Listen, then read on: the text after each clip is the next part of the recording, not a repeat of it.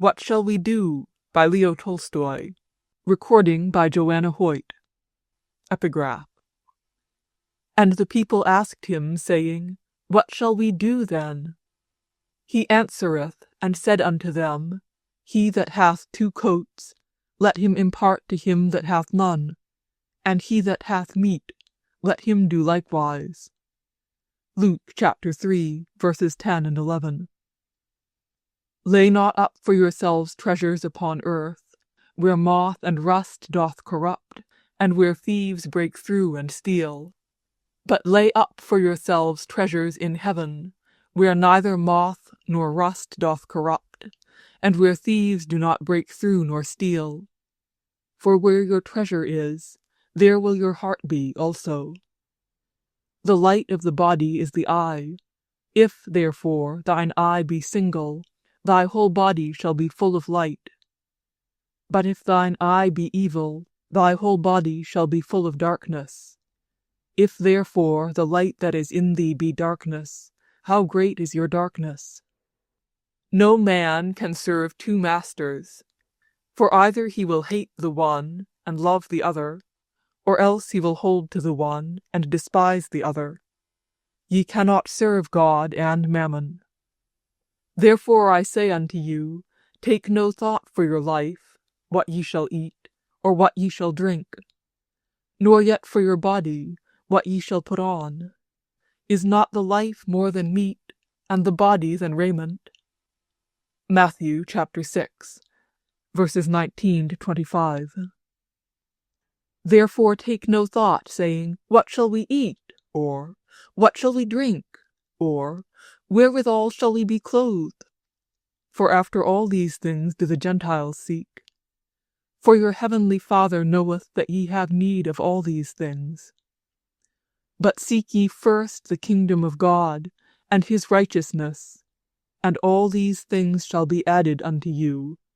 Matthew chapter 6, verses 31 to 33.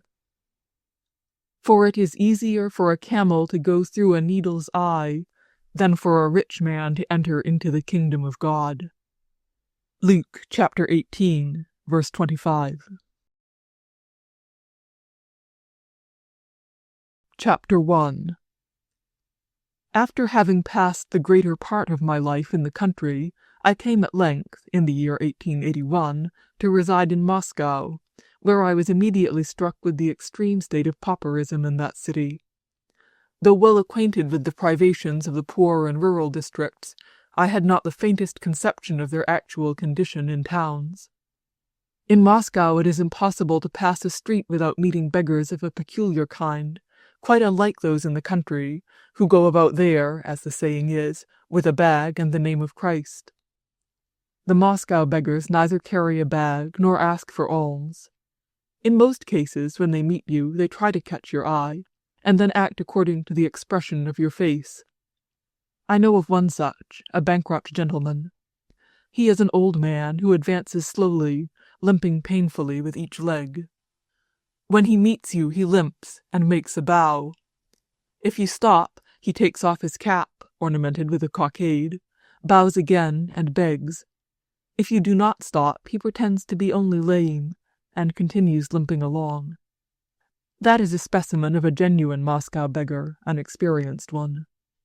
At first I did not know why such mendicants did not ask openly, but afterwards I learned why, without understanding the reason.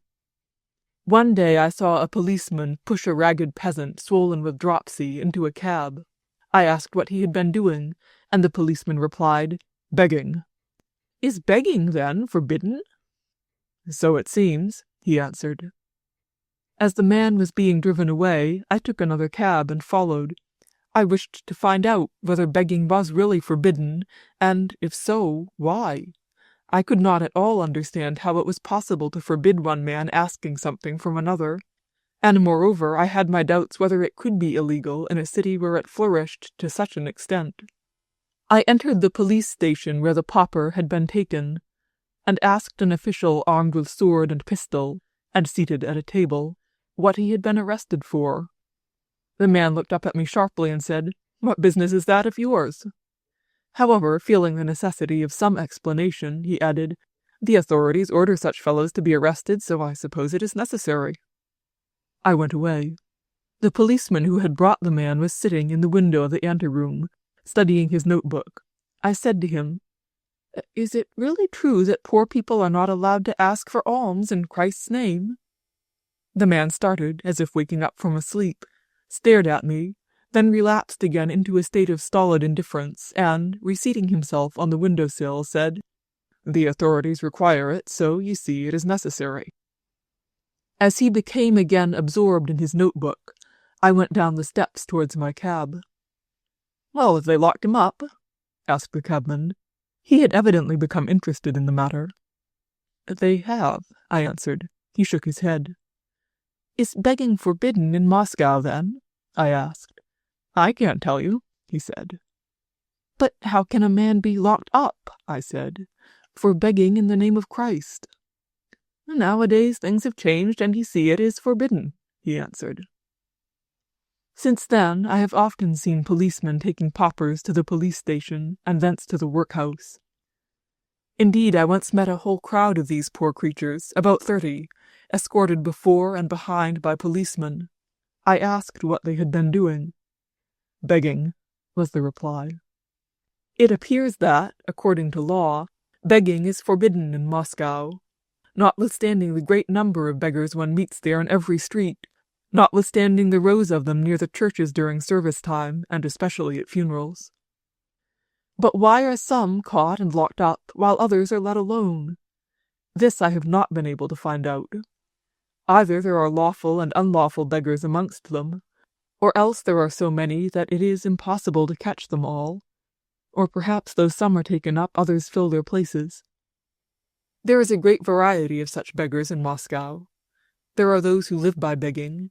There are also entirely honest, destitute people who have somehow chanced to reach Moscow and are really in extreme need. Amongst the latter are men and women evidently from the country. I have often met these. Some of them, who had fallen ill and afterwards recovered and left the hospital, could now find no means either of feeding themselves or of getting away from Moscow. Some of them, besides, had taken to drink.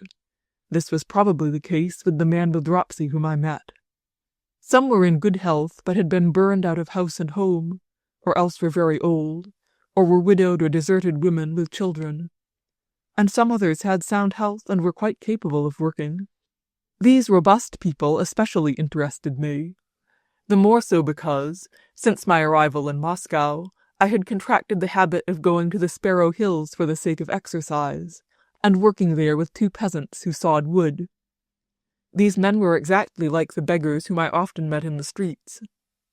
One, called Peter, was an ex-soldier from Kaluga.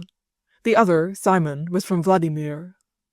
They possessed nothing save the clothes on their backs, and they earned, by working very hard, from 40 to 45 kopecks, 8 pence to 9 pence, a day.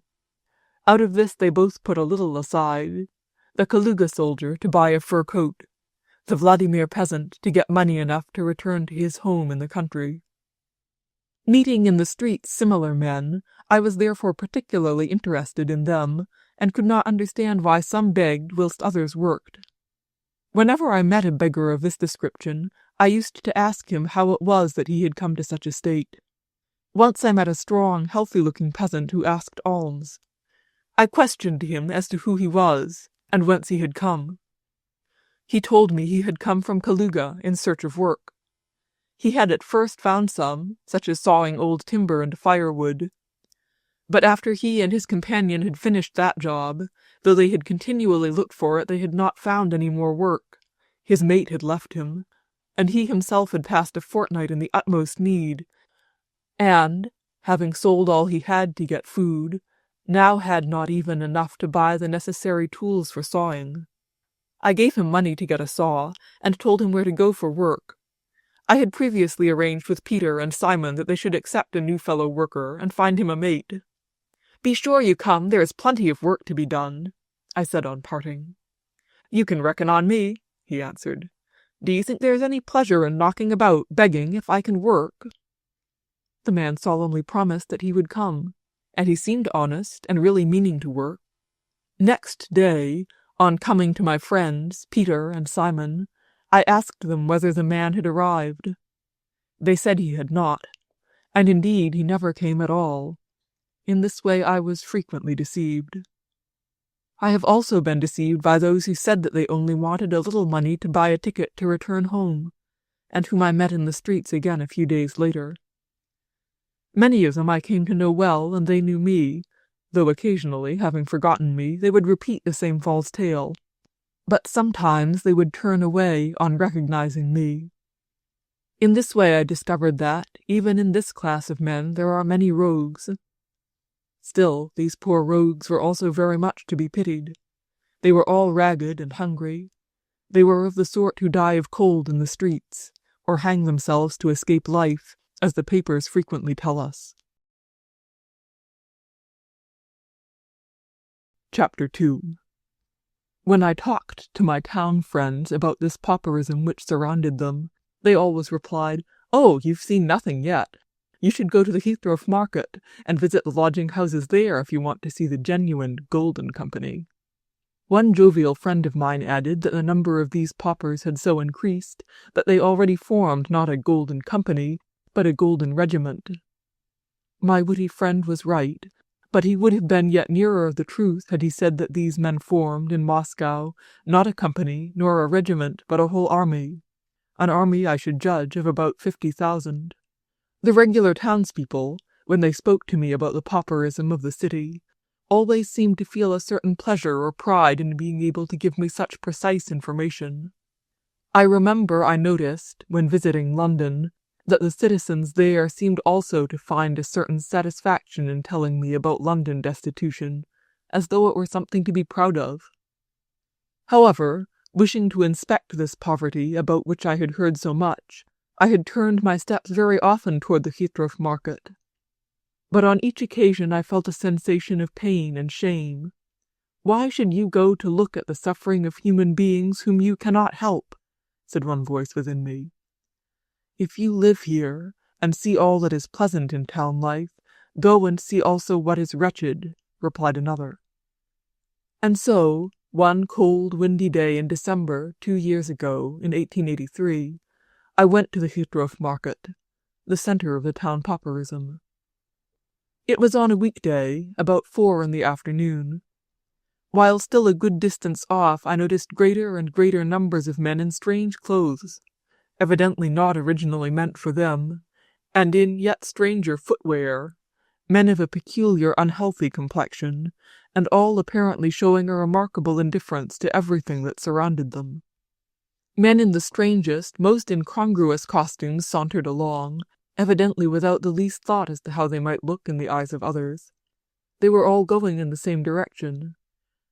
Without asking the way, which was unknown to me, I followed them, and came to the Heathrow Market. There I found women likewise in ragged capes, rough cloaks, jackets, boots, and galoshes. Perfectly free and easy in their manner, notwithstanding the grotesque monstrosity of their attire, these women, old and young, were sitting, bargaining, strolling about, and abusing one another. Market time having evidently passed, there were not many people there, and as most of them were going uphill through the market-place, and all in the same direction, I followed them. The farther I went, the greater became the stream of people flowing into the one road. Having passed the market and gone up the street, I found that I was following 2 women, one old, the other young. Both were clothed in some grey ragged stuff. They were talking, as they walked, about some kind of business. Every expression was unfailingly accompanied by some obscene word. Neither was drunk, but each absorbed with her own affairs. And the passing men, and those about them, paid not the slightest attention to their language, which sounded so strange to me. It appeared to be the generally accepted manner of speech in those parts. On the left we passed some private night lodging houses, and some of the crowd entered these. Others continued to ascend the hill towards a large corner house. The majority of the people walking along with me went into this house. Before it, people all of the same sort were standing and sitting, on the sidewalk and in the snow. At the right of the entrance were women. At the left, men. I passed by the men, I passed by the women, there were several hundreds in all, and stopped where the crowd ceased. This building was the Liapan Free Night Lodging House, or Doss House. The crowd was composed of night lodgers waiting to be let in. At 5 o'clock in the evening this house is opened and the crowd admitted. Hither came almost all the people whom I followed.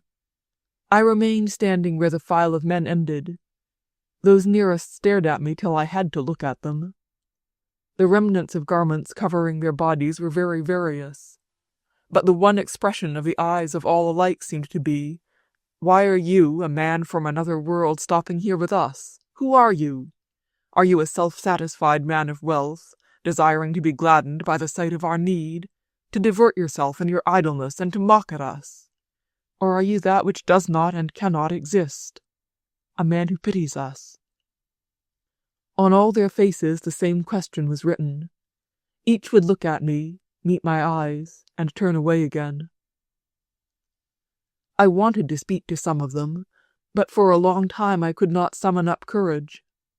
However, eventually our mutual exchange of glances introduced us to each other, and we felt that, however widely separated might be our social positions in life, we were still fellow men, and so we ceased to be afraid of one another. Next to me stood a peasant with a swollen face and red beard, in a ragged jacket, with worn-out galoshes on his naked feet, though there were 8 degrees of frost. For the 3rd or 4th time our eyes met, and I felt so drawn to him that I was no longer ashamed to address him. To have refrained from doing so would have been the only real shame, and I asked him where he came from.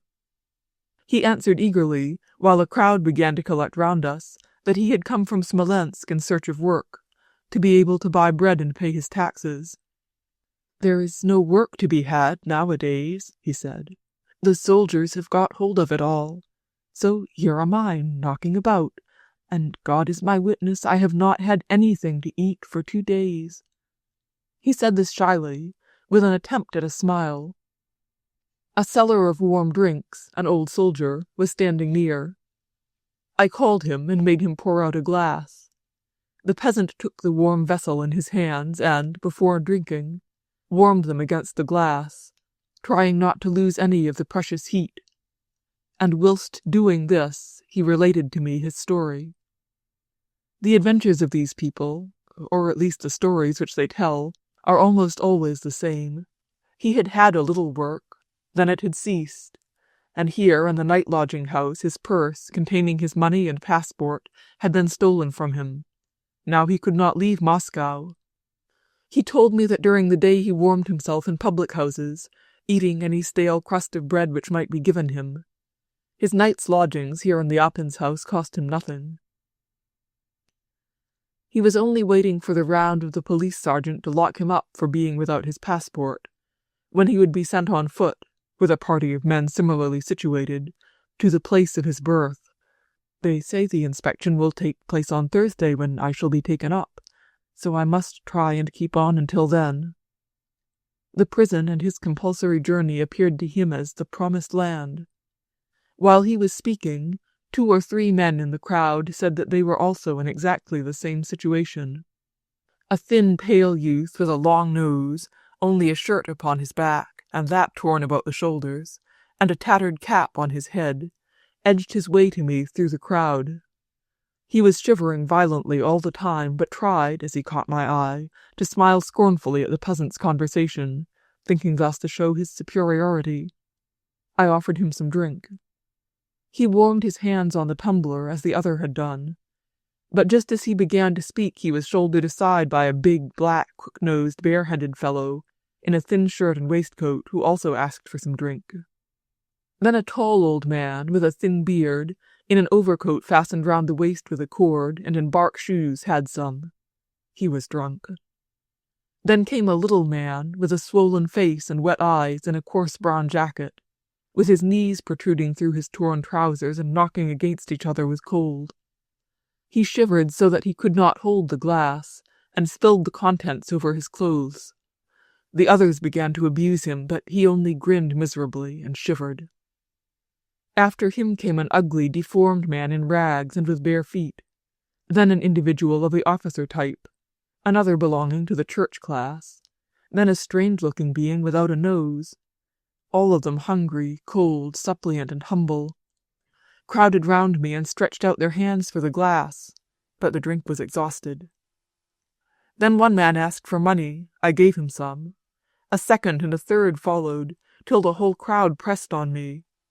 In the general confusion, the gatekeeper of the neighboring house shouted to the crowd to clear the pavement before his house, and the people submissively obeyed.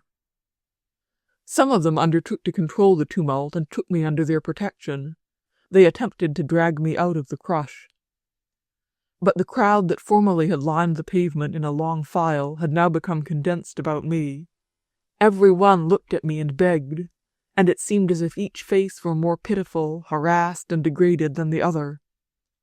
I distributed all the money I had, only about 20 rubles, and entered the lodging-house with the crowd.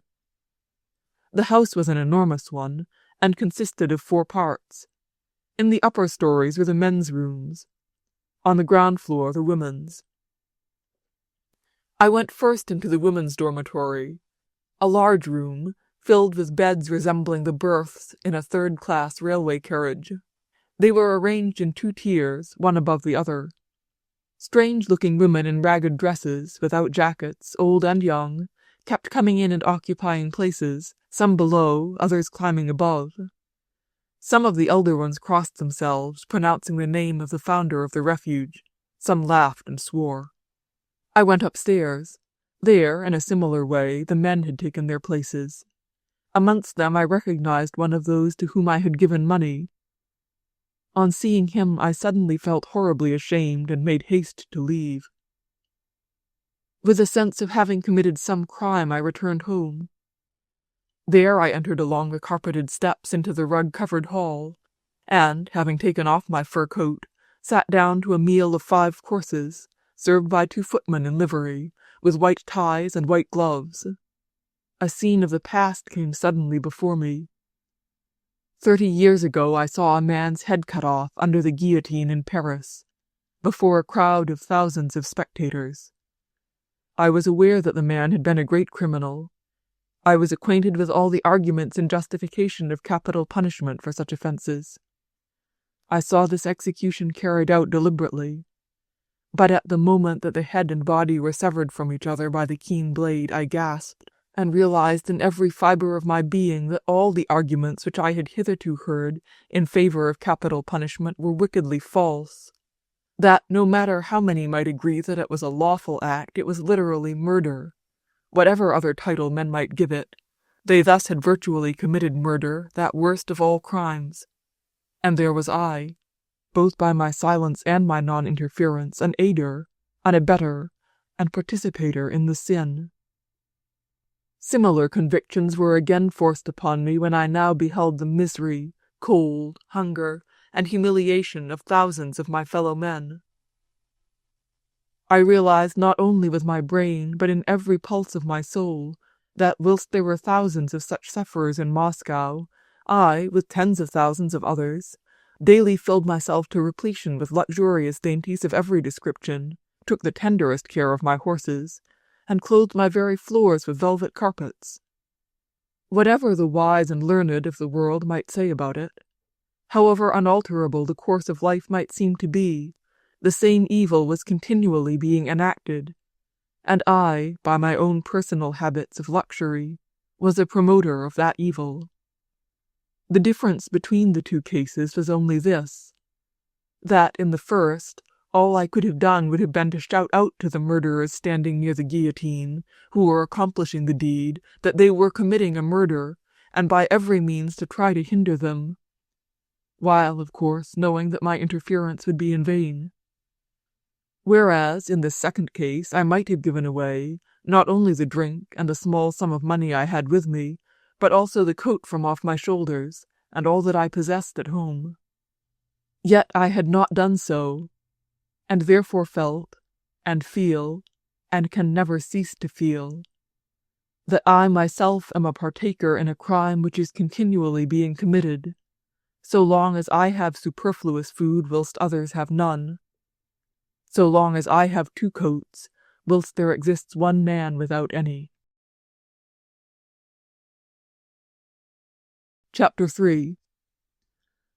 On the same evening that I returned from Leopin's house, I imparted my impressions to a friend, and he, a resident of the town, began to explain to me, not without a certain satisfaction, that this was the most natural state of things in a town, that it was only owing to my provincialism that I found anything remarkable in it, and that it had always been, and always would be so, such being one of the inevitable conditions of civilization.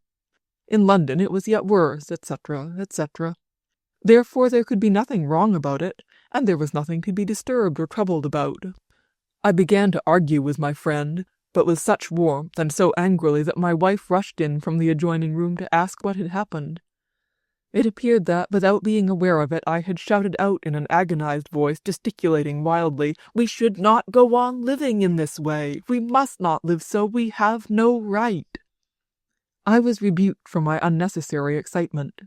I was told that I could not talk quietly upon any question, that I was irritable, and it was pointed out to me that the existence of such misery as I had witnessed was in no way a reason for embittering the life of my home circle. I felt that this was perfectly just, and held my tongue, but in the depth of my soul I knew that I was right, and I could not quiet my conscience. The town life, which had previously seemed alien and strange to me, now became so hateful that all the indulgences of a luxurious existence, in which I had formerly delighted, began to torment me.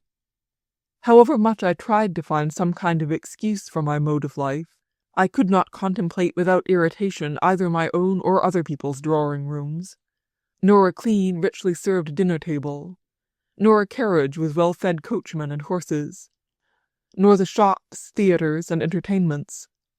I could not help seeing, in contrast to all this, those hungry, shivering, and degraded inhabitants of the night lodging-house.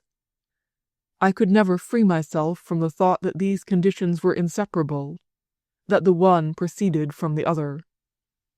I remember that the sense of culpability, which I had felt from the first moment, never left me. But with this feeling another soon mingled, which lessened the first. When I talked to my intimate friends and acquaintances about my impressions in Leopin's house, they all answered in the same way, and expressed besides their appreciation of my kindness and tender-heartedness, and gave me to understand that the sight had impressed me so because I, Leo Tolstoy, was kind-hearted and good. And I willingly allowed myself to believe this. The natural consequence of this was that the first keen sense of self-reproach and shame became blunted, and was replaced by a sense of satisfaction at my own virtue, and a desire to make it known to others. It is, in truth, I said to myself, probably not my connection with a luxurious life which is at fault, but the unavoidable circumstances of existence. Therefore a change in my particular life would not alter the evil I had seen. In changing my own life, I thought, I should only render myself and those nearest and dearest to me miserable, whilst the other misery would remain. Therefore my object should be, not to alter my own way of living as I had at first imagined, but to try, as much as was in my power, to ameliorate the position of those unfortunate ones who had excited my compassion. The whole matter, I reasoned, lies in the fact that I, being an extremely kind and good man, wished to do good to my fellow-men.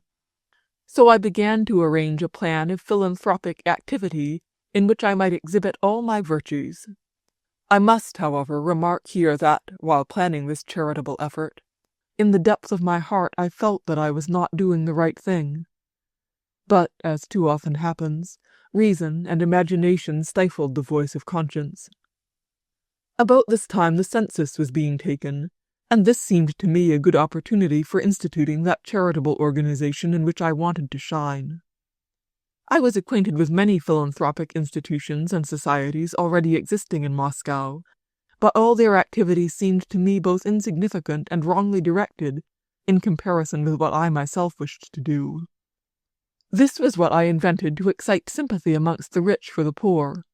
I began to collect money, and to enlist men who wished to help in the work, and who would, in company with the census officers, visit all the nests of pauperism, entering into relations with the poor, finding out the details of their needs, aiding them with money and work, sending them out of Moscow, placing their children in schools, and their old men and women in homes and houses of refuge.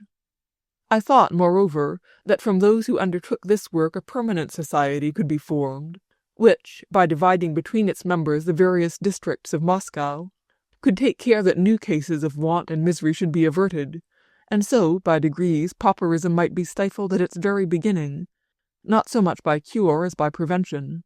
Already I saw in the future the entire disappearance of begging and poverty, I having been the means of its accomplishment. Then we who were rich could go on living in all our luxury as before, dwelling in fine houses, eating dinners of 5 courses, driving in our carriages to theatres and entertainments, no longer being harassed by such sights as I had witnessed at Lyapin's house. Having invented this plan, I wrote an article about it, and before even giving it to the printers, I went to those acquaintances from whom I hoped to obtain cooperation, and expounded to all whom I visited that day, chiefly the rich, the ideas I afterwards published in my article. I proposed to profit by the census in order to study the state of pauperism in Moscow, and to help exterminate it by personal effort and money, after which we might all, with a quiet conscience, enjoy our usual pleasures. Everyone listened to me attentively and seriously, but in every case I remarked that the moment my hearers came to understand what I was driving at, they seemed to become uncomfortable and somewhat embarrassed. It was principally, I feel sure, on my own account, because they considered all that I said to be folly. It seemed as though some outside motive compelled my listeners to agree for the moment with my foolishness. "Oh, yes, certainly, it would be delightful," they said. "Of course, it is impossible not to sympathize with you. Your idea is splendid. I myself have had the same. But people here are so indifferent that it is hardly reasonable to expect a great success. However, as far as I am concerned, I am, of course, ready to share in the enterprise." Similar answers I received from all. They consented, as it appeared to me, not because they were persuaded by my arguments, nor yet in compliance with their own desire, but because of some exterior reason which rendered it impossible for them to refuse. I remarked this partly because none of those who promised me their help in the form of money defined the sum they meant to give, so that I had to name the amount by asking, "May I count upon you for 25, or 100, or 200, or 300 rubles?" And not one of them paid the money. I draw attention to this fact because, when people are going to pay for what they are anxious to have, they are generally in haste to give it. If it is to secure a box to see Sarah Bernhardt, the money is immediately produced. Here, however, of all who agreed to give and expressed their sympathy, not one produced the amount, but merely silently acquiesced in the sum I happened to name. In the last house I visited that day there was a large party. The mistress of the house had for some years been employed in works of charity. Several carriages were waiting at the door. Footmen in expensive liveries were seated in the hall. In the spacious drawing-room, ladies, old and young, wearing rich dresses and ornaments, were talking to some young men, and dressing up small dolls, intended for a lottery in aid of the poor. The sight of this drawing-room and of the people assembled there struck me very painfully, for not only was their property worth several million rubles, not only would the interest on the capital spent here on dresses, laces, bronzes, jewels, carriages, horses, liveries, footmen, exceed 100 times the value of these ladies' work, but even the expenses caused by this very party of ladies and gentlemen, the gloves, the linen, candles, tea, sugar, cakes, all this represented a sum 100 times greater than the value of the work done. I saw all this, and therefore might have understood that here, at all events, I should not find sympathy with my plan. But I had come in order to give a proposal, and however painful it was, I said what I wished to say, repeating almost the words of my article. One lady present offered me some money, adding that, owing to her sensibilities, she did not feel strong enough to visit the poor herself, but that she would give help in this form. How much money, and when she would give it, she did not say. Another lady and a young man offered their services in visiting the poor, but I did not profit by their offer. The principal person I addressed told me that it would be impossible to do much, because the means were not forthcoming. The means were scarce because all the rich men in Moscow who were known and could be counted upon had already given all that was possible to get from them. Their charities had already been rewarded with titles, medals, and other distinctions, which was the only effectual way to ensure success in the collection of money, and to obtain new honors from the authorities was very difficult. When I returned home I went to bed, not only with a presentiment that nothing would result from my idea, but also with the shameful consciousness of having been doing something vile and contemptible the whole day. However, I did not desist. First, the work had been begun, and false shame prevented my giving it up. Second, not only the success of the enterprise itself, but even my part in it, afforded me the possibility of continuing to live in my usual way, whereas the failure of this enterprise would have put me under the constraint of giving up my present mode of life and of seeking another. Of this I was unconsciously afraid, and therefore I refused to listen to my inner voice, and continued what I had begun. Having sent my article to be printed, I read a proof copy at a census meeting in the town hall, hesitatingly and blushing till my cheeks burned again.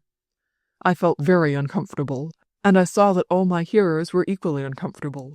On my question whether the managers of the census would accept my proposal that they should remain at their posts in order to form a link between society and those in need, an awkward silence ensued. Then 2 of those present made speeches, which seemed to mend the awkwardness of my suggestions. Sympathy for me was expressed, along with their general approbation, but they pointed out the impracticability of my scheme. Everyone immediately seemed more at ease, but afterwards, still wishing to succeed, I asked each district manager separately whether during the census he was willing to investigate the needs of the poor and afterwards remain at his post in order to form this link between the poor and the rich. All were again confounded. It seemed as though their looks said, "Why, we have listened to your silly proposition out of personal regard for you, but here you come with it again." This was the expression of their faces, but in words they told me that they consented, and 2 of them, separately but as though they had agreed together, said in the same words, "We regard it as our moral duty to do so."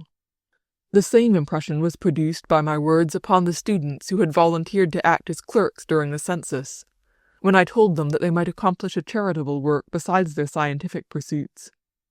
When we talked the matter over, I noticed that they were shy of looking me straight in the face, as one often hesitates to look into the face of a good-natured man who is talking nonsense.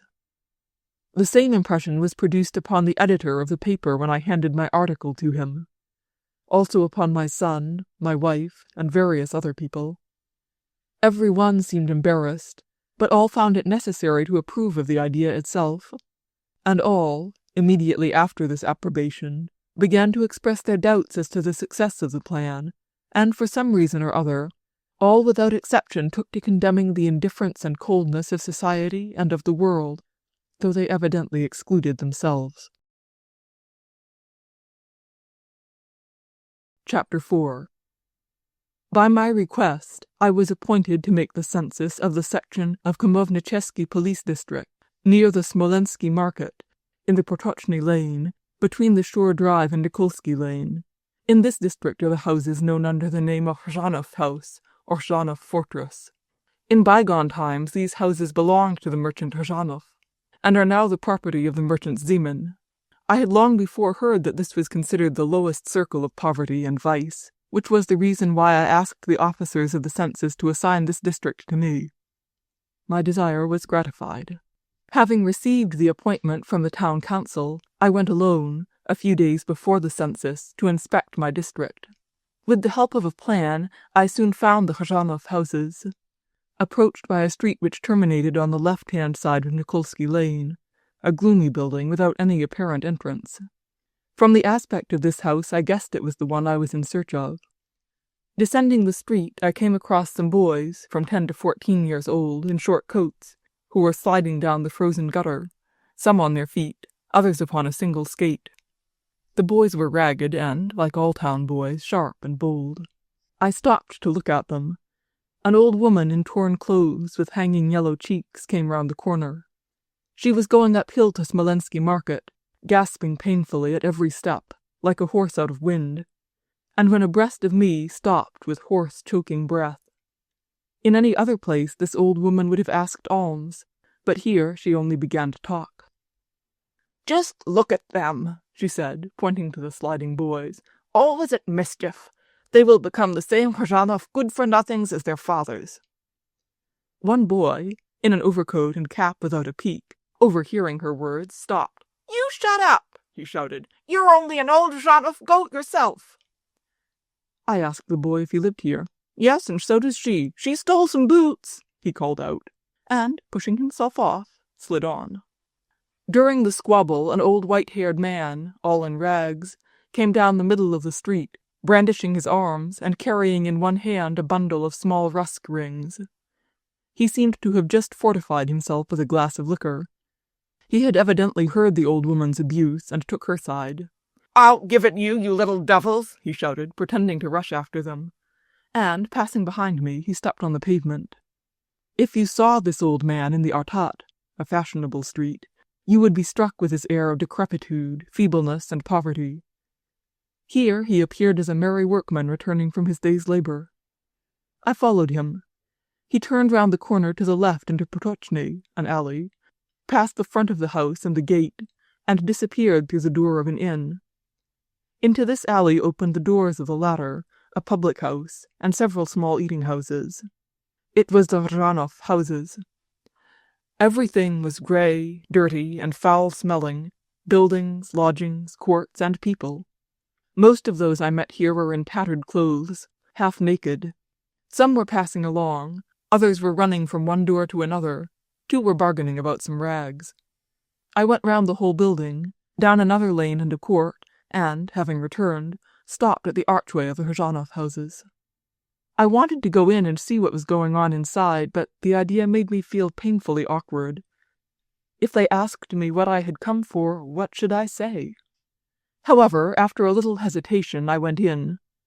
The moment I entered the court, I was conscious of a most revolting stench. The court was dreadfully dirty. I turned round the corner, and at the same instant heard steps running along the boards of the gallery and down the stairs.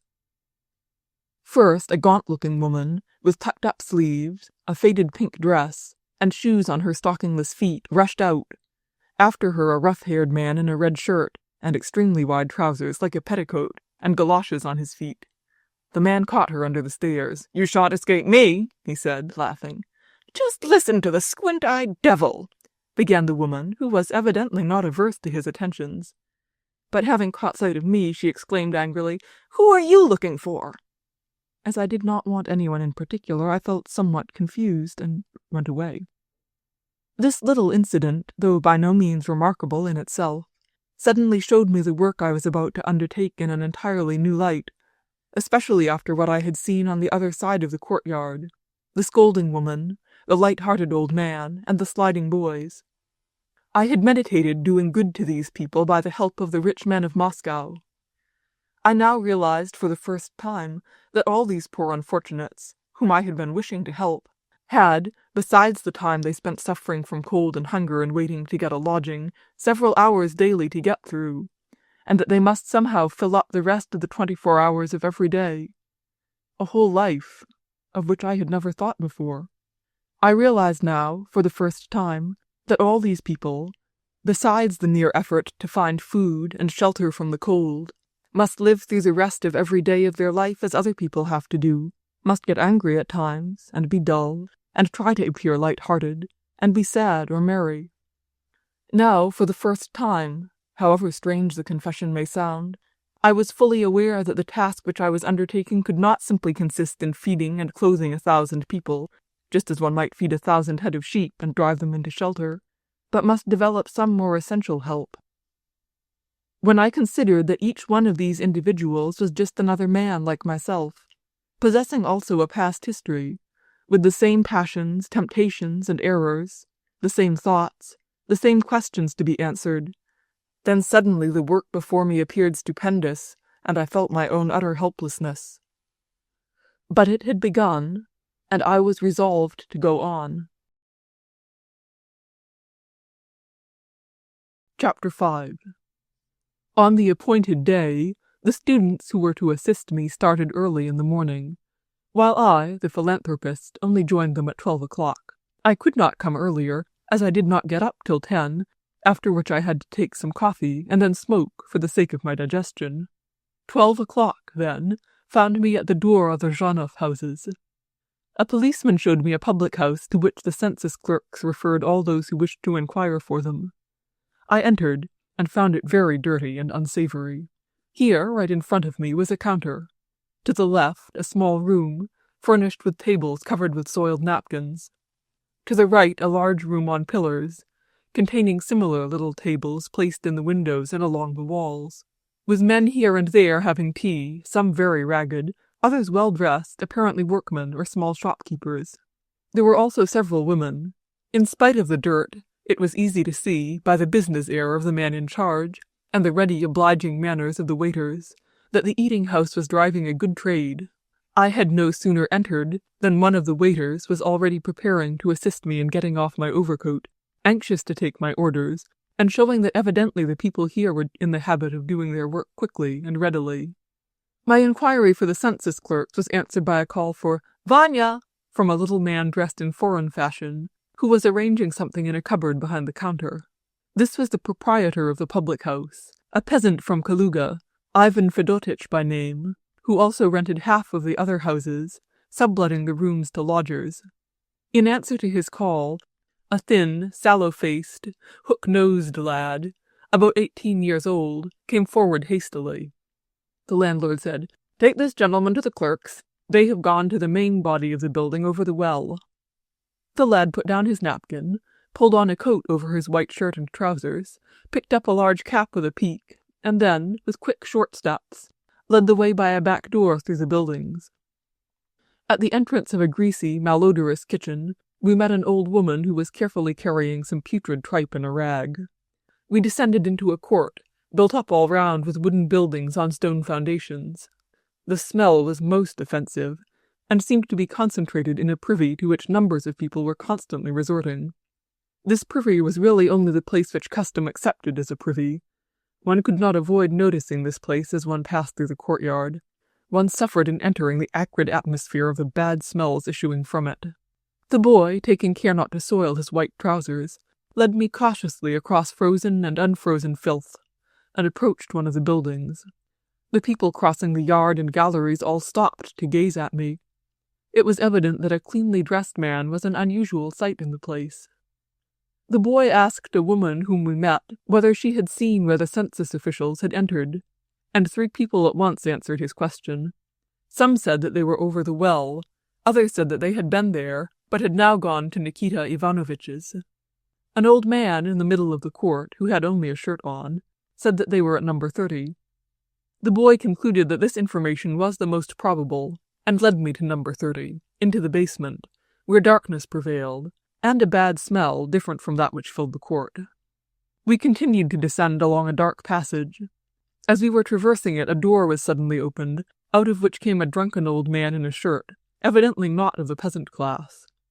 A shrieking washerwoman with tucked-up sleeves and soapy arms was pushing him out of the room.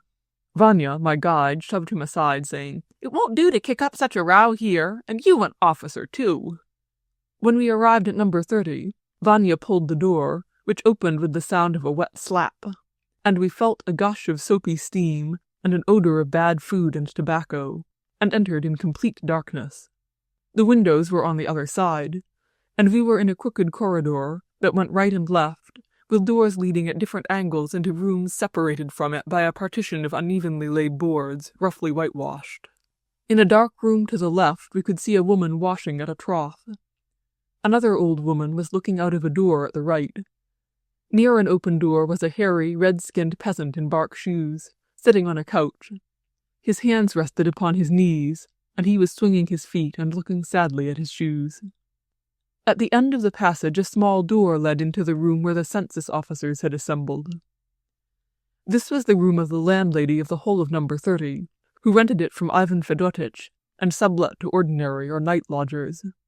In this tiny room a student sat, under an image glittering with gilt paper, and, with the air of a magistrate, was putting questions to a man dressed in shirt and vest. This last was a friend of the landlady's, who was answering the questions in her stead. The landlady herself, an old woman, and 2 inquisitive lodgers were also present. When I entered, the room was quite filled up. I pushed through to the table, shook hands with the student, and he went on extracting his information, while I studied the inhabitants and put questions to them for my own ends. It appeared, however, I could find no one here upon whom to bestow my benevolence. The landlady of the rooms, notwithstanding their wretchedness and filth, which especially struck me in comparison with the mansion in which I lived, was well off, even from the point of view of town poverty, and compared with country destitution, with which I was well acquainted, she lived luxuriously. She had a feather bed, a quilted blanket, a samovar, a fur cloak, a cupboard with dishes, plates, etc. The landlady's friend had the same well-to-do appearance, and boasted even a watch and chain. The lodgers were poor, but among them there was no one requiring immediate help. 3 only applied for aid: the woman washing linen, who said she had been abandoned by her husband, an old widowed woman, without means of livelihood, and the peasant in the bark shoes, who told me he had not had anything to eat that day. But upon gathering more precise information, it became evident that all these people were not in extreme want, and that, before one could really help, it would be necessary to make their more intimate acquaintance. When I offered the washerwoman to place her children in a home, she became confused, thought over it some time, then thanked me much, but evidently did not desire it. She would rather have had some money. Her eldest daughter helped her in the washing, and the second acted as nurse to the little boy. The old woman asked to be put into a refuge, but, examining her corner, I saw she was not in extreme distress. She had a box containing some property and a teapot, 2 cups, and old bonbon boxes with tea and sugar. She knitted stockings and gloves, and received a monthly allowance from a lady benefactress. The peasant was evidently more desirous of wetting his throat after his last day's drunkenness than of food, and anything given him would have gone to the public-house. In these rooms, therefore, there was no one whom I could have rendered in any respect happier by helping them with money. There were only paupers there, and paupers, it seemed, of a questionable kind. I put down the names of the old woman, the laundress, and the peasant, and settled in my mind that it would be necessary to do something for them, but that first I would help those other especially unfortunate ones whom I expected to come across in this house. I made up my mind that some system was necessary in distributing the aid which we had to give. First we must find the most needy, and then come to such as these. But in the next lodging, and in the next again, I found only similar cases, which would have to be looked into more closely before being helped. Of those whom pecuniary aid alone would have rendered happy, I found none. However ashamed I feel in confessing it, I began to experience a certain disappointment at not finding in these houses anything resembling what I had expected. I thought to find very exceptional people, but when I had gone over all the lodgings, I became convinced that their inhabitants were in no way extremely peculiar, but much like those amongst whom I lived. As with us, so also with them, there were some more or less good, and others more or less bad. There were some more or less happy, and others more or less unhappy.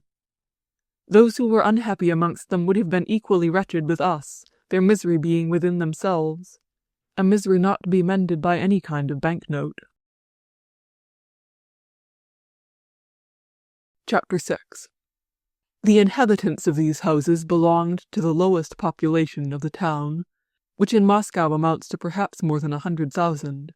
In this house there were representative men of all kinds, petty employers and journeymen, shoemakers, brushmakers, joiners, hackney coachmen, jobbers carrying on business on their own account, washerwomen, second-hand dealers, money-lenders, day-laborers, and others without any definite occupation. And here also lodged beggars and unfortunate women. Many who were like the people I had seen waiting at Lyapun's house lived here, mixed up with the working people. But those whom I saw then were in a most wretched condition, having eaten and drunk all they had, and turned out of the public house were waiting, as for heavenly manna, cold and hungry, to be admitted into the free night-lodging house, and longing day by day to be taken to prison, in order to be sent back to their homes. Here I saw the same men among a greater number of working people, at a time when by some means or other they had got a few farthings to pay for their night's lodging, and perhaps a ruble or two for food and drink.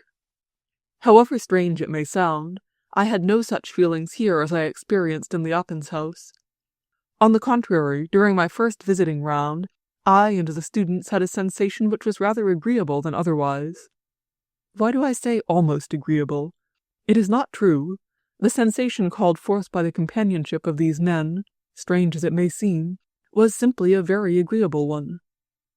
The first impression was that the majority of the lodgers here were working people, and very kindly disposed.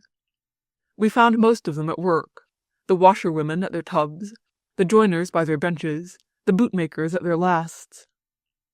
The tiny rooms were full of people, and the work was going on cheerfully and with energy. There was a smell of perspiration among the workmen, of leather at the bootmakers, of chips in the carpenter's shop. We often heard songs, and saw bare, sinewy arms working briskly and skilfully. Everywhere we were received kindly and cheerfully. Nearly everywhere our intrusion into the daily life of these people excited no desire in them to show us their importance, or to rate us soundly, which happens when such visits are paid to the lodgings of well-to-do people. On the contrary, all our questions were answered simply, without any particular importance being attached to them, served indeed only as an excuse for merriment and for jokes about how they were to be enrolled on the list, how such a one was as good as two, and how two others ought to be reckoned as one. Many we found at dinner or at tea, and each time, in answer to our greeting, "Bread and salt," or "tea and sugar," they said, "You are welcome," and some even made room for us to sit down.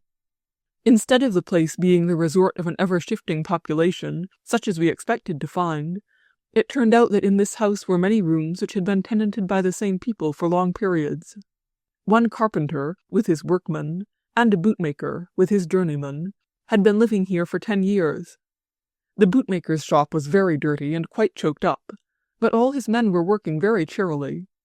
I tried to talk with one of the workmen, wishing to sound him about the miseries of his lot, what he owed to the master, and so forth, but he did not understand me, and spoke of his master and of his life from a very favourable point of view. In one lodging there lived an old man with his old wife. They dealt in apples. Their room was warm, clean, and filled with their belongings. The floor was covered with straw matting which they got from the apple stores. There were chests, a cupboard, a samovar, and crockery. In the corner were many holy images, before which 2 lamps were burning. On the wall hung fur cloaks wrapped up in a sheet. The old woman, with wrinkled face, kind and talkative, was apparently quite delighted with her quiet, respectable life. Ivan Fedotich, the owner of the inn and of the lodgings, came out and walked with us. He joked kindly with many of the lodgers, calling them all by their names, and giving us short sketches of their characters.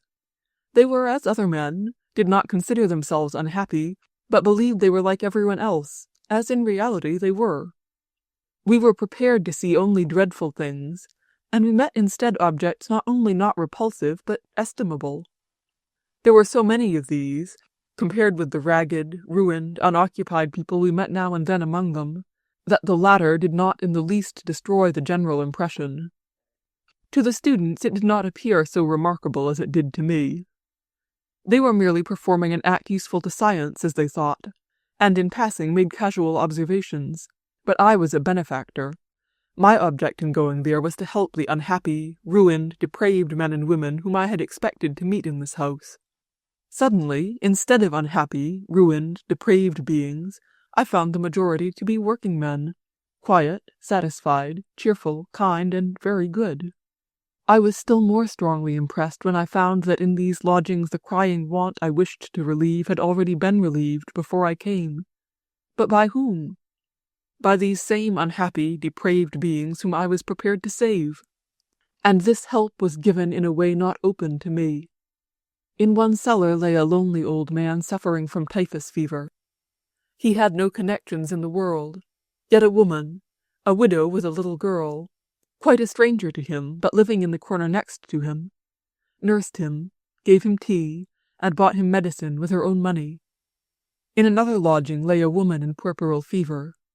A woman of the town was nursing her child, and had prepared a sucking bottle for him, and had not gone out to ply her sad trade for 2 days. An orphan girl was taken into the family of a tailor who had 3 children of his own. Thus there remained only such miserable unoccupied men as retired officials, clerks, men-servants out of situations, beggars, tipsy people, prostitutes, children, whom it was not possible to help all at once by means of money, but whose cases it was necessary to consider carefully before assisting them. I had been seeking for men suffering immediately from want of means, whom one might be able to help by sharing one's superfluities with them. I had not found them. All whom I had seen, it would have been very difficult to assist materially without devoting time and care to their cases. Chapter 7.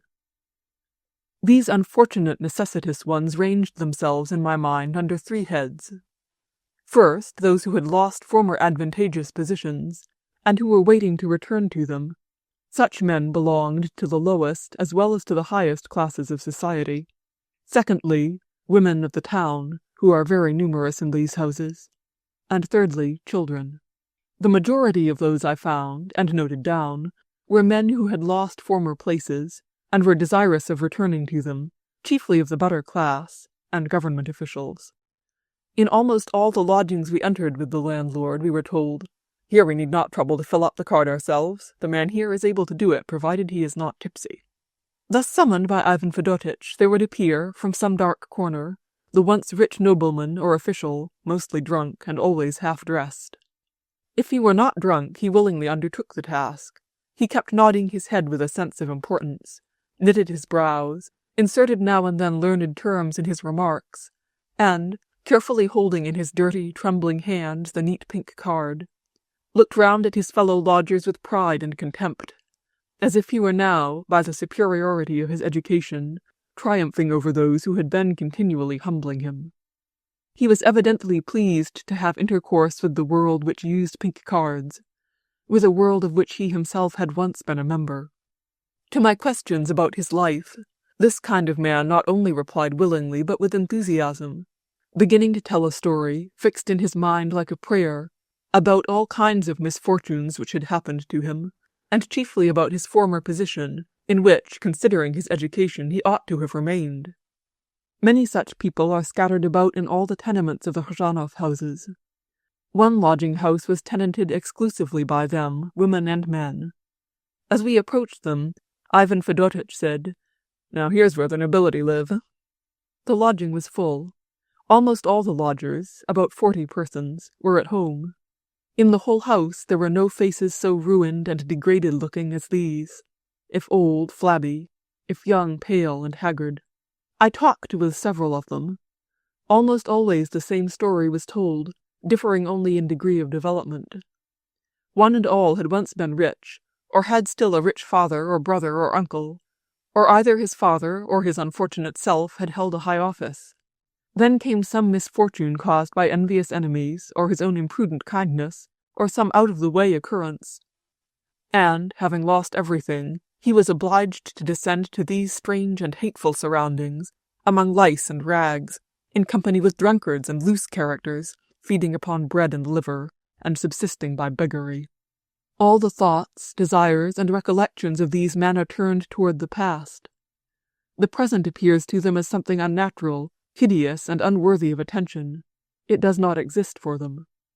They have only recollections of the past, and expectations of the future which may be realized at any moment, and for the attainment of which but very little is needed. But unfortunately this little is out of their reach, it cannot be got anywhere. And so one has wasted 1 year, another 5, and a third 30 years. One needs only to be dressed respectably in order to call on a well-known person who is kindly disposed toward him. Another requires only to be dressed, have his debts paid, and go to some town or other.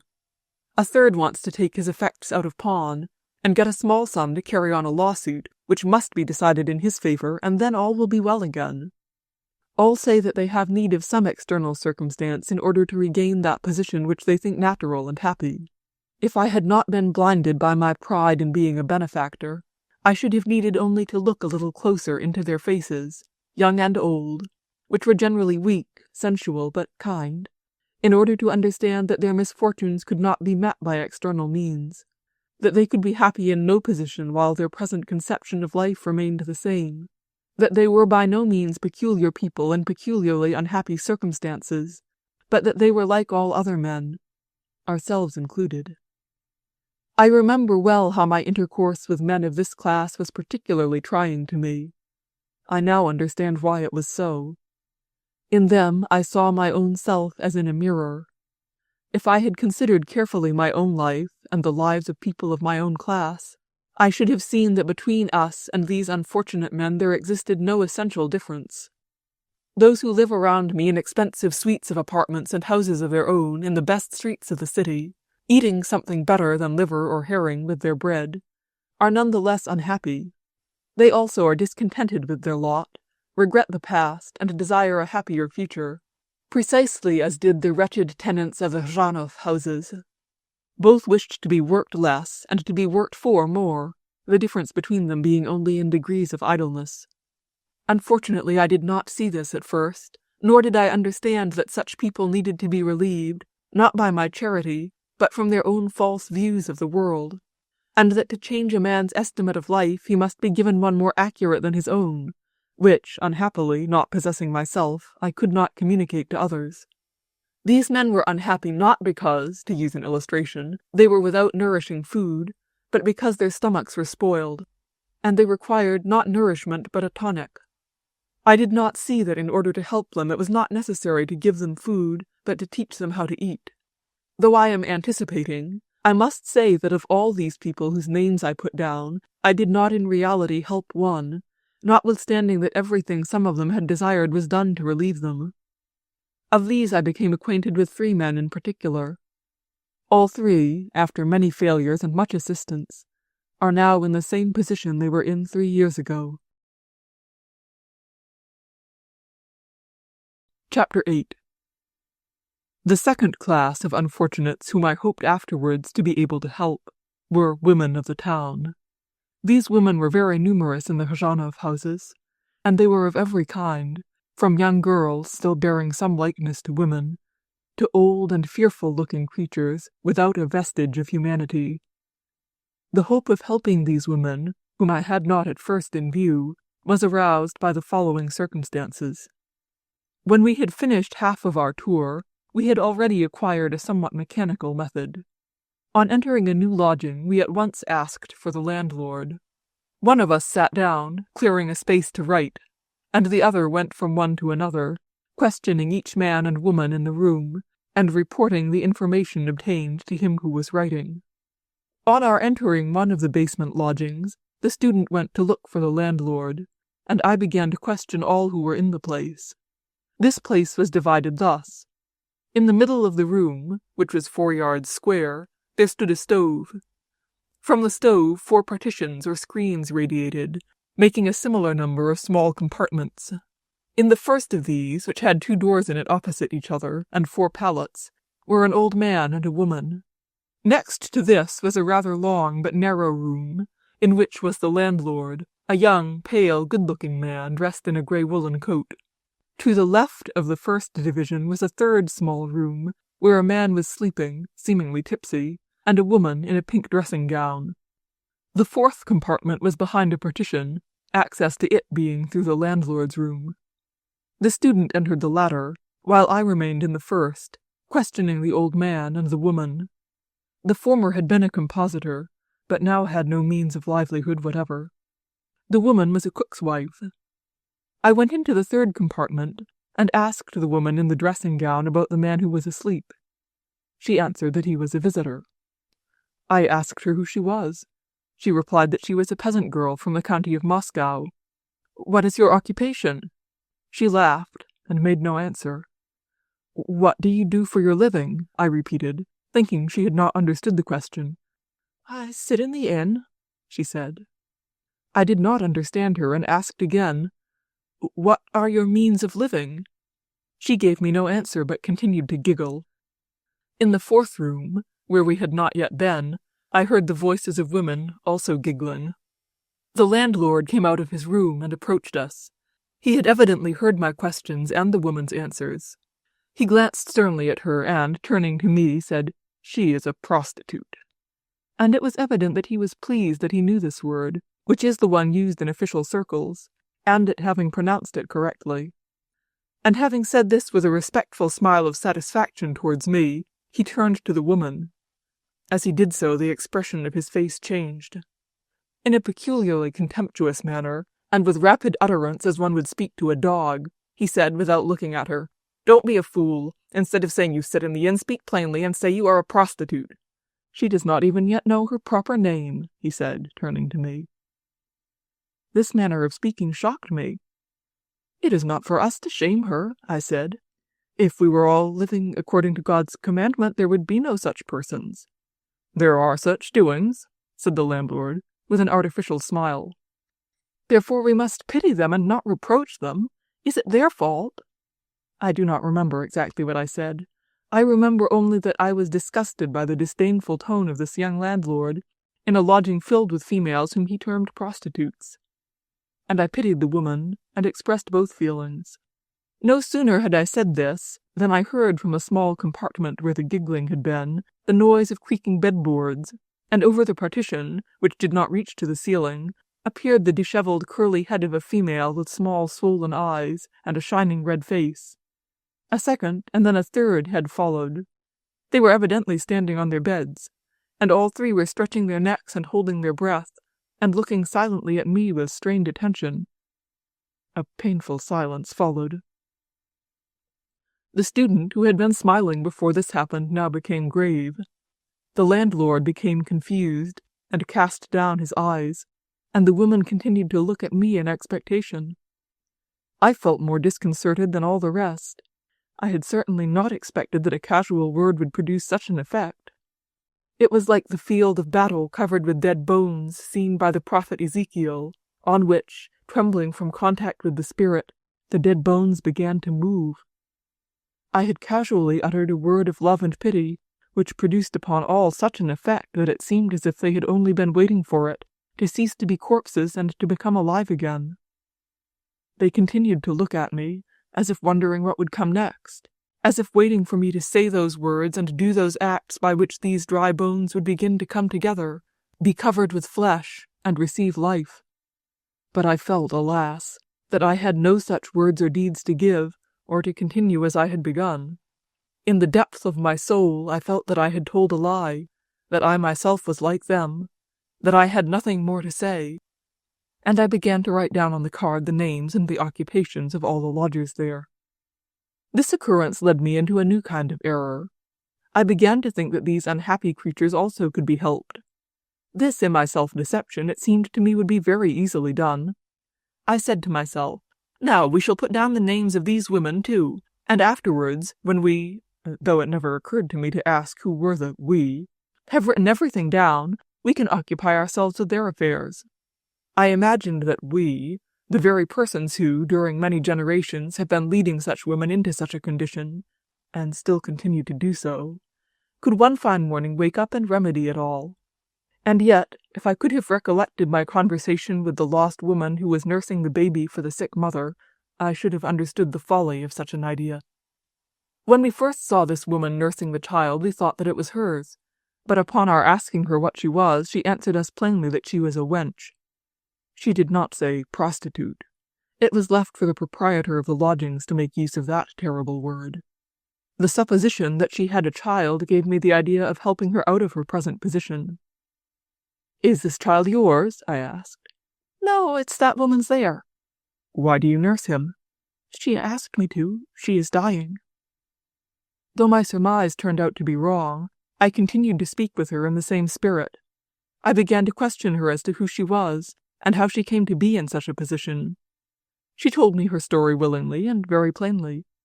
She belonged to the artisan class of Moscow, the daughter of a factory workman.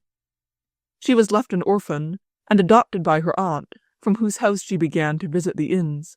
The aunt was now dead.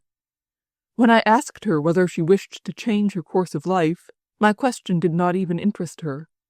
How can a supposition about something quite impossible awaken an interest in anyone? She smiled and said, "Who would take me with a yellow ticket?" "But," said I, "if it were possible to find you a situation as a cook or something else." I said this because she looked like a strong woman, with a kind, dull, round face not unlike many cooks I had seen. Evidently my words did not please her. She repeated, "Cook! But I do not understand how to bake bread." She spoke jestingly, but by the expression of her face I saw that she was unwilling, that she even considered the position and rank of a cook beneath her. This woman who, in the most simple manner, like the widow in the Gospel, had sacrificed all that she had for a sick person, at the same time, like other women of the same profession, considered the position of a workman or workwoman low and despicable. She had been educated to live without work, a life which all her friends considered quite natural. This was her misfortune, and by this she came into her present position, and is kept in it. This brought her to the inns. Who of us men and women will cure her of this false view of life? Are there among us any men convinced that a laborious life is more respectable than an idle one, and who are living according to this conviction, and who make this the test of their esteem and respect? If I had thought about it, I should have understood that neither I nor anybody else I knew was able to cure a person of this disease. I should have understood that those wondering and awakened faces that looked over the partition expressed merely astonishment at the pity shown to them, but no wish to reform their lives. They did not see the immorality. They knew that they were despised and condemned, but the reason for this they could not understand. They had lived in this manner from their infancy among women like themselves, who, they knew very well, have always existed, do exist, and are necessary to society, that there are officials deputed by government to see that they conform to regulations. Besides, they know that they have power over men, and subdue them, and often influence them more than any other women.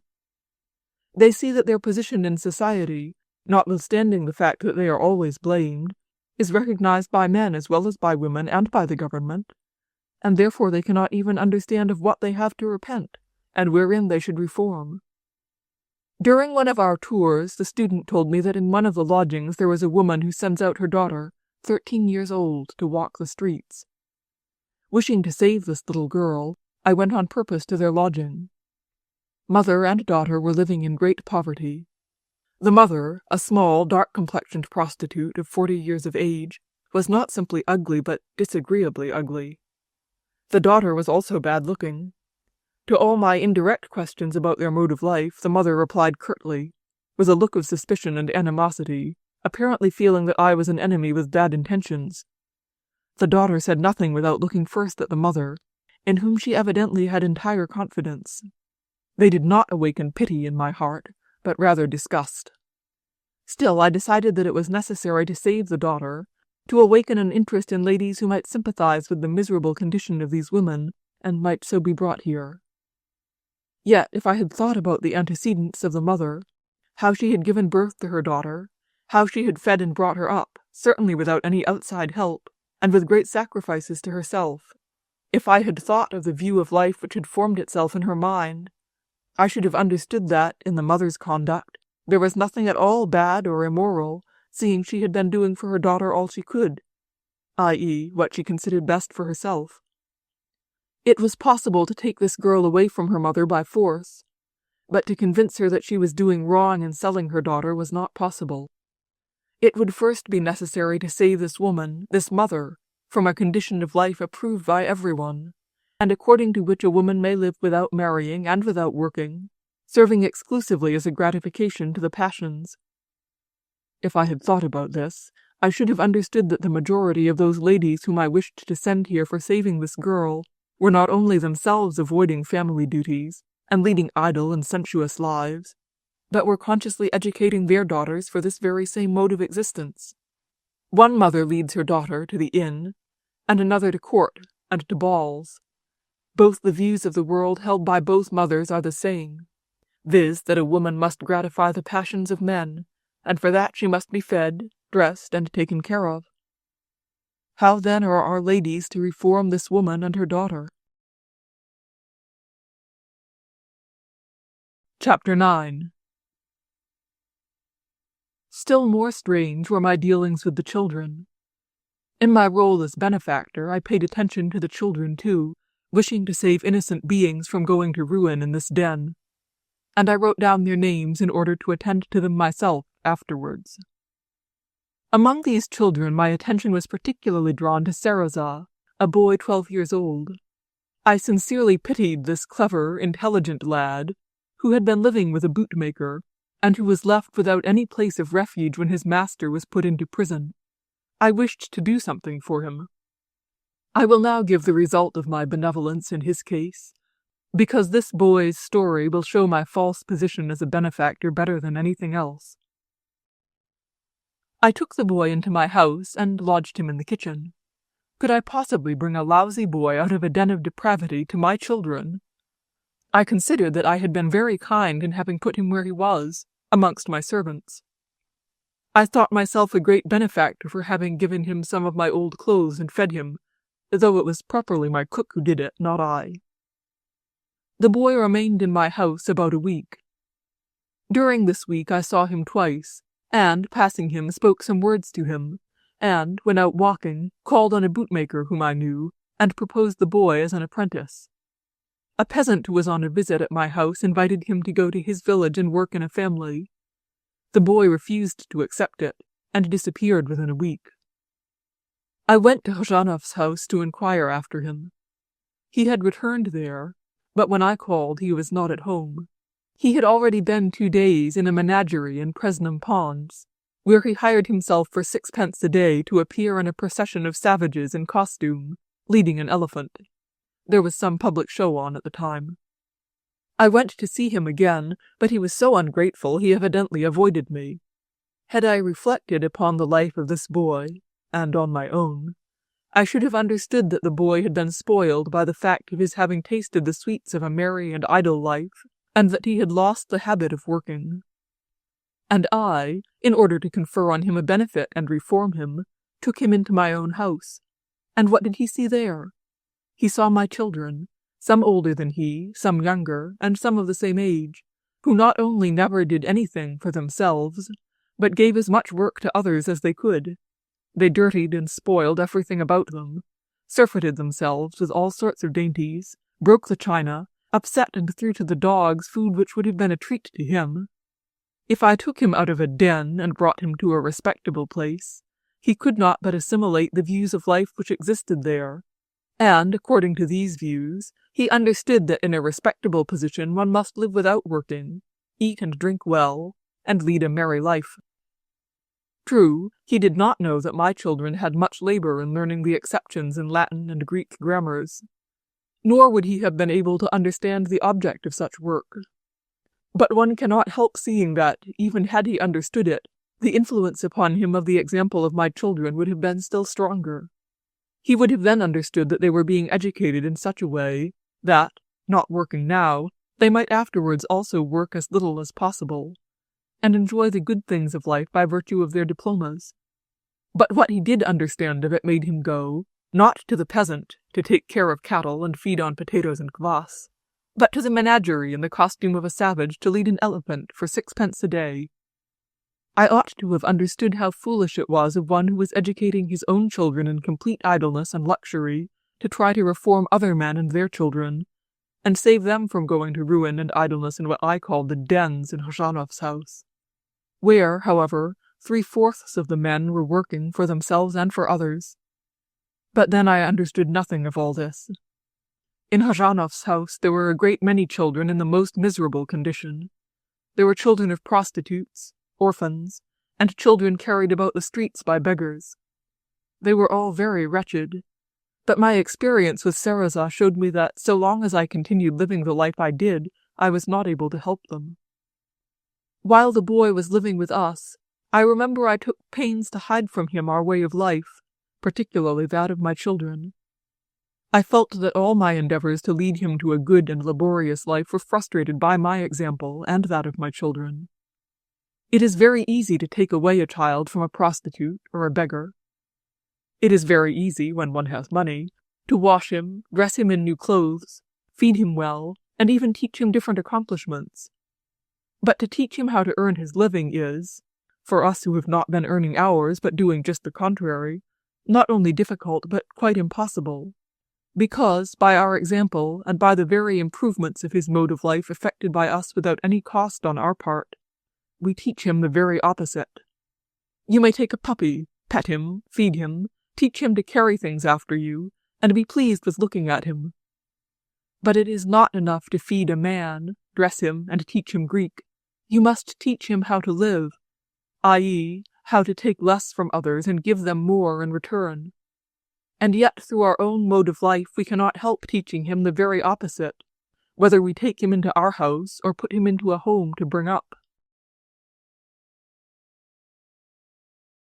Chapter 10. I have never since experienced such a feeling of compassion towards men, and of aversion toward myself, as I felt in the Oppens house. I was now filled with the desire to carry out the scheme I had already begun, and to do good to the men whom I had met. And, strange to say, though it might seem that to do good and to give money to those in want of it was a good deed, and ought to dispose men to universal love, it turned out quite the reverse, calling up in me bitter feelings and a disposition to censure them. Even during our first tour a scene occurred similar to that in the Oppens house, but it failed to produce again the same effect, and created a very different impression.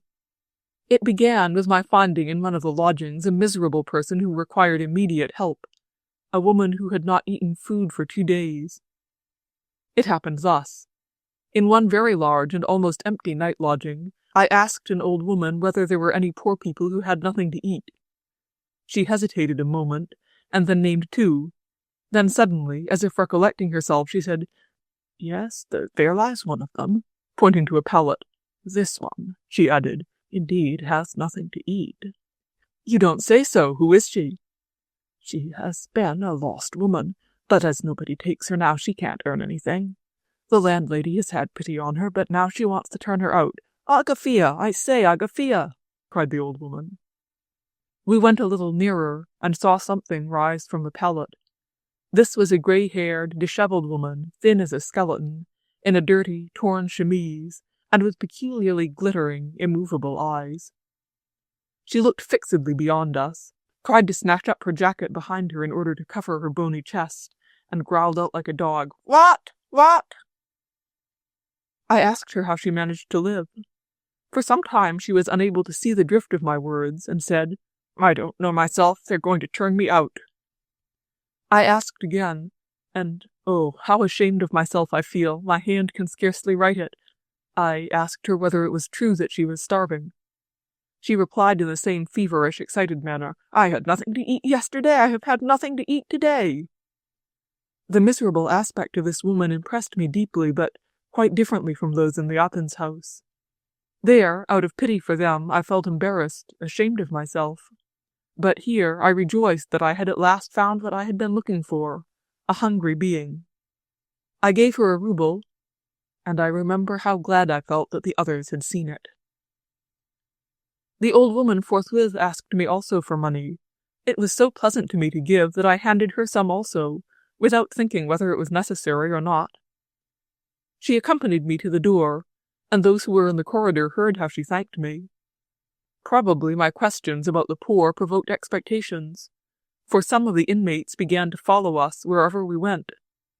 Among those that begged there were evidently drunkards who gave me a most disagreeable impression. But having once given to the old woman, I thought I had no right to refuse them, and I began to give away more. This only increased the number of applicants, and there was a stir throughout the whole lodging-house. On the stairs and in the galleries people appeared dogging my steps. When I came out of the yard, a boy ran quickly down the stairs, pushing through the people. He did not notice me, and said hurriedly, "He gave a rouble to Agafia!" Having reached the ground, he too joined the crowd that was following me. I came out into the street. All sorts of people crowded round, begging for money. Having given away all I had in coppers, I entered a shop and asked the proprietor to give me change for 10 roubles. Here occurred a scene similar to that which took place in the Oppens house. A dreadful confusion ensued. Old women, seedy gentlefolk, peasants, children, all crowded about the shop, stretching out their hands. I gave, and asked some of them about their position and means, and entered all in my notebook. The shopkeeper, having turned up the fur collar of his greatcoat, was sitting like a statue, glancing now and then at the crowd, and again staring beyond it. He apparently felt, like everyone else, that all this was very foolish, but he dared not say so. In the Oppens house the misery and humiliation of the people had overwhelmed me, and I felt myself to blame for it, and also the desire and the possibility of becoming a better man. But though the scene here was similar, it produced quite a different effect. In the first place, I felt angry with many of those who assailed me, and then anxious as to what the shopmen and the dvorniks might think of me. I returned home that day with a weight on my mind. I knew that what I had done was foolish and inconsistent, but, as usual when my conscience was troubled, I talked the more about my projected plan, as if I had no doubt whatever as to its success. The next day I went alone to those whom I had noted down, and who seemed the most miserable, thinking they could be more easily helped than others. As I have already mentioned, I was not really able to help any of these people. It turned out that to do so was more difficult than I had imagined. In short, I only tormented these men and helped no one. Before the last visiting tour I went several times to Zhanov's house, and each time the same thing occurred. I was assailed by a crowd of men and women, in the midst of whom I utterly lost my presence of mind. I felt the impossibility of doing anything because there were so many of them. Besides, each one of them, taken separately, did not awaken any sympathy in me. I felt that every one lied, or at least prevaricated, and regarded me only as a purse out of which money could be drawn. It often seemed to me that the very money extorted from me did not improve their position, but only made it worse. The oftener I went to these houses, the closer the intercourse which I had with the inmates, the more apparent became the impossibility of doing anything. But, notwithstanding this, I did not give up my plan until after the last night tour with the census-takers. I felt more ashamed of this visit than of any other. Formerly I had gone alone, but now 20 of us went together. At 7 o'clock, all who wished to take part in this last tour began to assemble in my house. They were almost all strangers to me, some students, an officer, and 2 of my fashionable acquaintances, who, after having repeated the usual phrase, "C'est très intéressant," asked me to put them into the number of the census-takers. These fashionable friends of mine had dressed themselves in shooting jackets and tall traveling boots, which they thought more suited to the visit than their ordinary clothes. They carried with them peculiar pocketbooks and extraordinary-looking pencils. They were in that agitated state of mind which one experiences just before going to a hunt, or to a duel, or into a battle. The falseness and foolishness of our enterprise was now more apparent to me in looking at them. But were we not all in the same ridiculous position? Before starting, we had a conference, somewhat like a council of war, as to what we should begin with, how to divide ourselves, and so on. This conference was just like all other official councils, meetings, and committees. Each spoke not because he had anything to say, or to ask, but because everyone tried to find something to say in order not to be behind the rest. But during the conversation no one alluded to the acts of benevolence to which I had so many times referred, and, however much ashamed I felt, I found it was needful to remind them that we must carry out our charitable intentions by writing down, during the visiting tour, the names of all whom we should find in a destitute condition. I had always felt ashamed to speak about these matters, but here, in the midst of our hurried preparations for the expedition, I could scarcely utter a word about them. All listened to me and seemed touched. All agreed with me, in words. But it was evident that each of them knew that it was folly, and that it would lead to nothing, and so they began at once to talk about other subjects, and continued doing so until it was time for us to start. We came to the dark tavern, aroused the waiters, and began to sort out papers. When we were told that the people, having heard about this visiting tour, had begun to leave their lodgings, we asked the landlord to shut the gate, and we ourselves went to the yard to persuade those to remain who wanted to escape, assuring them that no one would ask to see their passports. I remember the strange and painful impression produced upon me by these frightened night lodgers. Ragged and half-dressed, they all appeared tall by the light of the lantern in the dark courtyard. Frightened, and horrible in their terror, they stood in a small knot round the pestilential outhouse, listening to our persuasions but not believing us, and evidently, like hunted animals, prepared to do anything to escape from us. Gentlemen of all kinds, town and country policemen, public coroner and judges, had all their lives been hunting them in towns and villages, on the roads and in the streets, in the taverns and in the lodging-houses, and suddenly these gentlemen had come at night and shut the gate, only, forsooth, in order to count them. They found this as difficult to believe, as it would be for hares to believe that the dogs had come out not to catch but to count them. But the gates were shut, and the frightened night lodgers returned to their places, and we, having separated into groups, began our visit. With me were my fashionable acquaintances and 2 students. Vanya, with a lantern, went before us in a greatcoat and white trousers, and we followed.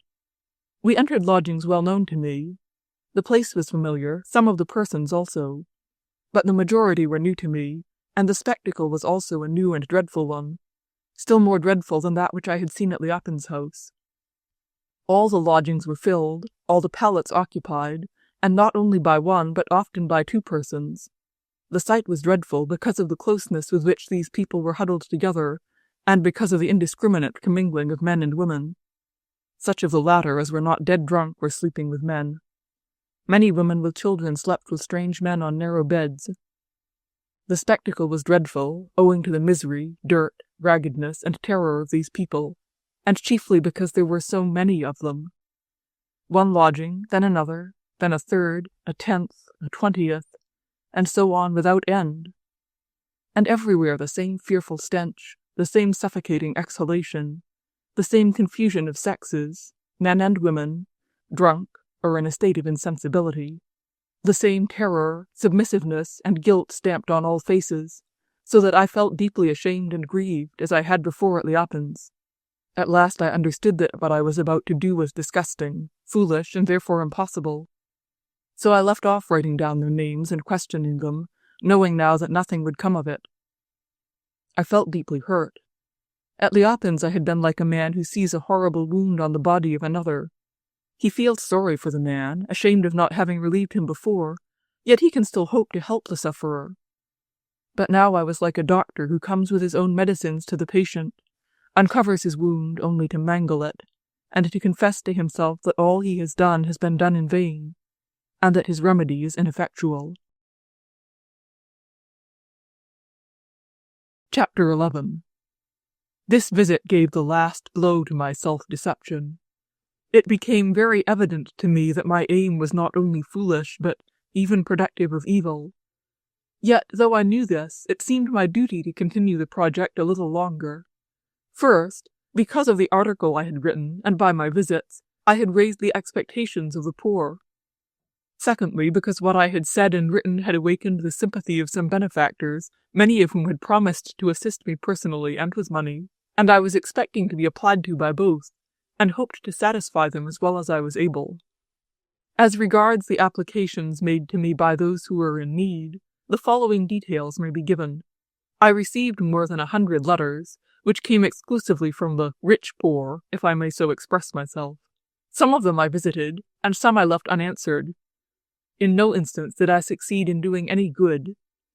All the applications made to me were from persons who were once in a privileged position. I call such persons privileged who receive more from others than they give in return, had lost that position, and were desirous of regaining it.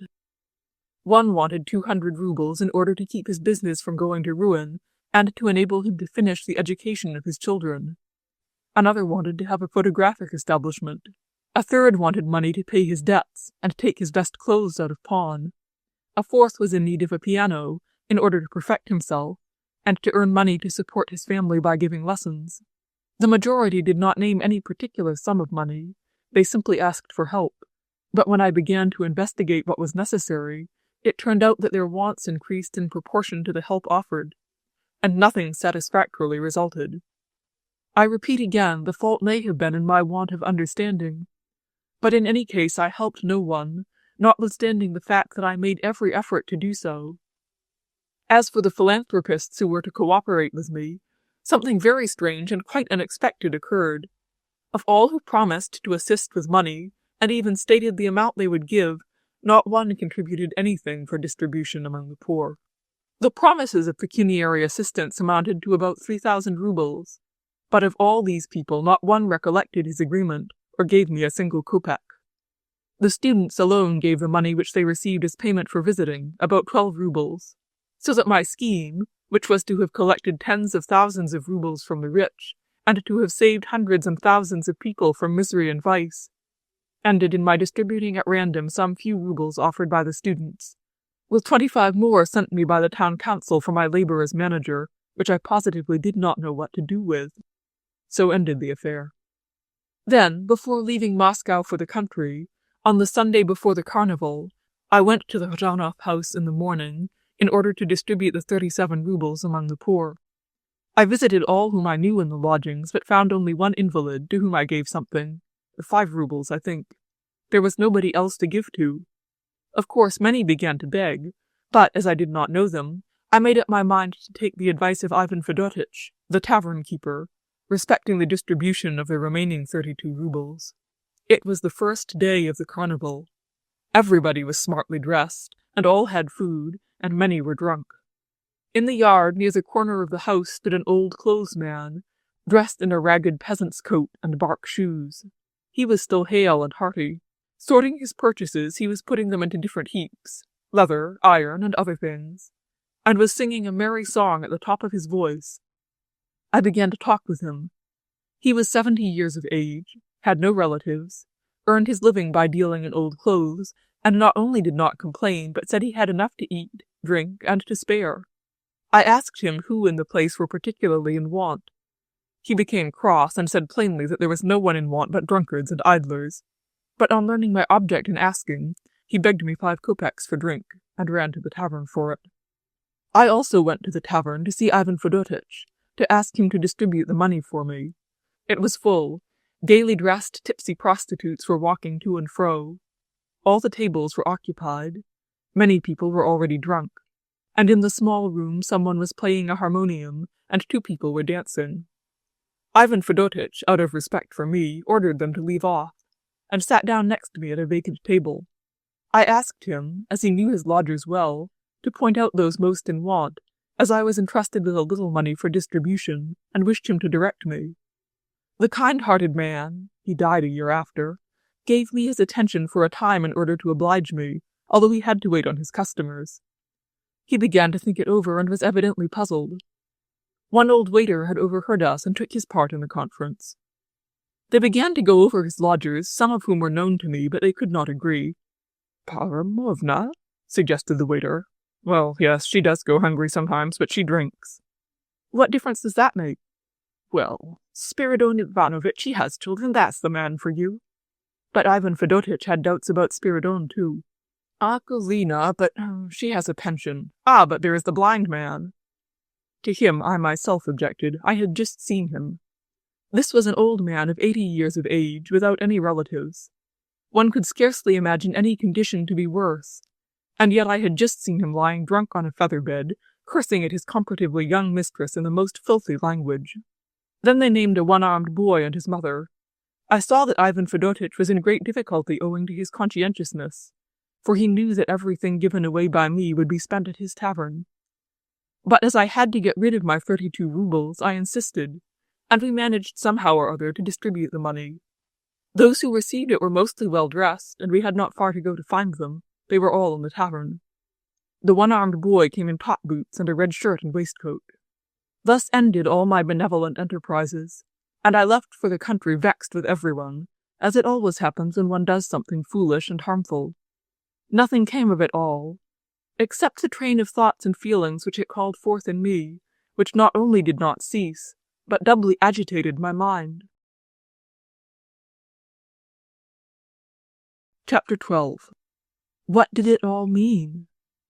I had lived in the country, and had entered into relations with the country poor. It is not out of false modesty, but that I may state the truth, which is necessary in order to understand the run of all my thoughts and feelings, that I must say that, in the country, I had done perhaps but little for the poor. The help which had been required of me was so small, but even the little I had done had been useful, and had formed round me an atmosphere of love and sympathy with my fellow creatures, in the midst of whom it might yet be possible for me to quiet the gnawing of my conscience as to the unlawfulness of my life of luxury. On going to the city, I had hoped for the same happy relations with the poor, but here things were upon quite another footing. In the city, poverty was at once less truthful, more exacting, and more bitter than in the country. It was chiefly because there was so much more of it accumulated together that it produced upon me a most harrowing impression.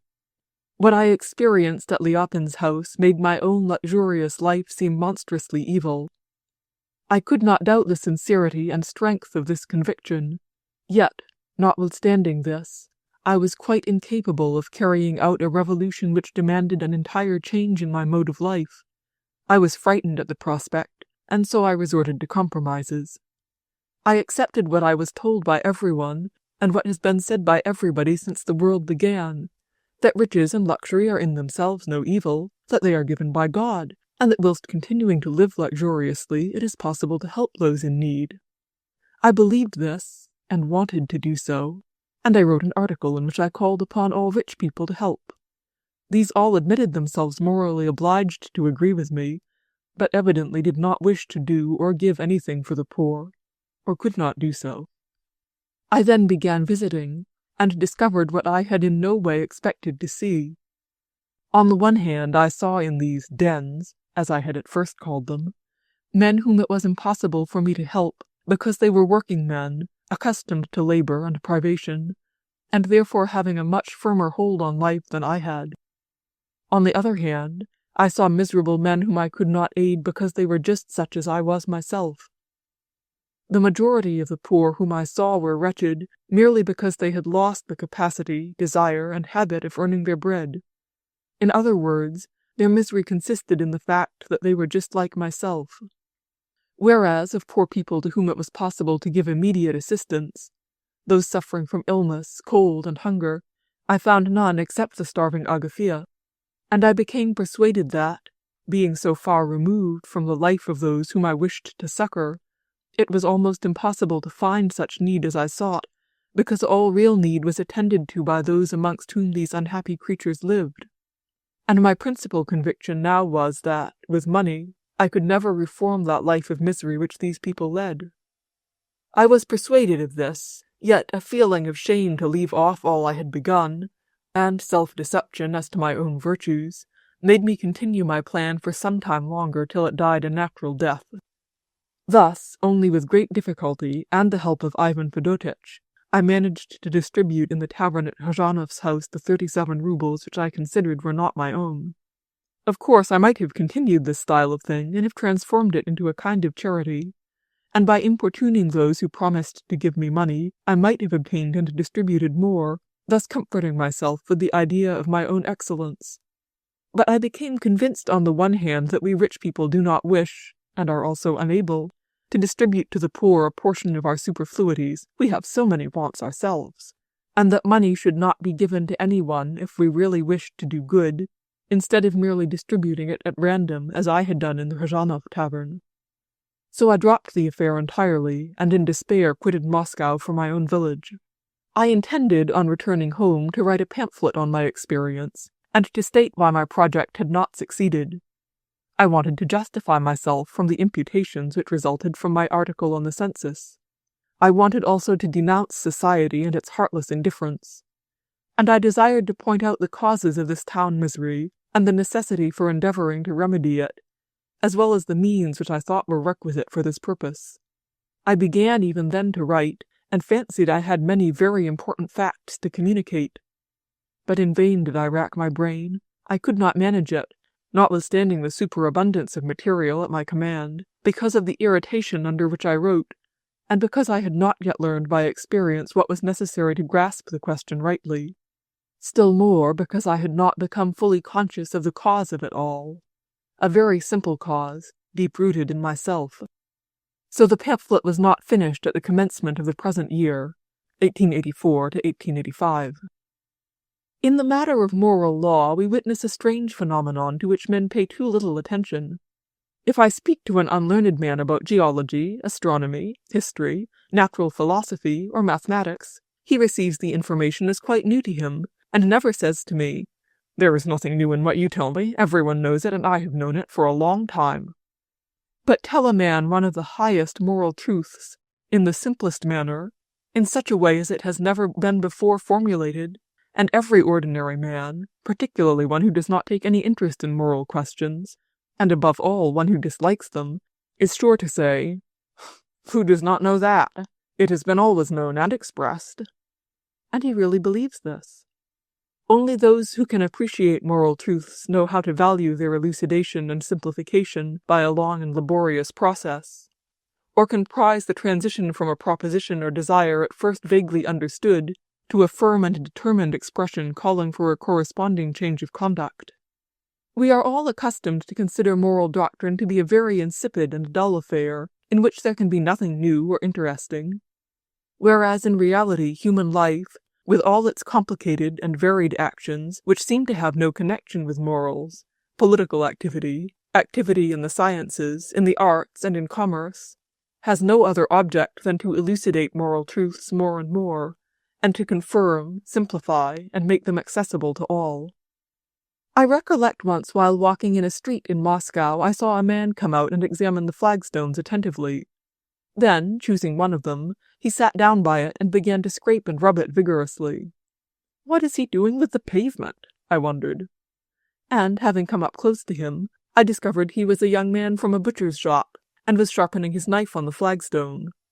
He was not thinking about the stones when examining them, and still less while doing his work. He was merely sharpening his knife.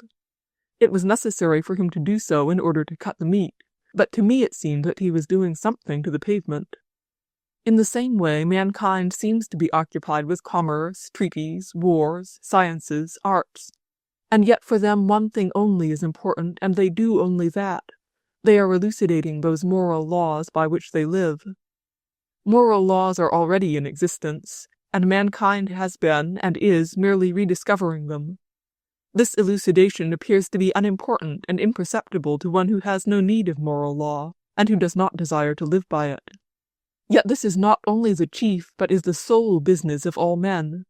The elucidation is imperceptible, in the same way as the difference between a sharp knife and a blunt one is imperceptible. A knife remains a knife, and one who has not to cut anything with it will not notice its edge. But for one who understands that all his life depends more or less upon whether his knife is blunt or sharp, every improvement in sharpening it is important. And such a man knows that there must be no limit to this improvement, and that the knife is only really a knife when it is sharp, and when it cuts what it has to cut. The conviction of this truth flashed upon me when I began to write my pamphlet. Previously it seemed to me that I knew everything about my subject, that I had a thorough understanding of everything connected with those questions which had been awakened in me by the impressions made in the Athens house, and during the census. But when I tried to sum them up, and to put them onto paper, it turned out that the knife would not cut, and had to be sharpened. So it is only now, after 3 years, that I feel my knife is sharp enough for me to cut out what I want. It is not that I have learned new things. My thoughts are still the same. But they were blunt formerly. They kept diverging in every direction. There was no edge to them. Nor was anything brought, as it is now, to one central point, to one most simple and plain conclusion. Chapter 13. I recollect that, during the whole time of my unsuccessful endeavors to help the unfortunate inhabitants of Moscow, I felt I was like a man trying to help others out of a bog, who was all the time stuck fast in it himself. Every effort made me feel the instability of the ground upon which I was standing. I felt that I myself was in this bog, but the acknowledgment did not help me to look more closely under my feet to find out the nature of the ground on which I stood. I kept looking for some external means to remedy the evil. I felt my life was a bad one, and that people ought not to live so, yet I did not come to the most natural and obvious conclusion, that I must first reform my own mode of life before I could have any conception of how to reform others. And so I began at the wrong end, as it were. I was living in town, and wished to improve the lives of the men there, but I soon became convinced that I had no power to do so. And then I began to ponder over the nature of town life and town misery. I said to myself over and over again, what is this town life and town misery? And why, while living in town, am I unable to help the town poor? The only reply I found was that I was powerless to do anything for them, first, because there were too many collected together in one place, secondly, because none of them were at all like those in the country, And again I asked myself, why are there so many here, and in what do they differ from the country poor? To both these questions the answer was the same. The poor are numerous in towns because all who have nothing to subsist on in the country are collected there around the rich. And their peculiarity is due to the fact that they have all come into the towns from the country to get a living. If there are any town poor born there, whose fathers and grandfathers were town-born, these in their turn originally came there to get a living. But what are we to understand by the expression, getting a living in town? There is something strange in the expression. It sounds like a joke when we reflect on its meaning. How is it that from the country, i.e., from places where there are woods, meadows, corn, and cattle, where the earth yields the treasures of fertility, men come away to get a living in a place where there are none of these advantages, but only stones and dust? What, then, do the words, getting a living in town, mean? Such a phrase is constantly used, both by the employed and their employers, as if it were quite clear and intelligible. I remember now all the hundreds and thousands of town people, living well or ill, with whom I had spoken about their object in coming here. And all of them, without exception, told me they had quitted their villages to get a living. That Moscow neither sows nor reaps, yet lives in wealth. That in Moscow there is abundance of everything, and that therefore in Moscow one may get the money which is needed in the country for corn, cottages, horses, and the other essentials of life. But in fact the country is the source of all wealth. They are only our real riches, corn, woods, horses, and everything necessary. Why go to towns, then, to get what is to be had in the country? And why should people carry away from the country into the town the things that are necessary for country people? Flour, oats, horses, and cattle. Hundreds of times I have spoken thus with peasants who live in towns, and from my talks with them, and from my own observations, it became clear to me that the accumulation of country people in our cities is partly necessary, because they could not otherwise earn their livelihood, and partly voluntary, because they are attracted by the temptations of a town life. It is true that the circumstances of a peasant are such that, in order to satisfy the pecuniary demands made on him in his village, he cannot do otherwise than sell that corn and cattle which he knows very well will be necessary for himself. And he is compelled, whether he will or not, to go to town to earn back what was his own. But it is also true that he is attracted to town by the charms of a comparatively easy way of getting money, and by the luxury of life there. And, under the pretext of earning his living, he goes there in order to have easier work and better food, to drink tea 3 times a day, to dress himself smartly, and even to get drunk and lead a dissolute life.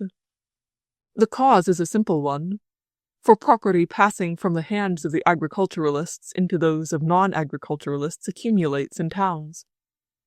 Observe towards autumn how much wealth is gathered together in the villages. Then come the demands of taxes, rents, recruiting, then the temptations of vodka, marriages, feasts, peddlers, and all sorts of other snares.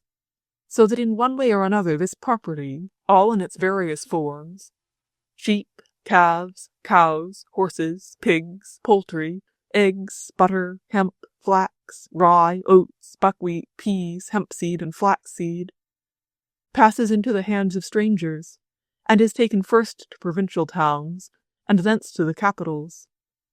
A villager is compelled to dispose of all these things in order to satisfy the demands made upon him and the temptations offered him, and having thus parted with his goods, he is left in want, and must follow where his wealth has been taken, and there he tries to earn back the money which is necessary for his most urgent needs at home. And so, being partly carried away by these temptations, he himself, along with others, makes use of the accumulated wealth. Everywhere throughout Russia, and I think not only in Russia but all over the world, the same thing happens. The wealth of the country people who produce it passes into the hands of tradespeople, landowners, government officials, manufacturers. The men who receive this wealth want to enjoy it, and to enjoy it fully they must be in town. In the country, in the first place, it is difficult for the rich to gratify all their desires, owing to the inhabitants being scattered. You do not find there the shops, banks, restaurants, theatres, and various kinds of public amusements. Secondly, another of the chief pleasures procured by wealth, vanity, the desire to astonish, to make a display before others, cannot be gratified in the country for the same reason, its inhabitants being too scattered. There is no one in the country to appreciate luxury. There is no one to astonish. There you may have what you like to embellish your dwelling: pictures, bronze statues, all sorts of carriages and fine toilets. But there is nobody to look at them or to envy you. The peasants do not understand the value of all this and cannot make head or tail of it. Thirdly, luxury in the country is even disagreeable to a man who has a conscience, and is an anxiety to a timid person. One feels uneasy or ashamed at taking a milk bath, or in feeding puppies with milk, when there are children close by needing it. One feels the same in building pavilions and gardens among a people who live in cottages covered with stable litter, and who have no wood to burn. There is no one in the village to prevent the stupid, uneducated peasants from spoiling our comforts. Therefore, rich people gather together in towns, and settle near those who, in similar positions, have similar desires. In towns, the enjoyment of luxuries is carefully protected by a numerous police. The principal inhabitants of towns are government officials, round whom all the rich people, master workmen, and artisans have settled. There, a rich man has only to think about a thing, and he can get it. It is also more agreeable for him to live there because he can gratify his vanity. There are people with whom he may try to compete in luxury, whom he may astonish or eclipse. But it is especially pleasant for a wealthy man to live in town because, where his country life was uncomfortable and even somewhat incongruous because of his luxury, in town, on the contrary, it would be uncomfortable for him not to live splendidly, as his equals in wealth do. What seemed out of place there appears indispensable here. Rich people collect together in towns, and, under the protection of the authorities, enjoy peacefully all that has been brought there by the villagers. A countryman often cannot help going to town, where a ceaseless round of feasting is going on, where what has been procured from the peasants is being spent. He comes into the town to feed on those crumbs which fall from the tables of the rich, and, partly by observing the careless, luxurious, and generally approved mode of living of these men, he begins to desire to order his own affairs in such a manner that he, too, may be able to work less and avail himself more of the labor of others. At last he decides to settle down in the neighborhood of the wealthy, trying by every means in his power to get back from them what is necessary for him, and submitting to all the conditions which the rich enforce. These country people assist in gratifying all the fancies of the wealthy. They serve them in public baths, in taverns, as coachmen and as prostitutes. They manufacture carriages, make toys and dresses, and little by little learn from their wealthy neighbors how to live like them, not by real labor, but by all sorts of tricks, squeezing out from others the money they have collected. And so they become depraved and are ruined. It is then this same population, depraved by the wealth of towns, which forms that city misery which I wished to relieve, but could not. Indeed, if one only reflects on the conditions of these country folk coming to town to earn money to buy bread or to pay taxes, and who see everywhere thousands of rubles squandered foolishly, and hundreds very easily earned while they have to earn their pence by the hardest of labor, one cannot but be astonished that there are still many such people at work, and that they do not all have recourse to a more easy way of getting money: trading, begging, vice, cheating, and even robbery. It is only we who join in the ceaseless orgy going on in the towns who can get so accustomed to our own mode of life that it seems quite natural to us that one fine gentleman should occupy 5 large rooms, heated with sufficient firewood to enable 20 families to warm their homes and cook their food with. To drive a short distance, we employ 2 thoroughbreds and 2 men. We cover our inlaid floors with carpets, and spend 5 or 10,000 rubles on a ball, or even 25 for a Christmas tree, and so on. Yet a man who needs 10 rubles to buy bread for his family, or from whom his last sheep has been taken to meet a tax of 7 rubles which he cannot save by the hardest of labor, cannot get accustomed to all this, which we imagine must seem quite natural to the poor. There are even people naive enough to say that the poor are thankful to us because we feed them by living so luxuriously. But poor people do not lose their reasoning powers because they are poor. They reason quite in the same manner as we do. When we have heard that someone has lost a fortune at cards, or squandered 10 or 20,000 rubles, the first thought that comes into our minds is, how stupid and bad this man must be to have parted with such a large sum without any equivalent, and how well I could have employed this money for some building I have long wanted to get done, or for the improvement of my estate, and so on. The poor reason in the same way on seeing how foolishly we waste our wealth. All the more forcibly because this money is needed, not to satisfy their whims, but for the chief necessaries of life of which they are in want. We are greatly mistaken in thinking that the poor, while able to reason thus, still look on unconcernedly at the luxury around them. They have never acknowledged, and never will, that it is right for one man to be always idling, and for another to be continually working. At first they are astonished and offended. Then, looking closer into the question, they see that this state of things is acknowledged to be legal, and they themselves try to get rid of work, and to take part in the feasting. Some succeed in so doing, and acquire similar wanton habits. Others, little by little, approach such a condition. Others break down before they reach their object, and, having lost the habit of working, fill the night-houses and the haunts of vice. The year before last we took from the village a young peasant to be our butler's assistant. He could not agree with the footman, and was sent away. He entered the service of a merchant, pleased his masters, and now wears a watch and chain, and has smart boots. In his place we took another peasant, a married man. He turned out a drunkard and lost money. We took a third. He began to drink, and, having drunk all he had, was for a long time in distress in a night-lodging house. Our old cook took to drinking in the town and fell ill. Last year a footman, who used formerly to have fits of drunkenness, but who, while living in the village, kept himself from it for 5 years, came to live in Moscow without his wife, who used to keep him in order, began again to drink, and ruined himself. A young boy of our village is living as butler's assistant at my brother's.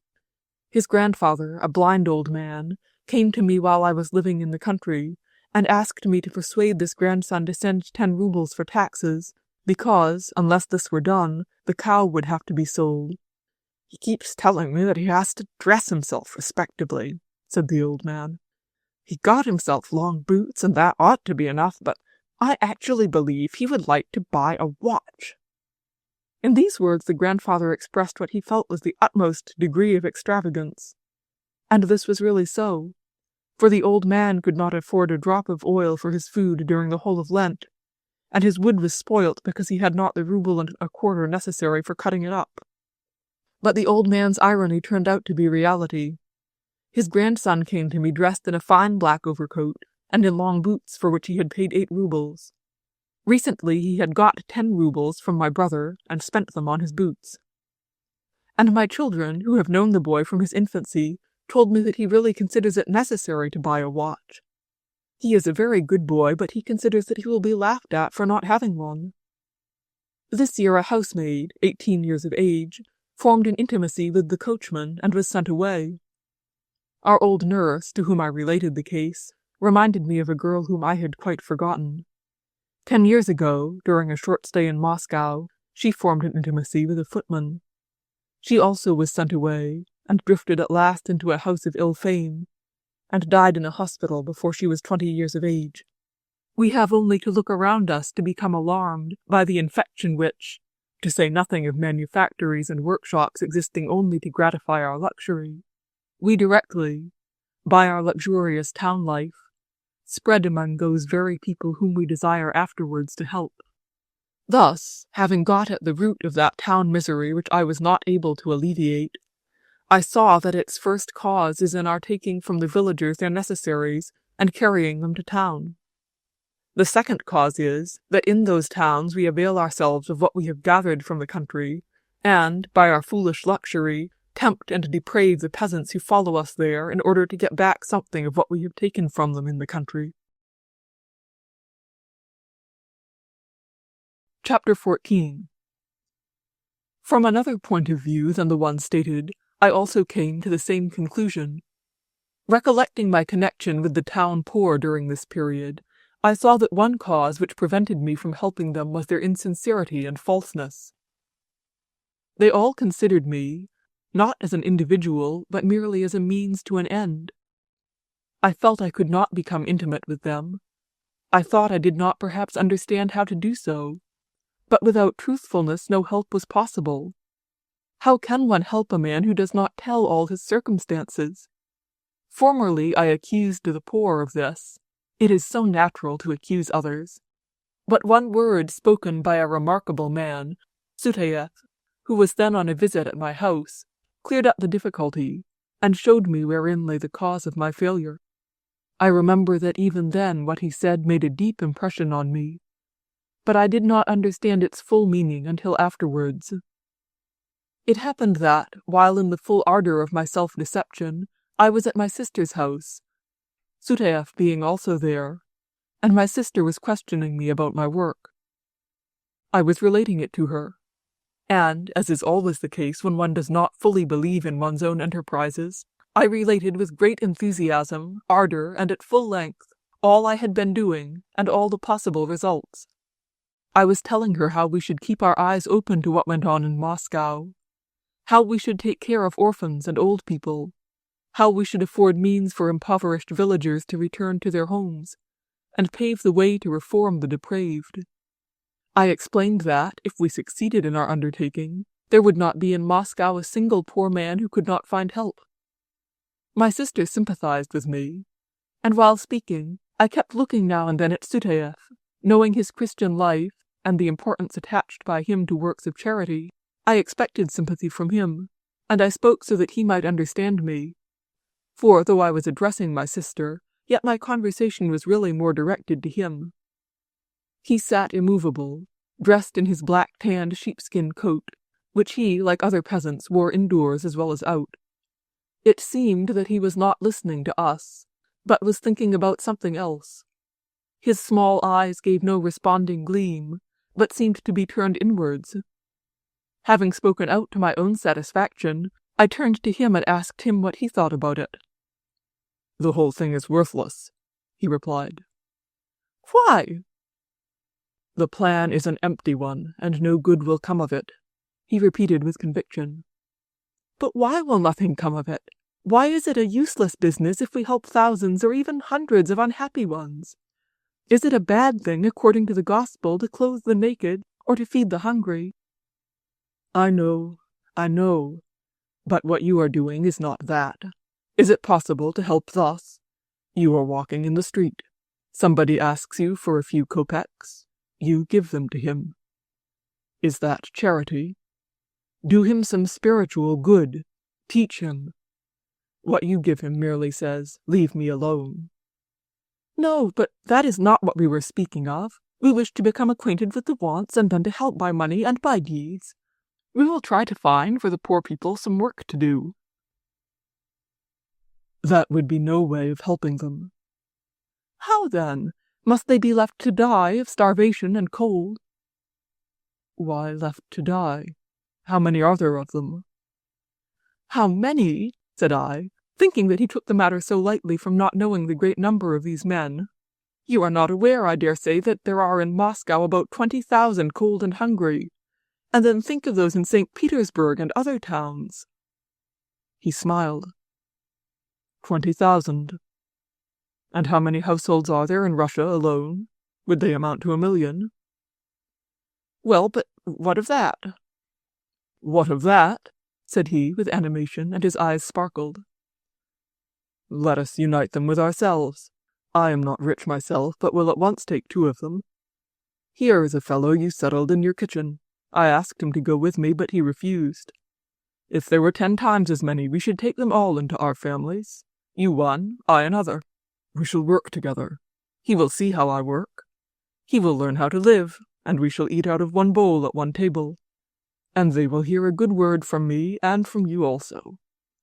That is charity, but all this plan of yours is no good."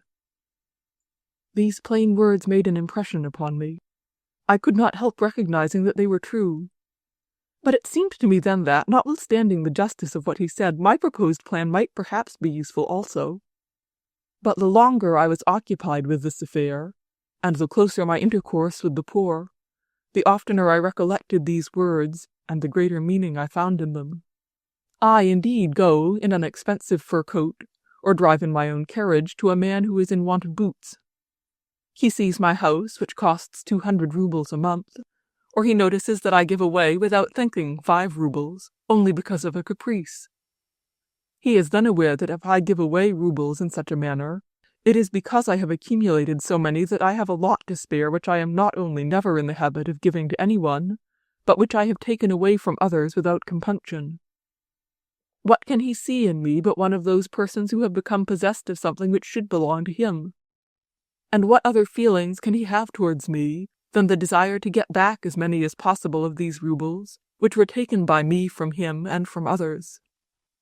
I should like to become intimate with him, and complain that he is not sincere, but I am afraid to sit down upon his bed for fear of lice or some infectious disease.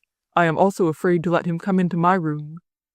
And when he comes to me half-dressed, he has to wait, if fortunate, in the entrance hall, but oftener in the cold porch. And then I say that it is all his fault that I cannot become intimate with him, and that he is not sincere.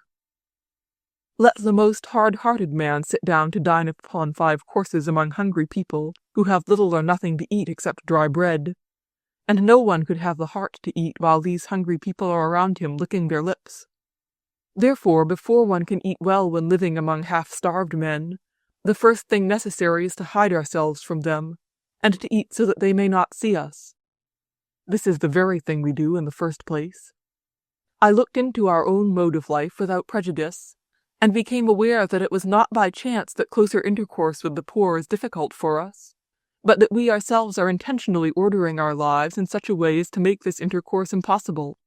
And not only this, but, on looking at our lives, or at the lives of rich people from without, I saw that all that is considered as the happiness of these lives consists in being separated as much as possible from the poor, or is in some way or other connected with this desired separation.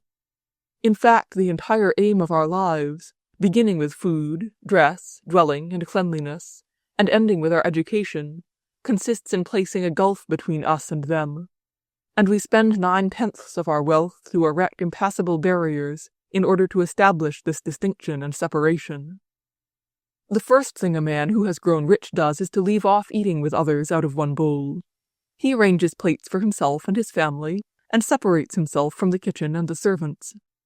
He feeds his servants well so that their mouths may not water, and he dines alone. But eating alone is dull. He invents whatever he can to improve his food, embellish his table, and the very manner of taking food, as at dinner parties, becomes a matter of vanity and pride. His manner of eating his food is a means of separating himself from other people. For a rich man it is out of the question to invite a poor person to his table. One must know how to hand a lady to table, how to bow, how to sit, to eat, to use a finger bowl, all of which the rich alone know how to do. The same holds good with dress. If a rich man wore ordinary dress, a jacket, a fur coat, felt shoes, leather boots, an undercoat, trousers, a shirt, he would require very little to cover his body and protect it from cold, and, having 2 fur coats, he could not help giving one away to somebody who had none.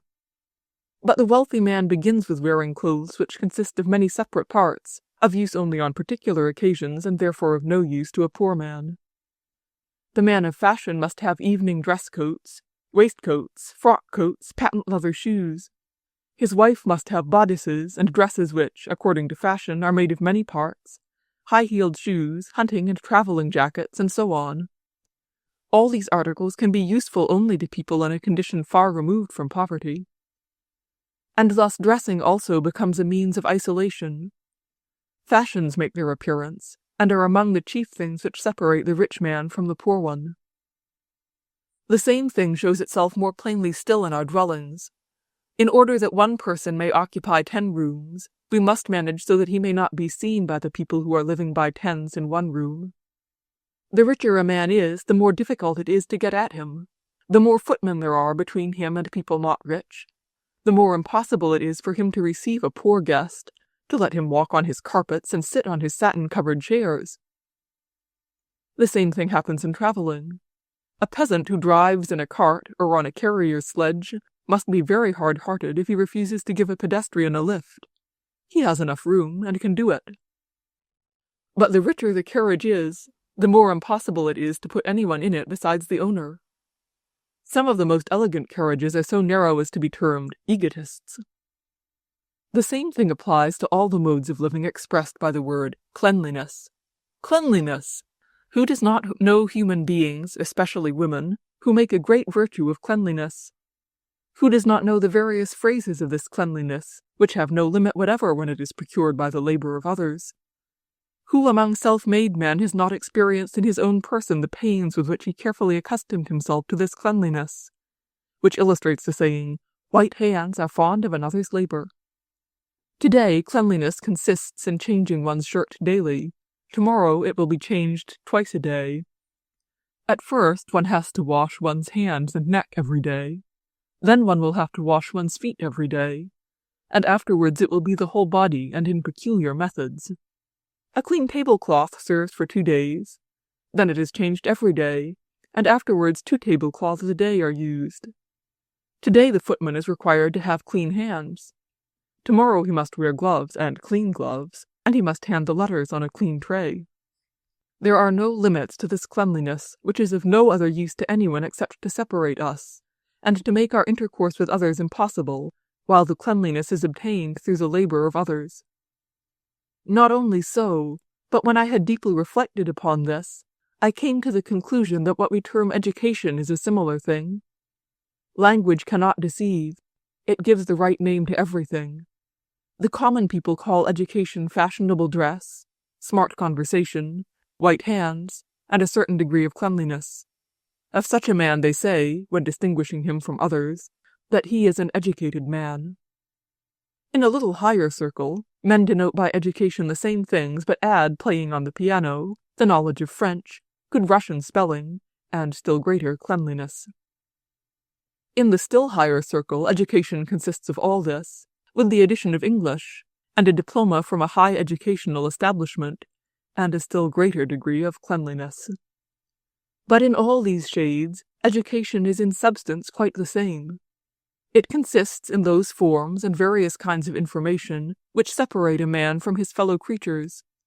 Its object is the same as that of cleanliness, to separate us from the crowd in order that they, hungry and cold, may not see how we feast.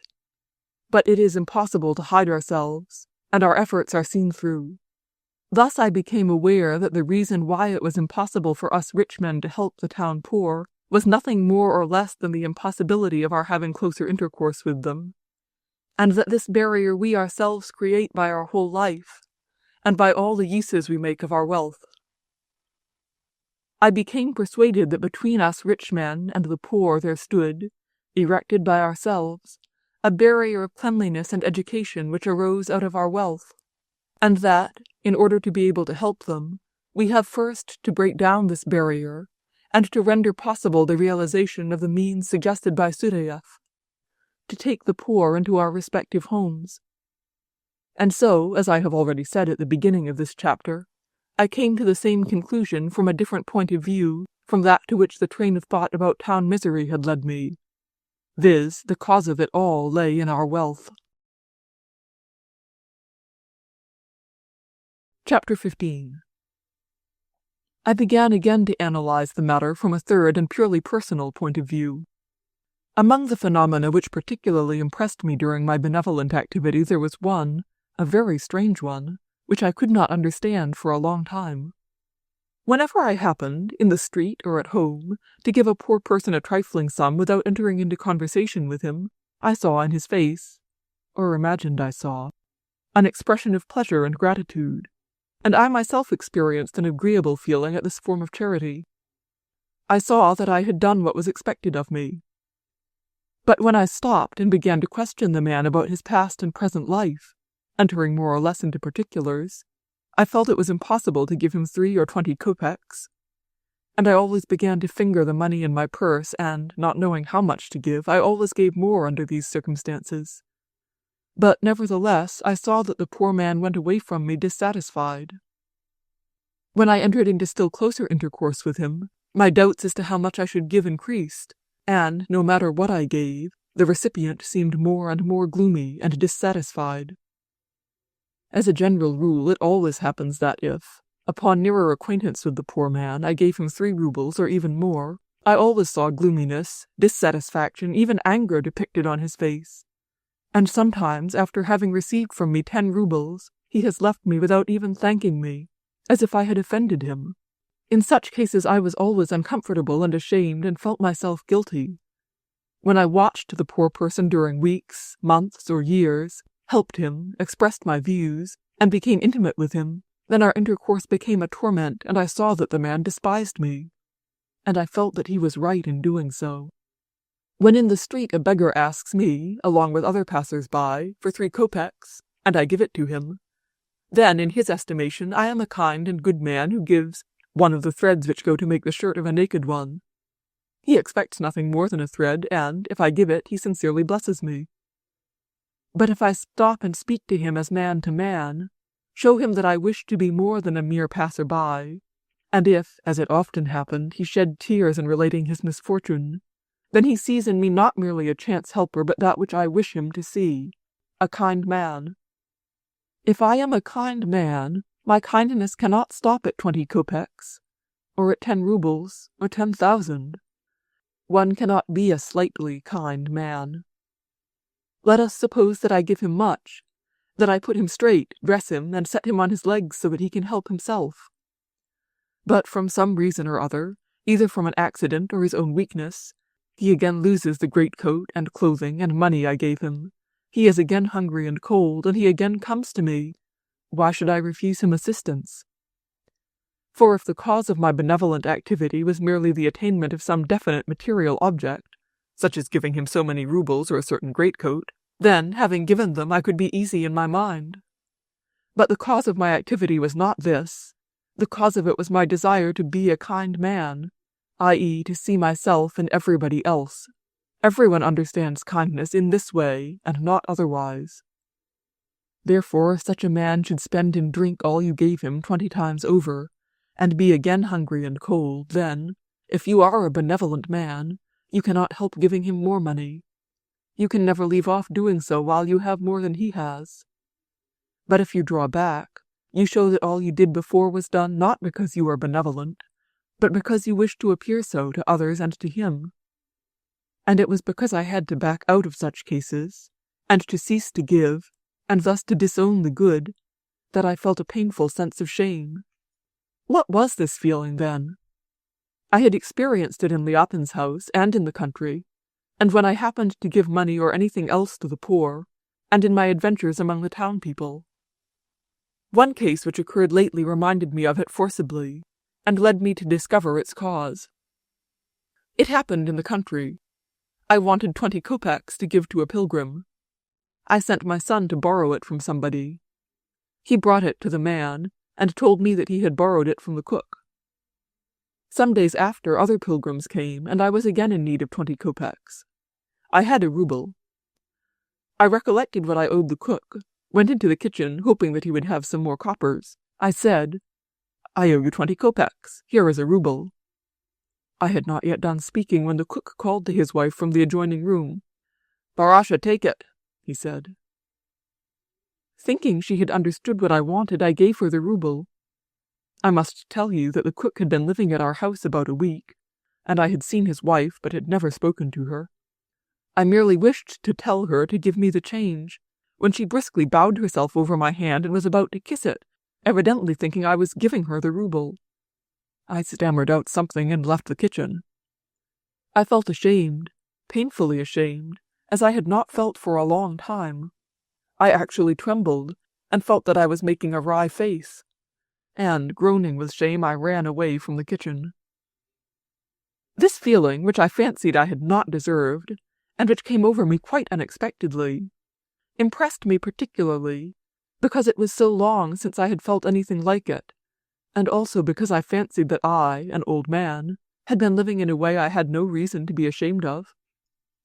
This surprised me greatly. I related the case to my family, to my acquaintances, and they all agreed that they also would have felt the same. And I began to reflect, why is it that I felt so? The answer came from a case which had formerly occurred to me in Moscow. I reflected upon this case, and I understood the shame which I felt concerning the incident with the cook's wife, and all the sensations of shame I had experienced during my charitable activity in Moscow, and which I always feel when I happen to give anything beyond trifling alms to beggars and pilgrims, which I am accustomed to give, and which I consider not as charity but as politeness and good breeding. If a man asks you for a light, you must light a match if you have it. If a man begs for 3 or 20 kopecks or a few roubles, you must give if you have them. It is a question of politeness, not of charity. The following is the case I referred to. I have already spoken about the 2 peasants with whom I sawed wood 3 years ago. One Saturday evening, in the twilight, I was walking with them back to town. They were going to their master to receive their wages. On crossing the Dragomilor bridge, we met an old man. He begged, and I gave him 20 kopecks. I gave, thinking what a good impression my alms would make upon Simon, with whom I had been speaking on religious questions. Simon, the peasant from Vladimir, who had a wife and 2 children in Moscow, also stopped, turned up the lappet of his kaftan, and took out his purse, and, after having looked over his money, he picked out a 3-kopeck piece, gave it to the old man, and asked for 2 kopecks back. The old man showed him in his hand 2 3-kopeck pieces and a single kopeck. Simon looked at it, was about to take 1 kopeck, but, changing his mind, took off his cap, crossed himself, and went away, leaving the old man the 3-kopeck piece. I was acquainted with all Simon's pecuniary circumstances. He had neither house nor other property. When he gave the old man the 3 kopecks, he possessed 6 roubles and 50 kopecks, which he had been saving up, and this was all the capital he had. My property amounted to about 600,000 roubles. I had a wife and children, so also had Simon. He was younger than I and had not so many children, but his children were young, and 2 of mine were grown-up men, old enough to work, so that our circumstances, independently of our property, were alike, though even in this respect I was better off than he. He gave 3 kopecks, I gave 20. What was, then, the difference in our gifts? What should I have given in order to do as he had done? He had 600 kopecks. Out of these he gave 1, and then another 2. I had 600,000 roubles. In order to give as much as Simon gave, I ought to have given 3,000 roubles, and asked the man to give me back 2,000, and, in the event of his not having change, to leave him these 2 also, cross myself, and go away calmly, conversing about how people live in the manufactories, and what is the price of liver in the Smolensk market. I thought about it at the time, but it was long before I was able to draw from this case the conclusion which inevitably follows from it. This conclusion appears to be so uncommon and strange, notwithstanding its mathematical accuracy, that it requires time to get accustomed to it. One is inclined to think there is some mistake, but there is none. It is only the terrible darkness of prejudice in which we live. This conclusion, when I arrived at it and recognized its inevitableness, explained to me the nature of my feelings of shame in the presence of the cook's wife, and before all the poor to whom I gave, and still give, money. Indeed, what is that money which I give to the poor, and which the cook's wife thought I was giving her? In the majority of cases it forms such a minute part of my income that it cannot be expressed in a fraction comprehensible to Simon or to a cook's wife. It is in most cases a millionth part or thereabout. I give so little that my gift is not, and cannot be, a sacrifice to me. It is only a something with which I amuse myself when and how it pleases me. And this was indeed how my cook's wife had understood me. If I gave a stranger in the street a rouble or 20 kopecks, why should I not give her also a rouble? To her, such a distribution of money is the same thing as a gentleman throwing gingerbread nuts into a crowd. It is the amusement of people who possess much fool's money. I was ashamed, because the mistake of the cook's wife showed me plainly what ideas she and all poor people must have of me. He is throwing away fool's money. That is, money not earned by him. And, indeed, what is my money, and how did I come by it? One part of it I collected in the shape of rent for my land, which I had inherited from my father. The peasant sold his last sheep or cow in order to pay it. Another part of my money I received from the books I had written. If my books are harmful and yet sell, they can only do so by some seductive attraction, and the money which I receive for them is badly earned money. But if my books are useful, the thing is still worse. I do not give them to people, but say, "Give me so many rubles, and I will sell them to you." As in the former case, a peasant sells his last sheep. Here a poor student or teacher does it. Each poor person who buys denies himself some necessary thing in order to give me this money. And now that I have gathered much of such money, what am I to do with it? I take it to town, give it to the poor only when they satisfy all my fancies, and come to town to clean pavements, lamps, or boots, to work for me in the factories, and so on. And with this money I draw from them all I can. I try to give them as little as I can, and take from them as much as possible. Now, quite unexpectedly, I begin to share all this said money with these same poor persons for nothing, but not with everyone, only as fancy prompts me. And why should not every poor man expect that his turn might come today to be one of those with whom I amuse myself by giving them my fool's money? So everyone regards me as the cook's wife did, and I had gone about with the notion that this was charity, this taking away thousands with one hand, and with the other throwing kopecks to those I select. No wonder I was ashamed. But before I can begin to do good, I must leave off the evil, and put myself in a position in which I should cease to cause it. But all my course of life is evil. If I were to give away 100,000, I should not yet have put myself in a condition in which I could do good, because I still have 500,000 left. It is only when I possess nothing at all that I shall be able to do a little good, such as, for instance, the poor prostitute did, who nursed a sick woman and her child for 3 days. Yet this seemed to me to be but so little, and I ventured to think of doing good. One thing only was true, which I at first felt on seeing the hungry and cold people outside the Oppens house, that I was guilty of that, and that to live as I did was impossible, utterly impossible. What shall we do, then? If somebody still needs an answer to this question, I will, by God's permission, give one, in detail. Chapter 16. It was hard for me to own this, but when I had got so far, I was terrified at the delusion in which I had been living. I had been head over ears in the mud myself, and yet I had been trying to drag others out of it. What is it that I really want? I want to do good. I want to contrive so that no human beings shall be hungry and cold, and that men may live as it is proper for them to live. I desire this, and I see that in consequence of all sorts of violence, extortions, and various expedients, in which I too take part, the working people are deprived of the necessary things, and the non-working community, to whom I also belong, monopolize the labor of others. I see that this use of other people's labor is distributed thus, that the more cunning and complicated the devices employed by the man himself, or by those from whom he has inherited his property, the more largely he employs the labors of other people, and the less he works himself.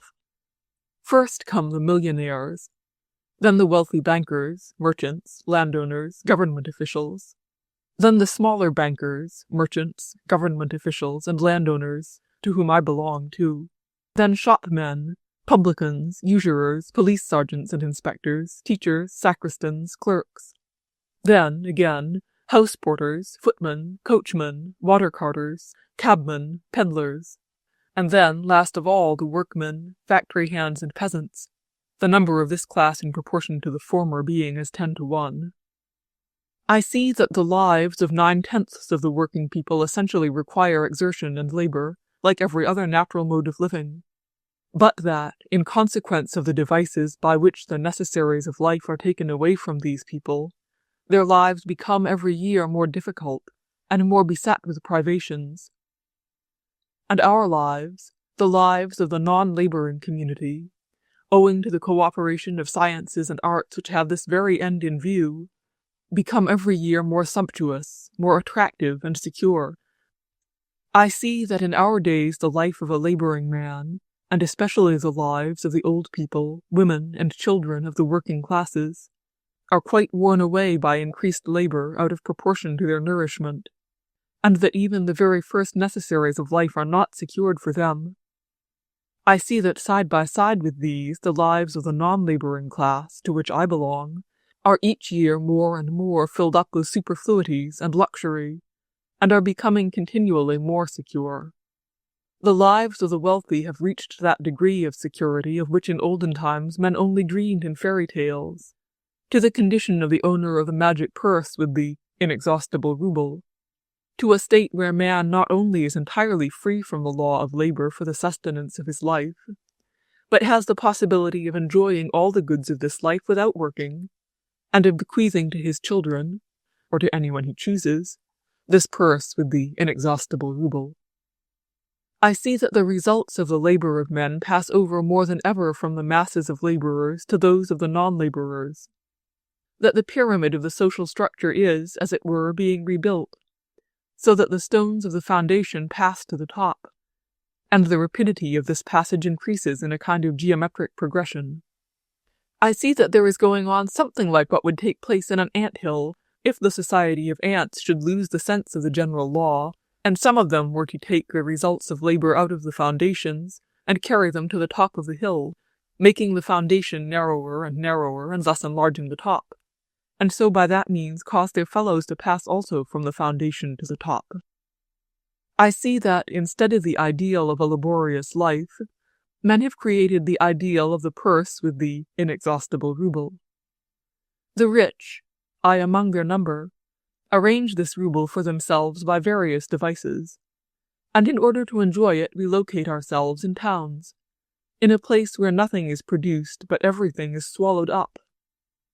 The poor laboring man, swindled so that the rich may have this magic ruble, follows them to town, and there he also has recourse to tricks, either arranging matters so that he may work little and enjoy much, thus making the condition of other working men still more heavy, or, not having attained this state, he ruins himself and drifts into the continually and rapidly increasing number of cold and hungry tenants of doss houses. I belong to the class of those men who by means of these various devices take away from the working people the necessaries of life, and who thus, as it were, create for themselves the inexhaustible fairy ruble which tempts in turn these unfortunate ones. I wish to help men, and therefore it is clear that first of all I ought on the one side to cease to plunder them as I am doing now, and on the other to leave off tempting them.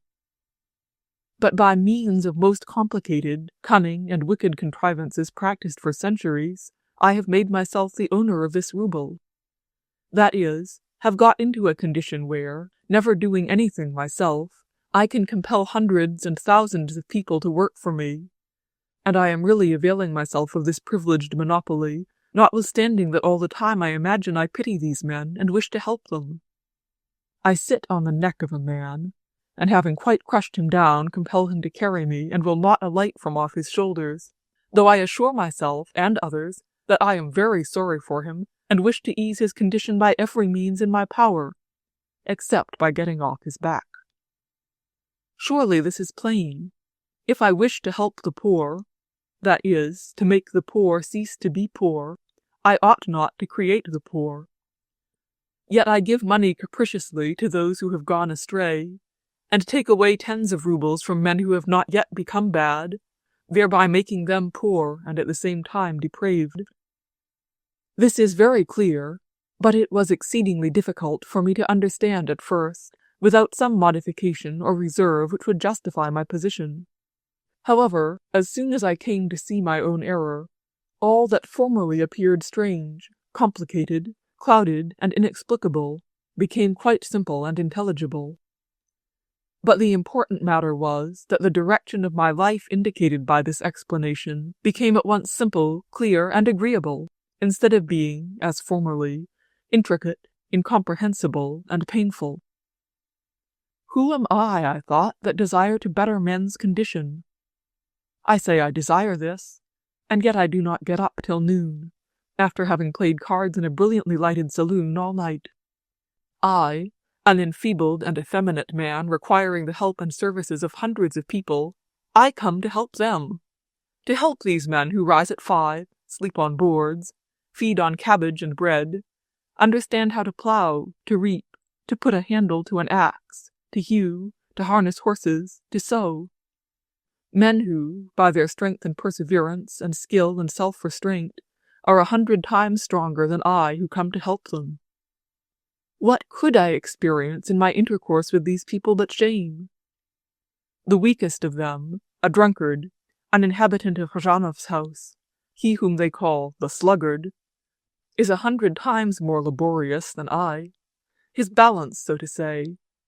In other words, the relation between what he takes from men and what he gives to them is 1,000 times more to his credit than mine when I count what I receive from others and what I give them in return. And such men I go to assist. I go to help the poor.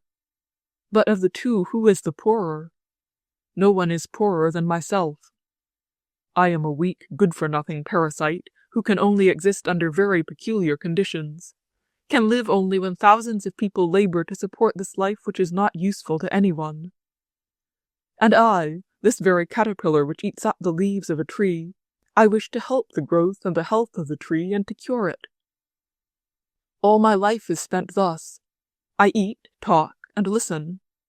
Then I eat, write, or read, which are only talking and listening in another form. I eat again and play. Then eat, talk, and listen, and finally eat and go to sleep. And thus every day is spent. I neither do anything else nor understand how to do it.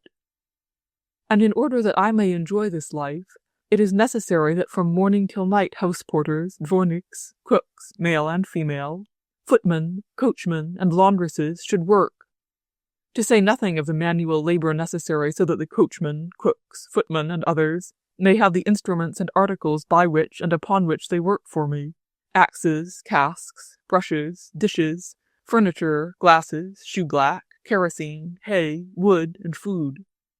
All these men and women work hard all the day and every day, in order that I may talk, eat, and sleep. And I, this useless man, imagined I was able to benefit the very people who were serving me. That I did not benefit anyone, and that I was ashamed of myself, is not so strange as the fact that such a foolish idea ever came into my mind. The woman who nursed the sick old man helped him. The peasant's wife, who cut a slice of her bread earned by herself, from the very sowing of the corn that made it, helped the hungry one. Simon, who gave 3 kopecks which he had earned, assisted the pilgrim, because these 3 kopecks really represented his labor. But I had served nobody, worked for no one, and knew very well that my money did not represent my labor. And so I felt that in money, or in money's worth, and in the possession of it, there was something wrong and evil, that the money itself, and the fact of my having it, was one of the chief causes of those evils which I had seen before me. And I asked myself, what is money? Chapter 17. Money. Then what is money? It is answered, money represents labor. I meet educated people who even assert that money represents labor performed by those who possess it. I confess that I myself formerly shared this opinion, although I did not very clearly understand it, but now it became necessary for me to learn thoroughly what money is. In order to do so, I addressed myself to science. Science says that money in itself is neither unjust nor pernicious, that money is the natural result of the conditions of social life, and is indispensable, first, for convenience of exchange, secondly, as a measure of value, thirdly, for saving, and fourthly, for payments. The fact that, when I have in my pocket 3 rubles to spare, which I am not in need of, I have only to whistle, and in every civilized town I can obtain 100 people, ready, for these 3 rubles, to do the worst, most disgusting and humiliating act I require, it is said, comes not from money, but from the very complicated conditions of the economical life of nations. The dominion of one man over others does not come from money, but from the circumstance that a working man does not receive the full value of his labor. and the fact that he does not get the full value of his labor, depends upon the nature of capital, rent, and wages, and upon complicated connections between the distribution and consumption of wealth. In plain language, it means that people who have money may twist round their finger those who have none. But science says that this is an illusion, that in every kind of production 3 factors take part: land, savings of labor, capital, and labor, and that the dominion of the few over the many proceeds from the various connections between these factors of production, because the 2 first factors, land and capital, are not in the hands of working people, and from this fact, and from the various combinations which result from it, this domination proceeds. Whence comes the great power of money, which strikes us all with a sense of its injustice and cruelty? Why is one man, by the means of money, to have dominion over others? Science says it comes from the division of the factors of production, and from the consequent combinations which oppress the worker. This answer has always appeared to me to be strange, not only because it leaves one part of the question unnoticed, namely, the significance of money, but also because of the division of the factors of production, which to an unprejudiced man will always appear artificial and out of touch with reality. Science asserts that in every production 3 agents come into operation: land, capital, and labor. And along with this division, it is understood that property, or its value in money, is naturally divided among those who possess one of these agents. Thus rent, the value of the ground, belongs to the landowner, interest belongs to the capitalist, and wages to the worker. Is this really so? First, is it true that in every production only 3 agencies operate? Now, while I am writing, proceeds the production of hay around me. Of what is this production composed? I am told of the land which produces the grass, of capital, scythes, rakes, pitchforks, carts, which are necessary for the housing of the hay, and of labor. But I see that this is not true. Besides the land, there is the sun and rain, and, in addition, social order, which has been keeping these meadows from any damage which might be caused by letting stray cattle graze upon them, the skill of workmen, their knowledge of language, and many other agencies of production, which, for some unknown reason, are not taken into consideration by political economy. The power of the sun is as necessary as the land, even more. I may mention the instances when men, in a town, for example, assume the right to keep out the sun from others by means of walls or trees. Why, then, is the sun not included among the factors of production? Rain is another means as necessary as the ground itself, the air too. I can imagine men without water and pure air, because other men had assumed to themselves the right to monopolize these essential necessaries of all. Public security is likewise a necessary element. Food and dress for workmen are similar factors in production. This is even recognized by some economists. Education, the knowledge of language which creates the possibility to apply work, is likewise an agent. I could fill a volume by enumerating such combinations, not mentioned by science. Why, then, are 3 only to be chosen, and laid as a foundation for the science of political economy? Sunshine and water, equally with the earth, are factors in production. So with the food and clothes of the workers, and the transmission of knowledge. All may be taken as distinct factors in production, simply because the right of men to enjoy the rays of the sun, rain, food, language, and audience are challenged only on rare occasions. But the use of land, and of the instruments of labor, are constantly challenged in society. This is the true foundation, and the division of the factors of production into 3 is quite arbitrary, and is not involved in the nature of things. But it may perhaps be urged that this division is so suitable to man, that, wherever economic relationships are formed, these three factors appear at once and alone. Let us see whether this is really so. First of all, I look at what is around me, at Russian colonists, of whom millions have for ages existed. They come to a land, settle themselves on it, and begin to work, and it does not enter the mind of any of them that a man who does not use the land can have any claim to it, and the land does not assert any rights of its own. On the contrary, the colonists conscientiously recognize the communism of the land, and the right of every one of them to plow and to mow wherever he likes. For cultivation, for gardening, for building houses, the colonists obtain various implements of labor. Nor does it enter the mind of any of them that these instruments of labor may be allowed to bring profit in themselves, and the capital does not assert any rights of its own. On the contrary, the colonists consciously recognize among themselves that all interest for tools, or borrowed corn or capital, is unjust. They work upon a free land, labor with their own tools, or with those borrowed without interest, each for himself, or all together, for common business. And in such a community, it is impossible to prove either the existence of rent, interest accruing from capital, or remuneration for labor.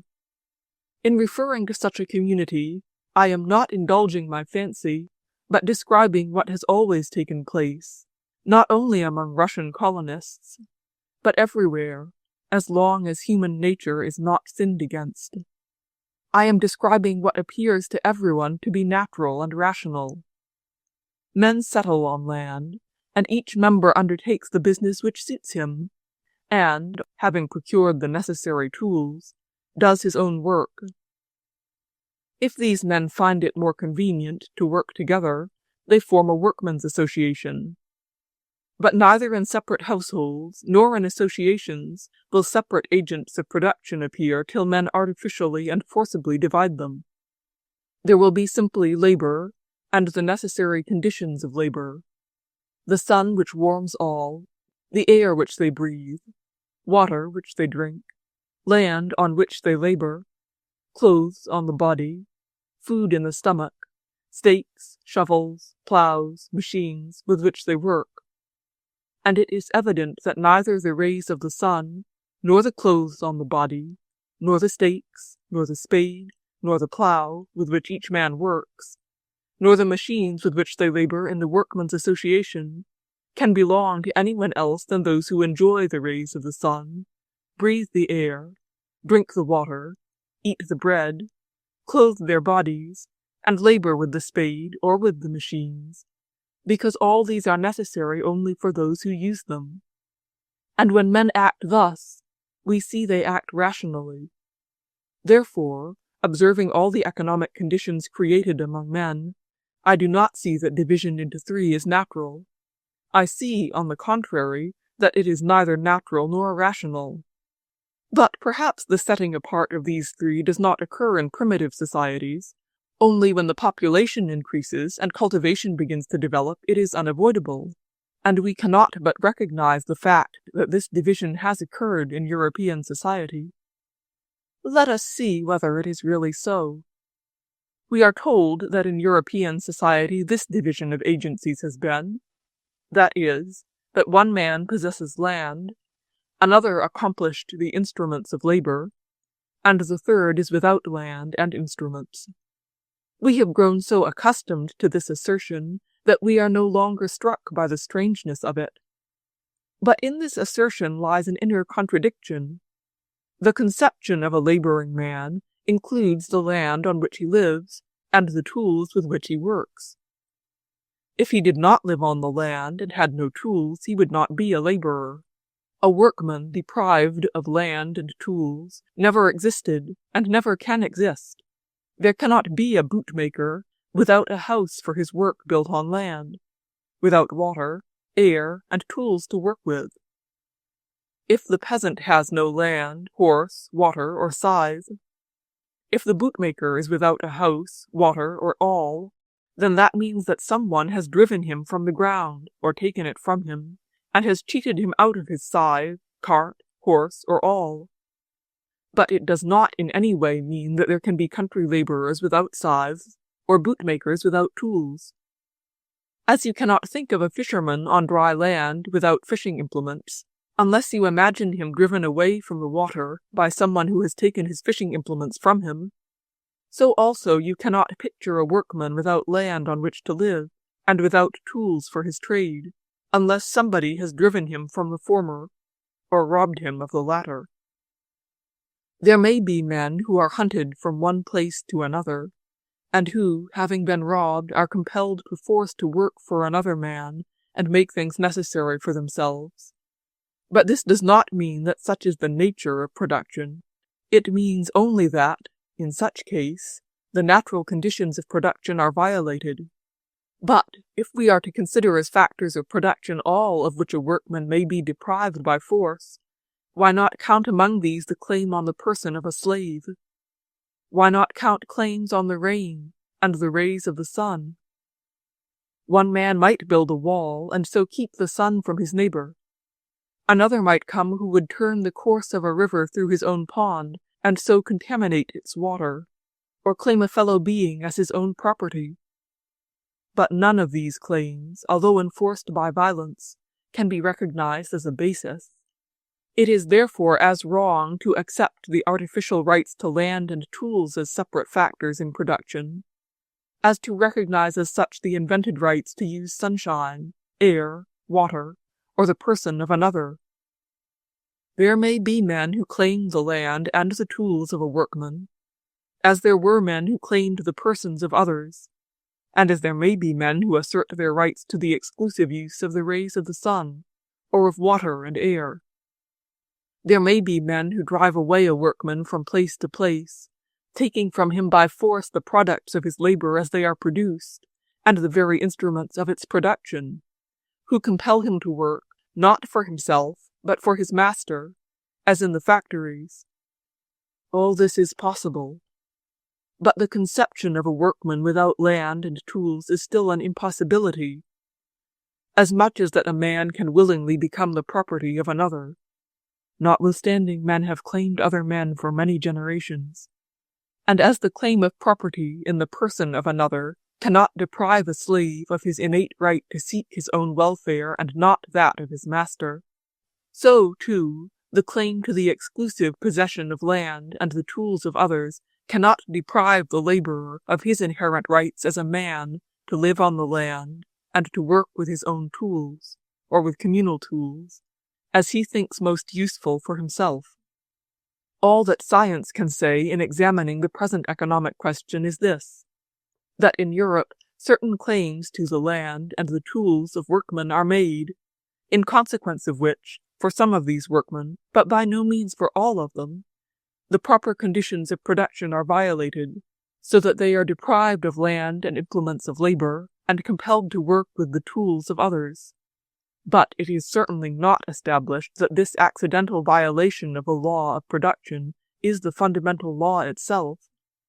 In saying that this separate consideration of the factors is the fundamental law of production, the economist is doing the very thing a zoologist would do if, on seeing a great many siskins with their wings cut, and kept in little cages, he should assert that this was the essential condition of the life of birds, and that their life is composed of such conditions.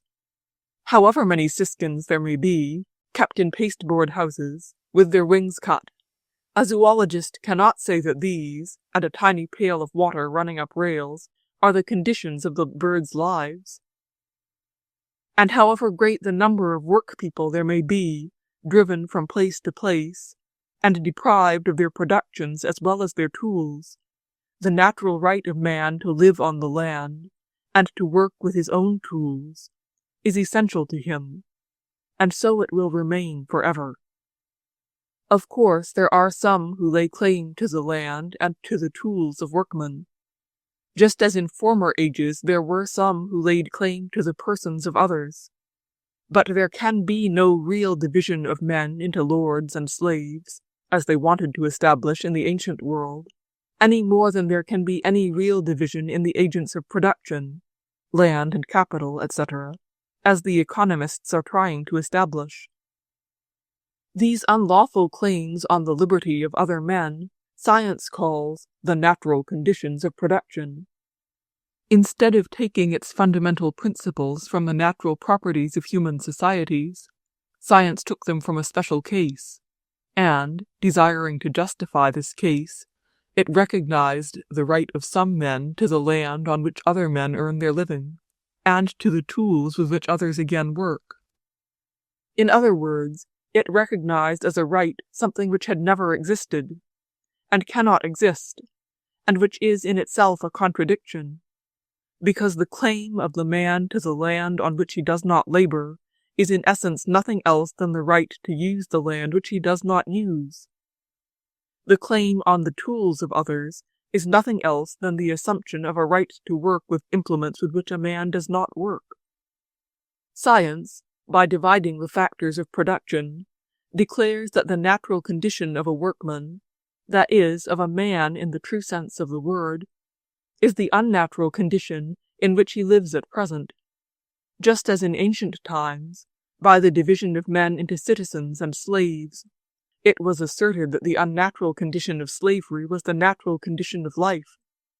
This very division, which science has accepted only for the purpose of justifying the existing injustice, and the recognition of this division as the foundation of all its inquiries, is responsible for the fact that science vainly tries to explain existing phenomena, and, denying the clearest and plainest answers to the questions that arise, gives answers which have absolutely no meaning in them.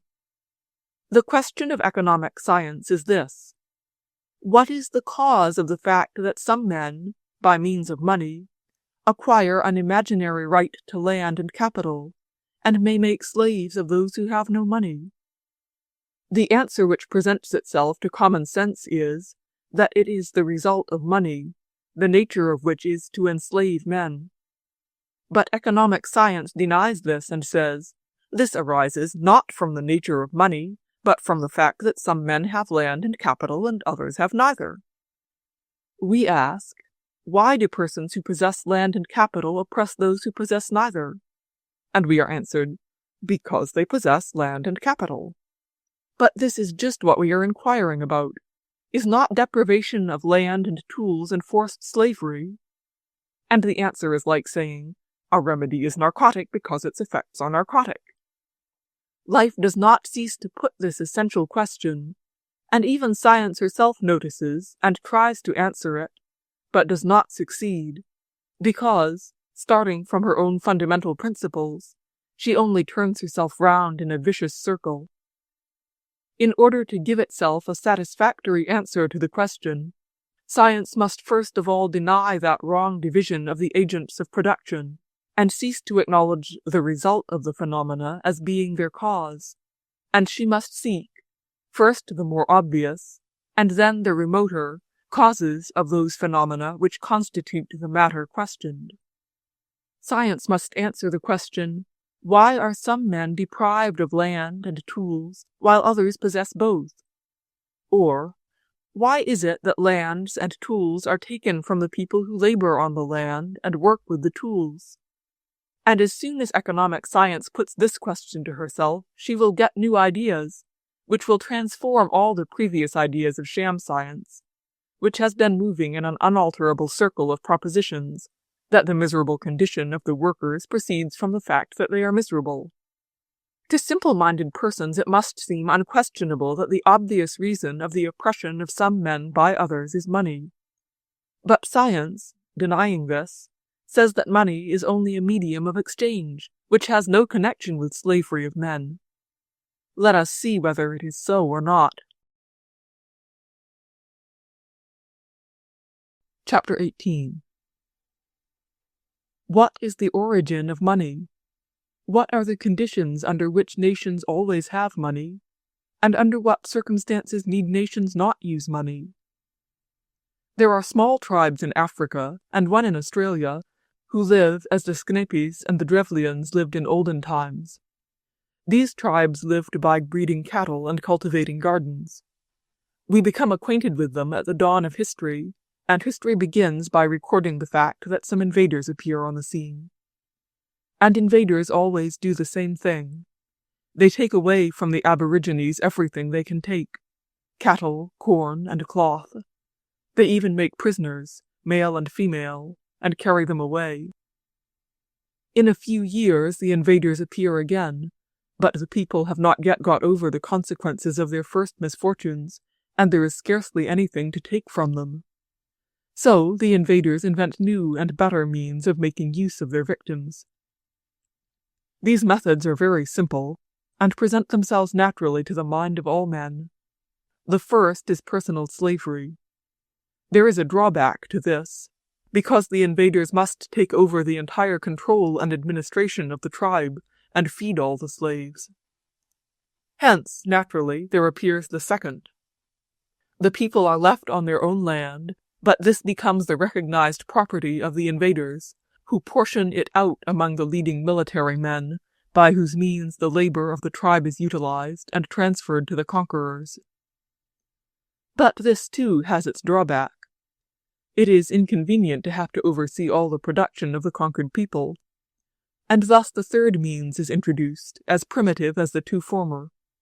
This is the levying of a certain obligatory tax to be paid by the conquered at stated periods.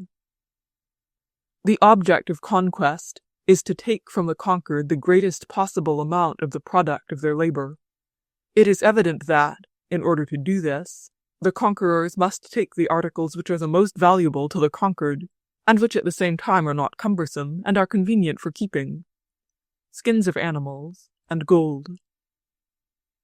So the conquerors lay upon the family or the tribe a tax in these skins or gold, to be paid at fixed times, and thus, by means of this tribute, they utilize the labor of the conquered people in the most convenient way. When the skins and the gold have been taken from the original owners, they are compelled to sell all they have amongst themselves to obtain more gold and skins for their masters. That is, they have to sell their property and their labor. So it was in ancient times, in the Middle Ages, and so it occurs now. In the ancient world, where the subjugation of one people by another was frequent, personal slavery was the most widespread method of subjugation, and the center of gravity in this compulsion, owing to the non-recognition of the equality of men. In the Middle Ages, feudalism, land ownership, and the servitude connected with it, partly takes the place of personal slavery, and the center of compulsion is transferred from persons to land. In modern times, since the discovery of America, the development of commerce, and the influx of gold, which is accepted as a universal medium of exchange, the money tribute has become, with the increase of state power, the chief instrument for enslaving men, and upon this all economic relations are now based. In The Literary Miscellany, there is an article by Professor Yanjul in which he describes the recent history of the Fiji Islands. If I were trying to find the most pointed illustration of how in our day the compulsory money payment became the chief instrument in enslaving some men by others, I could not imagine anything more striking and convincing than this trustworthy history based upon documents of facts which are of recent occurrence. In the South Sea Islands, in Polynesia, lives a race called the Fiji. The group on which they live, says Professor Yanjul, is composed of small islands, which altogether comprise about 40,000 square miles. Only half of these islands are inhabited by 150,000 natives and 1,500 white men. The natives were reclaimed from savagery a long time ago, and were distinguished among the other natives of Polynesia by their intellectual capacities. They appear to be capable of labor and development, which they proved by the fact that within a short period they became good workmen and cattle breeders. The inhabitants were well-to-do, but in the year 1859 the condition of their state became desperate.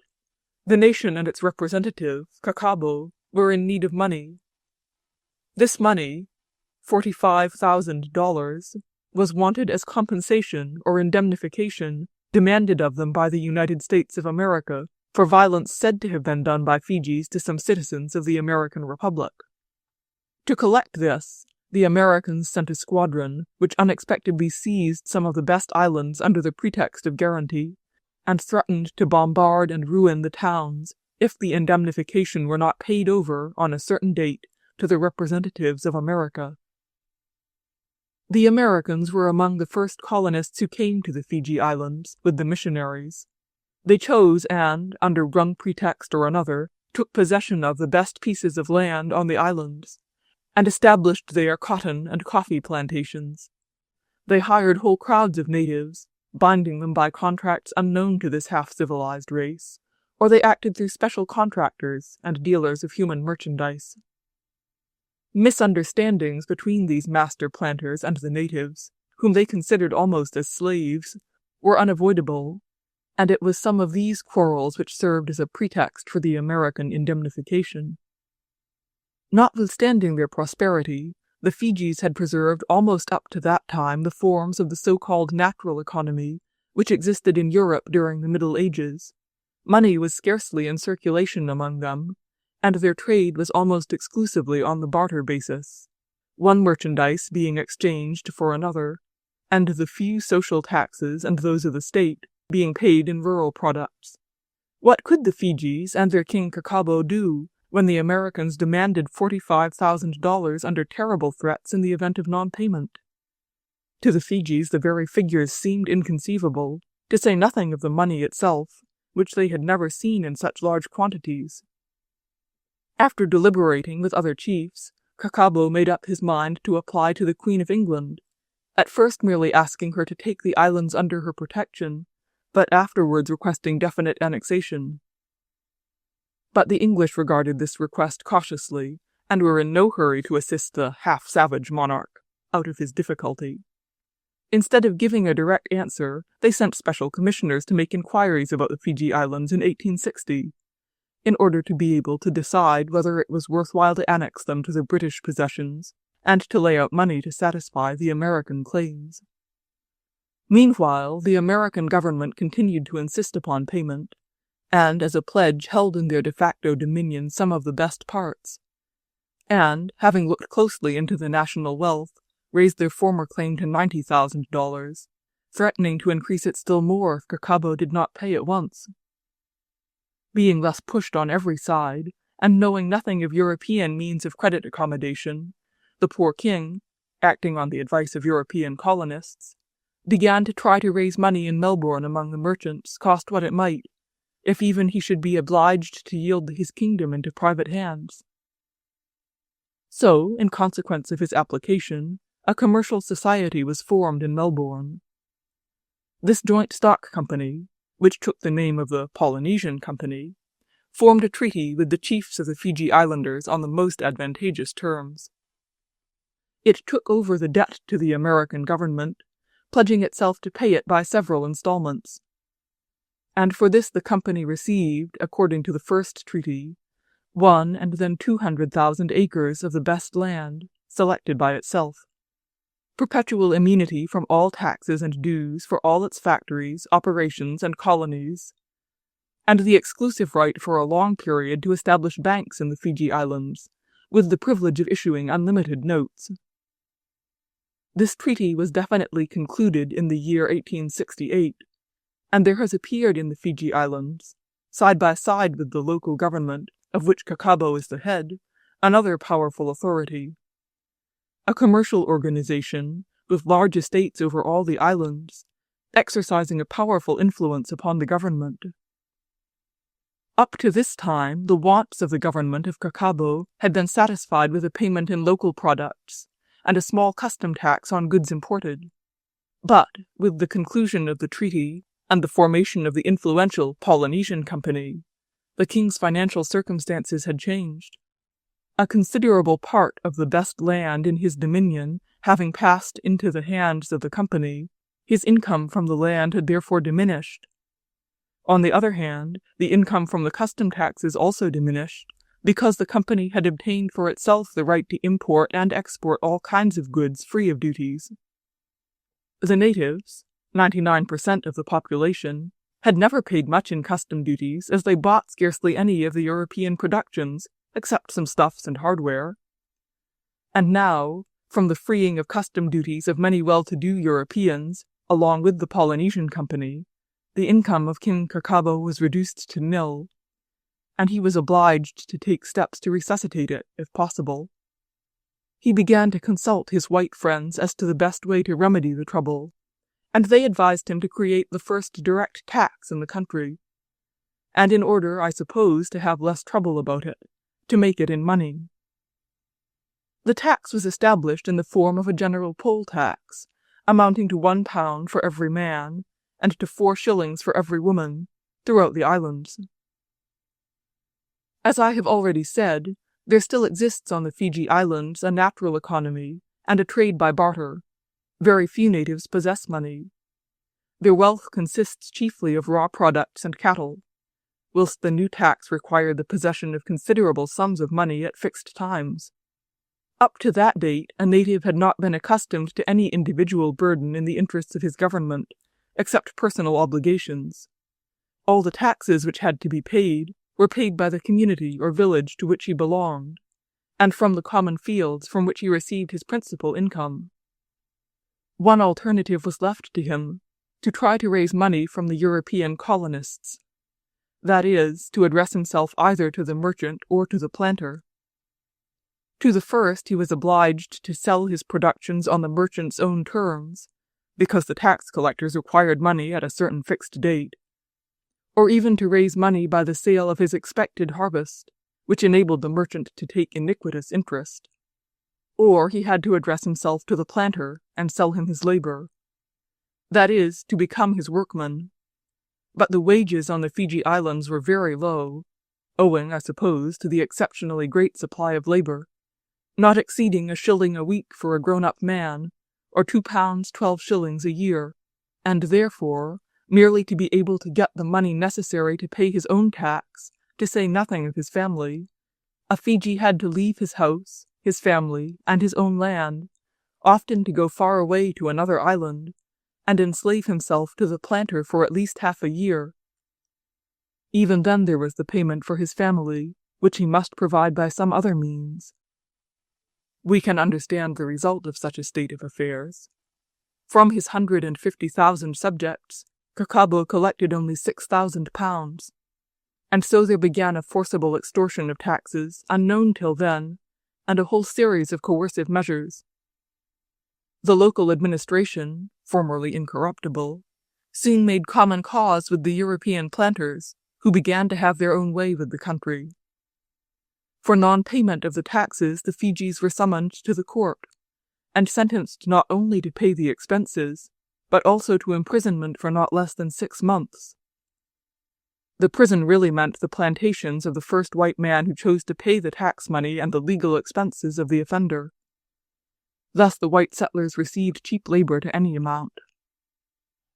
At first this compulsory labor was fixed for not longer than half a year, but afterwards the bribed judges found it possible to pass sentence for 18 months, and even then to renew the sentence. Very quickly, in the course of a few years, the picture of the social condition of the inhabitants of Fiji was quite changed. Whole districts, formerly flourishing, lost half of their population and were greatly impoverished.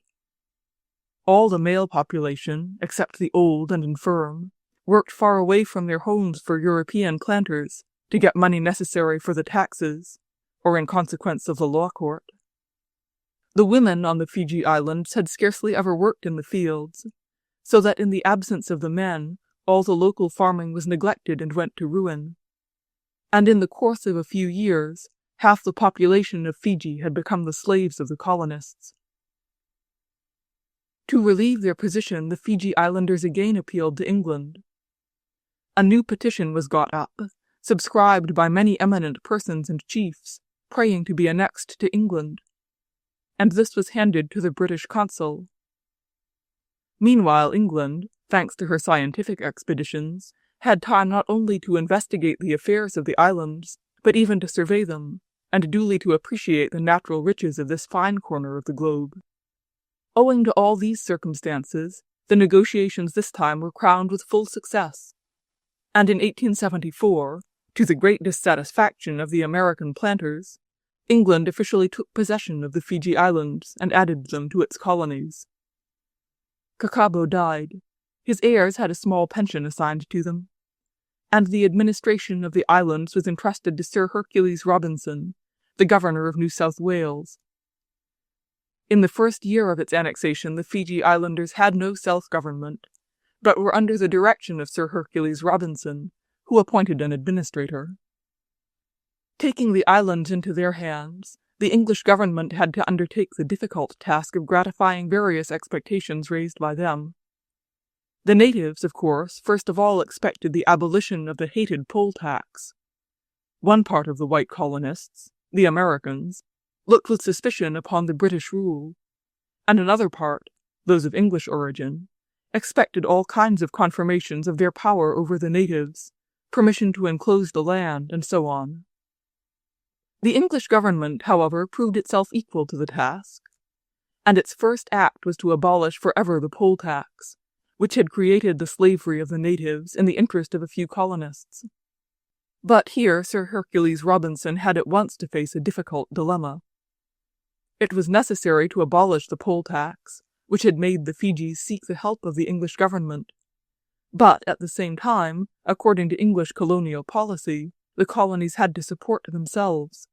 They had to find their own means for covering the expenses of the government. With the abolition of the poll tax, all the incomes of the Fijis from custom duties did not amount to more than £6,000, while the government expenses required at least £70,000 a year. Having abolished the money tax, Sir Hercules Robinson now thought of a labor tax, but this did not yield the sum necessary to feed him and his assistants. Matters did not mend until a new governor had been appointed, Gordon, who, to get out of the inhabitants the money necessary to keep him and his officials, resolved not to demand money until it had come sufficiently into general circulation on the islands, but to take from the natives their products and to sell them himself. This tragical episode in the lives of the Fijis is the clearest and best proof of the nature and true meaning of money in our time. In this illustration, every essential is represented. The first fundamental condition of slavery, the guns, threats, murders, and plunder, and lastly money, the means of subjugation which has supplanted all the others. That which in an historical sketch of economical development has to be investigated during centuries, we have here, where all the forms of monetary violence have fully developed themselves, concentrated in a space of 10 years. The drama begins thus. The American government sends ships with loaded guns to the shores of the islands, whose inhabitants they want to enslave. The pretext of this threat is monetary, but the beginning of the tragedy is the leveling of guns against all the inhabitants, women, children, old people, and men, though innocent of any crime. Your money or your life. $45,000, then $90,000, or slaughter. But the 90,000 are not to be had. So now begins the second act. It is the postponement of a measure which would be bloody, terrible, and concentrated in a short period, and the substitution of a suffering less perceptible, which can be laid upon all, and will last longer. And the natives, with their representative, seek to substitute for the massacre a slavery of money. They borrow money, and the method at once begins to operate like a disciplined army. In 5 years the thing is done. The men have not only lost their right to utilize their own land and their property, but also their liberty. They have become slaves. Here begins Act 3. The situation is too painful, and the unfortunate ones are told they may change their master and become the slaves of another. Of freedom from the slavery brought about by the means of money, there is not one thought. And the people call for another master, to whom they give themselves up, asking him to improve their condition. The English come, see that dominion over these islanders will give them the possibility of feeding their already too greatly multiplied parasites, and take possession of the islands and their inhabitants. But it does not take them in the form of personal slaves. It does not take even the land, nor distribute it among its assistants. These old ways are not necessary now. Only one thing is necessary. Taxes, which must be large enough on the one hand to prevent the working men from freeing themselves from virtual slavery, and, on the other hand, to feed luxuriously a great number of parasites. the inhabitants must pay £70,000 sterling annually. That is the fundamental condition upon which England consents to free the Fijis from the American despotism, and this is just what was wanting for the final enslaving of the inhabitants. But it turns out that the Fiji Islanders cannot under any circumstances pay these £70,000 in their present state. The claim is too great. The English temporarily modify it, and take a part of it out in natural products, in order that in time, when money has come into circulation, they may receive the full sum. They do not behave like the former company, whose conduct we may liken to the first coming of savage invaders into an uncivilized land, where they want only to take as much as possible and then decamp. But England behaves like a more clear-sighted enslaver. She does not kill at one blow the goose with the golden eggs, but feeds her in order that she may continue to lay them. England at first relaxes the reins for her own interest, that she may hold them tight forever afterwards, and so has brought the Fiji Islanders into that state of permanent monetary thraldom in which all civilized European people now exist, and from which their chance of escape is not apparent. This phenomenon repeats itself in America, in China, in Central Asia, and it is the same in the history of the conquest of all nations. Money is an inoffensive means of exchange when it is not collected while loaded guns are directed from the seashore against the defenseless inhabitants. As soon as it is taken by the force of guns, the same thing must inevitably take place which occurred on the Fiji Islands, and has always and everywhere repeated itself. Men who consider it their lawful right to utilize the labor of others will achieve their ends by the means of a forcible demand of a sum of money which will compel the oppressed to become the slaves of the oppressors. Moreover, that will happen which occurred between the English and the Fijis. The extortioners will always, in their demand for money, rather exceed the limit to which the amount of the sum required must rise, so that the enslaving may be easier. They will respect this limit only while they have moral sense and sufficient money for themselves. They will overstep it when they lose their moral sense, or even do not require funds. As for governments, they will always exceed this limit.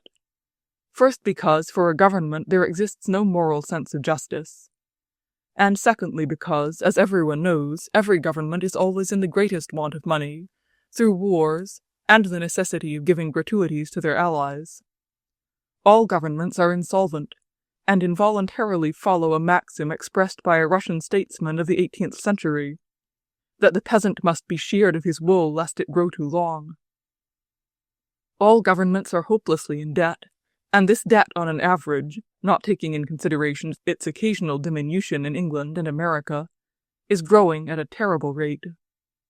So also grow the budgets, that is, the necessity of struggling with other extortioners, and of giving presents to those who assist in extortion, and because of that grows the land rent. Wages do not increase, not because of the law of rent, but because taxes, collected with violence, exist with the object of taking away from men their superfluities, so that they may be compelled to sell their labor to satisfy them, utilizing their labor being the aim of raising the taxes. And their labor can only be utilized when, on a general average, the taxes required are more than the laborers are able to give without depriving themselves of all means of subsistence. The increase of wages would put an end to the possibility of slavery, and therefore, as long as violence exists, wages can never be increased. The simple and plain mode of action of some men towards others, political economists term the iron law. The instrument by which such action is performed they call a medium of exchange. And money is this inoffensive medium of exchange, necessary for men in their transactions with each other. Why is it, then, that, whenever there is no violent demand for money taxes, money in its true signification has never existed, and never can exist, but, as among the Fiji Islanders, the Phoenicians, the Kirghiz, and generally among men who do not pay taxes, such as the Africans, there is either a direct exchange of produce, sheep, hides, skins, or accidental standards of value, such as shells. A definite kind of money, whatever it may be, always becomes not a means of exchange, but a means of ransoming from violence. And it begins to circulate among men only when a definite standard is compulsorily required from all. It is only then that everybody wants it equally, and only then does it receive any value. And further, it is not the thing that is most convenient for exchange that receives exchange value, but that which is required by the government. If gold is demanded, gold becomes valuable. If knucklebones were demanded, they too would become valuable.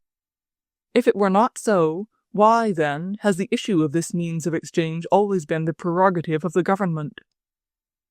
The Fiji Islanders, for instance, have arranged among themselves their own means of exchange. Well then, let them be free to exchange what and how they like.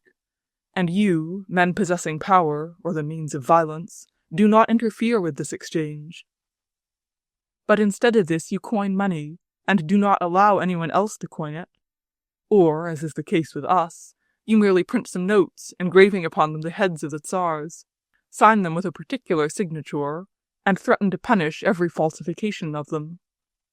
Then you distribute this money to your assistants, and, under the name of duties and taxes, you require everybody to give you such money or such notes with such signatures, and so many of them that a workman must give away all his labor in order to get these notes or coins. And then you want to convince us that this money is necessary for us as a means of exchange. Here are all men free, and none oppresses the others or keeps them in slavery. But money appears in society, and immediately an iron law exists, in consequence of which rent increases and wages diminish to the minimum. That half, nay, more than half, of the Russian peasants, in order to pay direct and indirect taxes, voluntarily sell themselves as slaves to the landowners or to manufacturers, does not at all signify, which is obvious. For the violent collection of the poll taxes and indirect and land taxes, which have to be paid in money to the government and to its assistants, the landowners, compels the workman to be a slave to those who own money. But it means that this money, as a means of exchange, and an iron law, exist. Before the serfs were free, I could compel Ivan to do any work, and if he refused to do it, I could send him to the police sergeant, and the latter would give him the rod till he submitted. But if I compelled Ivan to overwork himself, and did not give him either land or food, the matter would go up to the authorities, and I should have to answer for it. But now that men are free, I can compel Ivan and Peter and Sidor to do every kind of work, and if they refuse, I give them no money to pay taxes, and then they will be flogged till they submit. Besides this, I may also make a German, a Frenchman, a Chinaman, and an Indian work for me by that means, so that, if they do not submit, I shall not give them money to hire land or to buy bread, because they have neither land nor bread. And if I make them overwork themselves, or kill them with excess of labor, nobody will say a word to me about it. And moreover, if I have read books on political economy, I shall be quite sure that all men are free, and that money does not create slavery. Our peasants have long known that with a ruble one can hurt more than with a stick. It is only political economists who cannot see it. To say that money does not create bondage is the same as to have asserted, 50 years ago, that serfdom did not create slavery. Political economists say that money is an inoffensive medium of exchange, notwithstanding the fact that its possession enables one man to enslave another. Why, then, was it not said half a century ago that servitude was, in itself, an inoffensive medium of reciprocal services, notwithstanding the fact that no man could lawfully enslave another? Some give their manual labor, and the work of others consists in taking care of the physical and intellectual welfare of the slaves, and in superintending their efforts. And I fancy some really did say this. Chapter 19. If the object of this sham pseudoscience of political economy had not been the same as that of all other legal sciences, the justification of coercion, it could not have avoided noticing the strange phenomena that the distribution of wealth, the deprivation of some men of land and capital, and the enslavery of some men to others, depend upon money, and that it is only by means of money that some men utilize the labor of others. In other words, enslave them. I repeat that a man who has money may buy up and monopolize all the corn, and kill others by starvation, completely oppressing them, as it has frequently happened before our own eyes on a very large scale. It would seem, then, that we ought to examine the connection of these occurrences with money, but political science, with full assurance, asserts that money has no connection whatever with the matter. This science says, money is as much an article of merchandise as anything else which contains the value of its production, only with this difference, that this article of merchandise is chosen as the more convenient medium of exchange for establishing values, for saving, and for making payments. One man has made boots, another has grown wheat, the third has bred sheep. And now, in order to exchange more conveniently, they put money into circulation, which represents the equivalent of labor. And by this medium they exchange the soles of boots for a loin of mutton or 10 pounds of flour.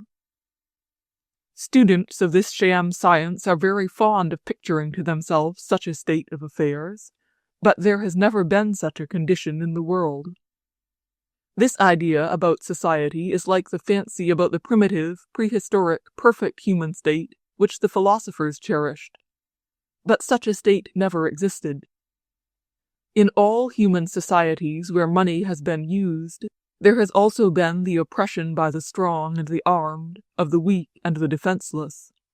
And wherever there was oppression, there the standard of value, money, whatever it consisted of, cattle or hides, skin or metals, must have unavoidably lost its significance as a medium of exchange, and received the meaning of a ransom from violence.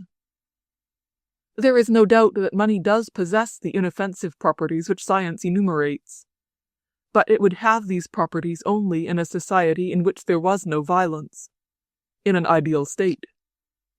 But in such a society, money would not be found as a general measure of value. In such a community, at the advent of violence, money would immediately lose its significance.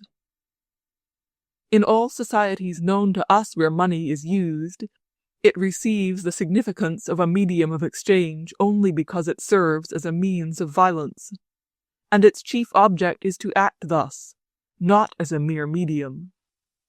Where violence exists, money cannot be a true medium of exchange, because it is not a measure of value. Because, as soon as one man may take away from another the products of his labor, all measures of value are directly violated. If horses and cows, bred by one man, and violently taken away by others, were brought to a market, it is plain that the value of other horses and cows there, when brought into competition with stolen animals, would no longer correspond with the labor of breeding them. And the value of everything else would also change with this change, and so money could not determine values. Besides, if one man may acquire by force a cow, or a horse, or a house, he may by the same force acquire money itself, and with this money acquire all kinds of produce. If, then, money itself is acquired by violence, and spent to purchase products, money entirely loses its quality as a medium of exchange.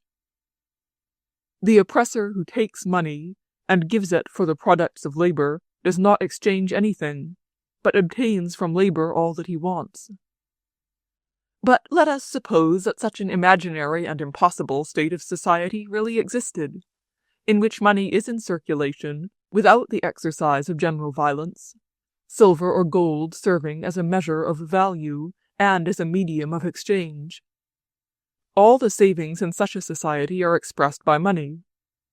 There appears in this society an oppressor in the shape of a conqueror. Let us suppose that this oppressor claims the cows, horses, clothes, and the houses of the inhabitants.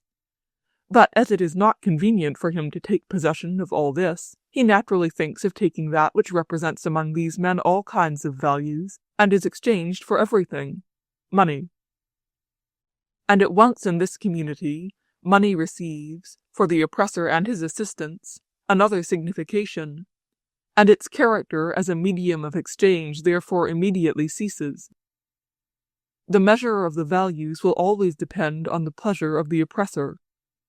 The articles most necessary to him, and for which he gives more money, are considered greater value, and vice versa, so that, in a community exposed to violence, money at once receives its chief meaning. It becomes a means of violence and a ransom from violence, and it retains, among the oppressed, its significance as a medium of exchange only so far as that is convenient to the oppressor. Let us picture the whole affair in a circle, thus. The serfs supply their landlord with linen, poultry, sheep, and daily labor. The landlord substitutes money for these goods, and fixes the value of the various articles sent in. Those who have no linen, corn, cattle, or manual labor to offer may bring a definite sum of money. It is obvious that, in the society of the peasants of this landlord, the price of the various articles will always depend upon the landlord's pleasure. The landlord uses the articles collected among his peasants, and some of these articles are more necessary for him than others. He fixes the prices for them accordingly, more or less. It is clear that the mere will and requirements of the landlord must regulate the prices of these articles among the payers. If he is in want of corn, he will set a high price for a fixed quantity of it, and a low price for linen, cattle, or work. And therefore those who have no corn will sell their labor, linen, and cattle to others, in order to buy corn to give it to the landlord. If the landlord chooses to substitute money for all his claims, then the value of things will again depend not upon the value of labor, but first upon the sum of money which the landlord requires, and secondly upon the articles produced by the peasants, which are more necessary to the landlord, and for which he allows a higher price. The money claim made by the landlord on the peasants ceases to influence the prices of the articles only when the peasants of this landlord live separately from other people and have no connection with anyone, and secondly, when the landlord employs money not in purchasing things in his own village, but elsewhere. Only under these two conditions would the prices of things, though changed nominally, remain relatively the same, and money would become a measure of value and a medium of exchange. But if the peasants have any business connections with the inhabitants surrounding them, the price of their produce, as sold to their neighbors, would depend on the sum required from them by their landlord. If less money is required from their neighbors than from themselves, then their products would be sold cheaper than the products of their neighbors, and vice versa. Again, the landlord's money demand would cease to influence the prices of the articles only when the sums collected by the landlord were not spent in buying the products of his own peasants. But if he spends the money in purchasing from them, it is plain that the prices of various articles will constantly vary among them, according as the landlord buys more of one thing than another. Suppose one landlord has fixed a very high poll tax, and his neighbor a very low one. It is clear that on the estate of the first landlord everything will be cheaper than on the estate of the second, and that the prices on either estate will depend only upon the increase and decrease of the poll taxes. This is one effect of violence on value. Another, rising out of the first, consists in relative values. Suppose one landlord is fond of horses and pays a high price for them. Another is fond of towels and offers a high figure for them. It is obvious that on the estate of either of these two landlords, the horses and the towels will be dear, and the prices of these articles will be out of proportion to those of cows or of corn. If tomorrow the collector of towels dies, and his heirs are fond of poultry, then it is obvious that the price of towels will fall, and that of poultry will rise. Wherever in society there is the mastery of one man over another, there the meaning of money as the measure of value at once yields to the will of the oppressor, and its meaning as a medium of exchange of the products of labor is replaced by another, that of the most convenient means of utilizing other people's labor. The oppressor wants money neither as a medium of exchange, for he takes whatever he wants without exchange, nor as a measure of value, for he himself determines the value of everything, but only for the convenience it affords of exercising violence. and this convenience consists in the fact that money may be stored up, and is the most convenient means of holding in slavery the majority of mankind.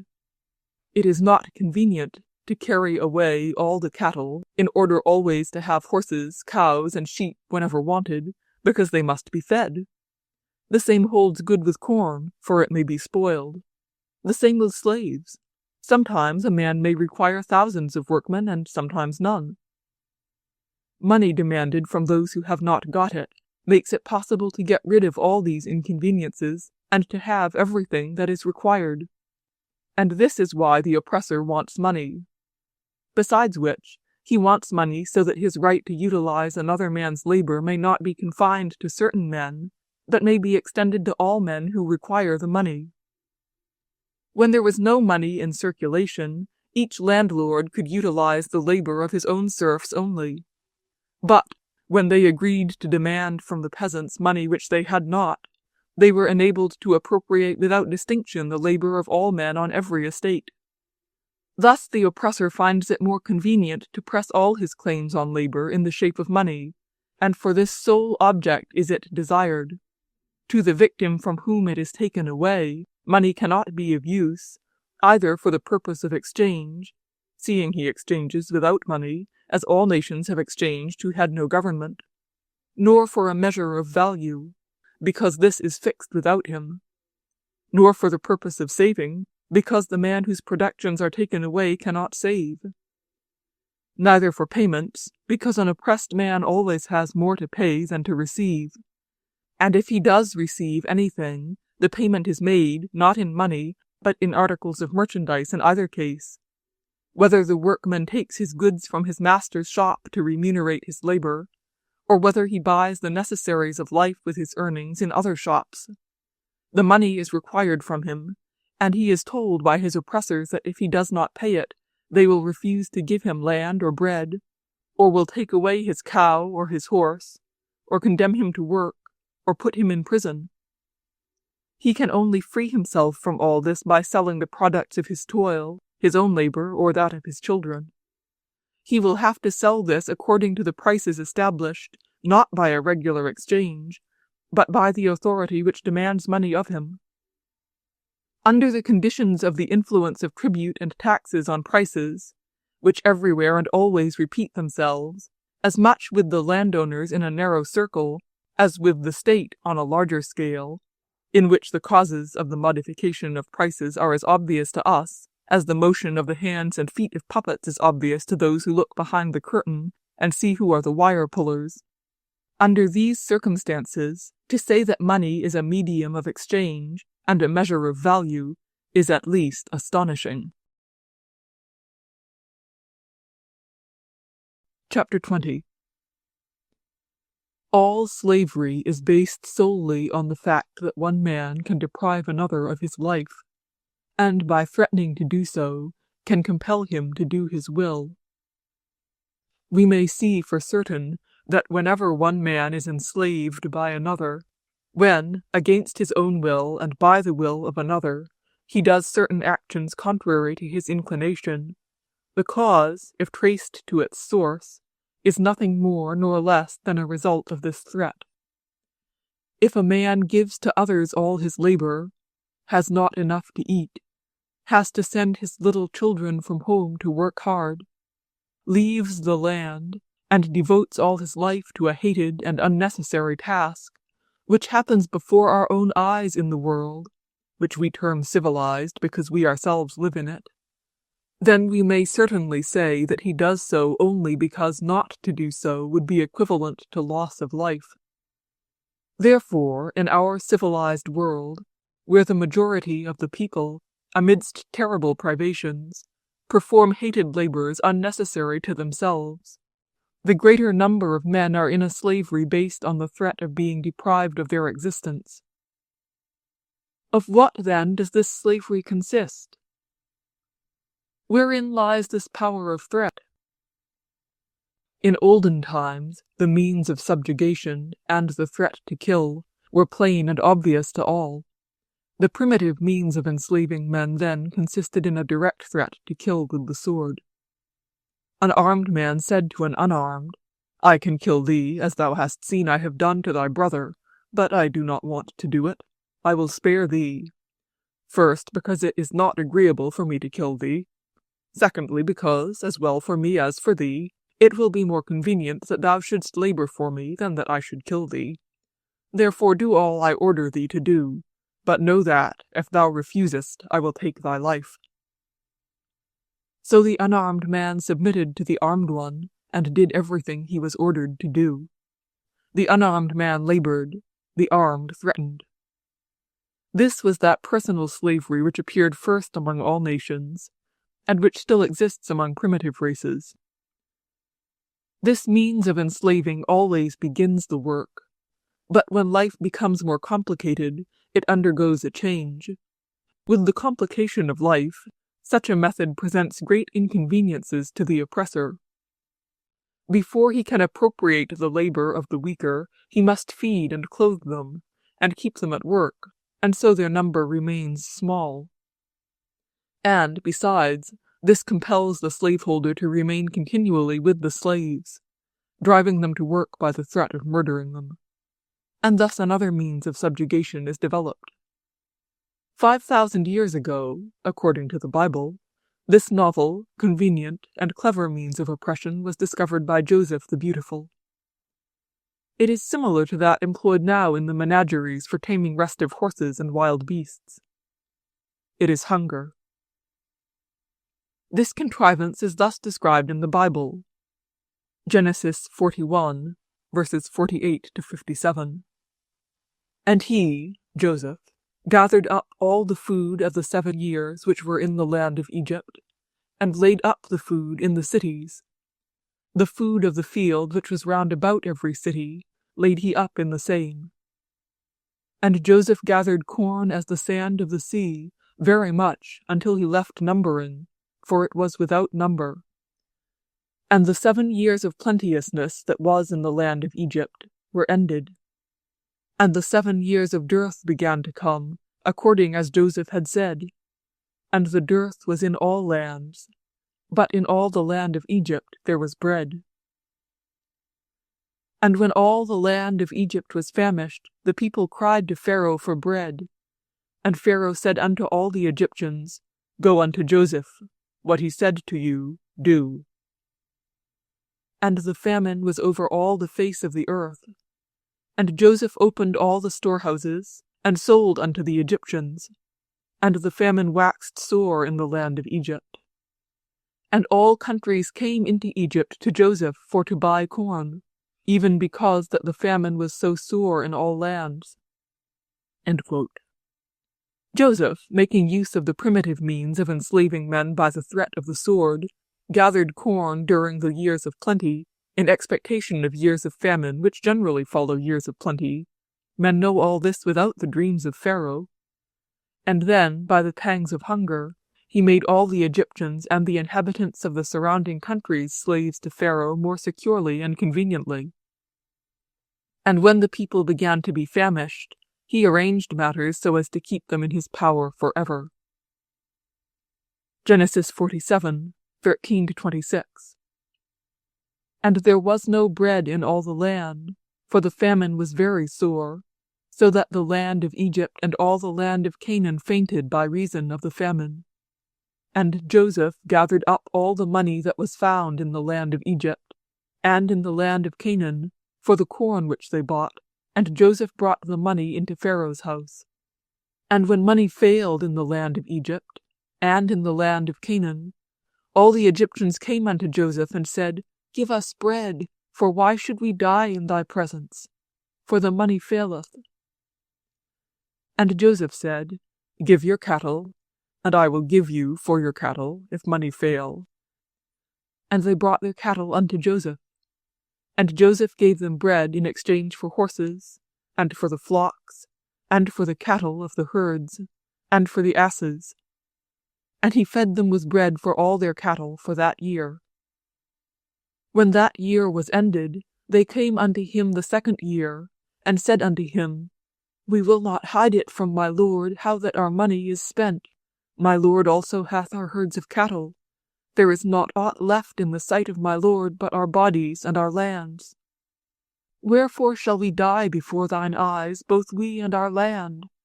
Buy us and our land for bread, and we and our land will be servants unto Pharaoh. And give us seed, that we may live and not die, and that the land be not desolate. And Joseph bought all the land of Egypt for Pharaoh. For the Egyptians sold every man his field, because the famine prevailed over them. So the land became Pharaoh's. And as for the people, he removed them to cities from one end of the borders of Egypt even to the other end thereof. Only the lands of the priests bought he not, for the priests had a portion assigned them of Pharaoh, and did eat their portion which Pharaoh gave them, wherefore they sold not their lands. Then Joseph said unto the people, Behold, I have bought you this day, and your land for Pharaoh. Lo, here is seed for you, and ye shall sow the land. And it shall come to pass in the increase, that ye shall give the 5th part unto Pharaoh, and 4 parts shall be your own, for seed of the field, and for your food, and for them of your households, and for food for your little ones. And they said, Thou hast saved our lives. Let us find grace in the sight of my Lord, and we will be Pharaoh's servants.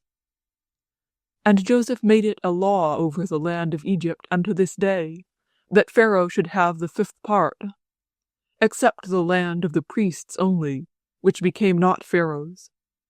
End quote. Formerly, in order to appropriate labor, Pharaoh had to use violence towards them. But now, when the stores and the land belonged to Pharaoh, he had only to keep these stores by force, and hunger compelled the men to labor for him. All the land now belonged to Pharaoh, and he had all the stores, which were taken away from the people. And therefore, instead of driving them to work individually by the sword, he had only to keep food from them, and they were enslaved, not by the sword, but by hunger. In a year of scarcity, all men may be starved to death at Pharaoh's will, and in a year of plenty, all may be killed who, from casual misfortunes, have no stores of corn. Thus comes into operation the second means of enslaving, not directly with the sword, that is, by the strong man driving the weak one to labor under threat of killing him, but by the strong one having taken away from the weak the stores of corn which, keeping by the sword, he compels the weak to work for. Joseph said to the hungry men, I could starve you to death because I have the corn, but I will spare your lives, but only under the condition that you do all I order you for the food which I will give you. For the first means of enslaving, the oppressor only needs soldiers to ride to and fro among the inhabitants, and make them fulfill the requirements of their master under threat of death. And thus the oppressor has only to pay his soldiers. But with the second means, besides the soldiers, the oppressor must have different assistants for keeping and protecting the land and stores from the starving people. These are the Josephs and their stewards and distributors. And the oppressor has to reward them, and to give Joseph a dress of brocade, a gold ring, and servants, and corn and silver to his brothers and relatives. Besides this, from the very nature of the second means, not only the stewards and their relations, but all who have stores of corn become participators in this violence, just as by the first means, based upon immediate force, everyone who has arms becomes a partner in tyranny, so by this means, based upon hunger, everyone who has stores of provision shares in it, and has power over those who have no stores. The advantage of this method over the former consists, first and chiefly, in the fact that the oppressor need no longer compel the workmen to do his will by force, for they themselves come to him and sell themselves to him. Secondly, in the circumstance that fewer men escape from his violence. The drawback is that he has to employ a greater number of men. For the oppressed, the advantage of it consists in the fact that they are no longer exposed to rough violence, but are left to themselves, and can always hope to pass from being the oppressed to becoming oppressors in their turn, which by fortunate circumstances they sometimes really do. The drawback for them is that they can never escape from participating in the oppression of others. This new means of enslaving generally comes into operation together with the old one, and the oppressor lessens the one and increases the other according to his desires.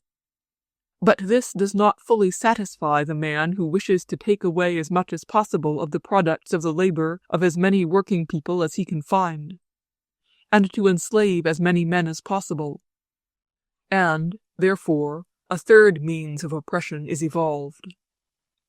This is the slavery of taxation, and, like the second, it is based upon hunger. But to the means of subduing men by depriving them of bread is added the deprivation of other necessities. The oppressor requires from the slaves so much of the money he himself has coined that, in order to obtain it, the slaves are compelled to sell not only stores of corn in greater quantity than the fifth part which was fixed by Joseph, but the first necessaries of life as well: meat, skins, wool, clothes, firewood, even their buildings.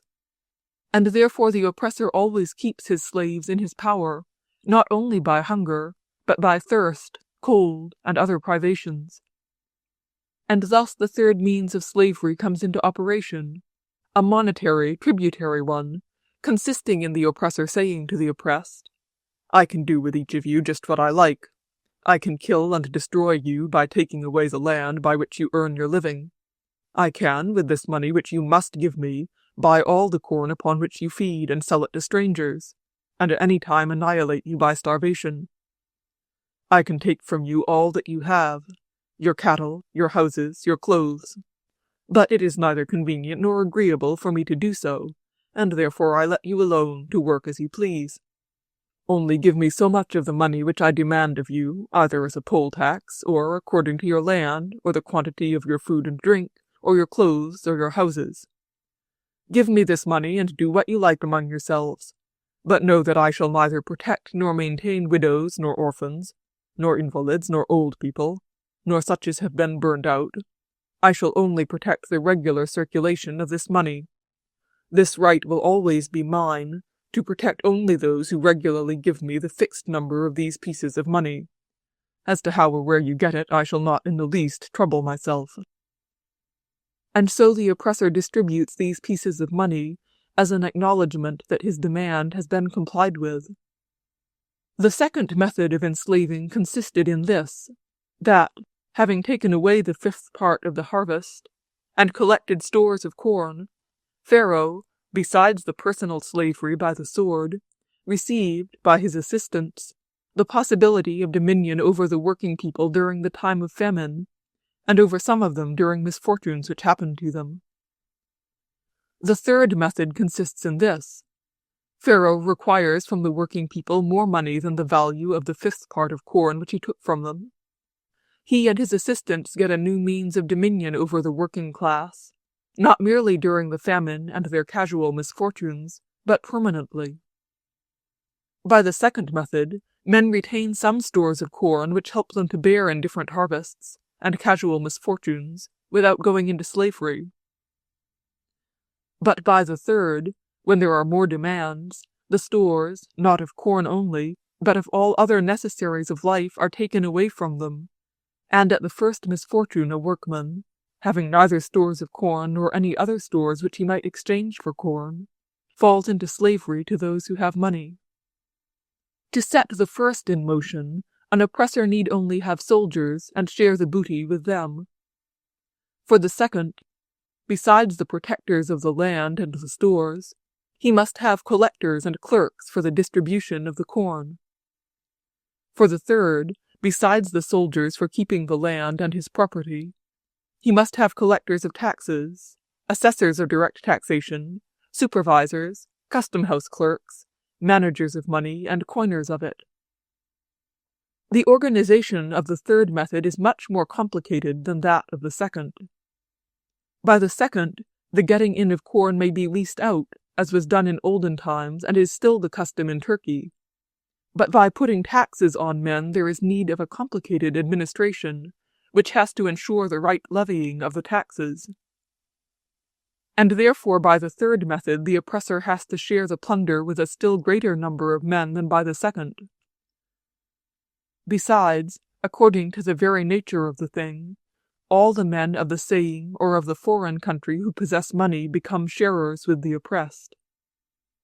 The advantage of the third method over the first and second consists chiefly in the following fact: that by it there is no need to wait for a year of scarcity, as in the time of Joseph, but years of famine are established forever, and, whilst by the second method the part of the labor which is taken away depends upon the harvest, and cannot be augmented ad libitum, because if there is no corn there is nothing to take, by the new monetary method the requirement can be brought to any desired limit.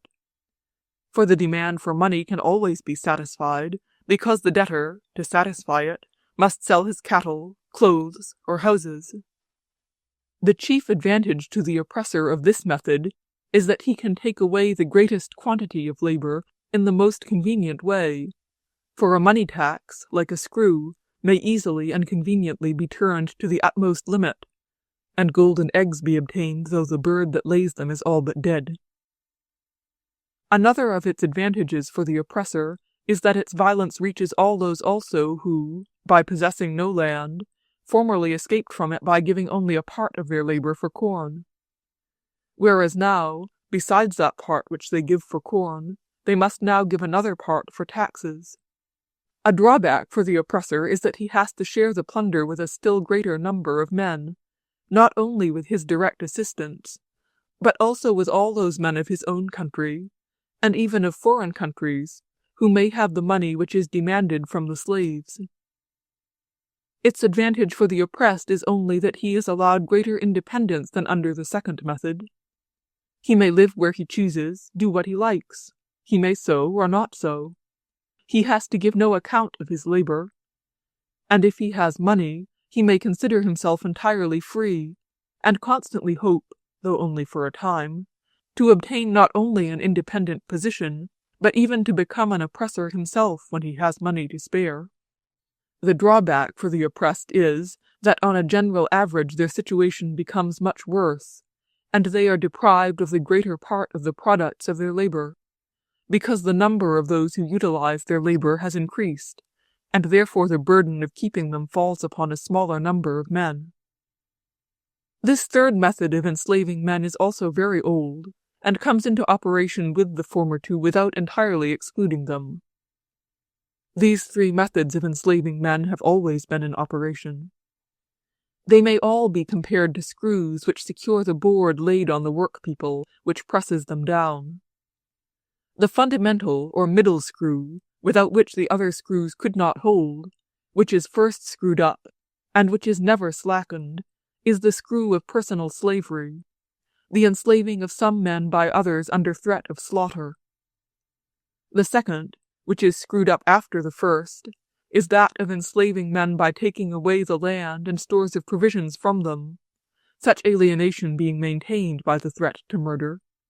And the third screw is slavery enforced by the requirement of certain money taxes, and this demand is also maintained under threat of murder. These three screws are made fast, and it is only when one of them is tightened more that the others are slackened. For the complete enslavement of the workman, all three are necessary, and in our society, all three are in operation together. The first method, of personal slavery under threat of murder by the sword, has never been abolished, and never will be so long as there is any oppression, because every kind of oppression is based on this alone. We are all quite sure that personal slavery is abolished in our civilized world, that the last remnant of it has been annihilated in America and in Russia, and that it is only among the barbarians that real slavery exists, and that with us it is no longer in being. We forget only one small circumstance, those hundreds of millions of standing troops without which no state exists, and with the abolition of which all the economical organization of each state would inevitably fall to pieces.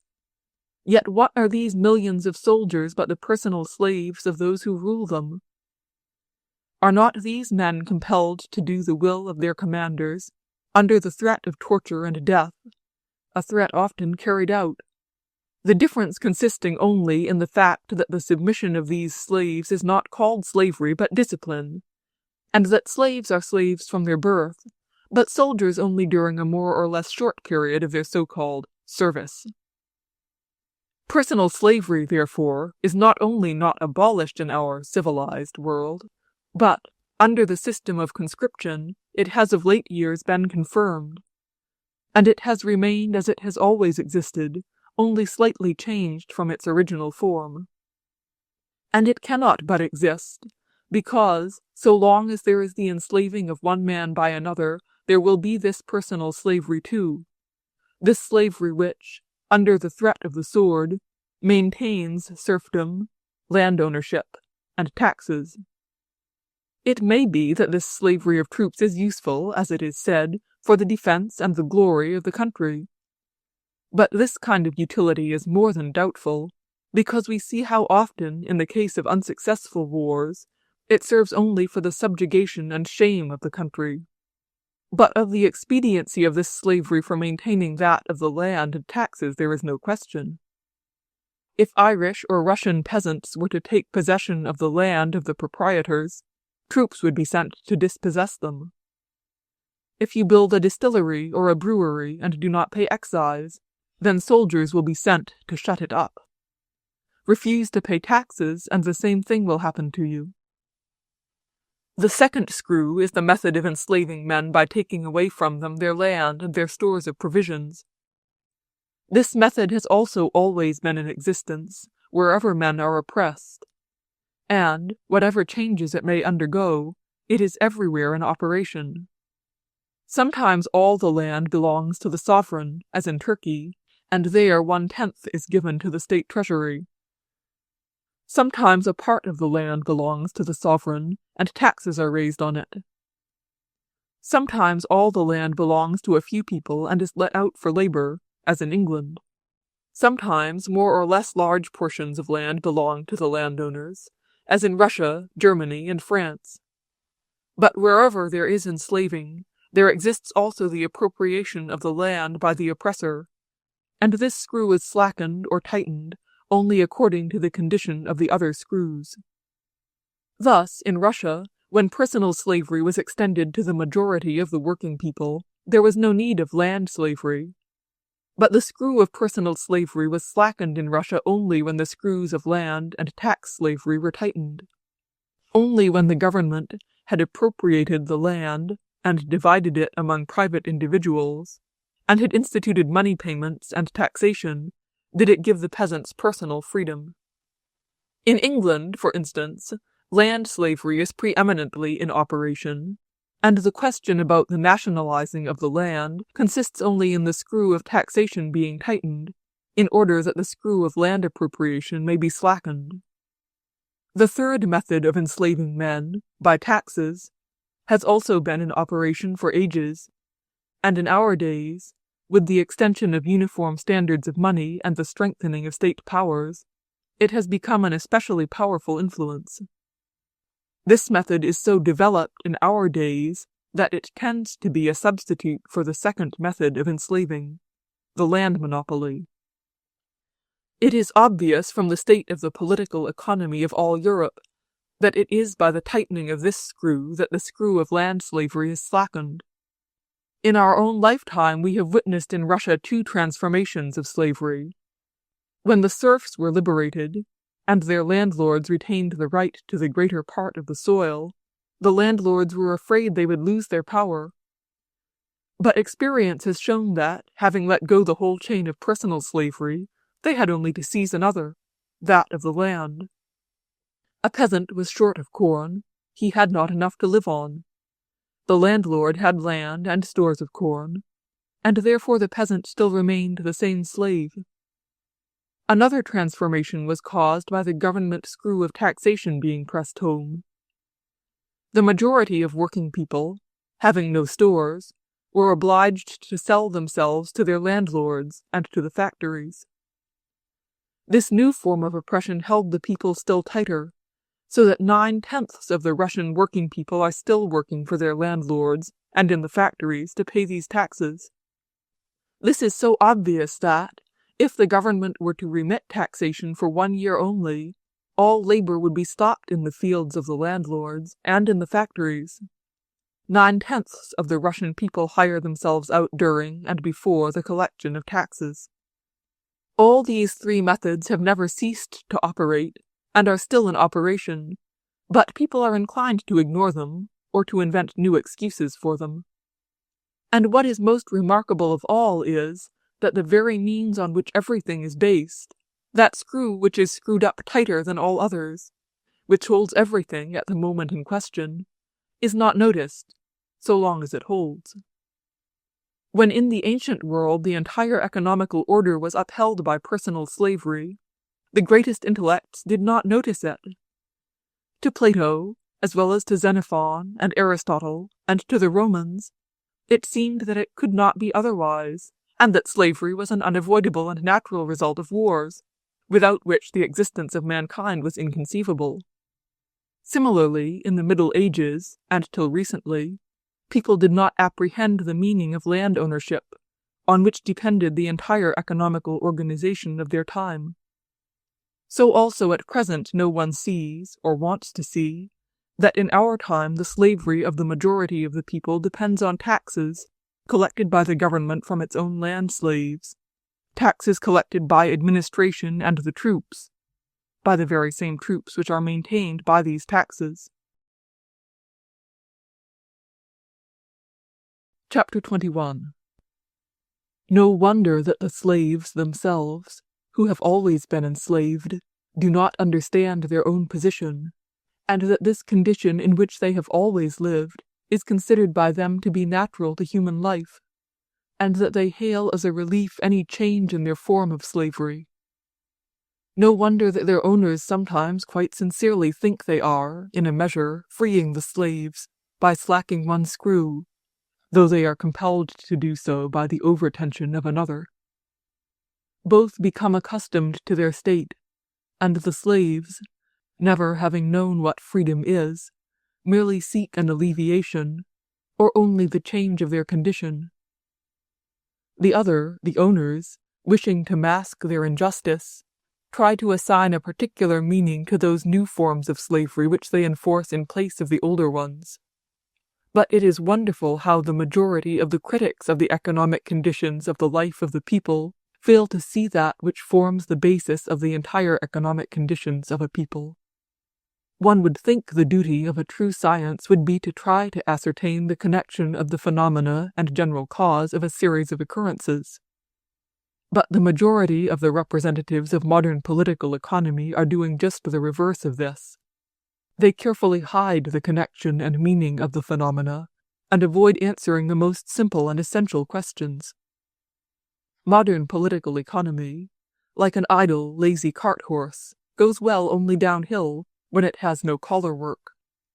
But as soon as it has anything to draw, it at once refuses, pretending it has to go somewhere aside after its own business. When any grave, essential question is put to political economy, scientific discussions are started about some other matter, having only in view to divert attention from this subject. You ask, how are we to account for a fact so unnatural, monstrous, unreasonable, and not useless only, but harmful, that some men can eat or work only according to the will of other men? You are gravely answered, because some men must arrange the labor and feeding of others. Such is the law of production. You ask, what is this property right which allows some men to appropriate to themselves the land, food, and instruments of labor belonging to others? You are again gravely answered, this right is based upon the protection of labor. That is, the protection of some men's labor is effected by taking possession of the labor of other men. You ask, what is that money which is everywhere coined and stamped by the governments, by the authorities, and which is so exorbitantly demanded from the working people, and which, in the shape of national debts, is levied upon the future generations of working men?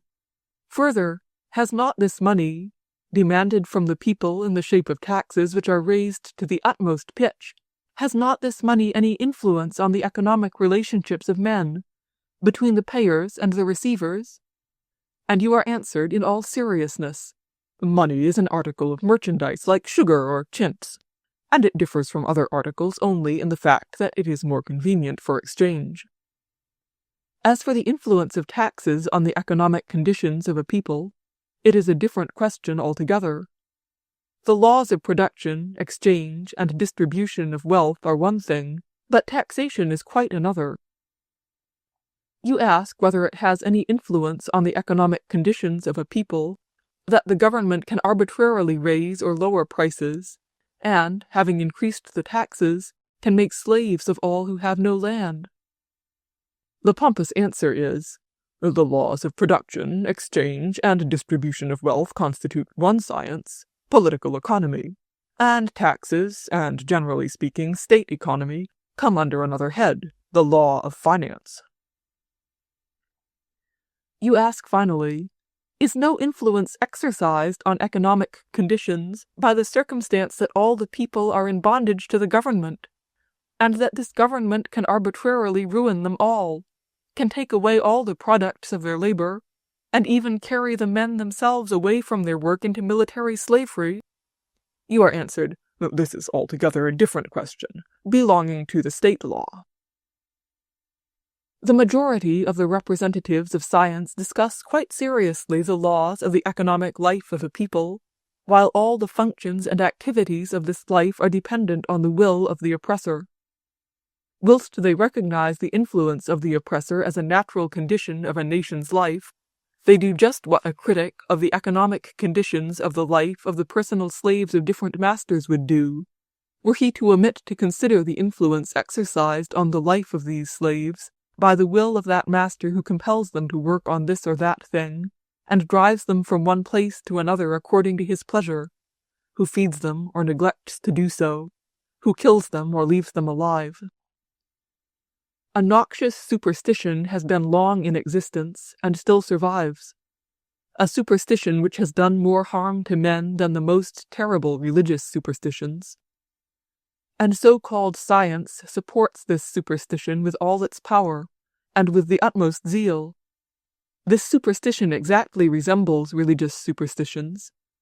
It consists in affirming that, besides the duties of man to man, there are still more important duties towards an imaginary being, which the theologians call God, and the political scientists the state.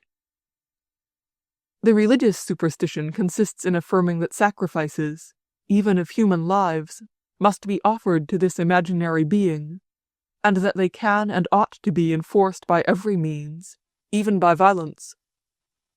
The political superstition consists in the belief that, besides the duties of man to man, there are still more important duties to an imaginary being, the state, and the offerings, often of human lives, brought to this imaginary being are also essential, and can and ought to be enforced by every means, even by violence. This superstition it is, formerly encouraged by the priests of different religions, which is now sustained by so-called science. Men are thrown into slavery, into the most terrible slavery, worse than has ever before existed. But political science tries to persuade men that it is necessary and unavoidable. The state must exist for the welfare of the people, and it must do its duty, to rule and protect them from their enemies. For this purpose the state needs money and troops. Money must be subscribed by all the citizens of the state, and hence all the relations of men must be considered in the light of the existence of the state. I want to help my father by my labor, says a common unlearned man. I want also to marry, but instead I am taken and sent to Kazan to be a soldier for 6 years. I leave the military service. I want to plow the ground to earn food and drink for my family, but I am not allowed to plow for 100 versts around me unless I pay money, which I have not got, and pay it to those men who do not know how to plow, and who demand for the land so much money that I must give them all my labor to procure it. However, I still manage to save something, and wish to give this to my children, but a police official comes and takes from me all I had saved for taxes. I can earn a little more, and again I am deprived of it. My entire economic activity is at the mercy of state demands, and it seems to me that my position and that of my brethren will certainly improve if we are liberated from the demands of the state. But he is told, "Such reasoning is the result of your ignorance. Study the laws of production, exchange, and distribution of wealth, and do not mix up economical questions with those of the state. The phenomena which you point to are no restraints on your freedom. They are the necessary sacrifices which you, along with others, must make for your own freedom and welfare." "But my son has been taken away from me," says again a common man. "And they threaten to take away all my sons as soon as they are grown up. They took him away by force, and drove him to face the enemy's guns in some country which we have never heard of, and for an object which we cannot understand. And as for the land which they will not allow us to plough, and for want of which we are starving, it belongs to a man who got possession of it by force, and whom we have never seen, and whose usefulness we cannot even understand. And the taxes, to collect which the police official has by force taken my cow from my children, will, so far as I know, go to this same man who took my cow away, and to various members of the committees and of departments which I do not know of, and in the utility of which I do not believe. How is it, then, that all these acts of violence secure my liberty, and all this evil procures good?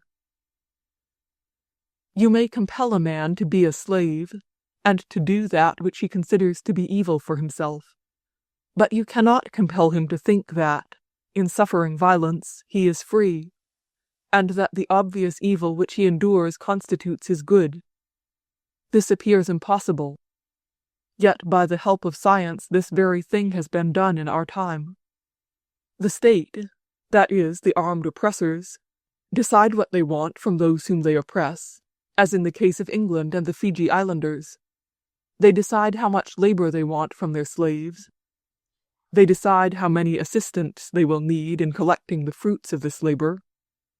They organize their assistants in the shape of soldiers, landowners, and collectors of taxes. And the slaves give their labor, and at the same time believe that they give it, not because their masters demand it, but for the sake of their own freedom and welfare, and that this service and these bloody sacrifices to the divinity called the state are necessary, and that, except this service to their deity, they are free. They believe this because the same had been formerly said in the name of religion by the priests, and is now said in the name of so-called science by learned men. But one need only cease to believe what is said by these other men who call themselves priests or learned men, for the absurdity of such an assertion to become obvious. The men who oppress others assure them that this oppression is necessary for the state, and the state is necessary for the freedom and welfare of men, so that it appears that the oppressors oppress men for the sake of their freedom, and do them evil for the sake of good. But men are furnished with reason so that they may understand wherein consists their own good, and do it willingly. As for the acts, the goodness of which is not intelligible to men, and to which they are compelled by force, these cannot be for their good, because a reasoning being can consider as good only the thing which appears so to his reason.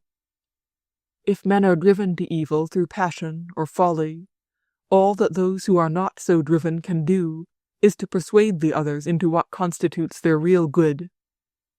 You may try to persuade men that their welfare will be greater when they are all soldiers, are deprived of land, and have given their entire labor away for taxes.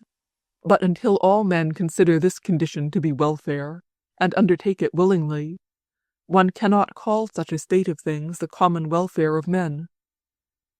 The sole criterion of a good conception is its willing acceptance by men, and the lives of men abound with such acts. 10 workmen buy tools in common in order to work together with them, and in so doing they are undoubtedly benefiting themselves.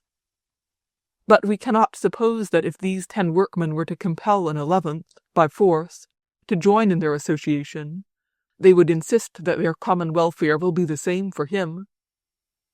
So with gentlemen who agree to give a subscription dinner at £1 a head to a mutual friend. No one can assert that such a dinner will benefit a man who, against his will, has been obliged to pay a sovereign for it.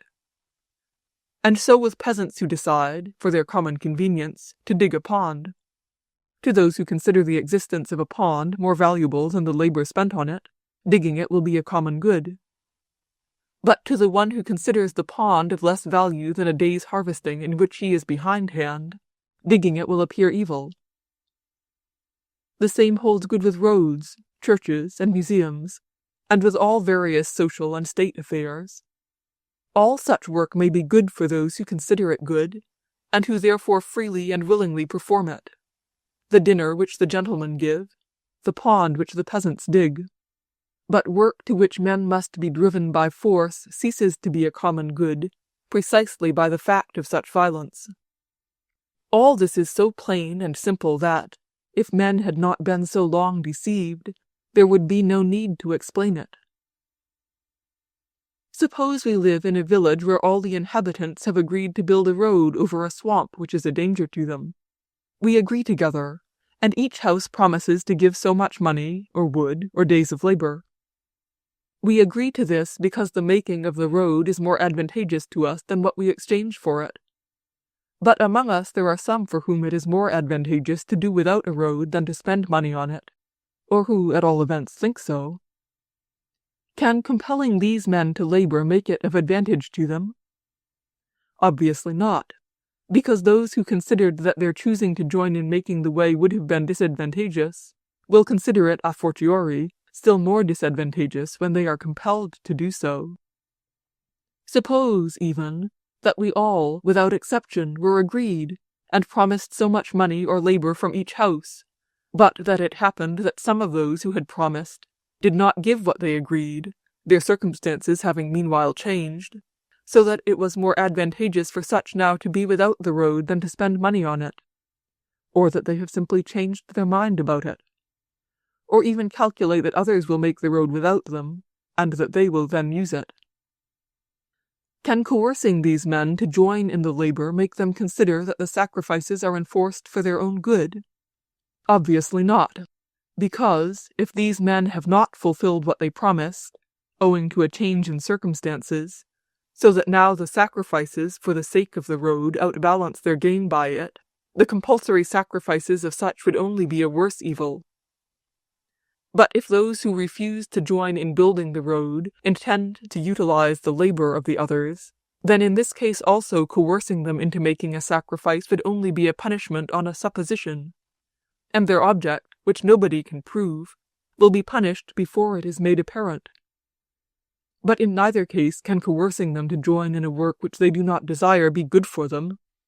If this is so with sacrifices for a work which everyone can comprehend, obvious and undoubtedly useful to everyone, such as a road over a swamp, how still more unjust and unreasonable is it to coerce millions of men into making sacrifices for objects which are incomprehensible, imperceptible, and often undoubtedly harmful, such as military service and taxation. But, according to science, what appears to everyone to be an evil is a common good. It appears that there are men, a small minority, who alone know of what the common good consists, and, notwithstanding the fact that all other men consider this good to be an evil, this minority can compel the others to do whatever they may consider to be for the common good. And it is this belief which constitutes the chief superstition and the chief deceit, and hinders the progress of mankind towards the true and the good. To nurse this superstitious deceit has been the object of political sciences in general, and of so-called political economy in particular. Many are making use of its aims in order to hide from men the state of oppression and slavery in which they now are. The way they set about doing so is by starting the theory that the violence connected with the economy of social slavery is a natural and unavoidable evil, and men thereby are deceived and turn their eyes from the real causes of their misfortunes. Slavery has long been abolished. It has been abolished in Rome as well as in America and in Russia. But only the word has been abolished, not the evil. Slavery is the violent freeing of some men from the labor necessary for satisfying their wants, which transfers this labor to others. And wherever there is a man who does not work, not because others willingly and lovingly work for him, but because he has the possibility, while not working himself, to make others work for him, there slavery exists. Wherever there are, as in all European societies, men who utilize the labor of thousands of others by coercion, and consider such to be their right, and others who submit to this coercion considering it to be their duty, there you have slavery in its most dreadful proportions. Slavery exists. In what, then, does it consist? Slavery consists of that of which it has always consisted, and without which it cannot exist at all, in the coercion of a weak and unarmed man by a strong and armed man. Slavery in its three fundamental modes of operation: personal violence, the military, land taxes, maintained by the military, and direct and indirect taxes put upon all the inhabitants, is still in operation now as it has been before. We do not see it, because each of these three forms of slavery has received a new justification, which hides its meaning from us.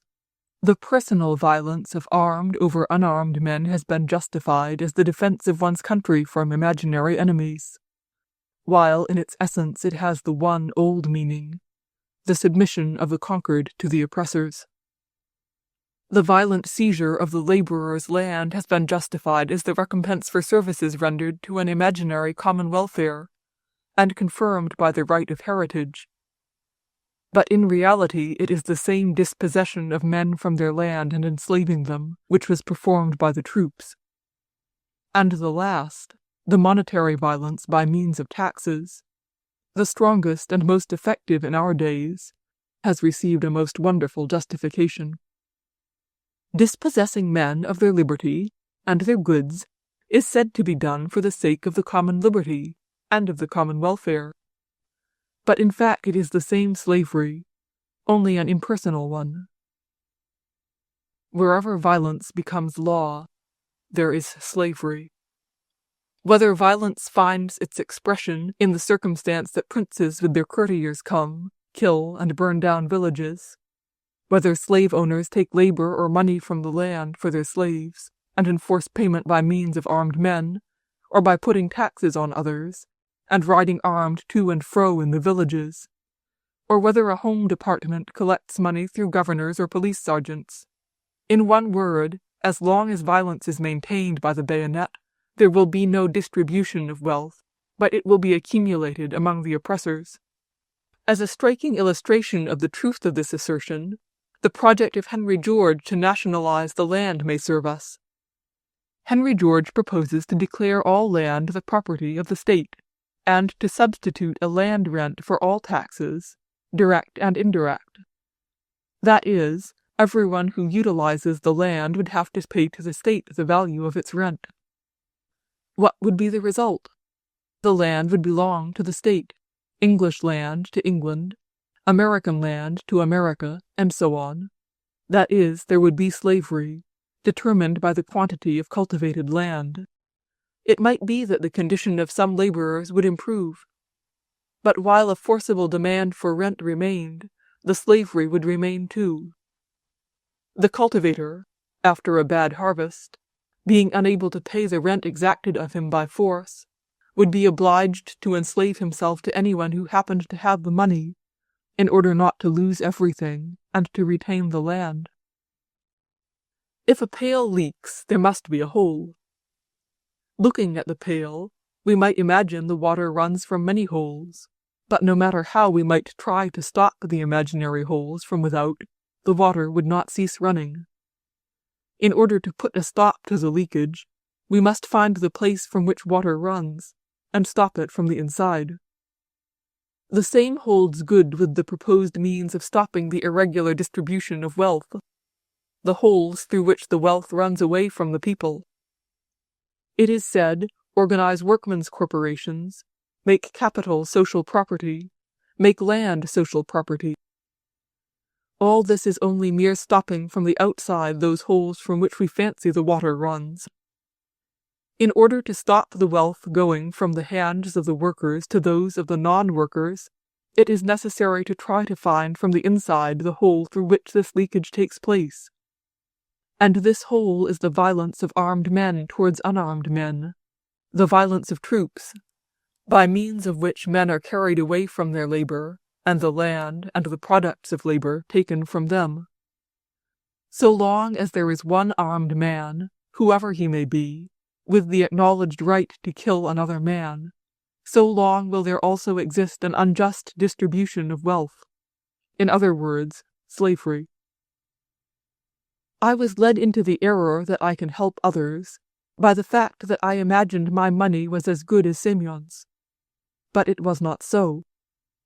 The general opinion is that money represents wealth, that wealth is the result of work, and therefore that money represents work. This opinion is as just as the opinion asserting that every form of state is the result of a contract, contrat social. All men like to believe that money is only a means of exchange of labor. I have made boots, you have made bread, he has fed sheep. Now, in order to exchange our wares the more conveniently, we introduce money, which represents the corresponding share of labor, and through it we exchange leather soles for a mutton brisket and 10 pounds of flour. By means of money we exchange our products, and this money, belonging to each of us, represents our labor. This is perfectly true, but true only while in the community where this exchange takes place, violence of one man towards another did not appear.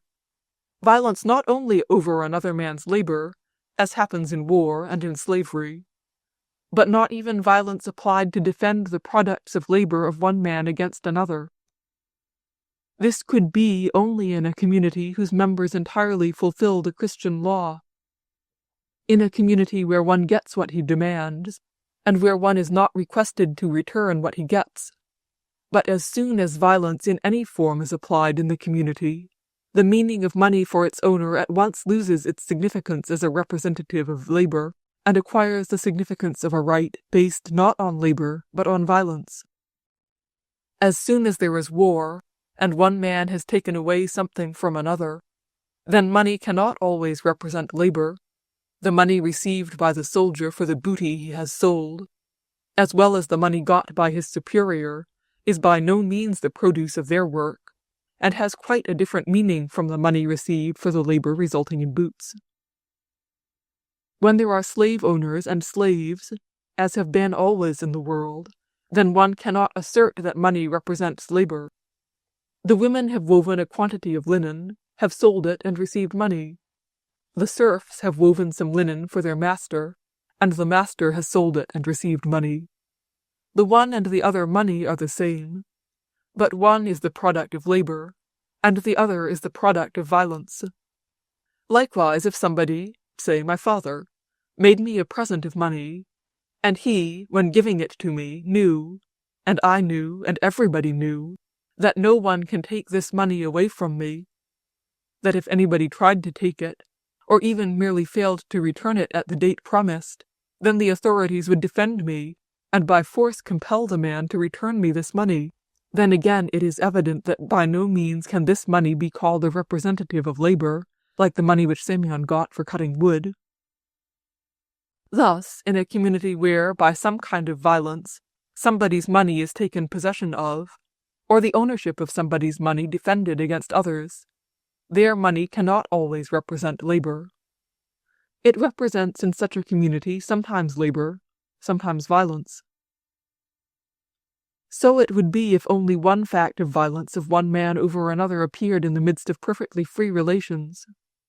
But now, when the accumulated money has passed through centuries of most various forms of violence, when these acts of violence continue under other forms, when money itself by its accumulation creates violence, which is recognized by everybody, when the direct products of labor constitute only a small part of money made up of all sorts of violence, to assert now that money represents the work of its owner is an obvious error, or an open lie. One may say that it ought to be so, one may say it is desirable that it should be so, but by no means can anyone say that it is so. Money represents labor. Yes, money represents labor, but whose labor? In our society, it is only in the rarest cases that money represents the work of its owner. Almost always it represents the labor of other men, the past or future labors of men. It is the representative of a claim on the labor of other men by force of violence. Money, in its most exact, and at the same time its simplest definition, represents conventional signs which bestow the right, or rather the possibility, to use the work of other men. In its ideal meaning, money ought to give this right or possibility only when it serves itself as a representative of labor, and as such money could exist in a society devoid of any kind of violence. But as soon as violence takes place in a society, i.e. the possibility of the utilizing of the labor of others by the idler, then this possibility of using the labor of others, without defining persons over which this violence is committed, is also exercised in money. The landowner taxed his serfs by a contribution in kind, making them bring a certain quantity of linen, corn, cattle, or a corresponding amount of money. One household delivered the cattle, but the linens were replaced by money. The landowner accepts the money in a certain quantity, only because he knows that for this money he can get the same pieces of linen. Generally he takes a little more money, to be sure that he will receive for it the same quantity of linen, and this money evidently offers for the landowner lien on other men's labor. The peasant gives money as a security against persons unknown but numerous, who would undertake to work out so much linen for this money. Those who will undertake to work the linen will do it because they did not succeed in feeding the sheep, and for these they must pay in money. And the peasant who will get the money for the sheep will take it, only because he must pay for the corn, which was a failure that year. The same goes on in the state and all over the world. A man sells the produce of his past, present, or future labor, sometimes his foodstuff, not mostly because money is a convenient exchange for him, he would exchange without money, but because he is required by means of violence to give money as a security on his work. When Pharaoh has demanded the labor of his slaves, then the slaves have given him all their labor, but they could give only the past and present labor, and could not give that of the future. But with the spread of money tokens and their result of credit, it becomes possible to give also one's future work for money. Money, with the existence of violence in society, offers the means for a new form of impersonal slavery, which replaces the personal one. A slave owner claims a right to the work of Peter, Ivan, Sidor. But wherever money is required from everybody, the owner of money acquires a claim on the labor of all those unknown people who are in need of money. Money removes the painful side of slavery, by which the owner knows about his right on Ivan. At the same time it removes all those human relations between the owner and the slaves, which softened down the burden of personal slavery. I will not dwell on the theory that perhaps such a state is necessary for the development of mankind, for its progress, and so forth. I will not dispute it. I only strive to make clear to myself the conception of money, and to discover the general misconception I have made in accepting money as a representative of labor. I became convinced by experience that money is not a representative of labor, but in the great majority of cases is a representative of violence, or of specifically complex artifices founded on violence. Money in our time has already altogether lost the desirable significance of being the representative of labor. Such significance it may have in exceptional cases, but as a rule it has become the right or the possibility of using the labor of others. This spreading of money, of credit and different conventional signs, more and more confirm this meaning of money. Money is the possibility, or the right, to use the labors of others. Money is a new form of slavery, differing from the old form of slavery only by its impersonality, by the freedom it gives from all human relations to the slave. Money is money, a value always equal to itself, and which is always considered quite correct and lawful, and the use of which is not considered immoral, as slavery was. In my young days, a game of lotto was introduced in the clubs. All eagerly played the game, and, as was said, many lost their fortunes, ruined their families, lost money entrusted to them, and government funds, and finally shot themselves, so that the game was forbidden, and is still forbidden. I remember I have met old, hardened card players who told me that this game was especially fascinating, because one did not know whom one was to beat, as is the case in other games. The attendant does not even serve one with money, but with counters. Everybody loses a small stake and does not betray grief. It is the same in roulette, which is rightly forbidden everywhere. So it is with money. I have a magical, everlasting ruble. I cut off coupons and live apart from all the affairs of the world. Whom do I harm? I am the most quiet and kind-hearted man. But this is only a game of lotto or roulette, where I do not see the man who shoots himself after having lost, and who provides for me these small coupons, which I carefully cut off under the right angle from the tickets. I have done nothing, I am doing nothing, and never will do anything, save cut off the coupons, and firmly believe that money represents labor. This is really astounding, and people talk of lunatics.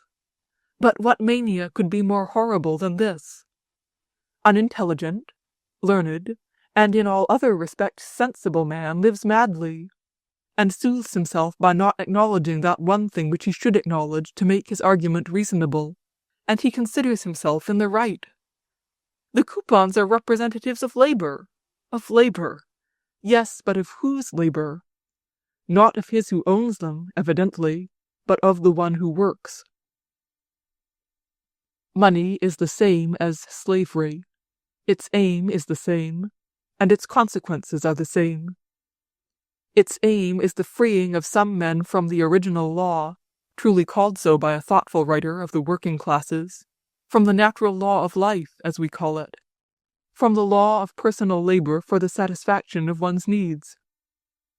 The consequences of the slavery for the owner, the begetting, the invention of infinitely more and more needs never to be satisfied, of effeminate wretchedness and of depravity, and for the slaves, oppression of the man, and his lowering to the level of a beast.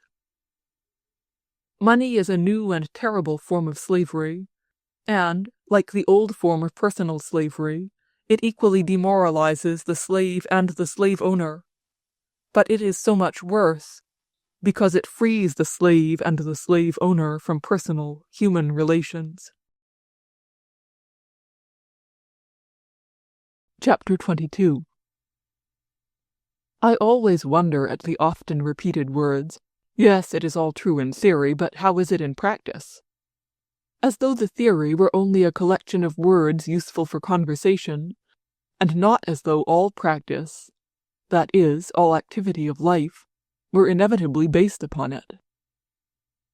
There must have been an immense number of foolish theories in the world for men to employ such wonderful reasoning.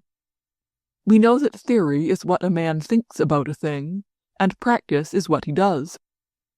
How can a man think that he ought to act in one way, and then do quite the reverse? If the theory of baking bread consists in this, that first of all one must knead the dough, then put it by to rise, anyone knowing it would be a fool to do the reverse. But with us it has come into fashion to say, it is all very well in theory, but how would it be in practice? In all that has occupied me, practice has unavoidably followed theory, not mainly in order to justify it, but because it could not help doing so. If I have understood the affair upon which I have meditated, I cannot help doing it in the way in which I have understood it. I wished to help the needy, only because I had money to spare, and I shared the general superstition that money represents labor, and, generally speaking, is something lawful and good in itself. But, having begun to give this money away, I saw that I was only drawing bills of exchange collected from poor people. that I was doing the very thing the old landlords used to do in compelling some of their serfs to work for other serfs. I saw that every use of money, whether buying anything with it, or giving it away gratis, is a drawing of bills of exchange on poor people, or passing them to others to be drawn by them. And therefore I clearly understood the foolishness of what I was doing in helping the poor by exacting money from them. I saw that money in itself was not only not a good thing, but obviously an evil one, depriving men of their chief good, labor, and that this very good I cannot give to anyone because I am myself deprived of it. I have neither labor nor the happiness of utilizing my labor. It might be asked by some, what is there so peculiarly important in abstractly discussing the meaning of money? But this argument which I have opened is not merely for the sake of discussion, but in order to find an answer to the vital question which had caused me so much suffering, and on which my life depended, in order to discover what I was to do. As soon as I understood what wealth means, what money means, then it became clear and certain what I have to do, became clear and certain what all others have to do, and that they will inevitably do it, what all men must do. In reality, I merely came to realize what I have long known, that truth which has been transmitted to men from the oldest times, by Buddha, by Isaiah, by Lao Tzu, by Socrates, and most clearly and definitely by Jesus and his predecessor John the Baptist. John the Baptist, in answer to men's question, "What shall we do then?" answered plainly and briefly, "He that hath 2 coats, let him impart to him that hath none, and he that hath meat, let him do likewise." Luke chapter 3, verses 10 and 11. The same thing, and with still greater clearness, said Jesus, blessing the poor and uttering woes on the rich. He said that no man can serve God and mammon. He forbade his disciples not only to take money, but also to have 2 coats. He said to the rich young man that he could not enter into the kingdom of God because he was rich, and that it is easier for a camel to go through the needle's eye than for a rich man to enter the kingdom of God. He said that he who would not leave everything, his houses and children and his fields, in order to follow him, was not his disciple. He spoke a parable about a rich man who had done nothing wrong, like our own rich people, but merely dressed well and ate and drank well, yet by this lost his own soul, and about a beggar named Lazarus, who had done nothing good, but who had saved his soul by his beggar's life. This truth had long been known to me, but the false teaching of the world had so cunningly hidden it, that it became a theory in the sense which men like to attach to this word, that is, a pure abstraction. But as soon as I succeeded in pulling down in my consciousness the sophistry of the world's teaching, then theory became one with practice, and the reality of my life, and the life of all men, became its unavoidable result. I came to understand that man, besides living for his own good, must work for the good of others, and that if we were to draw our comparison from the world of animals, as some men are so fond of doing, in justifying violence and contest by the law of the struggle for existence, we must take this comparison from the lives of social animals, like bees. And therefore man, to say nothing of that love to his neighbors which is incumbent on him, is called upon to serve his fellows and their common object, as much by reason as by his very nature. I understood that this is the natural law of man, by fulfilling which he can alone fulfill his calling and therefore be happy. I understood that this law has been and is being violated by the fact that men, as robber bees do, free themselves from labor by violence, and utilize the labor of others, using this labor not for the common purpose, but for the personal satisfaction of their constantly increasing lusts, and also, like robber bees, they perish thereby. I understood that the misfortune of men comes from the slavery in which some men are kept by others, and I understood that this slavery is brought about in our days by military force, violence, by the appropriation of land, and by the exaction of money.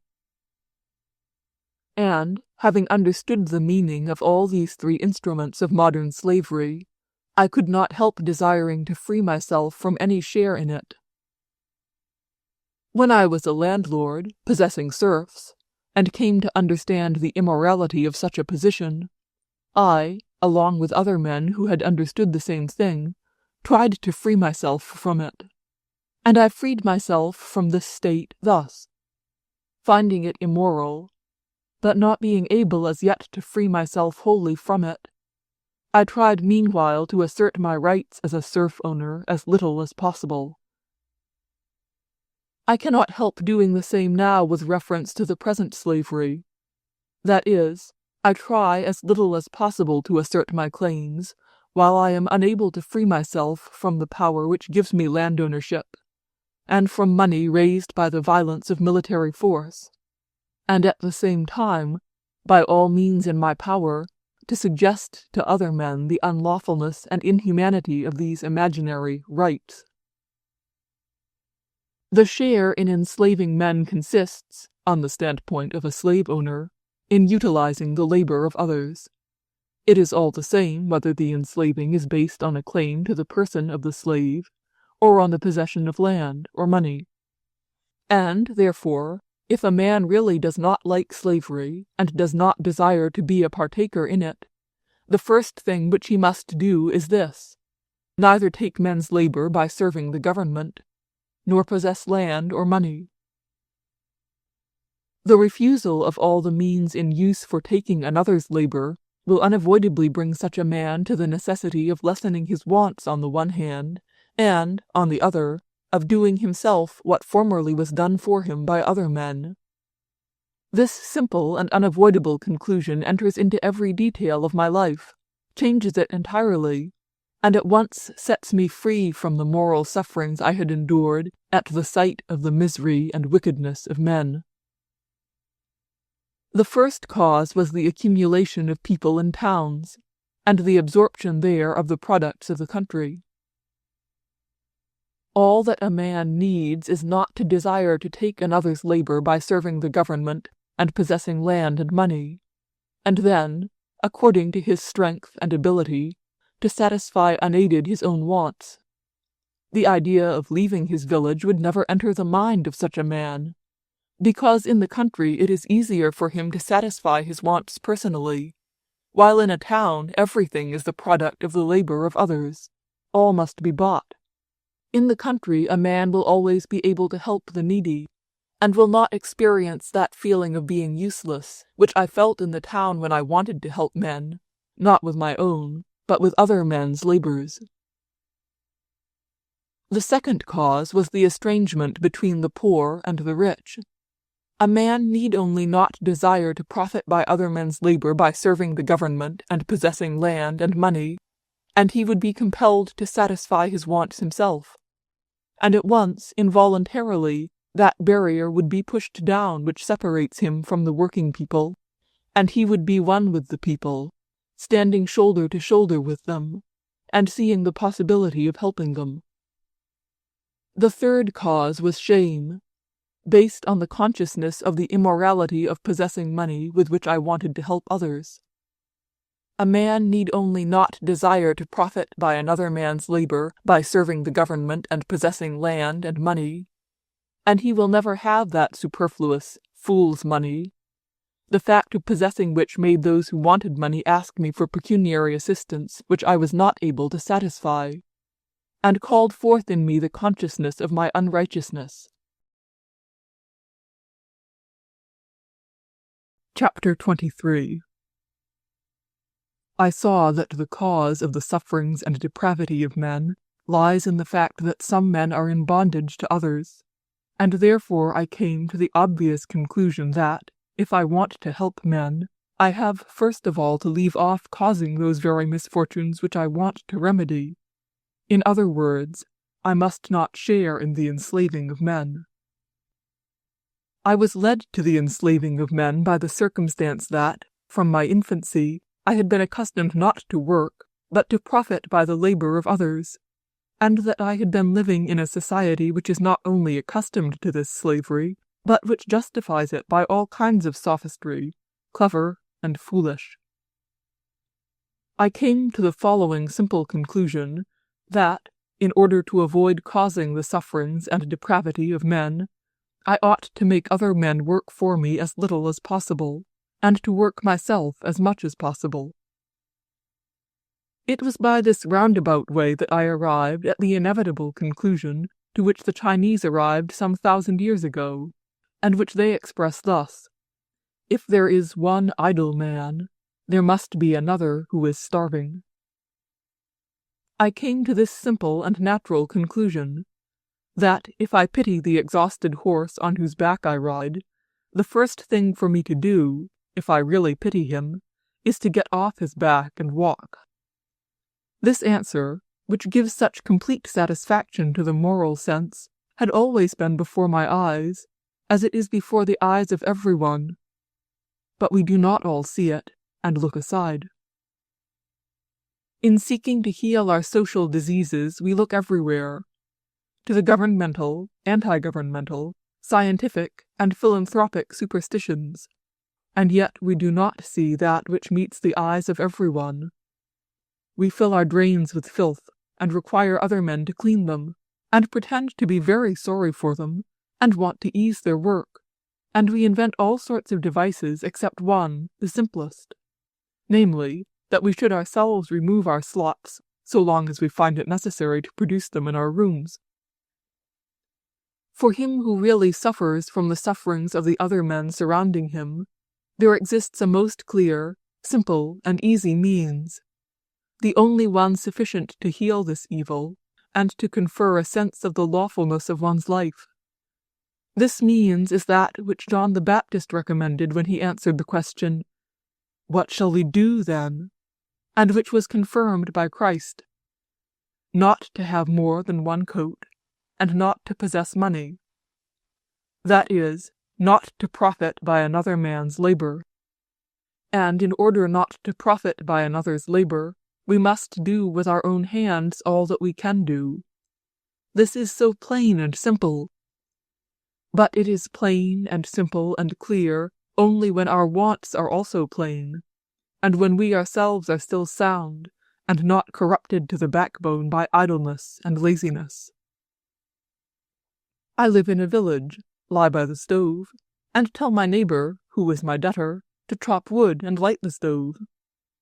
It is obvious that I am lazy and take my neighbor away from his own work, and at last I feel ashamed of it, and besides it grows dull for me to be always lying down when my muscles are strong and accustomed to work, and I go to chop the wood myself. But slavery of all kinds has been going on so long, so many artificial wants have grown about it, so many people with different degrees of familiarity with these wants are interwoven with one another, through so many generations men have been spoiled and made effeminate, such complicated temptations and justifications of luxury and idleness have been invented by men, that for one who stands on the top of the pyramid of idle men, it is not at all so easy to understand his sin as it is for the peasant who compels his neighbor to light his stove. Men who stand at the top find it most difficult to understand what is required of them. From the height of the structure of lies on which they stand, they become giddy when they look at that spot on the earth to which they must descend in order to begin to live, not righteously, but only not quite inhumanly. And that is why this plain and clear truth appears to these men so strange. A man who employs 10 servants in livery, coachmen and cooks, who has pictures and pianos, must certainly regard as strange, and even ridiculous, the simple preliminary duty of, I do not say a good man, but of every man who is not an animal, to hew that wood with which his food is cooked, and by which he is warmed. to clean those boots in which he carelessly stepped into the mud, to bring that water with which he keeps himself clean, and to carry away those slops in which he has washed himself. But besides the estrangement of men from the truth, there is another cause which hinders them from seeing the duty of doing the most simple and natural physical work. That is the complication and intermingling of the conditions in which a rich man lives. This morning I entered the corridor in which the stoves are heated. A peasant was heating the stove which warmed my son's room. I entered his bedroom. He was asleep, and it was 11 o'clock in the morning. The excuse was, "Today is a holiday, no lessons." A stout lad of 18 years of age, having overeaten himself the previous night, is sleeping until 11 o'clock. And a peasant of his own age, who had already that morning done a quantity of work, was now lighting the 10th stove. It would be better, perhaps, if the peasant did not light the stove to warm this stout, lazy fellow, thought I. But I remembered at once that this stove also warmed the room of our housekeeper, a woman of 40 years of age, who had been working the night before till 3 o'clock in the morning to prepare everything for the supper which my son ate. And then she put away the dishes, and, notwithstanding this, got up at 7. She cannot heat the stove herself. She has no time for that. The peasant is heating the stove for her, too, and under her name my lazy fellow was being warmed. True, the advantages are all interwoven, but without much consideration the conscience of each will say, on whose side is the labor, and on whose the idleness? But not only does conscience tell this, the account book also tells it.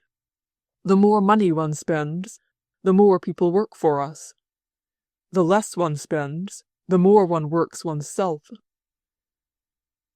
My luxurious life gives means of living to others. Where should my old footman go if I were to discharge him? What? Everyone must do everything for himself? Make his coat as well as hew his wood? And how about division of labor, and industry, and social undertakings? And last of all come the most horrible of words: civilization, science, art. Chapter 24. Last March I was returning home late in the evening. On turning into a by-lane, I perceived on the snow in a distant field some black shadows. I should not have noticed this but for the policeman, who stood at the end of the lane and cried in the direction of the shadows, "Vasily, why don't you come along?" "She won't move," answered a voice, and thereupon the shadows came towards the policeman. I stopped and asked him, "What is the matter?" He said, "We have got some girls from Zhanov's house and are taking them to the police station, and one of them lags behind and won't come along." A night watchman in sheepskin coat appeared now, driving on a girl who slouched along while he prodded her from behind. I, the watchman, and the policeman were wearing winter coats. She alone had none, having only her gown on. In the dark I could distinguish only a brown dress and a kerchief round her head and neck. She was short, like most starvelings, and had a broad, clumsy figure. "We aren't going to stay here all night for you, you hag. Get on or I'll give it you," shouted the policeman. He was evidently fatigued and tired of her. She walked some paces and stopped again. The old watchman, a good-natured man, I knew him, pulled her by the hand. "I'll wake you up. Come along," said he, pretending to be angry. She staggered and began to speak with a croaking, hoarse voice. "Let me be. Don't you push. I'll get on myself." "You'll be frozen to death," he returned. "A girl like me won't be frozen. I've lots of hot blood." She meant it as a joke, but her words sounded like a curse. By a lamp, which stood not far from the gate of my house, she stopped again, leaned back against the paling, and began to seek for something among her petticoats with awkward, frozen hands. They again shouted to her, but she only muttered and continued searching. She held in one hand a crumpled cigarette, and matches in the other. I remained behind her. I was ashamed to pass by, or to stay and look at her. But I made up my mind and came to her. She leaned with her shoulder against the paling and vainly tried to light a match on it. I looked narrowly at her face. She was indeed a starveling, and appeared to me to be a woman of about 30. Her complexion was dirty, her eyes small, dim, and bleared with drinking. She had a squat nose. Her lips were wry and slavering, with downcast angles. From under her kerchief fell a tuft of dry hair. Her figure was long and flat, her arms and legs short. I stopped in front of her. She looked at me and grinned as if she knew all that I was thinking about. I felt that I ought to say something to her. I wanted to show her that I pitied her. "Have you parents?" I asked. She laughed hoarsely, then suddenly stopped and, lifting her brows, began to look at me steadfastly. "Have you parents?" I repeated. She smiled with a grimace which seemed to say, "What a question for him to put." "I have a mother," she said at last. "But what's that to you?" "And how old are you?" "I'm over 15, she said, at once answering a question she was accustomed to hear. "Come, go on, we shall all be frozen for you, the deuce take you," shouted the policeman, and she edged off from the paling and staggered along the lane to the police station, and I turned to the gate and entered my house, and asked whether my daughters were at home. I was told that they had been to an evening party, had enjoyed themselves much, and now were asleep. The next morning I was about to go to the police station to inquire what had become of this unhappy girl. I was ready to start early enough, when one of those unfortunate men called, who from weakness have dropped out of the gentlemanly line of life to which they have been accustomed, and who rise and fall by turns. I had been acquainted with him 3 years. During this time he had several times sold everything he had, even his clothes, and, having just done so again, he passed his nights temporarily in Hojanov's house, and his days at my lodgings. He met me as I was going out and, without listening to me, began at once to relate what had happened at Hojanov's house the night before. He began to relate it, yet had not got through one half when, all of a sudden, he, an old man, who had gone through much in his life, began to sob, and, ceasing to speak, turned his face away from me. This was what he related. I ascertained the truth of his story on the spot, where I learned some new particulars which I shall relate too. A washerwoman 30 years of age, fair, quiet, good-looking, but delicate, passed her nights in the same lodging-house, the ground floor of number 32 where my friend slept, among various shifting night lodgers, men and women, who for 5 kopecks slept with each other. The landlady at this lodging was the mistress of a boatman. In summer her lover kept a boat, and in winter they earned their living by letting lodgings to night lodgers at 3 kopecks without a pillow, and at 5 kopecks with one. The washerwoman had been living here some months, and was a quiet woman, but lately they began to object to her because she coughed, and prevented the other lodgers from sleeping. An old woman in particular, 80 years old, half silly, and a permanent inmate of this lodging, began to dislike the washerwoman, and kept annoying her because she disturbed her sleep, for all night she coughed like a sheep. The washerwoman said nothing. She owed for rent, and felt herself guilty, and was therefore compelled to endure. She began to work less and less, for her strength failed her, and that was why she was unable to pay her rent. She had not been to work at all the whole of the last week, and she had been making the lives of all, and particularly of the old woman, miserable by her cough. 4 days ago the landlady gave her notice to leave. She already owed 60 kopecks, and could not pay them, and there was no hope of doing so, and other lodgers complained of her cough. When the landlady gave the washerwoman notice, and told her she must go away if she did not pay the rent, the old woman was glad and pushed her out into the yard. The washerwoman went away, but came back again in an hour, and the landlady had not the heart to send her away again. During the 2nd and the 3rd day the landlady left her there. "Where shall I go?" she kept saying.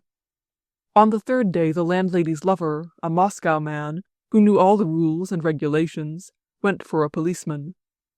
The policeman, with a sword and a pistol slung on a red cord, came into the lodging and quietly and politely turned the washerwoman out into the street. It was a bright, sunny, but frosty day in March. The melting snow ran down in streams. The house porters were breaking the ice. The hackney sledges bumped on the ice-glazed snow and creaked over the stones. The washerwoman went up the hill on the sunny side, got to the church, and sat down in the sun at the church porch. But when the sun began to go down behind the houses, and the pools of water began to be covered with a thin sheet of ice, the washerwoman felt chilly and terrified. She got up and slowly walked on. Where? Home. To the only house in which she had been living lately. While she was walking there, several times resting herself, it began to get dark. She approached the gate, turned into it. Her foot slipped. She gave a shriek and fell down. One man passed by, then another. She must be drunk, they thought. Another man passed and stumbled up against her and said to the house porter, "Some tipsy woman is lying at the gate. I very nearly broke my neck over her. Won't you take her away?"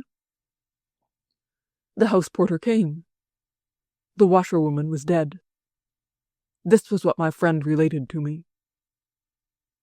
The reader will perhaps fancy I have picked out particular cases in the prostitute of 15 years of age and the story of this washerwoman, but let him not think so. This really happened in one and the same night.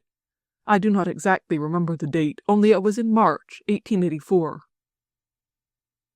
Having heard my friend's story, I went to the police station, intending from there to go to Zhanov's house to learn all the particulars of the washerwoman's story.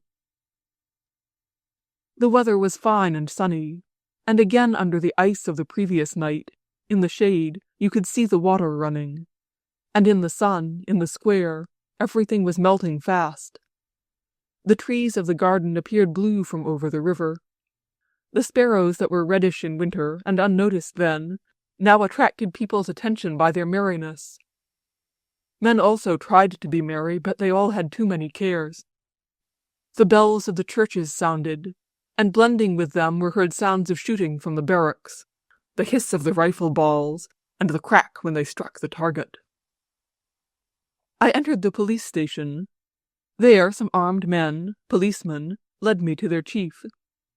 He, also armed with a sword, saber, and pistol, was busy giving some orders about a ragged, trembling old man who was standing before him, and from weakness could not clearly answer what was asked of him. Having done with the old man, he turned to me. I inquired about the prostitute of last night. He first listened to me attentively, then he smiled, not only because I did not know why they were taken to the police station, but more particularly at my astonishment at her youth. "Goodness, there are some of 12, 13, and 14 years of age often," said he in a lively tone. To my question about the girl of yesterday, he told me that she had probably been already sent to the committee, if I understood him right. To my question where such women passed the night, he gave a vague answer. The one about whom I spoke he did not remember. There were so many of them every day. At Zhanov's house, in number 32, I already found the sacristan reading prayers over the dead washerwoman. She had been brought in and laid on her former pallet, and the lodgers, all starvelings themselves, contributed money for the prayers, the coffin, and the shroud. The old woman had dressed her and laid her out. The clerk was reading something in the dark. A woman in a cloak stood holding a wax taper, and with a similar wax taper stood a man, a gentleman, it is fair to state, in a nice greatcoat, trimmed with an astrakhan collar, in bright galoshes, and with a starched shirt. That was her brother. He had been hunted up. I passed by the dead woman to the landlady's room in order to ask her all the particulars. She was afraid of my questions, afraid probably of being charged with something. But by and by she grew talkative and told me all. On passing by again, I looked at the dead body. All the dead are beautiful, but this one was particularly beautiful and touching in her coffin, with her clear, pale face with closed, prominent eyes, sunken cheeks, and fair, soft hair over her high forehead. Her face looked weary but kind, and not sad at all, but rather astonished. And indeed, if the living do not see, the dead may well be astonished. On the day I wrote this, there was a great ball in Moscow. On the same night I left home after 8 o'clock. I live in a locality surrounded by factories, and I left home after the factory whistle had sounded, and when, after a week of incessant work, the people were freed for their holiday. Factorymen passed by me, and I by them, all turning their steps to the public houses and inns. Many were already tipsy. Many were with women. Every morning at 5 I hear each of the whistles, which means that the labor of women, children, and old people has begun. At 8 o'clock another whistle. This means half an hour's rest. At 12 the third whistle. This means an hour for dinner. At 8 o'clock the fourth whistle, indicating cessation from work. By a strange coincidence, all the 3 factories in my neighborhood produce only the articles necessary for balls. In one factory, the one nearest to me, they make nothing but stockings. In the other opposite, silk stuffs. In the third, perfumes and pomades. One may, on hearing these whistles, attach to them no other meaning than that of the indication of time. There, the whistle has sounded, it is time to go out for a walk. But one may associate with them also the meaning they have in reality, that at the first whistle at 5 o'clock in the morning, men and women, who have slept side by side in a damp cellar, get up in the dark, and hurry away into the noisy building to take their part in a work of which they see neither cessation nor utility for themselves, and work often so in the heat, in suffocating exhalations, with very rare intervals of rest, for 1, 2, or 3, or even 12 or more hours. They fall asleep, and get up again, and again do this work, meaningless for themselves, to which they are goaded only by want. So it goes on from 1 week to another, interrupted only by holidays. And now I see these working people freed for one of these holidays. They go out into the street. Everywhere there are inns, public houses, and gay women. And they, in a drunken state, pull each other by the arms, and carry along with them girls like the one whom I saw conducted to the police station. They hire hackney coaches, and ride and walk from one inn to another, and abuse each other, and totter about, and say they know not what. Formerly, when I saw the factory people knocking about in this way, I used to turn aside with disgust, and almost reproached them. But since I hear these daily whistles, and know what they mean, I am only astonished that all these men do not come into the condition of the utter beggars with whom Moscow is filled, and the women into the position of the girl whom I had met near my house. Thus I walked on, looking at these men, observing how they went about the streets, till 11 o'clock. Then their movements became quieter. There remained here and there a few tipsy people, and I met some men and women who were being conducted to the police station. And now from every side carriages appeared, all going in one direction. On the coach box sat a coachman, sometimes in a sheepskin coat, and a footman, a dandy with a cockade. Well-fed horses, covered with cloth, trotted at the rate of 15 miles an hour. In the carriages sat ladies wrapped in shawls, taking great care not to spoil their flowers and their toilettes.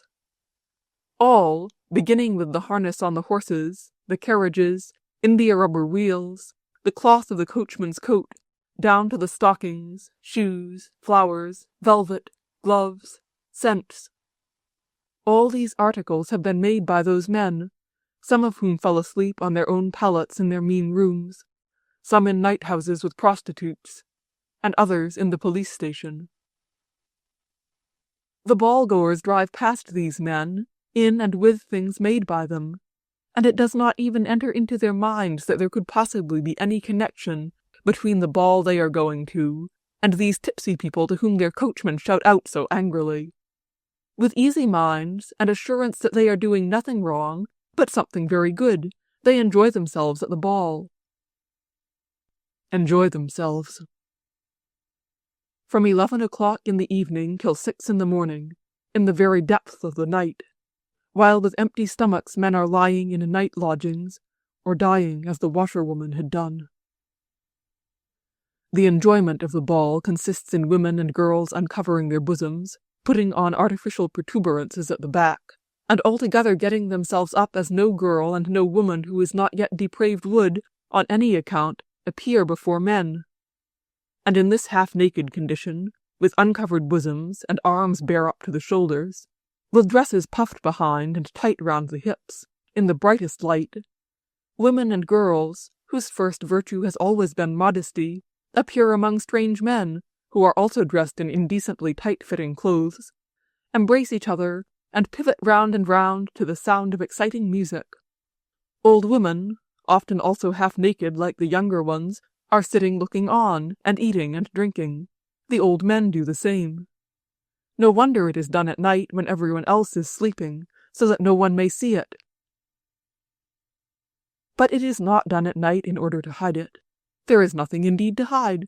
All is very nice and good. And by this enjoyment, in which is swallowed up the painful labor of thousands, not only is nobody harmed, but by this very thing poor people are fed. The ball goes on very merrily, maybe, but how did it come to do so? When we see in society or among ourselves one who has not eaten, or is cold, we are ashamed to enjoy ourselves, and cannot begin to be merry until he is fed.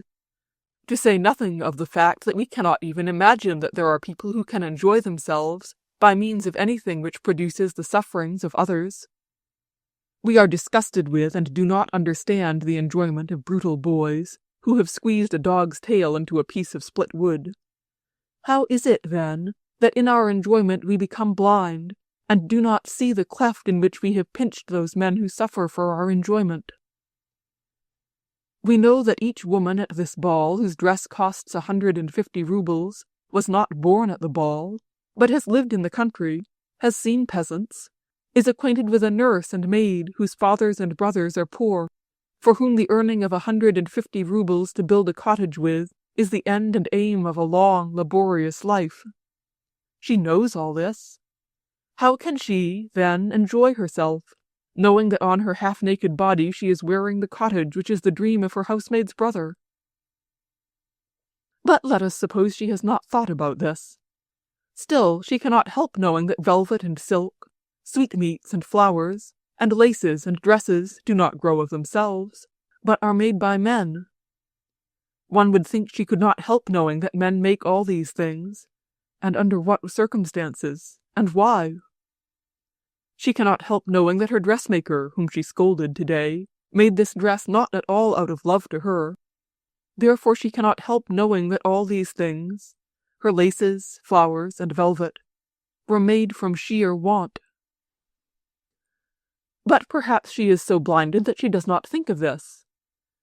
Well, but at all events she could not help knowing that 5 people, old, respectable, often delicate men and women, have not slept all night, and have been busy on her account. She saw their tired, gloomy faces. This also she could not help knowing, that on this night there were 28 degrees of frost, and that her coachman, an old man, was sitting in this frost all night on his coach-box. But I know that they do not really see this. If from the hypnotic influence of the ball these young women and girls fail to see all this, we cannot judge them. Poor things! They consider all to be good which is pronounced so by their elders. How do these elders explain their cruelty? They indeed always answer in the same way. I compel no one. What I have bought. Footmen, chambermaids, coachmen, I hire. There is no harm in engaging and buying. I compel none, I hire. What wrong is there in that? Some days ago I called on a friend. Passing through the first room, I wondered at seeing 2 women at a table, for I knew my acquaintance was a bachelor. A skinny, yellow, old-looking woman, about 30, with a kerchief thrown over her shoulders, was briskly doing something over the table with her hands, jerking nervously as if in a fit. Opposite to her sat a young girl, who was also doing something and jerking in the same way. They both seemed to be suffering from St. Vitus' dance. I came nearer and looked closer to see what they were about. They glanced up at me and then continued their work as attentively as before. Before them were spread tobacco and cigarettes. They were making cigarettes. The woman rubbed the tobacco fine between the palms of her hands, caught it up by a machine, put on the tubes, and threw them to the girl. The girl folded the papers, put them over the cigarette, threw it aside, and took up another.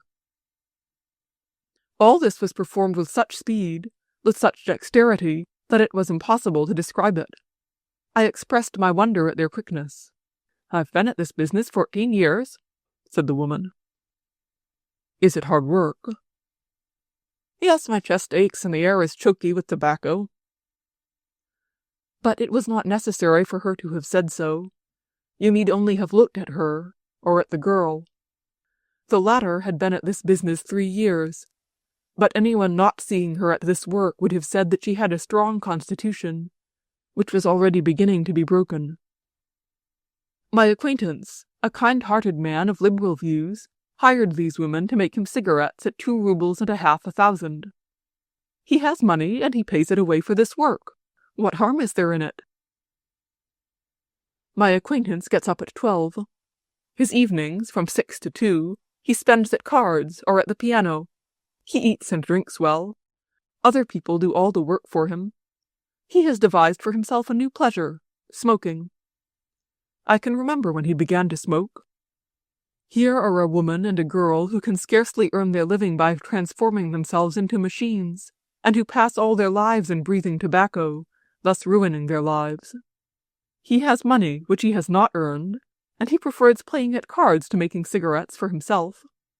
He gives these women money only on condition that they continue to live as miserably as they lived before, in making cigarettes for him. I am fond of cleanliness, and I give money on condition that the washerwoman washes my shirts, which I change twice a day. And the washing of these shirts having taxed the utmost strength of the washerwoman, she has died. What is wrong in this? Men who buy and hire will continue doing so, whether I do or do not.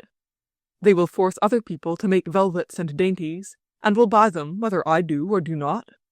So also they will hire people to make cigarettes and to wash shirts. Why should I then deprive myself of velvets, sweetmeats, cigarettes, and clean shirts, when their production is already set in going? Often, almost constantly, I hear this reasoning. This is the very reasoning which a crowd, maddened with the passion of destruction, will employ. It is the same reasoning which leads a pack of dogs, when one of their number runs against another and knocks it down. The rest attack it and tear it to pieces. Others have already begun, have done a little mischief. Why shouldn't I, too, do the same? What can it possibly signify if I wear a dirty shirt and make my cigarettes myself? Could that help anyone? Men ask, who desire to justify themselves. Had we not wandered so far from truth, one would be ashamed to answer this question. But we are so entangled that such a question seems natural to us, and therefore, though I feel ashamed, I must answer it. What difference would it be if I should wear my shirt a week instead of a day, and make my cigarettes myself, or leave off smoking altogether? The difference would be this, that a certain washerwoman and a certain cigarette-maker would exert themselves less, and what I gave formerly for the washing of my shirt and for the making of my cigarettes, I may give now to that or to another woman, and working people who are tired by their work, instead of overworking themselves, will be able to rest and to have tea.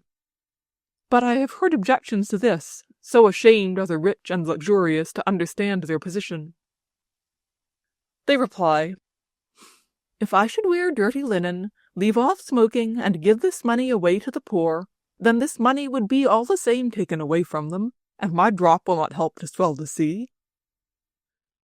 I am still more ashamed to answer such a reply, but at the same time I must do so.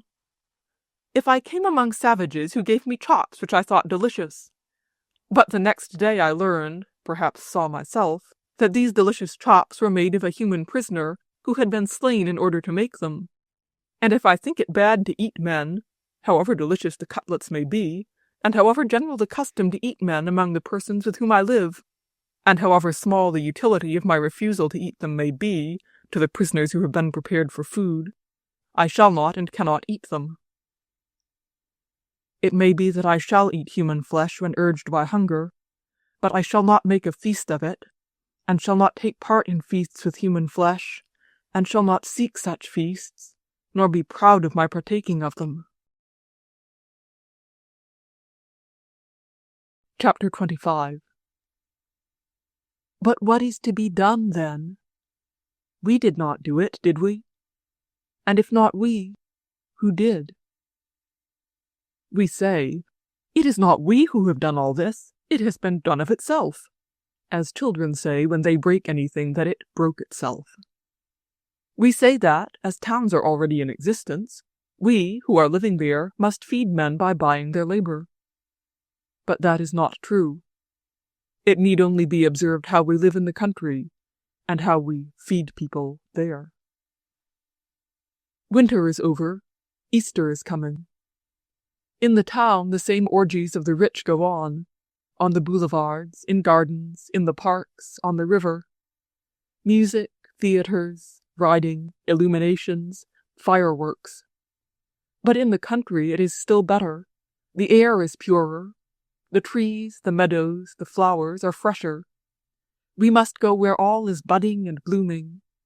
And now we, the majority of rich people, who live by other men's labor, go into the country to breathe the purer air, to look at the meadows and woods.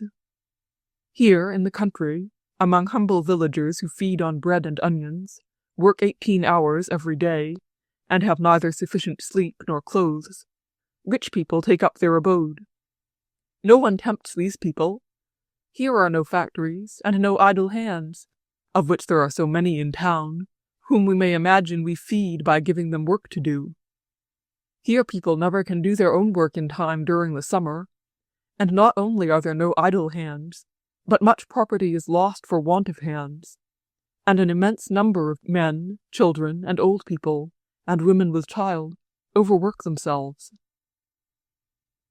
How, then, do rich people order their lives here in the country? Thus, if there happens to be an old mansion, built in the time of the serfs, then this house is renovated and redecorated. If there is not, one is built of 2 or 3 stories. The rooms, which are from 12 to 20 and more in number, are all about 16 feet high. The floors are inlaid. In the windows are put whole panes of glass, costly carpets on the floors. Expensive furniture is procured, a sideboard, for instance, costing from 20 to 60 pounds. Near the mansion, roads are made, flower beds are laid out. There are croquet lawns, giant strides, reflecting globes, conservatories, and hothouses, and always luxurious stables. All is painted in colors, prepared with the very oil which the old people and children lack for their porridge. If a rich man can afford it, he buys such a house for himself. If he cannot, he hires one. But however poor and however liberal a man of our circle may be, he always takes up his abode in the country in such a house, for building and keeping which it is necessary to take away dozens of working people, who have not enough time to do their own business in the field to earn their living. Here we cannot say that factories are already in existence, and will continue so whether we make use of their work or no. We cannot say that we are feeding idle hands. Here we plainly establish the factories for making things necessary for us, and simply make use of the surrounding people. We divert the people from work necessary for them, as for us and for all, and by such system deprave some, and ruin the lives and the health of others. There lives, let us say, in a village, an educated and respectable family of the upper class, or that of a government officer. All its members and the visitors assemble towards the middle of June, because up to June they had been studying and passing their examinations. They assemble when mowing begins, and they stay until September, until the harvest and sowing time. The members of this family, as almost all men of this class, remain in the country from the beginning of the urgent work, haymaking, not to the end of it, indeed, because in September the sowing goes on, and the digging up of potatoes, but till labor begins to slacken. During the whole time of the stay, Around them and close by, the peasants' summer work has been proceeding, the strain of which, however much we may have heard or read of it, however much we may have looked at it, we can form no adequate idea without having experienced it ourselves. The members of the family, about 10 persons, have been living as they did in town, if possible still worse than in town, because here in the village they are supposed to be resting, after doing nothing, and offer no pretense in the way of work, and no excuse for their idleness. In the midsummer Lent, when people are forced from want to feed on kvass and bread and onions, begins the mowing time. Gentlefolk who live in the country see this labor, partly order it, partly admire it, enjoy the smell of the drying hay, the sound of women's songs, the noise of the scythes, and the sight of the rows of mowers and of the women raking. They see this near their house, as well as when they, with young people and children who do nothing all the day long, drive well-fed horses a distance of a few 100 yards to the bathing place. The work of mowing is one of the most important in the world. Nearly every year, from want of hands and of time, the meadows remain half uncut, and may remain so till the rains begin, so that the degree of intensity of the labor decides the question whether 20 or more % will be added to the stores of the world, or whether this hay will be left to rot or spoil while yet uncut. And if there is more hay, there will be also more meat for old people and milk for children. Thus matters stand in general. But in particular for each mower here is decided the question of bread and milk for himself and for his children during the winter. Each of the working people, male and female, knows this. Even the children know that this is an important business, and that one ought to work with all one's strength, carry a jug with kvass for the father to the mowing place, and, shifting it from one hand to another, run barefoot as quickly as possible, a distance of perhaps 1.5 miles from the village, in order to be in time for dinner, that father may not grumble. Everyone knows that, from the mowing to the harvest, there will be no cessation of labor, and no time for rest. And besides mowing, each has some other business to do. To plough up new land and harrow it. The women have the linen to make, bread to bake, and the washing to do. And the peasants must drive to the mill and to market. They have the official affairs of their community to attend to. They have also to provide the local government officials with means of locomotion, and to pass the night in the fields with the pastured horses. All, old and young and sick, work with all their strength. The peasants work in such a way that, when cutting the last rows, the mowers, some of them weak people, growing youths, and old men, are so tired that, having rested a little, it is with great pain they begin anew. The women, often with child, work hard too.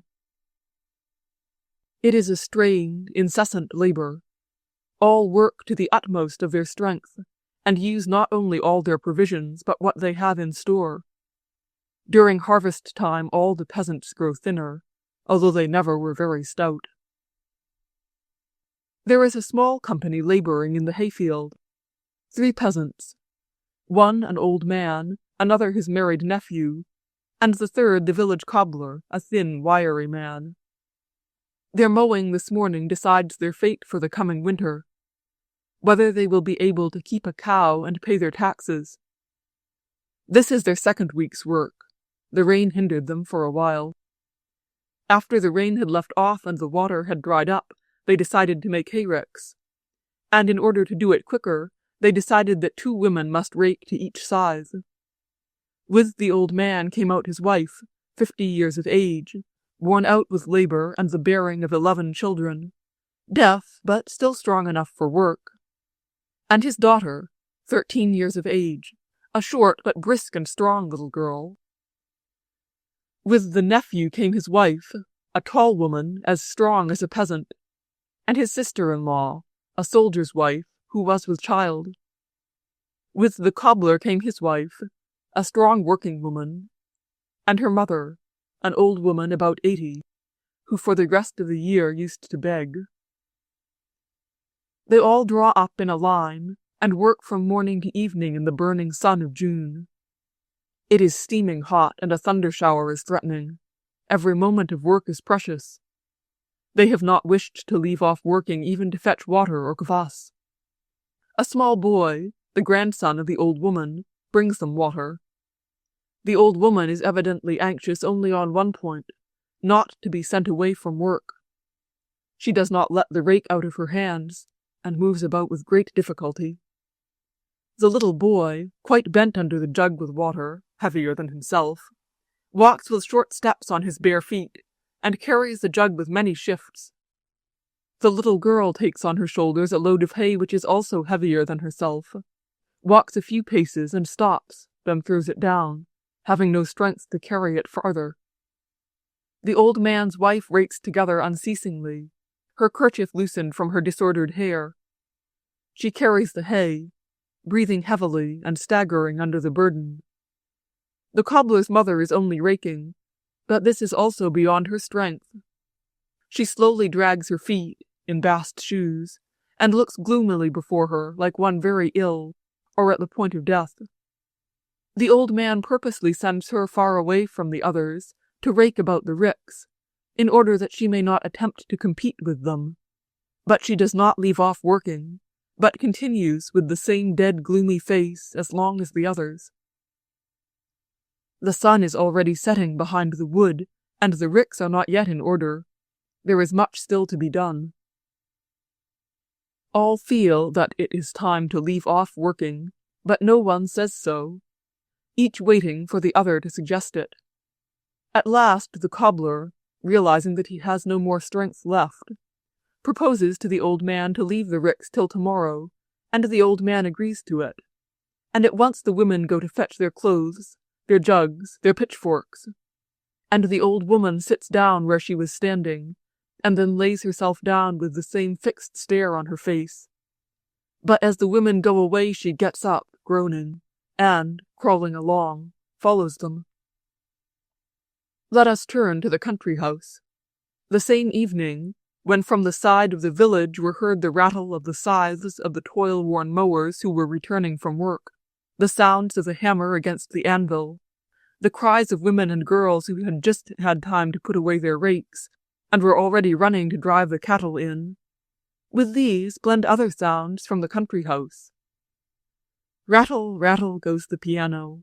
A Hungarian song is heard through the noise of the croquet balls.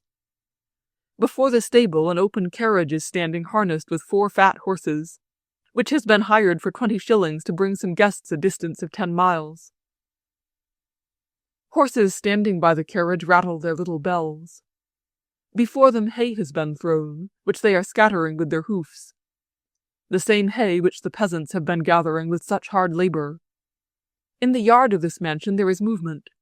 A healthy, well-fed fellow in a pink shirt, presented to him for his service as a house porter, is calling the coachman and telling them to harness and saddle some horses.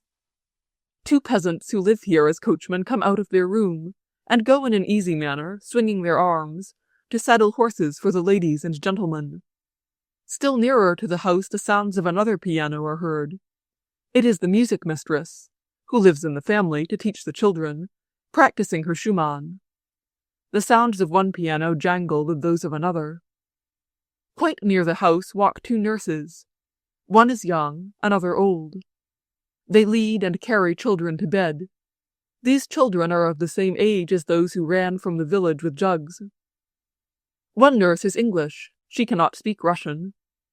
She was engaged to come from England, not from being distinguished by some peculiar qualities, but simply because she does not speak Russian. Farther on is another person, a French woman, who is also engaged because she does not know Russian. Farther on a peasant, with 2 women, is watering flowers near the house. Another is cleaning a gun for one of the young gentlemen. Here 2 women are carrying a basket with clean linen. They have been washing for all these gentlefolks. In the house 2 women have scarcely time to wash the plates and dishes after the company, who have just done eating. And 2 peasants in evening clothes are running up and down the stairs, serving coffee, tea, wine, seltzer water, etc. Upstairs a table is spread. One meal has just ended, and another will soon begin, to continue till cock crow, and often till morning dawns. Some are sitting smoking, playing cards. Others are sitting and smoking, engaged in discussing liberal ideas of reform.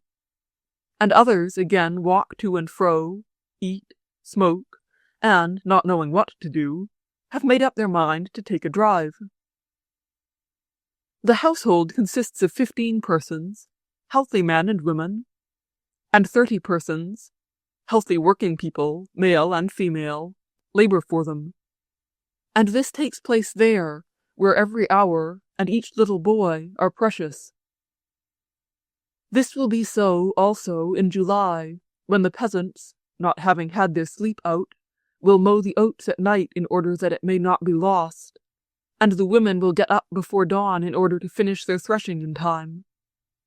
When this old woman, who had been exhausted during the harvest, and the women with child, and the little children, will again all overwork themselves, and when there is a great want of hands, horses, carts, in order to house this corn upon which all men feed, of which millions of bushels are necessary in Russia in order that men should not die.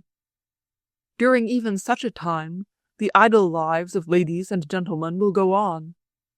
There will be private theatricals, picnics, hunting, drinking, eating, piano playing, singing, dancing, in fact, incessant orgies.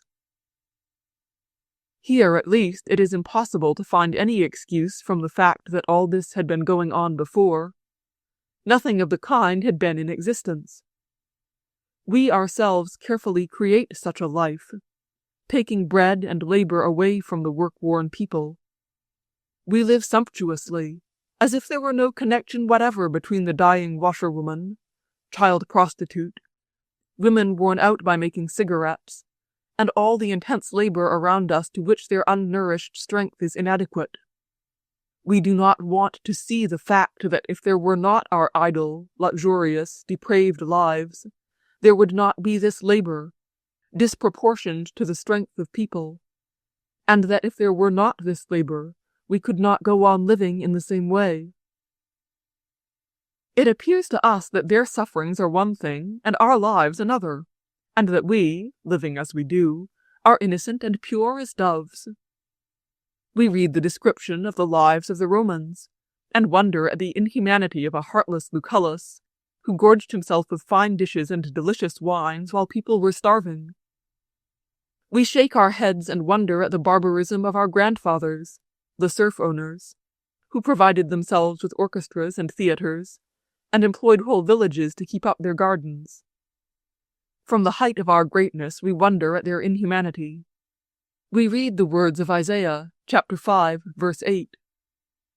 Woe unto them that join house to house, that lay field to field, till there be no room, and ye be made to dwell alone in the midst of the land. Woe unto them that rise up early in the morning, that they may follow strong drink, that tarry late into the night till wine inflame them. The harp and the lute, the tabret, the pipe, and wine are in their feasts, but they regard not the work of the Lord, neither have they considered the operation of his hands. Woe unto them that draw iniquity with cords of vanity, and sin as it were with a cart rope. Woe unto them that call evil good, and good evil, that put darkness for light, and light for darkness, that put bitter for sweet, and sweet for bitter.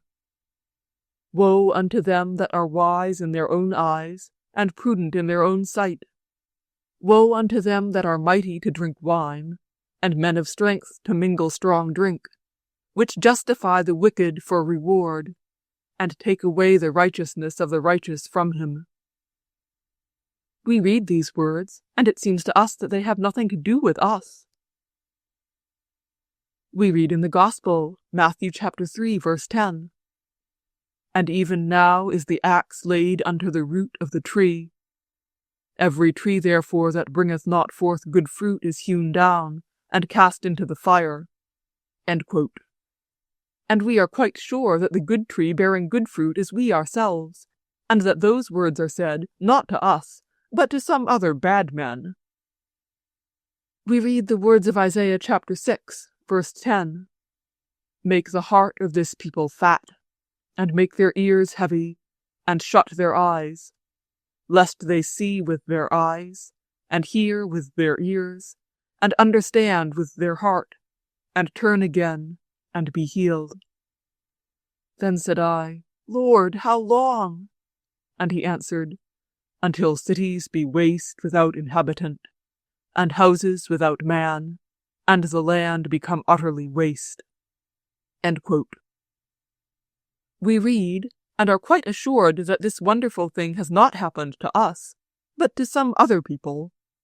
For this very reason we do not see that this has happened to us, and is taking place with us. We do not hear, we do not see, and do not understand with our heart. But why has it so happened? Chapter 26. How can a man who considers himself to be, we will not say a Christian or an educated and humane man, but simply a man not entirely devoid of reason and of conscience, how can he, I say, live in such a way, taking no part in the struggle of all mankind for life, only swallowing up the labor of others struggling for existence, and by his own claims increasing the labor of those who struggle, and the number of those who perish in the struggle?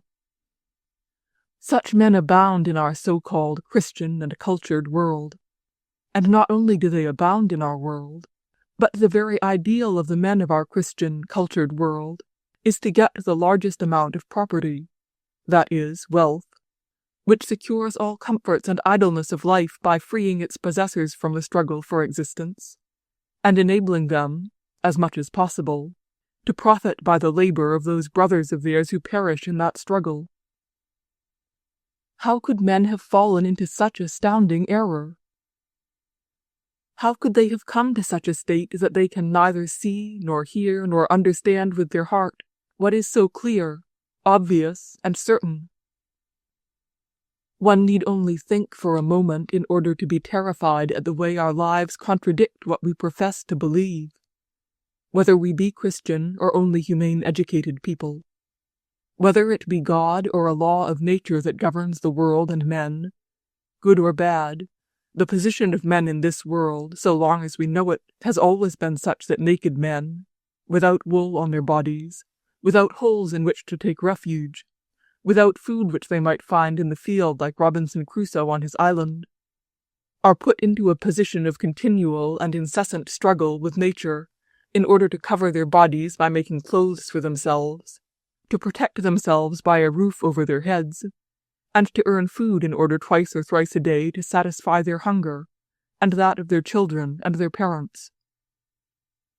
Wherever and whenever and to whatever extent we observe the lives of men, whether in Europe, America, China, or Russia, whether we take into consideration all mankind, or a small portion, whether in olden times in a nomad state, or in modern times with steam engines, steam plows, sewing machines, and electric light, we shall see one and the same thing going on, that men, working constantly and incessantly, are not able to get clothes, shelter, and food for themselves, their little ones, and their old, and that the greatest number of men in olden times, as well as now, perish slowly from want of the necessaries of life, and from overwork.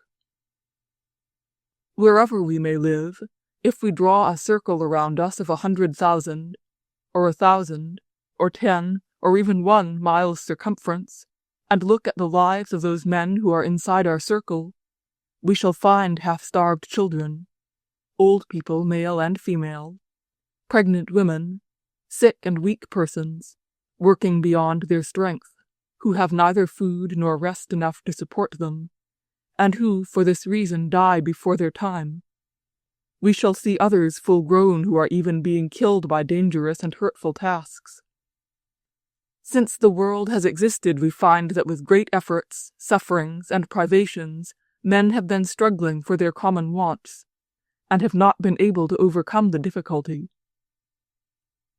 Besides, we also know that every one of us, wherever and however he may live, nolens volens, is every day, and every hour of the day, absorbing for himself a part of the labor performed by mankind. Wherever and however a man lives, the roof over his head did not grow of itself.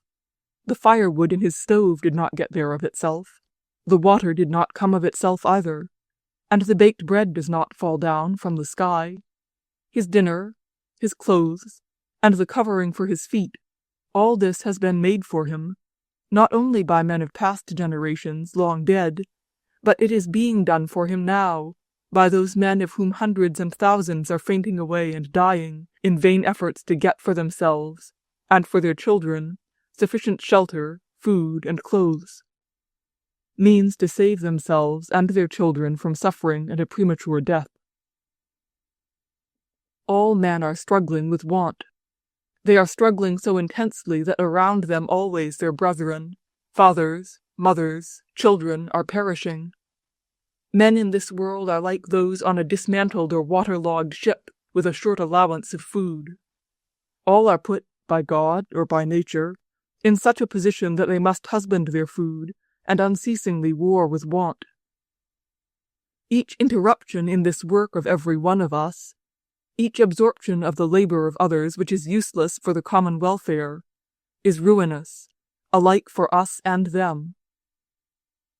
How is it that the majority of educated people, without laboring, are quietly absorbing the labors of others which are necessary for their own lives, and are considering such an existence quite natural and reasonable? If we are to free ourselves from the labor proper and natural to all, and lay it on others, and yet not at the same time consider ourselves traitors and thieves, we can do so only by two suppositions. First, that we, the men who take no part in common labor, are different beings from working men, and have a peculiar destiny to fulfill in society, like drone bees or queen bees, which have a different function from the working bees. Or, secondly, that the business which we, the men freed from the struggle for existence, are doing for other men is so useful for all that it undoubtedly compensates for that harm which we do to others in overburdening them. In olden times, men who lived by the labor of others asserted, first, that they belonged to a different race, and secondly, that they had from God a peculiar mission, caring for the welfare of others, in other words, to govern and teach them. And therefore they assured others, and partly believed themselves, that the business they did was more useful and more important for the people than those labors by which they profit. This justification was sufficient, so long as the direct interference of God in human affairs, and the inequality of human races, was not doubted. But with Christianity, and that consciousness of the equality and unity of all men which proceeds from it, this justification could no longer be expressed in its previous form. It was no longer possible to assert that men are born of different kind and quality, and have a different destiny, and the old justification, though still held by some, has been little by little destroyed, and has now almost entirely disappeared. But though the justification disappeared, the fact itself, of the freeing of some men from labor, and the appropriation by them of other men's labor, remained the same for those who had the power to enforce it. For this existing fact, new excuses have constantly been invented, in order that, without asserting the difference of human beings, men might be able, with apparent justice, to free themselves from personal labor. A great many justifications have been invented. However strange it may seem, the main object of all that has been called science, and the ruling tendency of science, has been to seek out such excuses. This has been the object of the theological sciences and of the science of law. This was the object of so-called philosophy. And this became lately the object of modern rationalistic science, however strange it appears to us, the contemporaries, who use this justification. All the theological subtleties which aimed at proving that a certain church is the only true successor of Christ, and that, therefore, she alone has full and uncontrolled power over the souls and bodies of men, had in view this very object. All the legal sciences, those of state law, penal law, civil law, and international law, have this sole aim. The majority of philosophical theories, especially that of Hegel, which reigned over the minds of men for such a long time, and maintained the assertion that everything which exists is reasonable, and that the state is a necessary form of the development of human personality, had only this one object in view. Comte's positive philosophy and its outcome, the doctrine that mankind is an organism, Darwin's doctrine of the struggle for existence, directing life and its conclusion, the theory of the diversity of human races, the anthropology now so popular, biology, and sociology, all have the same aim. These sciences have become favorites because they all serve for the justification of the existing fact of some men being able to free themselves from the human duty of labor, and to consume other men's labor. All these theories, as is always the case, are worked out in the mysterious sanctums of augurs, and in vague, unintelligible expressions are spread abroad among the masses, and adopted by them. As in olden times the subtleties of theology, which justified violence in church and state, were the special property of priests, and among the masses of the people, the conclusions, taken by faith and ready-made for them, were circulated, that the power of kings, clergy, and nobility was sacred. So, afterwards, the philosophical and legal subtleties of so-called science became the property of the priests of science. And through the masses only the ready-made conclusion accepted by faith, that social order, the organization of society, must be such as it is and cannot be otherwise, was diffused. So it is now. It is only in the sanctuaries of the modern sages that the laws of life and the development of organisms are analyzed, whereas in the crowd, the ready-made conclusion, accepted on trust, that division of labor is a law confirmed by science, and therefore it must be that some starve and toil and others eternally feast, and that this very ruin of some and feasting of others is the undoubted law of man's life, to which we must submit, is circulated.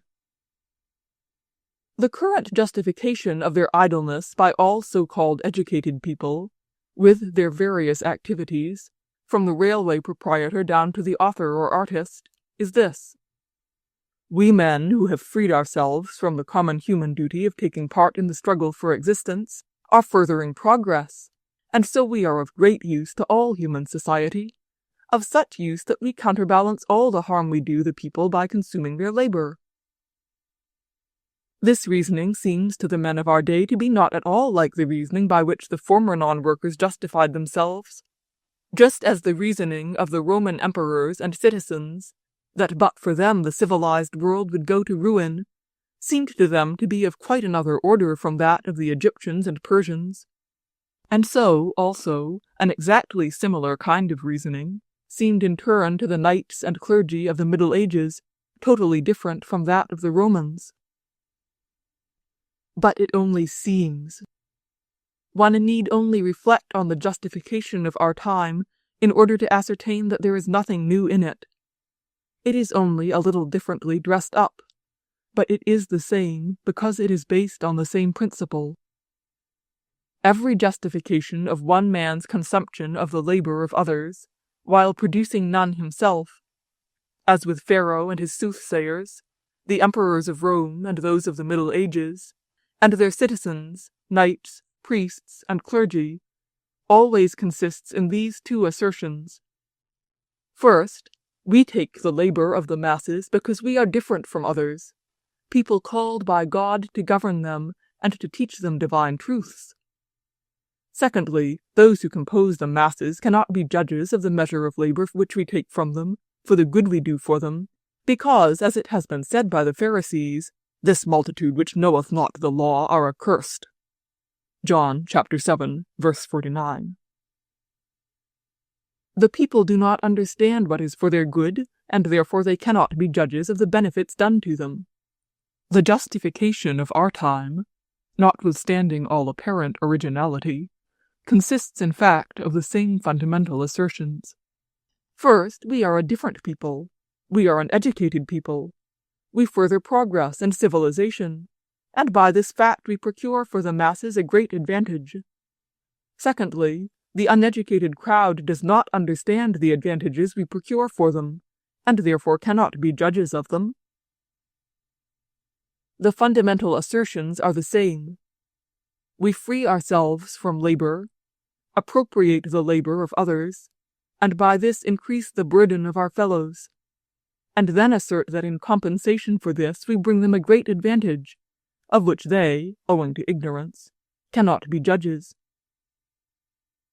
Is it not, then, the same thing? The only difference lies in this, that formerly the claims on other men's labor were made by citizens, Roman priests, knights, and nobility, and now these claims are put forward by a caste who term themselves educated. The lie is the same, because the men who justify themselves are in the same false position. The lie consists in the fact that, before beginning to reason about the advantages conferred on the workers by people who have freed themselves from labor, certain men, pharaohs, priests, or we ourselves, educated people, assume this position first, and only afterwards manufacture a justification for it. The very position universally serves as a basis for the justification. The difference of our justification from the ancient ones consists merely in the fact that it is more false and less well-grounded. The old emperors and popes, if they themselves, and the people, believed in their divine calling, could easily explain why they were to control the labor of others. They asserted that they were appointed by God himself for this very thing, and from God they had a commandment to teach the people divine truths revealed to them, and to govern them. But modern educated men, who do not labor with their hands, and who acknowledge the equality of all men, cannot explain why they and their children, for education is only by money, that is, by power, should be those lucky persons called to an easy, idle life, out of those millions who, by hundreds and thousands, are perishing to make it possible for them to be educated. Their only justification consists in this, that, just as they are, instead of doing harm to the workers by freeing themselves from labor, and by swallowing up labor, they bring to the people some advantages, unintelligible to them, which compensate for all the evil they perpetrate. Chapter 27. The theory by which men who have freed themselves from personal labor justify themselves is, in its simplest and most exact form, this: we men, having freed ourselves from work, and having by violence appropriated the labor of others, we find ourselves better able to benefit them. In other words, certain men, for doing the people a palpable and comprehensible harm, utilizing their labor by violence, and thereby increasing the difficulty of their struggles with nature, do to them an impalpable and incomprehensible good. This is a very strange proposition, but the men, both of former as well as of modern times, who have lived on the labor of workmen, believe it, and calm their conscience by it. Let us see in what way it is justified in different classes of men who have freed themselves from labor in our own days. I serve men by my activity in church or state, as king, minister, archbishop. I serve men by my trading or by industry. I serve men by my activity in the departments of science or art. By our activities, we are all as necessary to the people as they are to us. So say various men of today who have freed themselves from labor. Let us consider, seriatim, the principles upon which they base the usefulness of their activity. There are only two indications of the usefulness of any activity of one man for another. One, an exterior indication, the acknowledgement of the utility of the activity by those to whom it is applied, and 2. An interior indication, the desire to be of use to others lying at the root of the activity of the one who is trying to be of use. Statesmen, I include the church dignitaries appointed by the government in the category of statesmen, are, it is said, of use to those whom they govern. The emperor, the king, the president of a republic, the prime minister, the minister of justice, the minister of war, the minister of public instruction, the bishop, and all under them who serve the state, all live free from the struggle of mankind for existence, having laid all the burden of this struggle on someone else, on the ground that their non-activity compensates for this. Let us apply the first indication to those for whose welfare the activity of statesmen is bestowed. Do they, I ask, recognize the usefulness of this activity? Yes, it is recognized. Most men consider statesmanship necessary to them. The majority recognize the usefulness of this activity in principle, but in all its manifestations known to us, in all particular cases known to us, the usefulness of each of the institutions and of each of the manifestations of this activity is not only denied by those for whose advantage it is performed, but they assert that it is even pernicious and hurtful. There is no state function or social activity which is not considered by many men to be hurtful. There is no institution which is not considered pernicious. Courts of justice, banks, local self-government, police, clergy. Every state activity, from the minister down to the policeman, from the bishop to the sexton, is considered by some men to be useful, and by others to be pernicious. And this is the case not only in Russia, but throughout the world, in France as well as in America. The activity of the Republican Party is considered pernicious by the Radical Party, and vice versa. The activity of the Radical Party, if the power is in their hands, is considered bad by the Republican and other parties. But not only is it a fact that the activity of statesmen is never considered by all men to be useful, this activity has, besides, this peculiarity, that it must always be carried out by violence, and that, to attain its end, murders, executions, prisons, taxes raised by force, and so on, became necessary. It appears, therefore, that besides the fact that the usefulness of state activity is not recognized by all men, and is always denied by one portion of men, this usefulness has the peculiarity of vindicating itself always by violence. Therefore, the usefulness of state activity cannot be confirmed by the first indication, i.e., the fact that it is recognized by those men for whom it is said to be performed. Let us apply the second test. Let us ask statesmen themselves, from the Tsar down to the policeman, from the president to the secretary, from the patriarch to the sexton, begging for a sincere answer, whether, in occupying their respective positions, they have in view the good which they wish to do for men, or something else. In their desire to fill the situation of a Tsar, a president, a minister, a police sergeant, a sexton, a teacher, are they moved by the desire of being useful to men, or for their own personal advantage? And the answer of sincere men would be that their chief motive is their own personal advantage.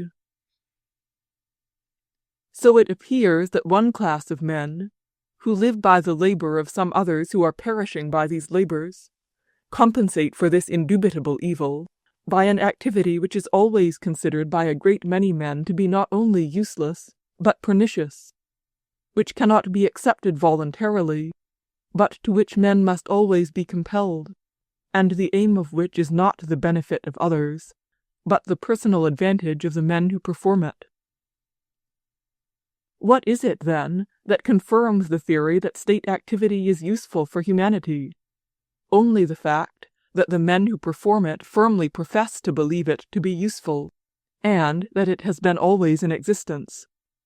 But so some not only useless but very pernicious institutions, like slavery, prostitution, and wars have always been in existence. Business people, merchants, manufacturers, railway proprietors, bankers, landowners, believe that they do a good which compensates for the harm undoubtedly done by them. On what grounds do they believe this? To the question, by whom is the usefulness of their activity recognized? Men in church and in state are able to point to the thousands and millions of working people who in principle recognize the usefulness of state and church activity. But to whom will bankers, distillers, manufacturers of velvet, of bronzes, of looking-glasses, to say nothing of guns, to whom will they point when we ask them, is their usefulness recognized by public opinion? If men can be found who recognize the usefulness of manufacturing chintzes, rails, beer, and such like things, there will be found also a still greater number of men who consider the manufacture of these articles pernicious.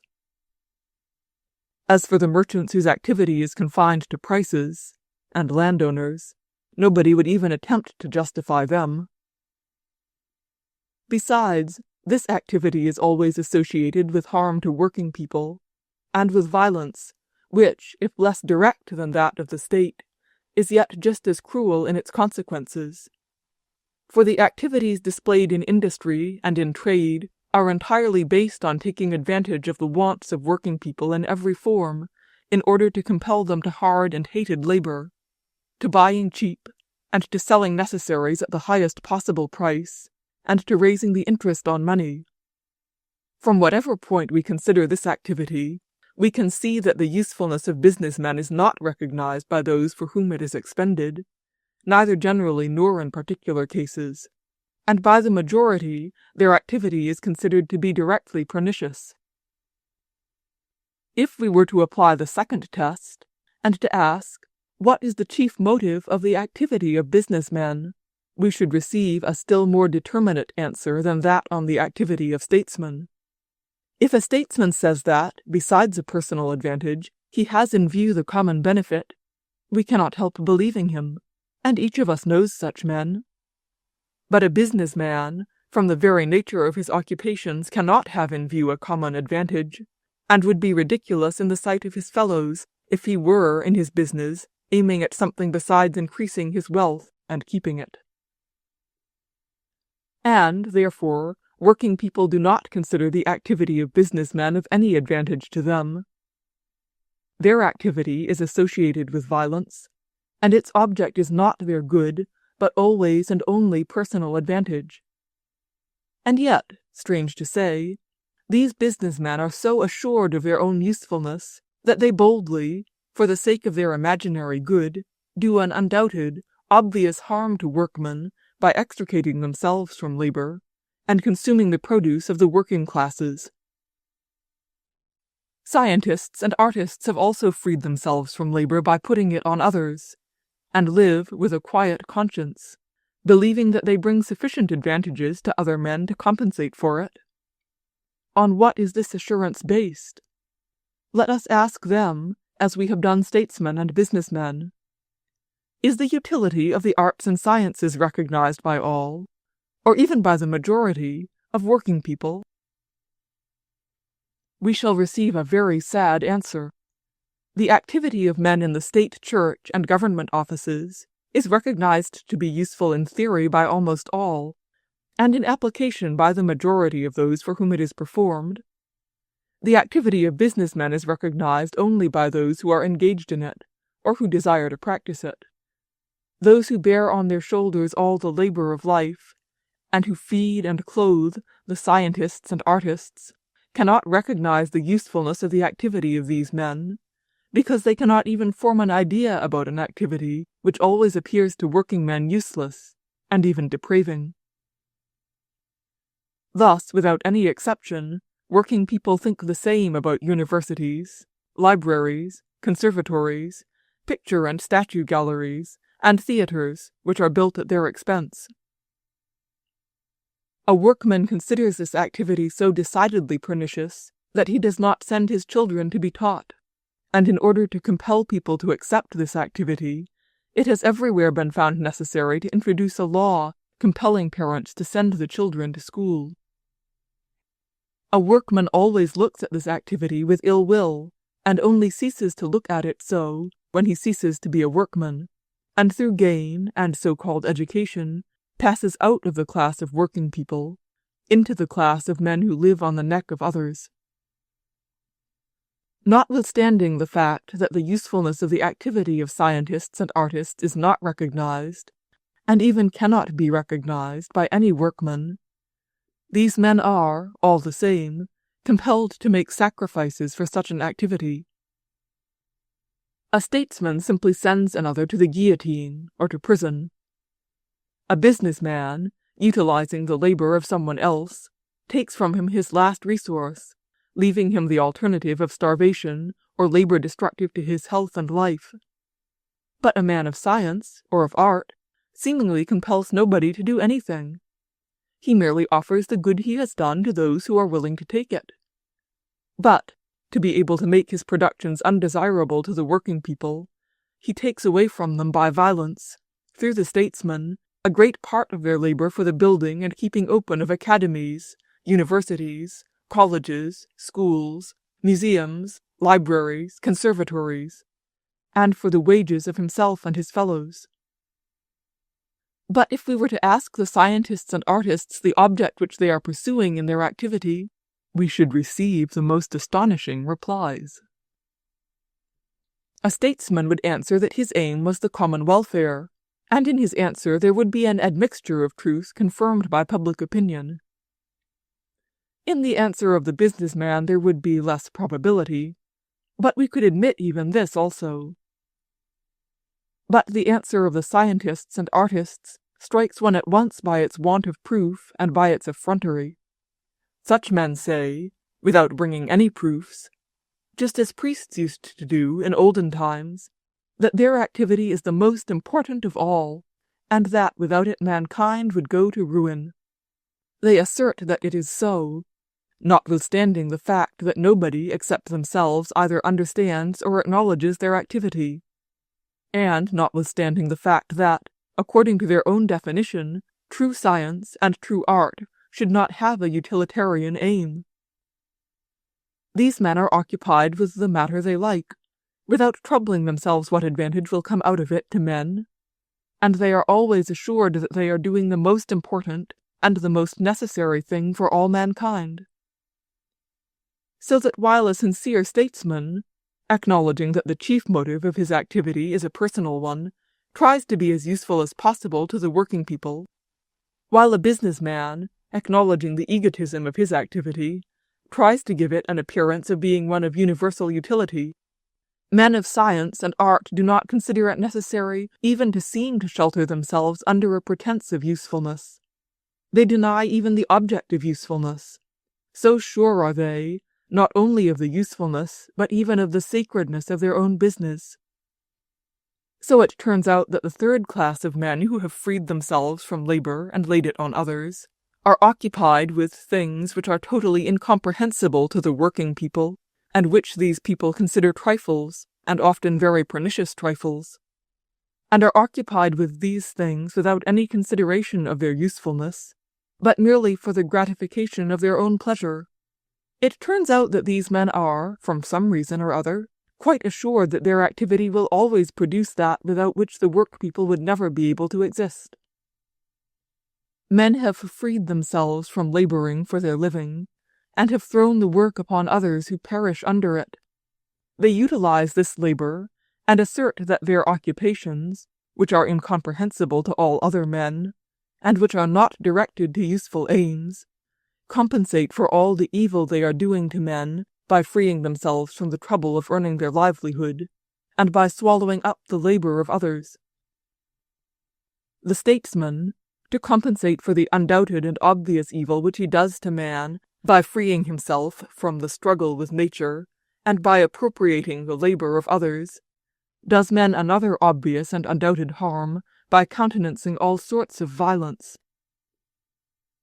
The businessman, to compensate for the undoubted and obvious harm which he does to men by using up their labor, tries to earn for himself as much wealth as possible, that is, as much of other men's labor as possible.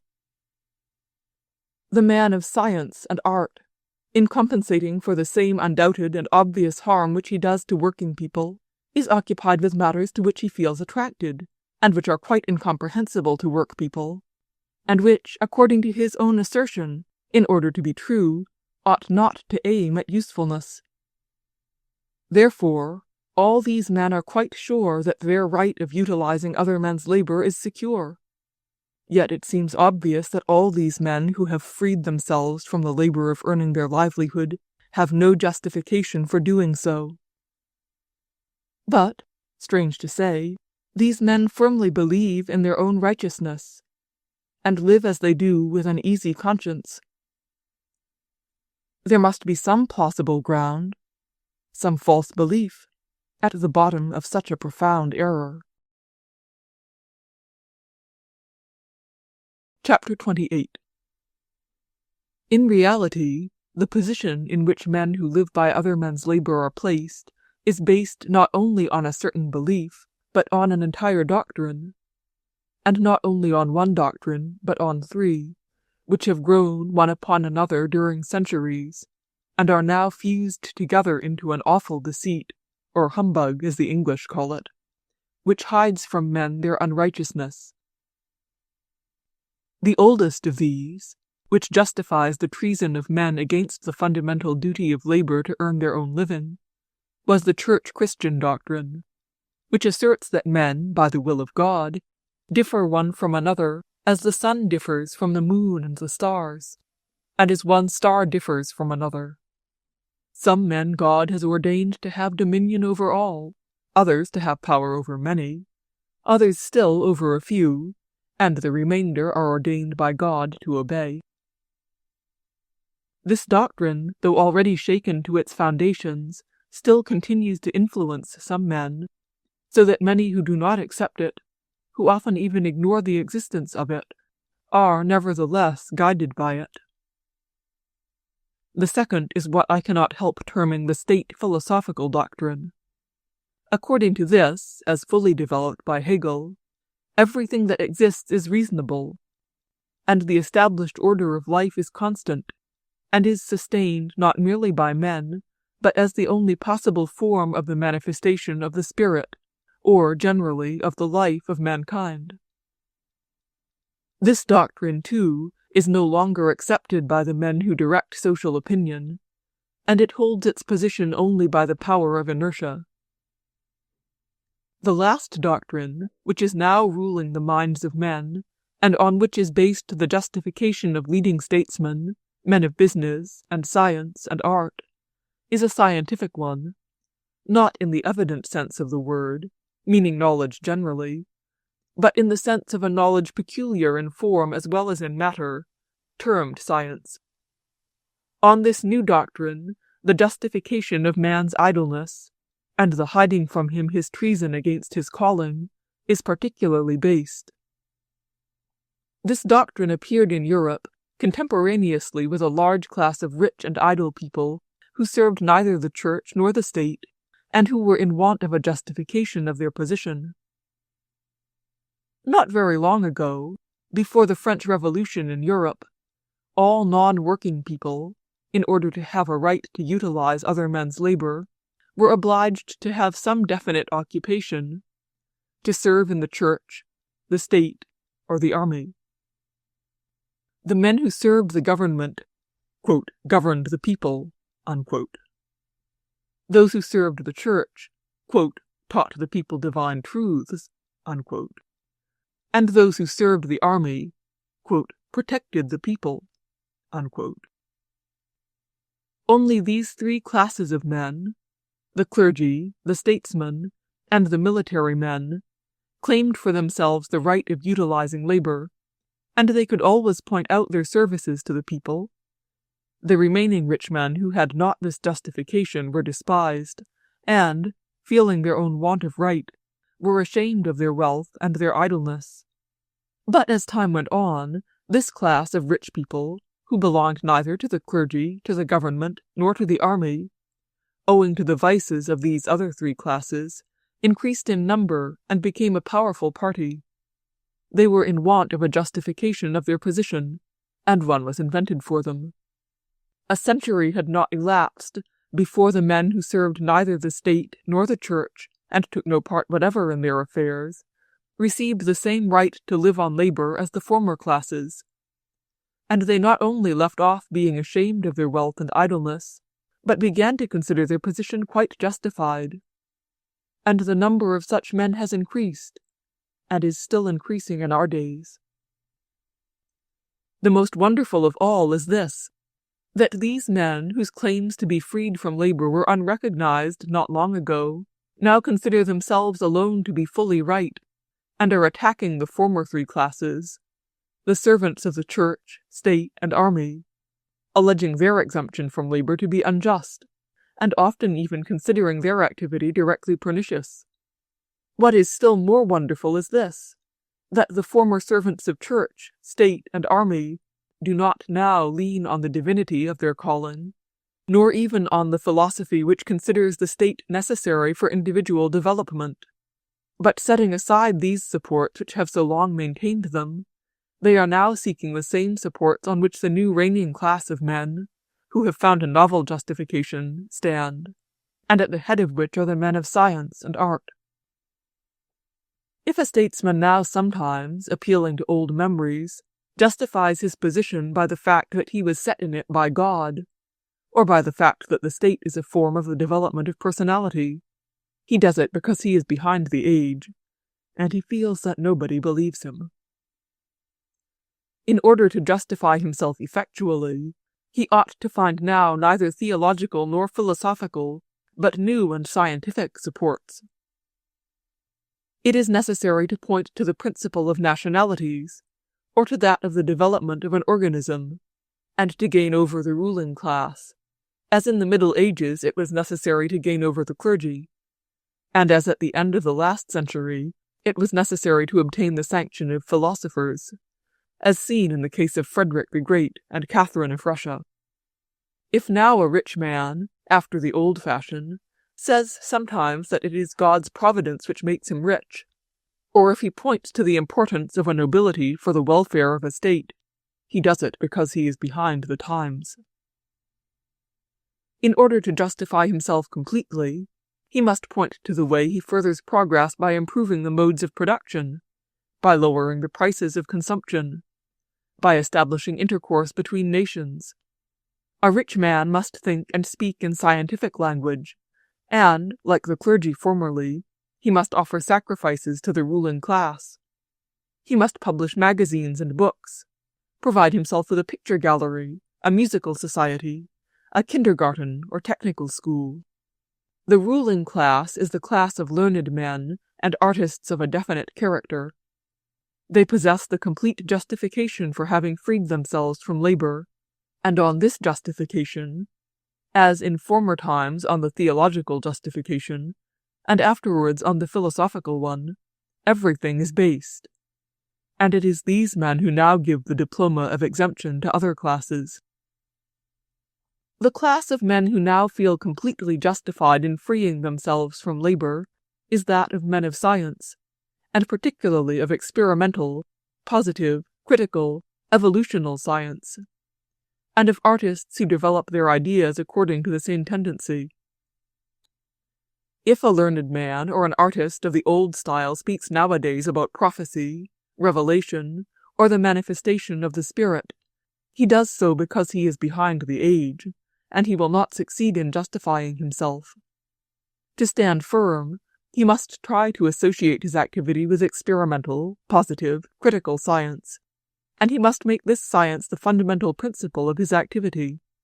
Only then will the science or the art with which he is occupied appear true, and he will stand on firm ground, and then there will be no doubt as to his usefulness to mankind. The justification of all who have freed themselves from labor is now based upon this experimental, critical, positive science. The theological and philosophical explanations have had their day.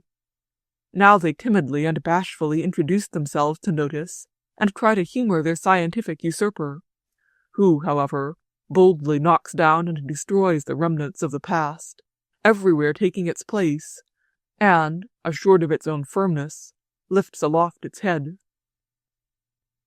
The theological justification maintained that men are predestined, some to govern, others to obey, some to live sumptuously, others to labor, and therefore those who believed in the revelation of God could not doubt the lawfulness of the position of those men who, by the will of God, are called to govern and to be rich. The state philosophical justification used to say, the state, with all its institutions and differences of classes according to rights and possessions, is that historical form which is necessary for the right manifestation of the spirit in mankind. And, therefore, the situation which everyone occupies in state and in society, according to his rights and to his possessions, must be such as to ensure the sound life of mankind. The scientific theory says, all this is nonsense and superstition. The one is the fruit of the theological period of thought, and the other of the metaphysical period. To study the laws of the life of human societies there is only one sure method, that of a positive, experimental, critical science. It is only sociology, based on biology, in its turn based on all the other positive sciences, which is able to give us new laws for the life of mankind. Mankind, or human societies, are organisms either already perfect or in a state of development, subject to the laws of the evolution of organisms. One of the first of these laws is the division of labor among the portions of the organs. If some men govern and others obey, some live in opulence and others in want, then this is so, neither according to the will of God, nor because the state is the form of the manifestation of personality, but because in societies, as in organisms, a division of labor takes place which is necessary for the life of the whole. Some men perform in societies the muscular part of labor, and others the mental. End quote. On this doctrine is built the ruling excuse of the age. Chapter 29. Christ teaches men in a new way, and this teaching is written down in the Gospels. It is first persecuted and not accepted. Then the fables of the fall of man and of the first angel are invented, and these fables are believed to be the teaching of Christ. The fables are absurd. They have no foundation whatever, but by virtue of them men are led to believe that they may continue to live in an evil way, and nonetheless consider themselves as saved by Christ. This conclusion is so agreeable to the mass of weak men who have no affection for moral effort, that the system is eagerly accepted, not only as true, but even as the divine truth as revealed by God himself, and the invention becomes the groundwork on which for centuries theologians build their theories. Then, by degrees, these learned men diverge by various channels into special systems of their own, and finally endeavor to overthrow each other's theories. They begin to feel there is something amiss, and cease to understand what they themselves are talking about. But the crowd still requires them to expound its favorite instruction, and thus the theologians, pretending both to understand and believe what they are saying, continue to dispense it. In process of time, however, the conclusions drawn from theological conceptions cease to be necessary to the masses, who then, peeping into the very sanctuaries of their augurs, discover them to be utterly void of those glorious and indubitable truths which the mysteries of theology had seemed to be, and see instead that there is nothing there but crude deception, and they marvel at their own blindness. The same happened to philosophy, not in the sense of the wisdom of men like Confucius or Epictetus, but with professional philosophy, which humored the instincts of the crowd of rich and idle people. Not long ago, a moral philosophy was in fashion in the learned world, according to which it appeared that everything that is reasonable, that there is neither good nor evil, that man has not to struggle with evil, but has merely to manifest the spirit of the age, some in military service, some in courts of justice, and some on the violin. Many and various were the expressions of human wisdom known to the men of the 19th century, of Rousseau, Pascal, Lessing, and Spinoza. and all the wisdom of antiquity was expounded, but none of its systems laid hold of the crowd. We cannot say that Hegel's success was due to the harmony of his theory. We had no less harmonious theories from Descartes, Leibniz, Fichte, and Schopenhauer.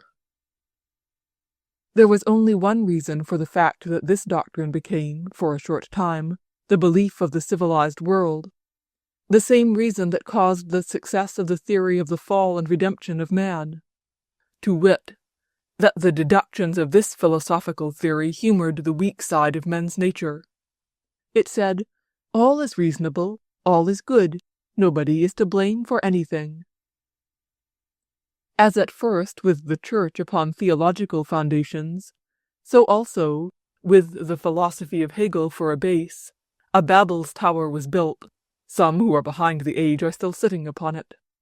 And here again was a confusion of tongues, men feeling that they themselves did not know of what they were talking, but were trying to conceal their ignorance and keep up their prestige before the crowd. And here again the masses found confirmation of their accepted teachings, and believed that whatever might seem to them bewildering and contradictory is as clear as daylight on philosophic altitudes. In the same way, the time came when this doctrine wore out, and a new one replaced it. It had become useless, and the crowd peeped into the mysterious temples of the teachers, and saw there was nothing there, nor ever had been, but obscure and unmeaning words. I have seen this in my own day. When I began life, Hegelianism was the order of the day. It was in the very air you breathed. It found its expression in newspapers and magazines, in lectures on history and on law, in novels, in tracts, in art, in sermons, in conversation. A man who did not know Hegel had no right to open his mouth. Those who desired to learn the truth were studying Hegel. Everything pointed to him. And lo, 40 years have elapsed, and nothing is left of him. There is no remembrance of him. All is as though he had never existed. And the most remarkable of all is, that just as false Christianity, so also Hegelianism has fallen, not because someone refuted or overthrew it. No, it is now as it was before, but both have only become no longer necessary for the learned, educated world. If at the present time we speak to any man of modern culture about the fall of the angel, of Adam, about atonement, he does not argue or deny. He simply asks, amazed, "What angel? Adam? What for? What atonement? What is all this to me?" So also with Hegelianism. No one of our day will argue its theses. He will only inquire, "What spirit? Where did it come from? With what purpose? What good will it do me?" Not very long ago, the sages of Hegelianism were solemnly teaching the crowd. And the crowd, understanding nothing, blindly believed all, finding the confirmation of what suited them, and thinking that what seemed to them to be not quite clear, or even contradictory, was clearer than day on the heights of philosophy. But time went on. The theory was worn out. A new one appeared in its place. The former one was no longer demanded. And again the crowd looked into the mysterious temples of the augurs, and saw there was nothing there, and that nothing had ever been there but words, very dark and meaningless. This happened within my memory. These things happened, we are told, because they were ravings of the theological and metaphysical period, but now we have a critical, positive science which will not deceive us, because it is based upon induction and experience. Now our knowledge is no longer uncertain as it formerly was, and it is only by following it that one can find the answer to all the questions of life. But this is exactly what was said by the old teachers, and they certainly were no fools, and we know that among them were men of immense intellect. And within my memory the disciples of Hegel said exactly the same thing, with no less assurance, and no less acknowledgment on the side of the crowd of so-called educated people. And such men as our Herzen, Stankiewicz, Balinsky, were no fools either. But why, then, has this wonderful thing happened, that clever men preached with the greatest assurance, and the crowd accepted with veneration, only groundless and meaningless doctrines. The reason is only that these doctrines justified men in their bad mode of living. A very commonplace English writer, whose books are now almost forgotten and recognized as the emptiest of all empty ones, wrote a tract upon population, in which he invented an imaginary law that the means of living do not increase with the increase of population. This sham law the author dressed out with the formulae of mathematics which have no foundation whatever, and published it. Judged by the lightness of mind and the want of talent displayed in this treatise, we might have supposed that it would have passed unnoticed, and been forgotten, as all other writings of the same author have been. But it turned out quite differently. The author who wrote it became at once a scientific authority, and has maintained this position for nearly half a century. Malthus. The Malthusian theory, the law of the increase of population in geometrical progression, and the increase of means of living in arithmetical progression, and the natural and prudent means of restraining the increase of population. All these became scientific, undoubted truths, which have never been verified, but, accepted as axioms, have served for further deductions. Thus learned and educated men were deceived, whereas in the crowd of idle men there was a blind and religious trust in the great laws discovered by Malthus. How did this happen? These statements seem to be scientific deductions, which have nothing in common with the instincts of the crowd. But they are only sacred to those who believe science to be something self-existent and infallible, like the Church, and not merely the thoughts of weak men liable to mistakes, who only for importance' sake call their own thoughts and words by a pompous word, science. It was only necessary to draw practical conclusions from the Malthusian theory in order to see that it was quite a human one, with very determinate aims. The deductions which were directly drawn from this theory were the following. The miserable condition of working people does not come from the cruelty, egotism, and unreasonableness of rich and powerful men, but it exists according to an unchangeable law, which does not depend upon man, and if anybody is to blame, it is the starving working people themselves. Why do these fools come into the world when they know that they will not have enough to eat? And therefore the wealthy and powerful classes are not at all to blame for anything, and they may quietly continue to live as they have done. This conclusion, being pleasant to the crowd of idle men, induced the learned dons to overlook the incorrectness and total arbitrariness of the deductions. And the crowd of educated, i.e. idle, people, instinctively guessing to what these deductions led, greeted the theory with delight, set upon it the seal of truth, and cherished it during half a century. The reason for all this was that these doctrines justified men in their bad mode of life. Is not the same cause at the bottom of the self-assurance of men of the new, positive, critical, experimental science, and of the reverent regard of the crowd to what they preach? At first it seems strange that the theory of evolution, like the theory of atonement in theology, it serves for the majority of men as a popular expression of the new teaching, should justify men in their false lives. And it would seem that the scientific theory has only to do with facts, and does nothing but observe facts. But it only seems so. It had been so with theological teaching. Theology seemed to be occupied only with doctrines, and to have nothing to do with the lives of men. It had been so with philosophy, which also seemed to be occupied only with facts.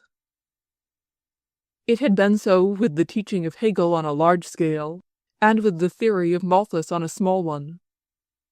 Hegelianism seemed to be occupied merely with its logical constructions, and to have nothing to do with the lives of men, and the theory of Malthus seemed to be occupied exclusively with statistics. But it only seemed so. Modern science also claims to be occupied exclusively with facts. It studies facts. But what facts? Why some facts and not others? The disciples of the modern science are very fond of saying, with a solemn assurance, "We study facts alone." imagining that these words have some meaning. To study facts alone is quite impossible, because the number of facts which may be objects of our study are, in the strict sense of the word, countless. Before beginning to study facts, one must have some theory according to which the facts are studied, that is, determining which shall be selected from the countless number of facts. And this theory indeed exists, and is even very definitely expressed, though many of the agents of modern science ignore it, that is, do not want to know it, or really do not know it, sometimes pretend not to know it. Thus matters stood before with all most important beliefs. The basis of each is always given in theory, and so-called learned men seek only further deductions from the various bases given to them, though sometimes they ignore even these. But a fundamental theory must always be present, and so it is also now. Modern science selects its facts on the ground of a determinate theory, which sometimes it knows, sometimes does not wish to know, sometimes really does not know, but which exists. The theory is this: mankind is an undying organism, having each his special calling for the service of the whole.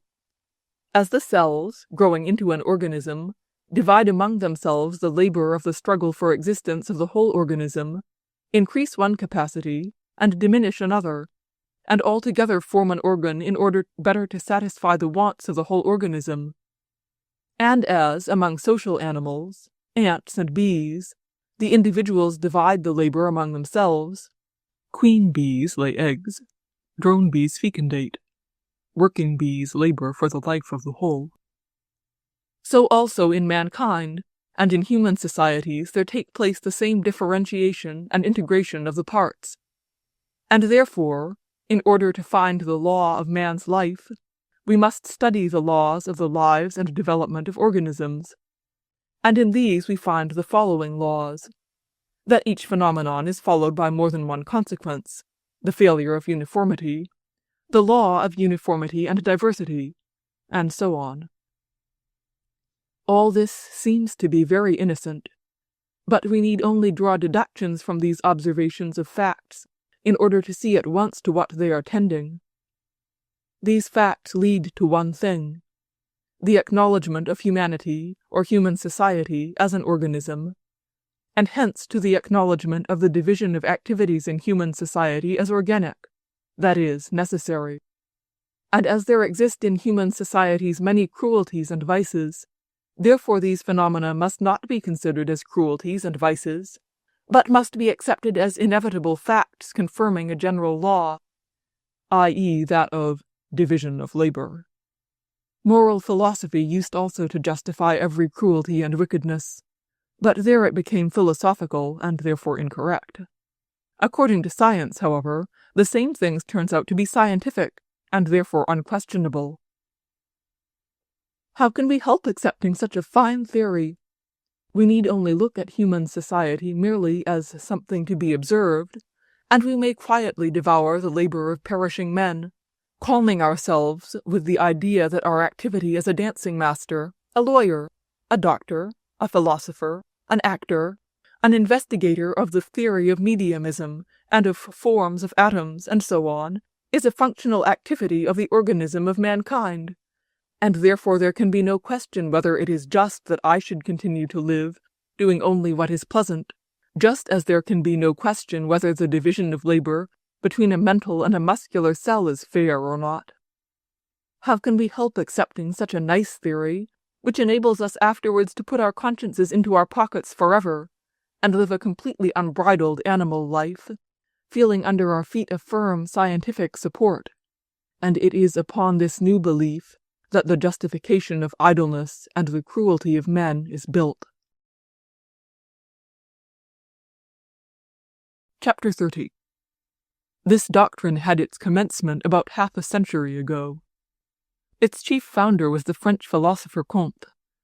Comte, being a lover of systematic theory, and at the same time a man of religious tendency, was impressed by the then new physiological researches of Bichat, and he conceived the old idea, expressed in bygone days by Menenius Agrippa, that human societies, indeed all humankind, may be regarded as one whole, an organism, and men as live particles of separate organs, each having his definite destination to fulfill in the service of the whole organism.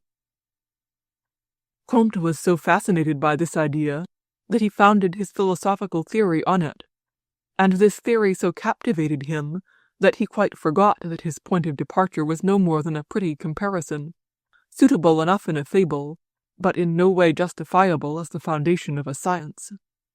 As it often happens, he took his pet hypothesis for an axiom, and so imagined that his whole theory was based upon the most firm and positive foundations. According to his theory, it appeared that, as mankind is an organism, therefore the knowledge of what man is, and what his relation to the world ought to be, is only possible through the knowledge of the properties of this organism. And to be able to learn these properties, man is fitted to make observations upon other, lower organisms, and to draw deductions from their lives. Therefore, first, the true and exclusive method of science, according to Comte, is the inductive one, and science is only science when it has experiment for its basis. Secondly, the final aim and the summit of science becomes the new science concerning the imaginary organism of mankind, or the organic being, mankind. This new hypothetic science is sociology. From this view of science, it generally turns out that all former knowledge was false, and that the whole history of mankind, in the sense of its self-consciousness, divides itself into three, or rather 2 periods. First, the theological and metaphysical period, from the beginning of the world to Comte, and secondly, the modern period of true science, positive science, beginning with Comte. All this was very well, but there was one mistake in it, which was this, that all this edifice was built on the sand, on an arbitrary, and incorrect, assertion that mankind, collectively considered, was an organism. This assertion is arbitrary because, if we are to acknowledge the existence of mankind as an organism, which is beyond observation, we might as well acknowledge the existence of the triple God and similar theological propositions. It was incorrect because to the idea of mankind, that is, of men, the definition of an organism was added, whereas man lacks the essential characteristics of an organism, a center of sensation or consciousness. We call an elephant, as well as a bacterium, organisms, only because we suppose by analogy in these beings that there is unification of sensations, or consciousness. But human societies and mankind lack this essential, and therefore, however many other general character signs we may find in mankind and in an organism, without this, the assertion that man is an organism is incorrect. But, notwithstanding the arbitrariness and incorrectness of the fundamental proposition of positive philosophy, it was accepted by the so-called educated world with great sympathy, because of that great fact, important for the crowd, that it afforded a justification of the existing order of things, by recognizing the lawfulness of the existing division of labor, that is, of violence in mankind. It is remarkable in this respect that from the writings of Comte, composed of 2 parts, a positive philosophy and a positive politics, only the first part was accepted on new experimental principles by the learned world, that which justified the existing evil in human society. The second part, treating of the moral, altruistic duties following from this recognition of mankind as an organism, was considered not only unimportant, but even unscientific. Here the same thing was repeated which occurred with the 2 parts of Kant's writings. The critique of pure reason was accepted by science, but the critique of practical reason, that part which contains the essence of moral doctrine, was rejected. In the teaching of Comte, that was recognized to be scientific, which humored the reigning evil. But the positive philosophy accepted by the crowd, based on an arbitrary and incorrect supposition, was by itself too ill-grounded, and therefore too unsteady, and could not be sustained by itself. And now, among the idle play of ideas of so-called men of science, there has appeared a similarly arbitrary and incorrect assertion, not at all new, to the effect that all living beings, that is, organisms, proceed one from another. Not only one organism from another, but one organism from many. That during a very long period, 1,000,000 of years, for instance, not only may a fish and a duck have proceeded from one and the same forefather, but also one organism might have proceeded from many separate organisms. So, for instance, out of a swarm of bees a single animal may proceed. This arbitrary and incorrect assertion was accepted by the learned world with still greater sympathy. The assertion was arbitrary because no one has ever seen how one kind of organism is made from others, and therefore the hypothesis about the origin of species will always remain a mere supposition and never become an experimental fact. The hypothesis was incorrect because the solution of the problem of the origin of species by the theory of the laws of inheritance and accommodation during an infinitely long period is not a solution of the problem at all, but the mere reiteration of the question in another form. According to the solution of this problem by Moses, to oppose which is the object of Comte's theory, it appeared that the variety of the species of living beings proceeded from the will of God and his infinite omnipotence. According to the theory of evolution, it appears that the variety of species of living beings proceeded from themselves, in consequence of the infinite variety of conditions of inheritance and environment in an infinite period of time. The theory of evolution, speaking plainly, asserts only that, by chance, in an infinite period of time, anything you like may proceed from anything else you choose. This is no answer to the question. It is simply the same question put differently. Instead of will is put chance, and the coefficient of the infinite is transferred from omnipotence to time. But this new assertion, enforced by Darwin's followers in an arbitrary and inaccurate spirit, maintained the first assertion of Comte, and therefore it became the revelation for our time, and the foundation of all sciences, even that of the history of philosophy and religion. And besides, according to the naive confession of Darwin himself, the idea was awakened in him by the law of Malthus, and therefore he pointed to the struggle for existence, not only of men, but of all living beings, as a fundamental law of every living thing, and this was exactly what was wanted by the crowd of idle people for their own justification. Two unstable theories which could not stand on their own feet supported each other, and so received a show of stability. Both the theories bore in them a sense, precious to the crowd, that men are not to be blamed for the existing evil in human societies, that the existing order is what should be, and thus the new theory was accepted by the crowd in the sense wanted by them, with full confidence and unprecedented enthusiasm. Thus the new scientific doctrine was founded upon two arbitrary and incorrect propositions, accepted in the same way that dogmas of faith are accepted. Both in matter and form, this new doctrine is remarkably like the Church Christian one. In matter, the similarity lies in the fact that in both doctrines alike a fantastical meaning is attached to really existing things, and this artificial meaning is taken as the object of our research. In the Church Christian doctrine, to Christ, who did really exist, is attributed the fantastic conception of being God himself, screened.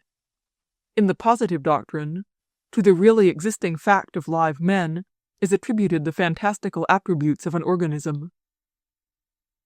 In form, the similarity of these two doctrines is remarkable, since, in both cases, a theory emanating from one class of men is accepted as the only and infallible truth. In the Church Christian doctrine, the Church's way of understanding God's revelation to men is regarded as the sacred and only true one. In the doctrine of positivism, certain men's way of understanding science is regarded as absolutely correct and true. As the Church Christians regard the foundation of their church as the only origin of true knowledge of God, and only out of a kind of courtesy admit that former believers may also be regarded as having formed a church, so, in precisely the same manner, does positive science, according to its own statement, place its origin in Comte, and its representatives also only out of courtesy admit the existence of previous science, and that only as regarding certain thinkers, as, for instance, Aristotle. Both the Church and positive science altogether exclude the ideas of all the rest of mankind, and regard all knowledge outside their own as erroneous. The similarity persists. Just as to the support of the first advental theological dogmas of the Trinity and of the divinity of Christ comes the old, but newly interpreted, dogmas of man's fall and of his redemption by the death of Christ, and out of these dogmas is developed popular church teaching. So in our time, the old dogma of evolution comes in with new importance to help the fundamental dogma of Comte concerning the organism of mankind. And from these two elements the popular scientific doctrine has been formed. As in one teaching, so in the other. The new dogma is necessary for the support of the old one, and becomes comprehensible only in connection with it. If, to a believer in the divinity of Christ, it is not clearly comprehensible why God should come down to earth, the doctrine of atonement explains it. If it is not quite clear to a believer in the organism of mankind why a collection of individuals may be counted as an organism, the dogma of evolution is charged with the explanation. This dogma is needed to reconcile the contradictions and certainties of the first.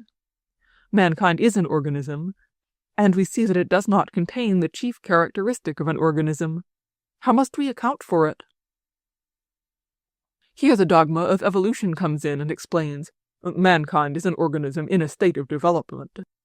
If you accept this, you may then consider mankind as such. As to any man free from superstitions about the Trinity and the divinity of Christ, it is impossible even to understand the force and the meaning of the teaching of atonement, which meaning comes only through the acknowledgement of Christ as God himself. So a man who is free from the positive superstition cannot even understand wherein lies the interest of the theory of the origin of species and of evolution, and this interest is explained only when we learn the fundamental dogma that mankind is an organism. And as the subtleties of theology are only intelligible to those who believe in its fundamental dogmas, so also the subtleties of sociology, which now occupy the minds of all adherents of this recent and profound science, are intelligible only to believers. The doctrine of atonement is necessary to reconcile the contradiction between the first dogma and facts. God descended on earth to save men, but men are not saved. How then explain this? The dogma of atonement asserts, he saved those who believed in atonement. If you believe in atonement, you are saved. The similarity between these two doctrines holds good yet further. Being founded on dogmas accepted by faith, these doctrines neither question nor analyze their own principles, which, on the other hand, are used as starting points for the most extraordinary theories. The preachers of these call themselves, in theology, sanctified, in positive knowledge, scientific, in both cases, infallible.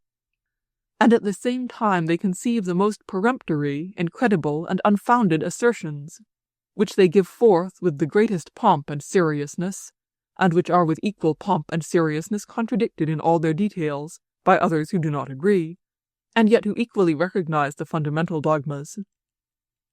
The Basil the Great of scientific doctrine, Herbert Spencer, in one of his first writings expresses these doctrines thus: societies and organisms, says he, are alike in the following points. First, in that, being conceived as small aggregates, they imperceptibly grow in mass, so that some of them become 10,000 times bigger than their originals. Secondly, in that, while in the beginning they have such simple structure that they may almost be considered structureless, in their growth they develop an ever-increasing complexity of structure. Thirdly, in that, though in their early undeveloped period there does not exist among them any dependence of particles upon one another, these particles by and by acquire a mutual dependence, which at last becomes so strong that the activity and the life of each part is possible only with the activity and the lives of all others. Fourthly, in this, that the life and the development of society is more independent and longer than the life and the development of every unit which goes to form it, and which is separately born and growing and acting and multiplying and dying, while the political body formed of such continues to live, one generation after another, developing in mass, in perfection of structure, and in functional activity. Then follow the points of difference between organisms and societies, and it is demonstrated that these differences are only seeming ones, and that organisms and societies are quite similar. To an impartial man, the question at once arises, what are you speaking about, then? Why is mankind an organism or something similar? You say that societies are similar to organisms according to these 4 points, but even this comparison is incorrect. You take only a few characteristics of an organism and you then apply them to human societies. You produce 4 points of similarity, then you take the points of difference, which you say are only seemingly so, and you conclude that human societies may be considered as organisms. But this is nothing else than an idle play of dialectics. On this ground we may consider as an organism everything we choose. I take the first thing which comes to my mind, a forest as it is planted in a field and grows up, first beginning as a small aggregate and imperceptibly increasing in mass. Secondly, in the beginning the structure of an organism is simple, then the complexity increases, and so on. This is the case with the forest. At first there are only birch trees, then hazel, and so on. First, all the trees grow straight, and afterwards they interlace their branches. Thirdly, the dependence of the parts increases, so that the life of each part depends upon the lives and activities of all the others. It is exactly the same with the forest. The nut tree keeps the trunks warm. If you hew it down, the other trees will be frozen in winter. The underwood keeps off wind. The seed trees continue the species. The tall and leafy ones give shadow, and the life of each tree depends upon that of the rest. Fourthly, separate parts may die, but the whole organism continues to live. Separate trees perish, but the forest continues in life and growth. The same holds good with the example so often brought by the defenders of the scientific doctrine. Cut off an arm, the arm will die. We may say, remove a tree from the shadow and the ground of a forest, it will die. Another remarkable similarity between this scientific doctrine and the church Christian one, and any other theory founded upon propositions which are accepted through faith, lies in their mutual capacity of being proof against logic.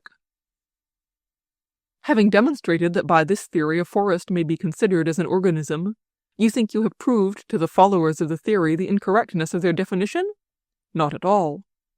Their definition of an organism is so loose and plastic that they can apply it to everything they like. Yes, they will say, you may consider the forest, too, as an organism. A forest is a mutual cooperation of the individuals who do not destroy each other, an aggregate. Its parts can also pass into a closer relationship, and by differentiation and integration it may become an organism. Then you will say that in that case the birds too, and the insects, and the herbs of this forest, which mutually cooperate and do not destroy each other, may be considered, with the trees, to be an organism. They would agree to this too. According to their theory, we may consider as an organism every collection of living beings which mutually cooperate, and do not destroy one another. You can establish a connection and cooperation between everything you like, and, according to evolution, you can assert that from anything may proceed anything else you like, if a long enough period is granted. To those who believe in the Trinity, it is impossible to prove that it does not exist. But one can show them that their assertion is not based on knowledge, but is an assertion of faith, and that if they assert that there are 3 gods, I have an equal right to assert that there are 17.5 gods. One may say the same thing with yet better ground to the followers of positive and evolutional science. On the basis of this science one could undertake to prove anything one liked. And the strangest thing of all is that this same positive science regards the scientific method as a condition of true knowledge, and that it has itself defined the elements of the scientific method. It professes that common sense is the scientific method, and yet common sense itself discloses the fallacies of the doctrine at every step.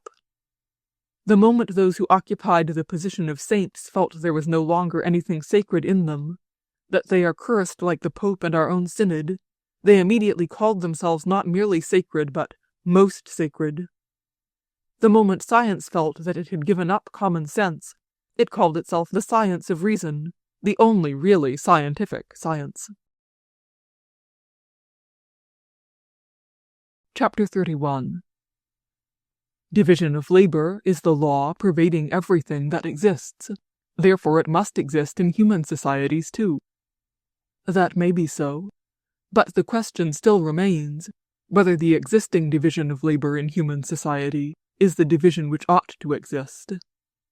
And when men consider a certain division of labor unreasonable and unjust, no science whatever can prove to men that what they consider unreasonable and unjust ought to continue. The theological theory demonstrated that power is of God, and it very well may be so. But the question still remains, to whom is the power given? To Catherine the Empress, or to the rebel Pugachev? And no theological subtleties whatever can solve this difficulty. Moral philosophy demonstrates that a state is merely a form of the social development of the individual, but the question still remains, can the state of a Nero, or that of a Genghis Khan, be considered a form of such development? And no transcendentalism whatever can solve that difficulty. It is the same with scientific science also. Division of labor is the condition of the life of organisms and of human societies. But what have we to consider in these human societies as an organic division of labor? However much science studies the division of labor in the molecules of a tapeworm, all the observations cannot compel men to acknowledge as correct a division of labor which is repudiated by their reason and conscience. However convincing the proofs of the division of labor in the cells of investigated organisms may be, a man who has not yet lost his reason will say it is wrong that some should only weave cloth all their long life, and that this is not division of labor, but oppression of human beings. Herbert Spencer and others affirm that, as there is a whole population of weavers, the weaver's activity is in organic division of labor. In saying this, they use a similar line of reasoning to the theologians. There is a power, therefore it is of God, whatever it may be. There are weavers, therefore they exist as a result of the law of division of labor. There might be some sense in this if the power and the position of weavers were created by themselves. But we know that they are not, but that it is we who create them. Well then, we ought to ascertain whether we have established this power according to the will of God or of ourselves, and whether we have called these weavers into being by virtue of some organic law or from some other cause. Here are men earning their living by agriculture, as it is proper for all men to do. One man has set up a smith's forge and mended his plough. His neighbor comes to him and asks him to mend his plough too, and promises to give labor or money in return. A second comes with a similar request. Others follow. And in the society of these men a form of division of labor arises. Thus one man becomes a smith. Another man has taught his children well. His neighbor brings him his children and asks him to teach them, and thus a teacher is formed. But the smith, as well as the teacher, become, and continue to be, a smith and a teacher only because they were asked, and they remain a smith and a teacher only as long as people require their trades. If it happens that too many smiths and teachers appear, or if their labor is no longer wanted, they at once, according to common sense, throw aside their trade, and become laborers again, as it everywhere and always happens where there is no cause for the violation of a right division of labor. Men who behave in such a way are directed both by their reason and their conscience, and therefore we, who are endowed with reason and conscience, all agree that such a division of labor is a right one. But if it were to happen that smiths, having the possibility of compelling other men to labor for them, were to continue to make horseshoes when there was no longer a demand for them, and teachers were to wish to continue to teach when there was nobody to be taught, then, to every impartial man endowed with reason and conscience, it would be obvious that this is not real division of labor, but a usurpation of other men's labor, because such a division could no longer be tested satisfactorily by the sole standard by which we may know whether it is right or not, the demand of such labor by other men, and a voluntary compensation offered for it by them. But exactly such a surplus, however, is what scientific science terms a division of labor. Men do what is not required, and they ask to be fed for it, and say it is just, because it is division of labor. The chief social evil of a people, not with us alone, is the countless horde of state officials. The chief cause of the economical misery of our days is what is called in England overproduction, that is, the production of an enormous quantity of articles wanted by nobody, and which no one knows how to get rid of. All of this comes, simply, from the strange idea about the division of labor. It would be very strange to see a bootmaker who considered that men were bound to feed him because, forsooth, he continued to produce boots wanted by no one. But what shall we say about those men in government, church, science, and art, who not only do not produce anything tangibly useful for the people, but whose produce is wanted by nobody, yet who as boldly require to be well fed and clothed on account of the division of labor? There may be magicians for whose activity there is a demand, and to whom men give casks and spirits. But we cannot even imagine the existence of magicians who, while their magic is not wanted by anybody, require to be fed simply because they wish to practice their art. Yet in our world this is the very position of the men in church and state, of the men of science and art. And it all proceeds from that false conception of the division of labor, defined not by reason and conscience, but by deductions to which these scientists so unanimously resort. Division of labor indeed has always existed, but it is correct only when man decides it by his reason and conscience, and not by his making observations on it. And the conscience and the reason of all men solve this question in the simplest and surest way. They always decide the question by recognizing the division of labor to be right only when the special activity of a man is so necessary to others that they freely offer to feed him in compensation for what they ask him to do for them.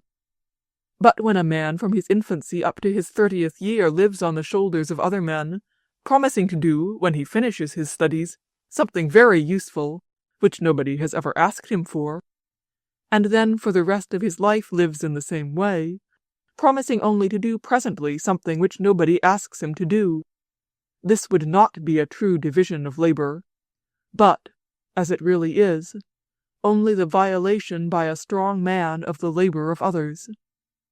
The same appropriation of other men's labor by a strong man, which formerly theology called divine predestination, philosophy, inevitable conditions of life, and now scientific science, the organic division of labor. The entire importance of the ruling science consists in this alone. This science is now the dispenser of diplomas for idleness, because in her temples she alone analyzes and determines what activity in the social organism is parasitic and what organic. As if each man could not decide much better, and more quickly too, by consulting his own reason and conscience.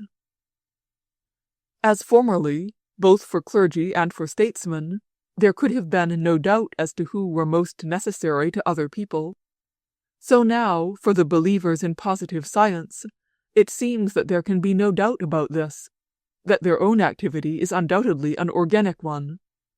They, the factors of science and art, are the cells of the brain, the most precious cells of all the human organism. Let us leave them to reign, eat, drink, and be feasted, as priests and sophists of old have before them, so long as they do not deprave men. Since men are reasonable creatures, they have discriminated good from evil, making use of what has been done in this direction before them by others, have struggled with evil, seeking a true and better way, and slowly but unceasingly have advanced in this way.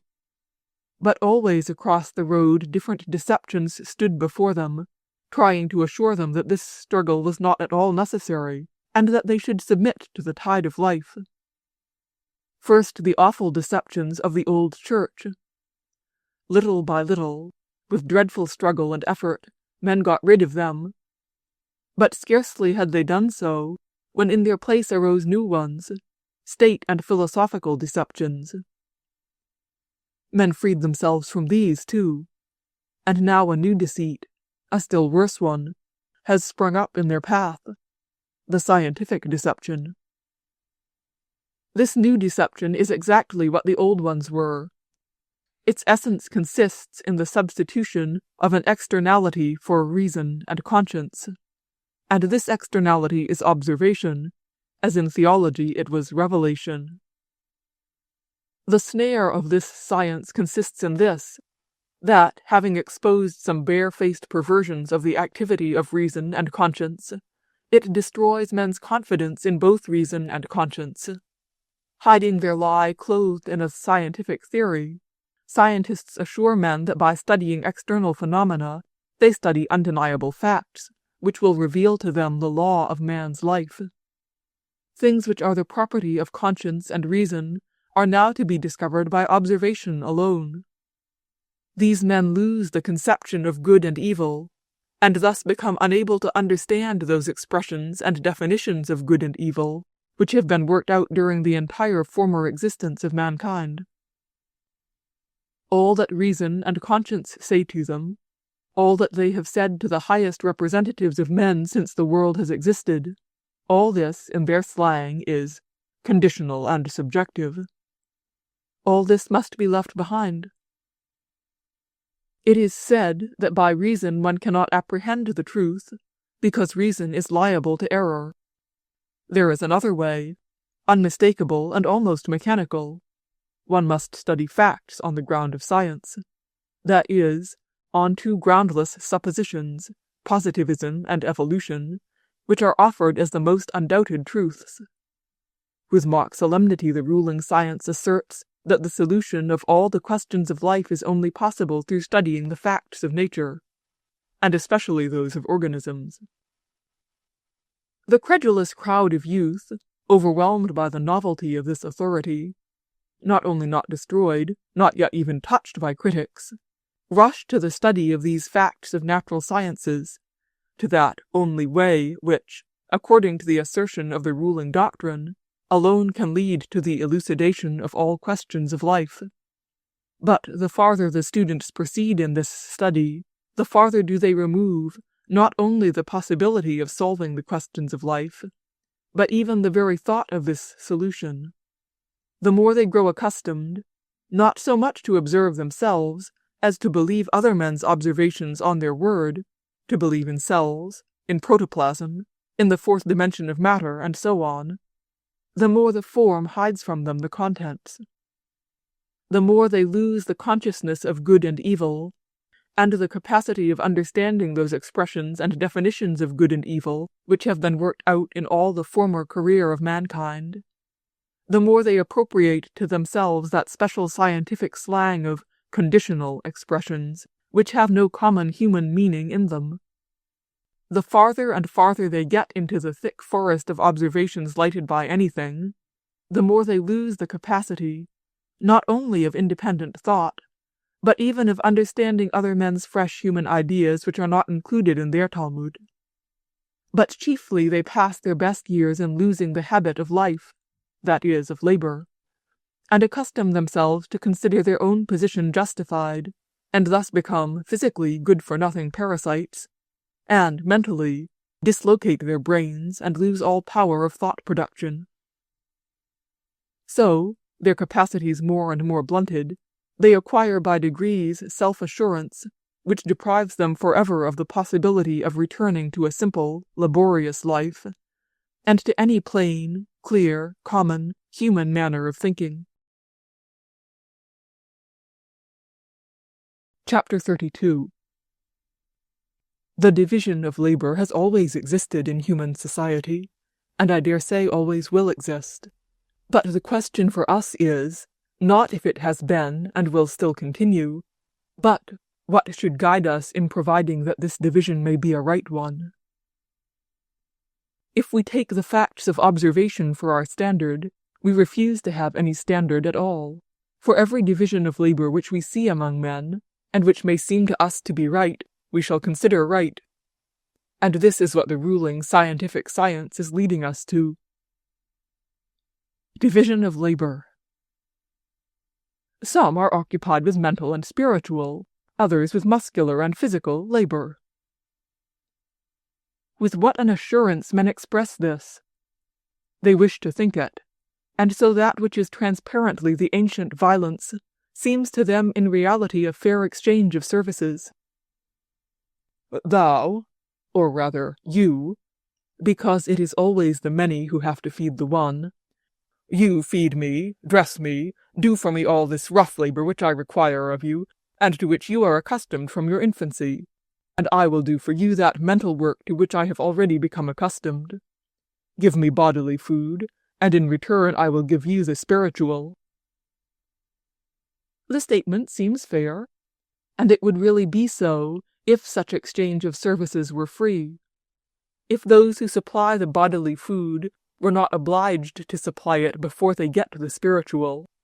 The producer of the spiritual food says, "In order that I may be able to give you this food, you must feed me, clothe me, and remove all filth from my house." But the producer of bodily food must do his work without making any claims of his own. And he has to give the bodily food, whether he receives spiritual food or not. If the exchange were a free one, the conditions on both sides would be equal. We agree that spiritual food is as necessary to man as bodily. But the learned man, the artist, says, "Before we can begin to serve men by giving them spiritual food, we want men to provide us with bodily food." But why should not the producers of this say, "Before we begin to serve you with bodily food, we want spiritual food, and until we receive it, we cannot labor"? You say, "I require the labor of a plowman, a smith, a bookmaker, a carpenter, masons, and others, in order that I may prepare the spiritual food I have to offer."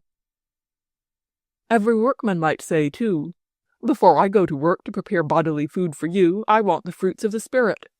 In order to have strength for laboring, I require a religious teaching, the social order of common life, application of knowledge to labor, and the joys and comforts which art gives. I have no time to work out for myself a teaching concerning the meaning of life. Give it to me.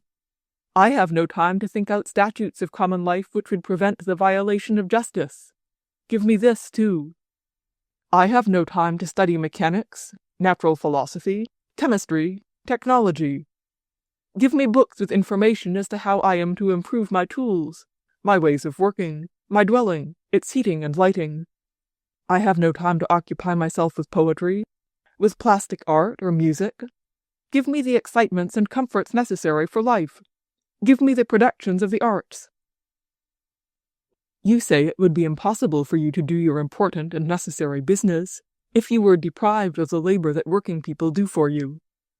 And I say, a workman may declare, "It is impossible for me to do my important and necessary business, not less important than yours, to plow, to cart away refuse, and to clean your houses, if I am deprived of a religious guidance corresponding to the wants of my intellect and my conscience, of a reasonable government which will secure my labor, of information for easing my labor, and the enjoyment of art to ennoble it. All you have hitherto offered me in the shape of spiritual food is not only of no use to me whatever, I cannot even understand to whom it could be of any use. And until I receive this nourishment, proper for me as for every man, I cannot produce bodily food to feed you with." What if the working people should speak thus? And if they did, it would be no jest, but the simplest justice. If a workman said this, he would be far more in the right than a man of intellectual labor, because the labor produced by the workman is more urgent and more necessary than that of the intellectual worker, and because a man of intellect is hindered by nothing from giving that spiritual food which he promised to give, while the working man is hindered in giving the bodily food by the fact that he himself is short of it.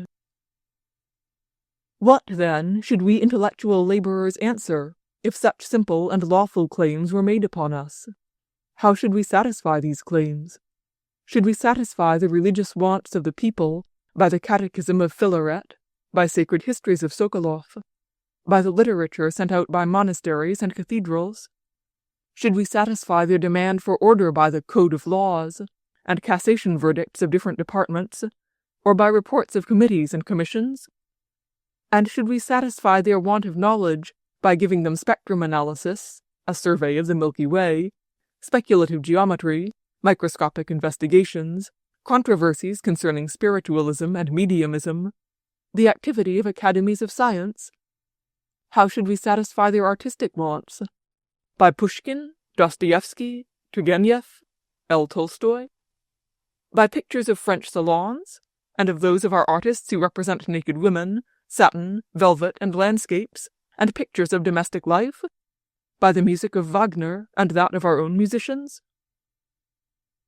All this is of no use and cannot be of use, because we, with our right to utilize the labor of the people, and absence of all duties in preparation of their spiritual food, have quite lost from sight the single destination our activity should have. We do not even know what is required by the workman. We have even forgotten his mode of life, his views of things, his language. We have even lost sight of the very working people themselves, and we study them like some ethnographical rarity or newly discovered continent. Demanding for ourselves bodily food, we have taken upon ourselves to provide the spiritual.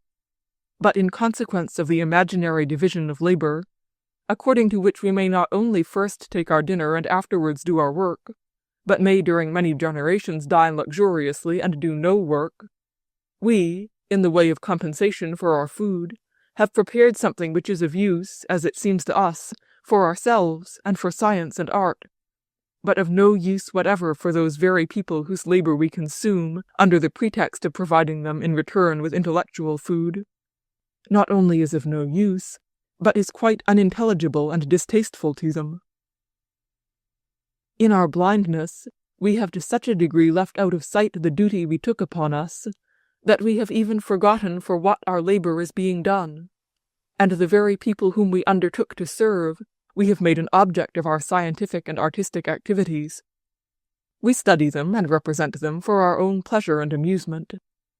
But we have quite forgotten that it is our duty not to study and depict, but to serve them. We have to such a degree left out of sight the duty we assumed, that we have not even noticed that other people do what we undertook in the departments of science and art, and that our place turns out to be occupied. It appears that while we have been in controversy, now about the Immaculate Conception, and now about spontaneous generation, now about spiritualism, and now about the forms of atoms, now about pangenesis, now about protoplasms, and so on, all this while the people none the less required spiritual food, and the abortive outcasts of science and art began to provide for the people this spiritual food to the order of various speculators, who had in view exclusively their own profit and gain. Now, for some 40 years in Europe, and 10 years in Russia, millions of books and pictures and songs have been circulating, shows have been opened, and the people gaze and sing and receive intellectual food, though not from those who promised to provide it for them. And we, who justify our idleness by the need for that intellectual food which we pretend to provide for the people, are sitting still and taking no notice. But we cannot do so, because our final justification has vanished from under our feet. We have taken upon ourselves a peculiar department. We have a peculiar functional activity of our own. We are the brain of the people. They feed us, and we have undertaken to teach them. Only for the sake of this have we freed ourselves from labor. What, then, have we been teaching them? They have waited years, tens of years, hundreds of years, and we are still conversing among ourselves, and teaching each other, and amusing ourselves, and have quite forgotten them. We have so totally forgotten them, that others have taken upon themselves to teach and amuse them, and we have not even become aware of this in our flippant talk about division of labor, and it is very obvious that all our talk about the utility we offer to the people was only a shameful excuse. Chapter 33. There was a time when the Church guided the intellectual life of the men of our world. The Church promised men happiness, and in compensation for this, she freed herself from taking part in mankind's common struggle for life. As soon as she did this, she went away from her calling, and men turned from her. It was not the errors of the Church which originally caused her ruin, but the fact that, by the help of the secular power, in the time of Constantine, her ministers violated the law of labor, and then their claim to idleness and luxury gave birth to the errors. As soon as she obtained this power, she began to care for herself, and not for humanity, whom she had taken upon herself to serve. The ministers of the Church gave themselves up to idleness and depravity. The state took upon itself to guide men's lives.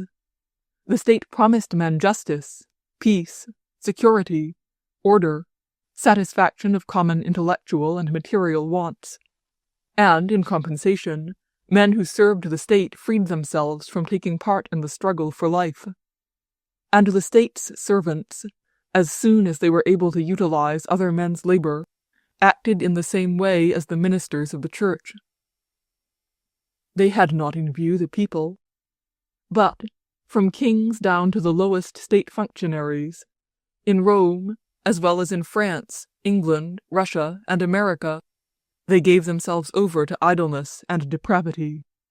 Now men have lost their faith in the state, and anarchy is now seriously advocated as an ideal. The state has lost its prestige among men, only because its ministers have claimed the right of utilizing the people's labor for themselves.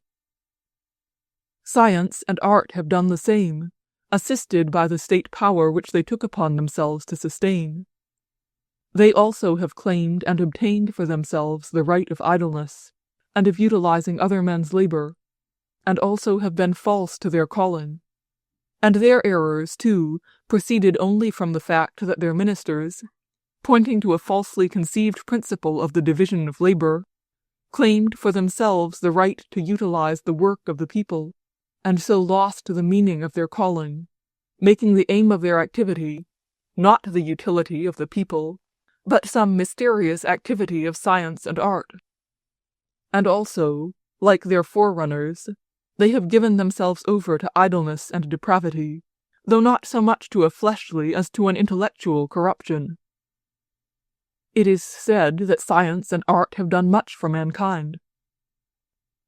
That is quite true.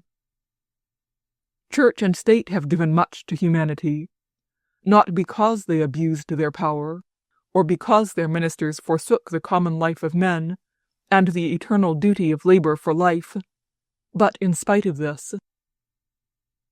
The Roman Republic was powerful, not because its citizens were able to lead a life of depravity, but because it could number among them men who were virtuous. This is the case with science and art. Science and art have effected much for mankind, not because their ministers had sometimes formerly, and have always at present, the possibility of freeing themselves from labor, but because men of genius, not utilizing these rights, have forwarded the progress of mankind. The class of learned men and artists who claim, on account of a false division of labor, the right of utilizing other men's labor, cannot contribute to the progress of true science and true art, because a lie can never produce a truth. We are so accustomed to our pampered or debilitated representatives of intellectual labor that it would seem very strange if a learned man, or an artist, were to plow or cart manure. We think that, were he to do so, all would go to ruin, that all his wisdom would be shaken out of him, and that the great artistic images he carries in his breast would be soiled by the manure.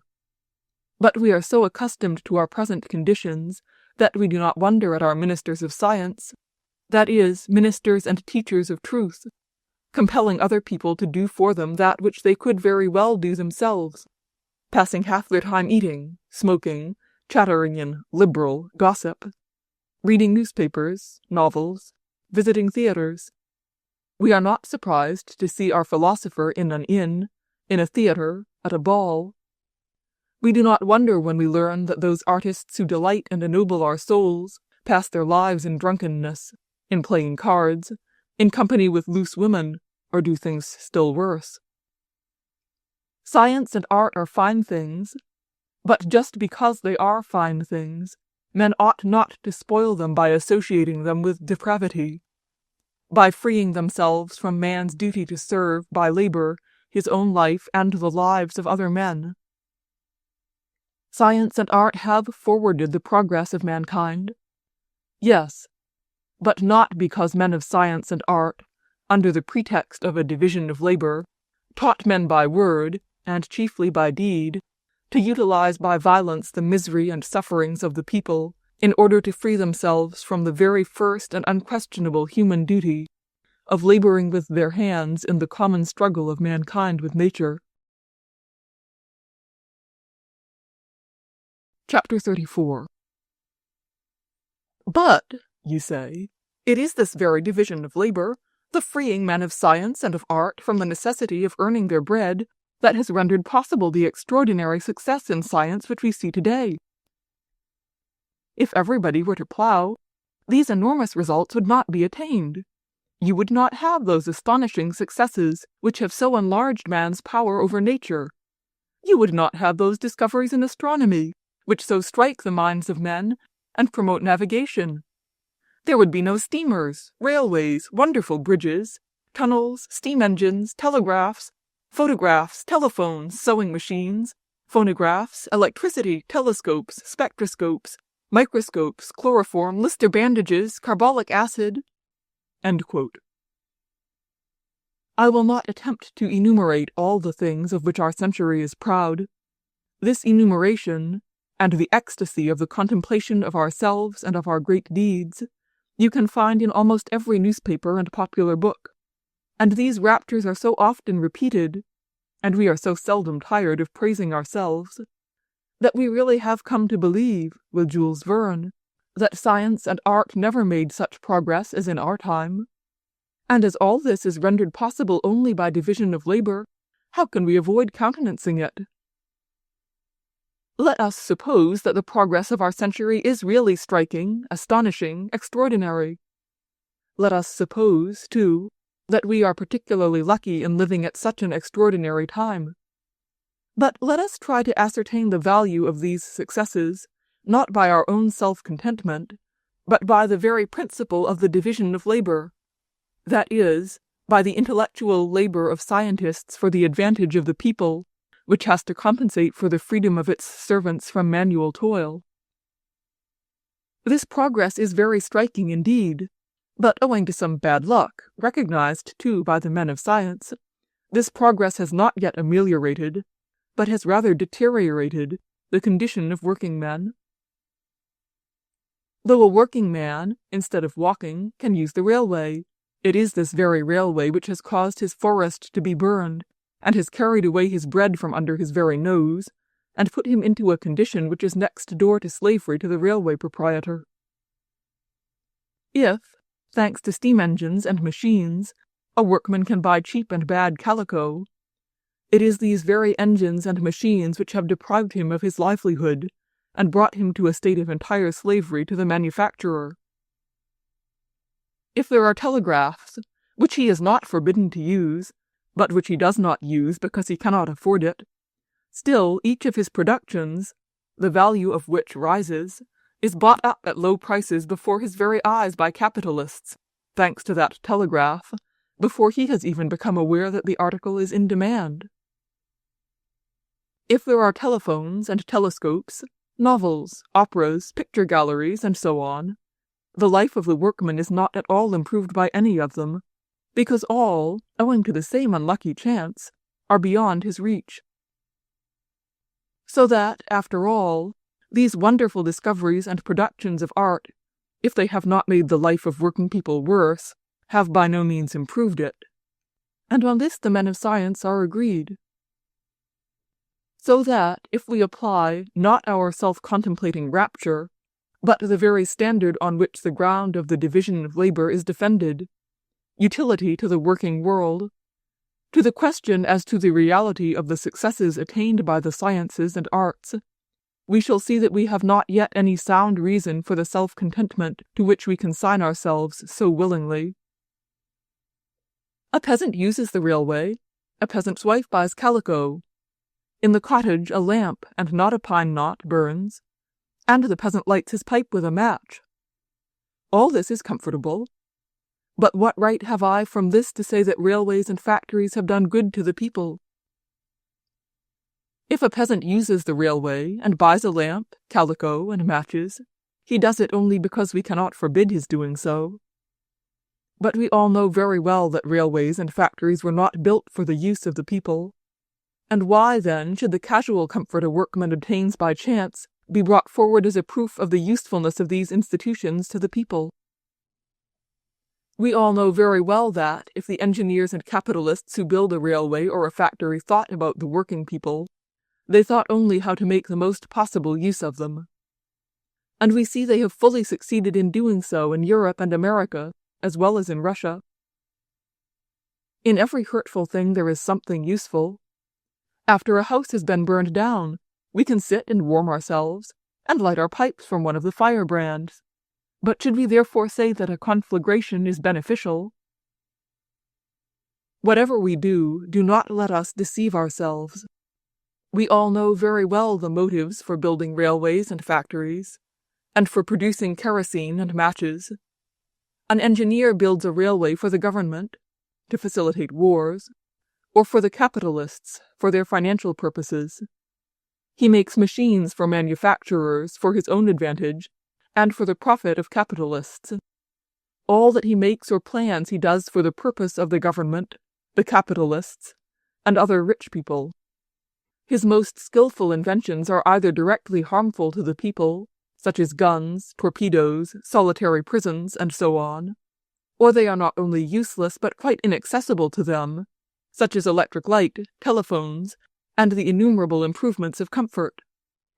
Or, lastly, they deprave the people and rob them of their last kopeck, that is, their last labor, for spirits, wine, beer, opium, tobacco, finery, and all sorts of trifles. But if it happens sometimes that the inventions of men of science and the works of engineers are of use to the people, as, for instance, railways, calicos, steel, scythes, it only proves that in this world of ours everything is mutually connected, and that out of every hurtful activity there may arise an accidental good for those to whom the activity was hurtful. Men of science and of art could say that their activity was useful for the people, only if, in their activity, they have aimed at serving the people, as they now aim to serve the government and capitalists. We could have said that, only if the men of science and art made the wants of the people their object, but such is not the case. All learned men are occupied with their sacred businesses, which lead to the investigation of protoplasms, the spectrum analysis of stars, and so on. But concerning investigations as to how to set an axe, or with what kind it is more advantageous to hew, which saw is the most handy, with what flour bread shall be made, how it may best be kneaded, how to set it to rise, how to heat and to build stoves, what food, drink, or crockery ware it is best to use, what mushrooms may be eaten, and how they may be prepared more conveniently. Science never troubles itself, or does so very slightly. Yet all this is the business of science. I know that, according to its own definition, science must be useless, but this is only an excuse and a very impudent one. The business of science is to serve people. We have invented telegraphs, telephones, phonographs, but what improvements have we made in the life of the people?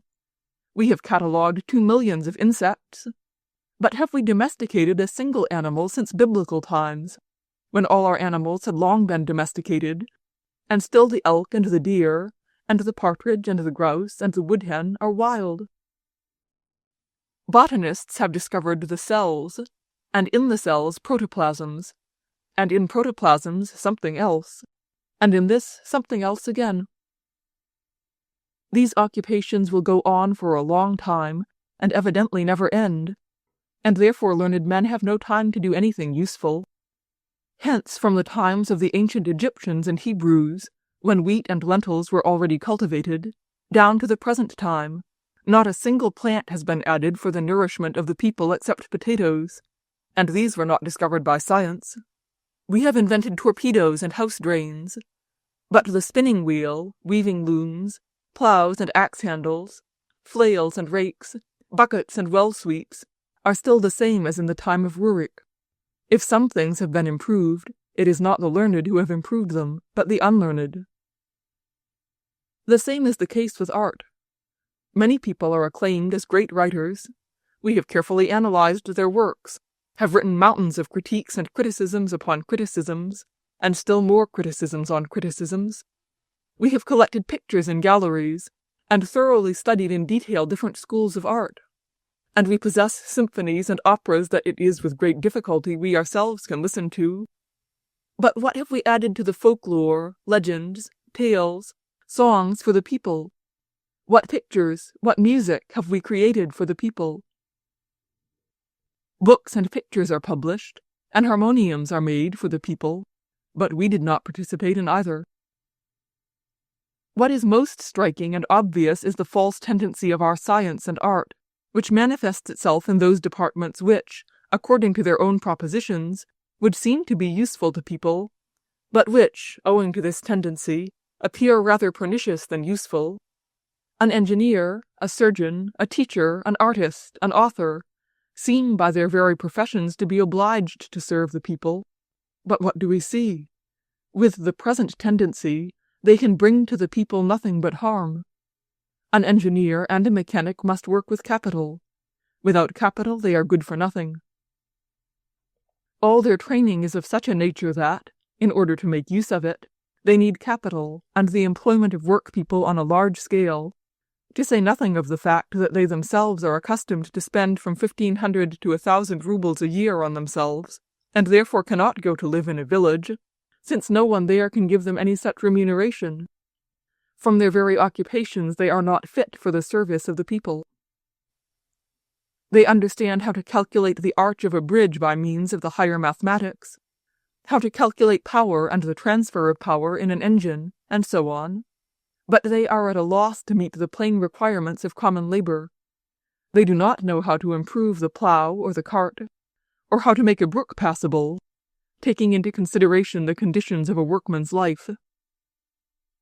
They know and understand nothing of all this, less even than the poorest peasant does. Give them workshops and plenty of people, order engines from abroad, and then they will arrange these matters. But to find out how to ease the labor of the millions of the people in their present conditions, they do not know and cannot do it, and therefore, by their knowledge and habits and wants, they are not at all fit for this business. A surgeon is in a still worse condition. His imaginary science is of such a nature that he understands how to cure those only who have nothing to do, and who can utilize other men's labor. He requires a countless number of expensive accessories, instruments, medicines, sanitary dwellings, food, and drains, in order that he may act scientifically. Besides his fee, he demands such expenses that, in order to cure one patient, he must kill with starvation hundreds of those who bear this expense. He has studied under eminent persons in the capital cities, who attended only to those patients whom they may take into hospital, or who can afford to buy all the necessary medicines and machines, and even go at once from north to south, to these or those mineral waters, as the case may be. Their science is of such a kind that every country surgeon complains that there is no possibility of attending to the work-people, who are so poor that they cannot afford sanitary accommodations, and that there are no hospitals, and that he cannot attend to the business alone, that he requires help and assistant surgeons. What does this really mean? It means this, that the want of the necessaries of life is the chief cause of people's misfortunes, and the source of diseases, as well as of their spreading and incurability. Now science, under the banner of the division of labor, calls its champions to help the people. Science has settled satisfactorily about the rich classes, and seeks how to cure those who can get everything necessary for the purpose, and it sends persons to cure in the same way those who have nothing to spare. But there are no means, and therefore they must be raised from the people, who become ill and catch diseases, and cannot be cured for want of means. The advocates of the healing art for the people say that, up to the present time, this business has not been sufficiently developed.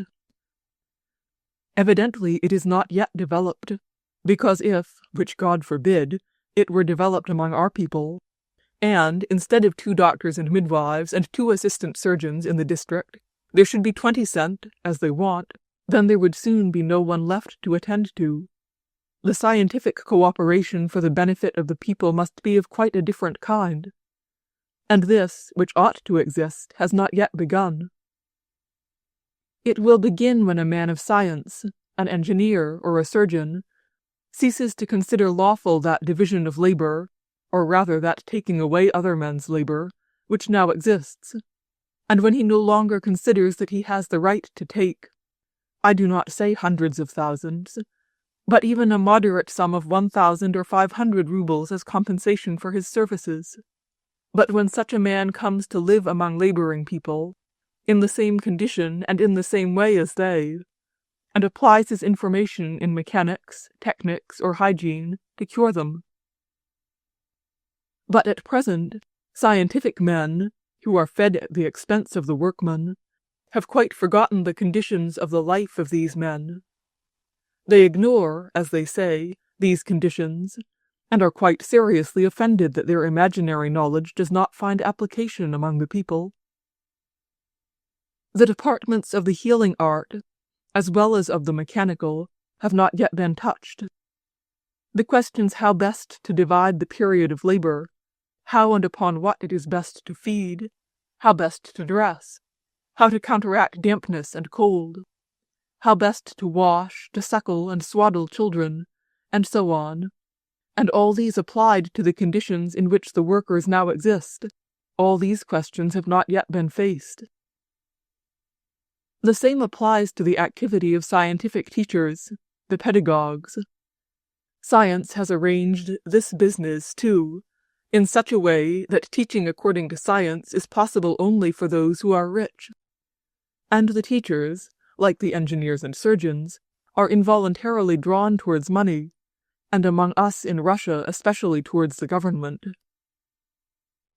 And this cannot be otherwise, because a school properly arranged, and the general rule is that the more scientifically a school is arranged, the more expensive it is, with convertible benches, globes, maps, libraries, and manuals for teachers and pupils, is just such a school to maintain which it is necessary to double the taxes of the people. So science wants to have it. The children are necessary for work, and the more so with the poorer people. The advocates of science say, pedagogy is even now of use for the people, but let it develop, then it will be still better. But if it will develop till instead of 20 schools in a district there will be 100, all of them scientific, and the parents forced to keep up these schools, then they will be still poorer, and will want the labor of their children still more urgently. What is to be done, then? To this they will reply, the government will establish schools, and will make education obligatory as it is in the rest of Europe. End quote. But the money will still have to be raised from the people, and labor will be still harder for them, and they will have less time to spare from their labor, and there will then be no obligatory education at all.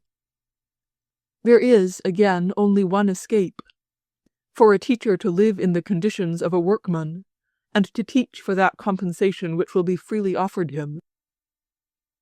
Such is the false tendency of science, which deprives it of the possibility to fulfill its duty in serving the people.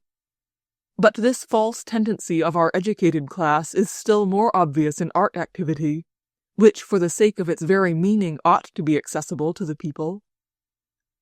Science may point to its stupid excuse that science is acting for science, and that when fully developed it will become accessible to the people. But art, if it is art indeed, ought to be accessible to all, especially to those for whose sake it is created. But our art strikingly denounces its factors, in that they do not wish, and do not understand, and are not able to be of use to the people. A painter, in order to produce his great works, must have a large studio, in which at least 40 joiners or bootmakers might work, who are now freezing or suffocating in wretched lodgings. But this is not all. He requires models, costumes, journeys from place to place. The Academy of Art has spent millions of rubles, collected from the people, for the encouragement of art. And the productions of this art are hung in palaces, and are neither intelligible to the people, nor wanted by them. Musicians, in order to express their great ideas, must gather about 200 men with white neckties or in special costumes, and spend hundreds of thousands of rubles arranging operas. But this art production would never appear to the people, even if they could afford to use it, as anything but perplexing or dull. The authors, writers, would seem not to need any particular accommodations, studios, models, orchestras, or actors. But here also it turns out that an author, a writer, in order to prepare his great works, wants traveling, palaces, cabinets, enjoyments of art, theaters, concerts, mineral waters, and so on. To say nothing of all the comforts of his dwelling and all the comforts of his life. If he himself has not saved up enough money for this purpose, he is given a pension, in order that he may compose better. And again, these writings, which we value so highly, remain for the people rubbish, and are not at all necessary to them. What if, according to the wish of men of science and art, such producers of mental food should so multiply, that in every village it would be necessary to build a studio, provide an orchestra, and keep an author in the conditions which men of art consider indispensable to them? I dare say working people would make a vow never to look at a picture, or listen to a symphony, or read poetry and novels, in order only not to be compelled to feed all these good-for-nothing parasites. And why should not men of art serve the people? In every cottage there are holy images and pictures. Each peasant, each woman of the people, sings. Many have instruments of music, and all can relate stories, repeat poetry, and many of them read. How came it to pass that these two things, which were as much made for one another as a key for a lock, were separated? And why are they so separated that we cannot imagine how to reunite them? Tell a painter to paint without a studio, models, costumes, and to draw penny pictures, and he will say that this would be a denial of art as he understands it. Tell a musician to play on a harmonium, and to teach countrywomen to sing songs. Tell a poet to throw aside writing poems and novels and satires, and to compose songbooks for the people, and stories and tales which might be intelligible to illiterate persons. They will say you are cracked. But is it not being worse than cracked when the men who have freed themselves from labor, because they promised to provide mental food for those who have brought them up and are feeding and clothing them, have afterwards so forgotten their promise that they have ceased to understand how to make food fit for the people? Yet this very forsaking of their promises they consider dignifies them. Such is the case everywhere, they say. Then everywhere the case is very unreasonable, and it will be so while men, under the pretext of division of labor, promise to provide mental food for the people, but only swallow up the labor of the people. Men will serve the people with science and art only when, living among them and in the same way as the people do, putting forth no claims whatever, they offer to the people their scientific and artistic services, leaving it to the free will of the people to accept or refuse them. Chapter 35. To say that the activities of the arts and sciences have cooperated in forwarding the progress of mankind, and by these activities to mean that which is now called by this name, is as to say that an awkward moving of the oars, hindering the progress of a boat going down the stream, is forwarding the progress of the boat, while it only hinders it. The so-called division of labor, that is, the violation of other men's labor, which has become in our time a condition of the activity of men of art and science, has been, and still remains, the chief cause of the slowness of the progress of mankind. The proof of it we have in the acknowledgment that the acquisitions of art and science are not accessible to the working classes because of a wrong distribution of wealth, and the incorrectness of this distribution does not diminish in proportion to the progress of art and science, but rather increases. Nor is it astonishing that such is the case, because the incorrect distribution of wealth proceeds solely from the theory of the division of labor preached by men of art and science for selfish purposes. Science, defending the division of labor as an unchangeable law, sees that the distribution of wealth based upon this division is incorrect and pernicious, and asserts that its activity, which recognizes the division of labor, will set all right again, and lead men to happiness. It appears, then, that some men utilize the labor of others, but if they will only continue to do this for a long time, and on a still larger scale, then this incorrect distribution of wealth, that is, utilizing of other men's labor, will vanish. Men are standing by an ever-increasing spring of water, and are busy turning it aside from thirsty men, and then they assert that it is they who produce this water, and that soon there will be so much of it that everybody will have enough and to spare. And this water, which has been running unceasingly and nourishing all mankind, is not only not the result of the activity of those who, standing at its source, turn it aside, but it runs and spreads itself in spite of the endeavors to stop it from doing so. There has always existed a true church. In other words, men united by the highest truth accessible to them at a certain epoch, but it has never been that church which gave herself out for such. And there have always been real art and science, but they were not those which call themselves now by these names. Men who consider themselves to be the representatives of art and science in a given period of time always imagine that they have been doing, are doing, and the important fact is that they are on the point of making wonderful things, and that beyond them there has never been any art or science. Thus it seemed to the sophists, to the scholiasts, alchemists, Kabbalists, Talmudists, and to our own scientific science and to our artistic art. Chapter 36.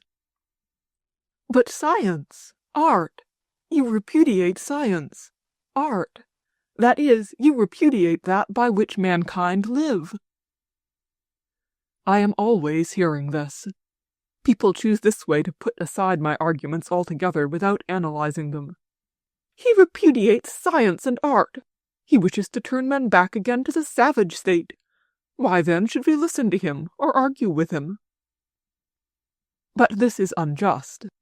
Not only do I not repudiate science, human reasonable activity, and art, the expression of this reasonable activity, but it is actually in the name of this reasonable activity and its expression that I speak what I do, in order that mankind may avoid the savage state towards which they are rapidly moving, owing to the false teaching of our time. Science and art are as necessary to men as food, drink, and clothes, even still more necessary than these.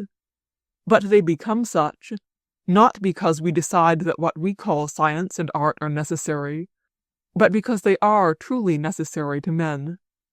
Now, if I should prepare hay for the bodily food of men, my idea that hay is food would not make it to be so. I cannot say, "Why do you not eat hay when it is your necessary food?" Food is indeed necessary, but perhaps what I offer is not food at all. This very thing has happened with our science and art, and to us it seems that when we add to a Greek word the termination logi, and call this science, it will be science indeed. And if we call an indecency, like the painting of naked women, by the Greek word choreography, and term it art, it will be art indeed.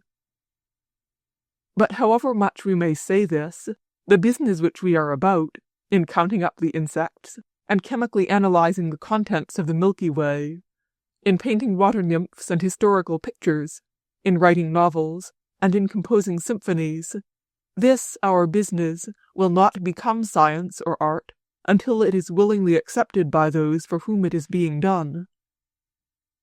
Till now it has not been accepted.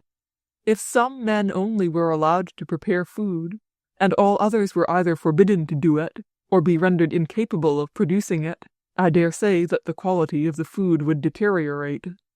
If the men who had the exclusive privilege of producing food were Russian peasants, then there would be no other foods than black bread, kvass, potatoes, and onions, which they are fond of, and which is agreeable to them. The same would be the case with that highest human activity in art and science, if their exclusive privilege were appropriated by one caste. With this difference only, that in bodily food there cannot be too great digressions from the natural. Bread as well as onions, though unsavory food, is still eatable, but in mental food there may be great digressions, and some men may, for a very long time, feed upon an unnecessary, or even hurtful and poisonous mental food. They themselves may slowly kill themselves with opium or with spirits, and this sort of food they may offer to the masses of the people.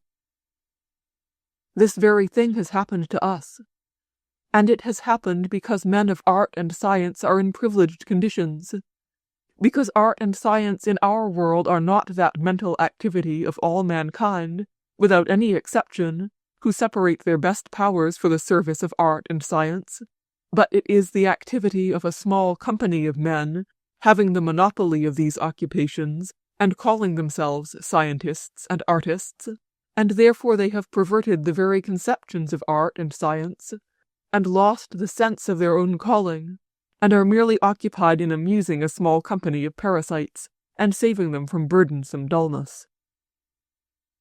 Since men have existed, they have always had science in the plainest and largest sense of the word. Science, as the sum of all human information, has always been in existence, and without it life is not conceivable, and there is no necessity whatever either to attack or to defend it. But the fact is this, that the reason of this knowledge is so various, so much information of all kinds enters into it, from information how to obtain iron, up to the knowledge about movements of the celestial bodies, that man would be lost among all this varied information if he had no clue to help him to decide which of all these kinds of information is more important, and which less. Therefore, the highest wisdom of men has always consisted in finding out the clue whereby to arrange the information of men, and to decide what kinds of information are more, and what are less, important. This which has directed all other knowledge, men have always called science in the strictest sense of the word. Such science has always been, up to the present time, in human societies which have left the savage state behind them. Since mankind has existed, teachers have appeared in every nation to form science in this strict sense, the science about what it is most necessary for men to know. The object of this science has always been the inquiry as to what was the destiny, and therefore the true welfare, of each man and of all men. This science has served as a clue to determine the importance and the expression of all other sciences. Such information and art as cooperated with the science of man's destiny and welfare were considered highest in public opinion. Such was the science of Confucius, Buddha, Moses, Socrates, Christ, Mohammed. Science, such as it has been understood by all men, save our own circle of so-called educated people. Such a science has not only always occupied the first place, but it is the one science which has determined the importance of other sciences, and this, not at all because so-called learned men of our time imagine that it is only deceitful priests and teachers of this science who have given it such an importance, but because, as, indeed, everyone can learn by his own inward experience, without the science of man's destiny and welfare, there cannot be any determining of other values, or any choice of art and science for man, and, therefore, there cannot be any study of science, for there are innumerable quantities of subjects to which science may be applied. I italicize the word innumerable, as I use it in its exact value. Without knowledge as to what constitutes the calling and welfare of all men, all other arts and sciences become, as is really the case with us at present, only an idle and pernicious amusement. Mankind have been living long, and they have never been living without a science relative to the calling and welfare of men. It is true that the science of the welfare of men, to a superficial observation, appears to be different with Buddhists, Brahmins, Hebrews, Christians, with the followers of Confucius and those of Lao Tzu, though one need only reflect on these teachings in order to see their essential unity. Where men have left the savage state behind them, we find this science. And now, of a sudden, it turns out that modern men have decided that this very science, which has been till now the guide of all human information, is the obstacle in the way of everything. Men build houses. One architect makes one estimate, another makes a second, and so on. The estimates are a little different, but they are separately correct. And everyone sees that, if each estimate is fulfilled, the house will be erected. Such architects are Confucius, Buddha, Moses, Christ. And now certain men come and assure us that the chief thing to come by is the absence of any estimate, and that men ought to build anyhow according to eyesight. And this anyhow these men call the most exact science, as the Pope terms himself the most holy. Men deny every science, the most essential science of men's calling and welfare, and this denial of science they call science. Since men have existed, great intellects have always appeared, which, in the struggle with the demands of their reason and conscience, have put to themselves questions concerning the calling and welfare not only of themselves individually, but of every man. What does that power, which created me, require from me, and from each man? And what am I to do in order to satisfy the craving engrafted in me for a personal and a common welfare? They have asked themselves, I am a whole, and a part of something unfathomable, infinite. What are to be my relations to other parts similar to me, to men, and to the whole? And from the voice of conscience, and from reason, and from consideration on what men have said who lived before, and from contemporaries who have asked themselves the same questions, these great teachers have deduced teachings, plain, clear, intelligible to all men, and always such as can be put into practice. Such men were of the first, second, third, and all magnitudes. The world is full of such men.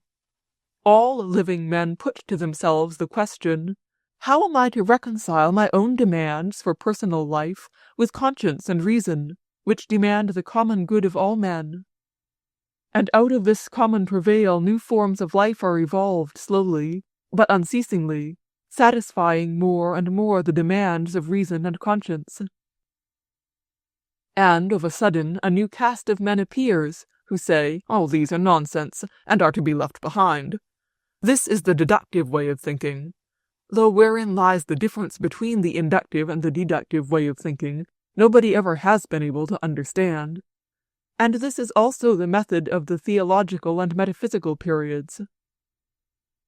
All that men have understood by inward experience, and have related to each other concerning the consciousness of the law of their own life, functional activity in their cant phrase, all that from the beginning of the world has been done in this direction by the greatest intellects of mankind.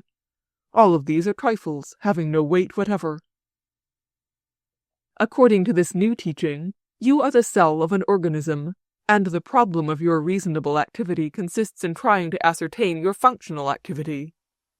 In order to ascertain this, you must make observations outside yourself. The fact that you are a cell which thinks, suffers, speaks, and understands, and that for that very reason you can inquire of another similar speaking, suffering cell, whether he or she suffers and rejoices in the same way as yourself, and that thus you may verify your own experience, and the fact that you may make use of what the speaking cells, who lived and suffered before you, wrote on the subject, and your knowledge that millions of cells agreeing with what the past cells have written confirm your own experience, that you yourself are a living cell, who always, by a direct inward experience, apprehend the correctness or incorrectness of your own functional activity. All this means nothing, we are told. It is all a false and evil method. The true scientific method is this. If you wish to learn in what your functional activity consists, what is your destiny and welfare, and what the destiny of mankind and of the whole world, then first you must cease to listen to the voice and demands of your conscience and of your reason, which manifest themselves inwardly to you and to your fellow men. You must leave off believing all that the great teachers of humanity have said about their own conscience and reason, and you must consider all this to be nonsense, and begin at the beginning. And in order to begin from the beginning, you have to observe through a microscope the movements of amoebae and the cells of tapeworms. Or, still easier, you must believe everything that people with the diploma of infallibility may tell you about them. And observing the movements of these amoebae and cells, or reading what others have seen, you must ascribe to these cells your own human feelings and calculations as to what they desire, what are their tendencies, their reflections and calculations, their habits. And from these observations, in which each word contains some mistake of thought or expression, according to analogy, you must deduce what is your own destiny, and what that of other cells similar to you. In order to be able to understand yourself, you must study not merely the tapeworm which you see, but also microscopic animalcules which you cannot see, and the transformation from one set of things into another, which neither you nor anybody else has ever seen, and which you certainly will never see. The same holds good with art. Wherever a true science has existed, it has been expressed by art. Since men have existed, they have always separated out of all their activities, from their varied information, the chief expression of science, the knowledge of man's destination and welfare. And art, in the strict sense of the word, has been the expression of this. Since men have existed, there have always been persons particularly sensitive to the teaching of man's welfare and destiny, who have expressed in word, and upon psaltery and symbols, their human struggle with deceit which led them aside from their true destiny, and their sufferings in this struggle, their hopes about the victory of good, their despair about the triumph of evil, and their raptures in expectation of coming welfare.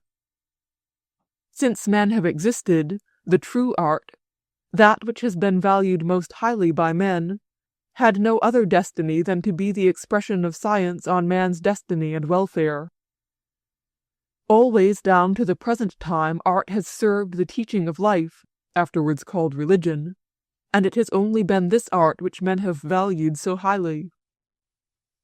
But contemporaneously with the fact that in place of the science of man's destiny and welfare appears the science of universal knowledge, since science lost its own sense and meaning, and true science has been scornfully called religion, true art, as an important activity of men, has disappeared. As long as the Church existed, and taught men's calling and welfare, art served the Church and was true.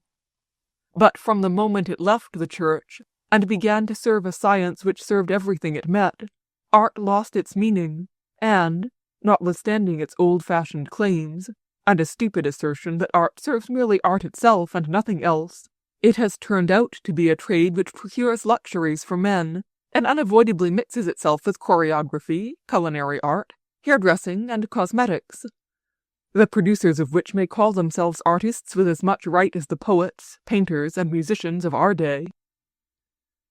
Looking back, we see that during thousands of years, from among thousands of millions of men who have lived, there came forth a few like Confucius, Buddha, Solon, Socrates, Solomon, Homer, Isaiah, David. True artist-producers of spiritual food seem to appear seldom among men, notwithstanding the fact that they appear, not from one caste only, but from among all men. and it is not without cause that mankind have always so highly valued them. And now it turns out that we have no longer any need of all these former great factors of art and science. Now, according to the law of the division of labor, it is possible to manufacture scientific and artistic factors almost mechanically. And in the space of 10 years we shall manufacture more great men of art and science than have been born among all men from the beginning of the world. Nowadays there is a trade corporation of learned men and artists, and by an improved way they prepare all the mental food which is wanted by mankind. And they have prepared so much of it that there need no longer be any remembrance of the old producers, not only of the very ancient, but also of the more recent. All their activity, we are told, was the activity of the theological and metaphysical period. All had to be destroyed, and the true mental activity began some 50 years ago. And in these 50 years we have manufactured so many great men that in a German university there are more of them than have been in the whole world. And of sciences we have manufactured a great number too, for one need only put to a Greek word the termination logi, and arrange the subject according to ready-made paragraphs, and the science is created. We have thus manufactured so many sciences that not only cannot one man know them all, but he cannot even remember all their names. These names alone would fill a large dictionary, and every day new sciences come into existence. In this respect we are like that Finnish teacher who taught the children of a landowner the Finnish language instead of the French. He taught very well, but there was one drawback, that nobody, except himself, understood it. We have learned everything very well, but the pity of it is that nobody but ourselves understands it, and that everybody else considers it good-for-nothing nonsense. But to this also there is an explanation. Men do not understand all the utility of the scientific science, because they are still under the influence of the theological period of knowledge, that stupid period when all the people of the Hebrew race, as well as the Chinese and Indians and Greeks, understood everything spoken to them by their great teachers. But whatever may be the cause, the fact is this, that art and science have always existed among mankind, and when they really existed, they were necessary and intelligible to all men. We are busy about something which we call art and science, and it turns out that what we are busy about is neither necessary nor intelligible to men, so that we have no right to give the name of art or science to our doings. Chapter 37.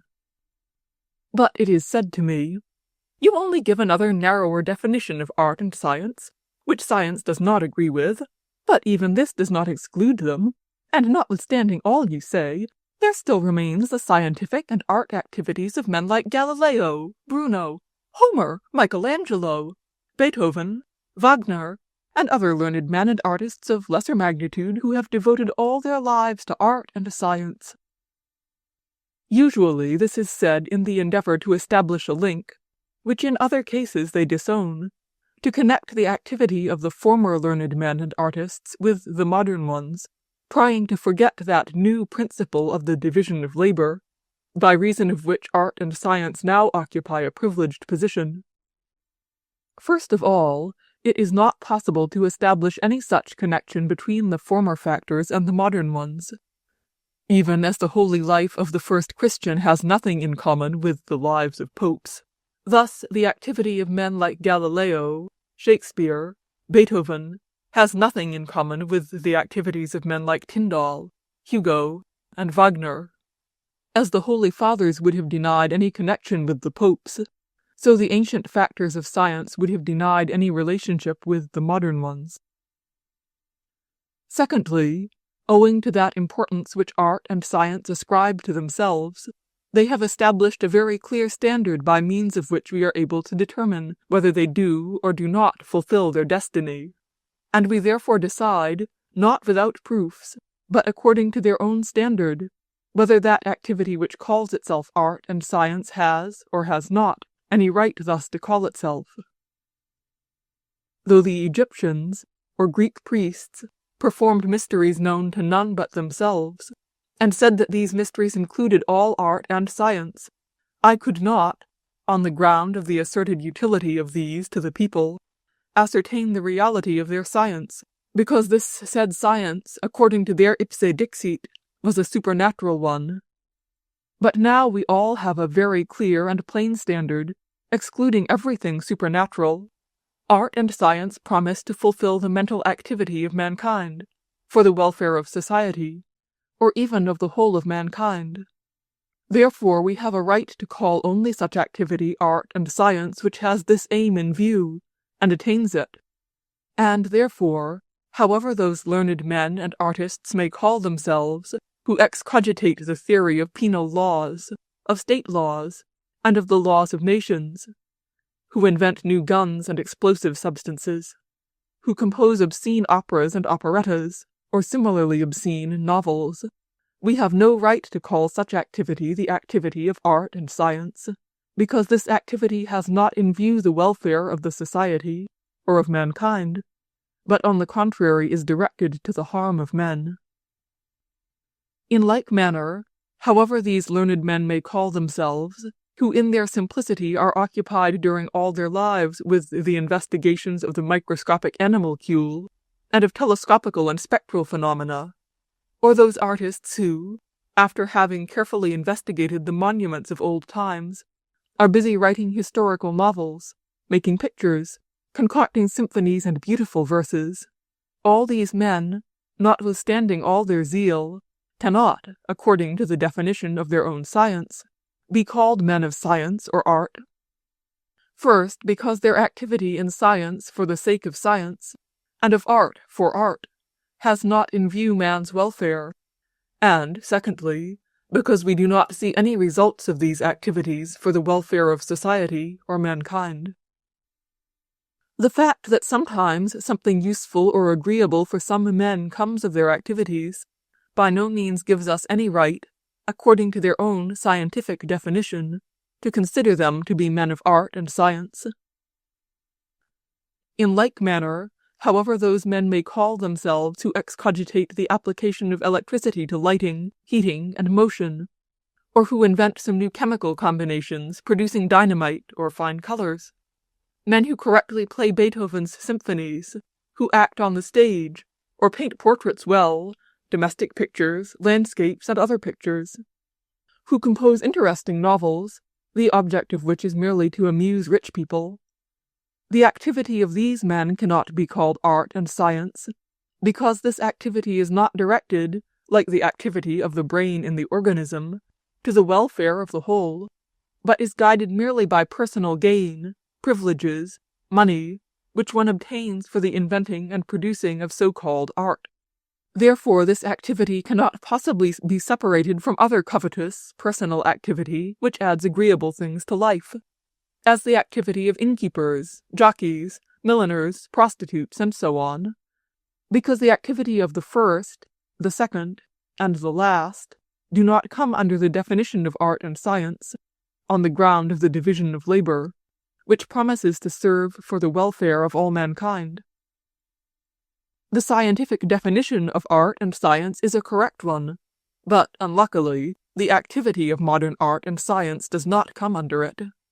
Some produce directly hurtful things, others useless things, and a third party invents trifles fit only for the use of rich people. They may all be very good persons, but they do not fulfill what they have taken upon themselves to fulfill, according to their own definition, and therefore they have as little right to call themselves men of art and science as the modern clergy, who do not fulfill their duties, have right to consider themselves the bearers and teachers of divine truth. It is not difficult to understand why the factors of modern art and science have not fulfilled their calling, and cannot fulfill it. They do not fulfill it because they have converted their duty into a right. The scientific and art activities, in their true sense, are fruitful only when they ignore their rights, and know only their duties. Mankind value this activity so highly only because it is a self-denying one. If men are really called to serve others by mental labor, they will have to suffer in performing this labor, because it is only by suffering that spiritual fruit is produced. Self-denying and suffering are the lot and portion of a thinker and an artist, because their object is the welfare of men. Men are wretched, they suffer and go to ruin. One cannot wait and lose one's time. A thinker and an artist will never sit on the heights of Olympus, as we are apt to imagine.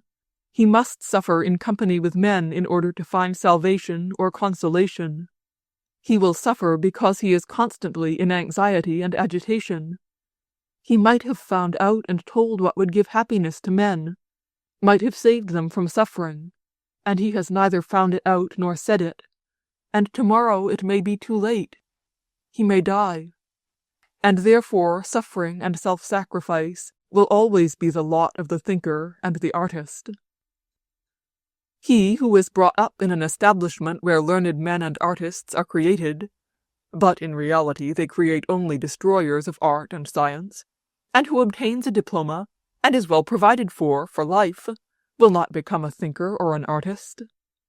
But he who would gladly abstain from thinking, and from expressing that which is engrafted in his soul, but which he dare not overlook, being drawn to it by two irresistible powers, his own inward impulse, and the wants of men.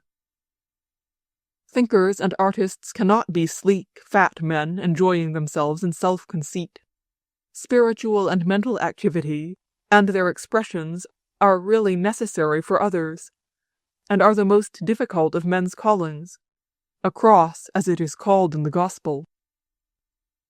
The only one certain characteristic of the presence of a calling is this self-denying, the sacrifice of one's self, in order to manifest the power engrafted in man for the benefit of others.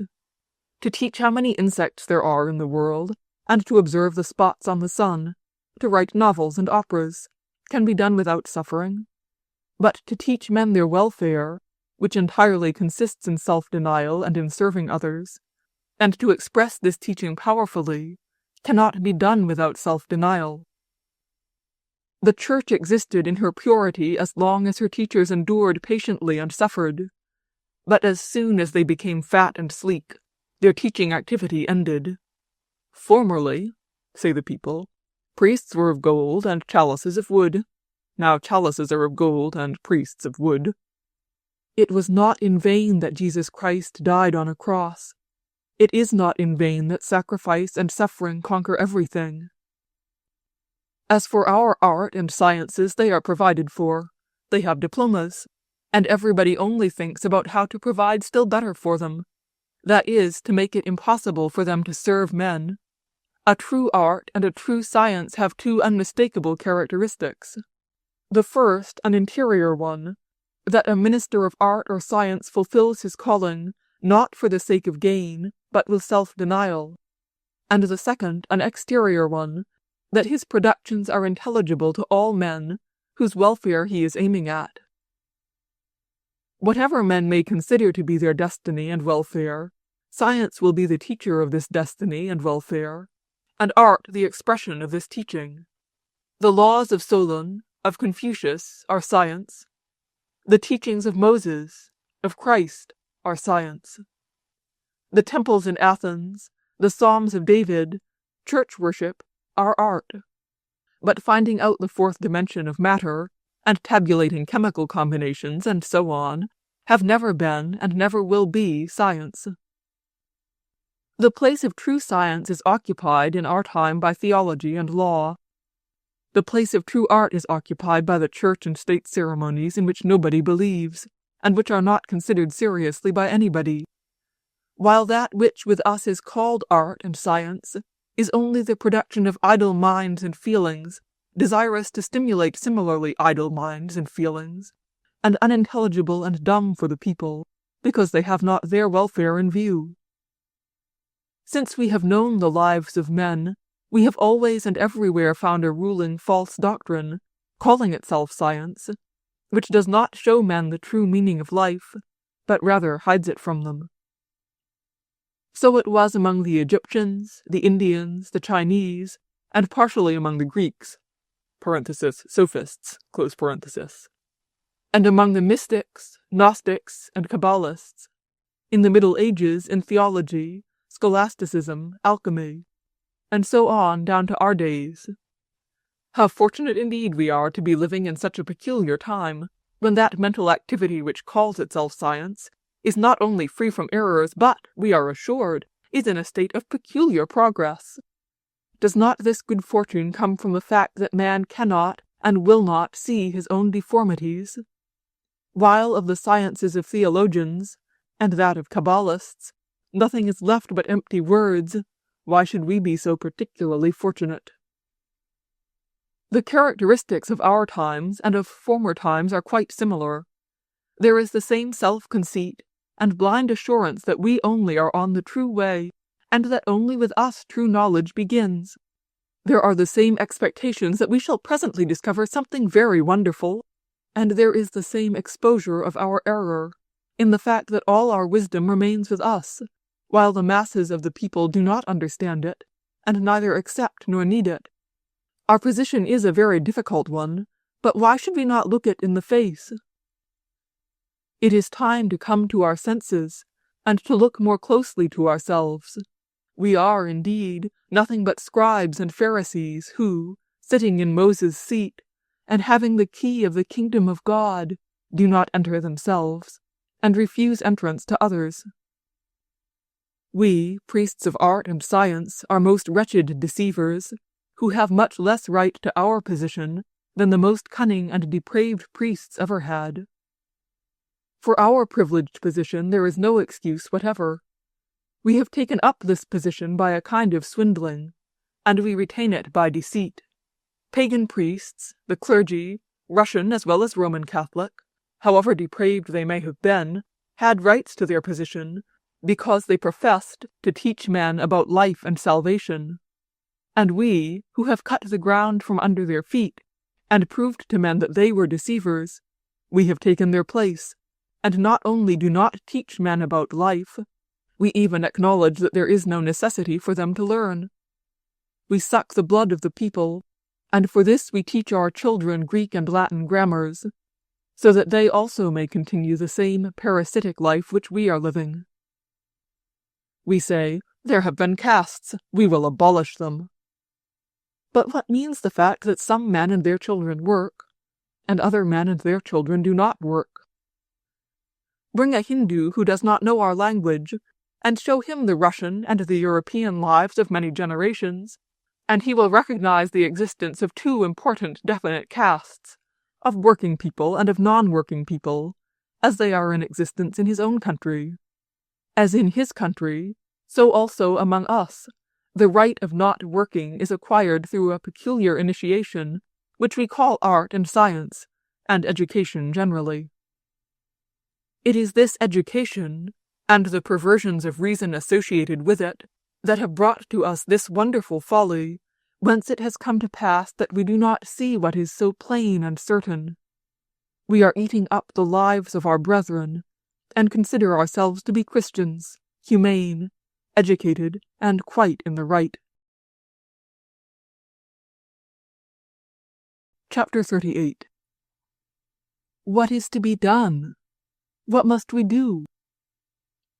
This question, which includes acknowledgment of the fact that our life is bad and unrighteous, and at the same time hints that there is no possibility of changing it, this question I hear everywhere, and therefore I chose it for the title of my work. I have described my own sufferings, my search, and the answer which I have found to this question. I am a man like others, and if I distinguish myself from an average man of my own circle in anything, it is chiefly in the fact that I, more than this average man, have served and indulged the false teaching of our world, that I have been more praised by the men of the prevalent school of teaching, and that therefore I am more depraved, and have gone farther astray than most of my fellows.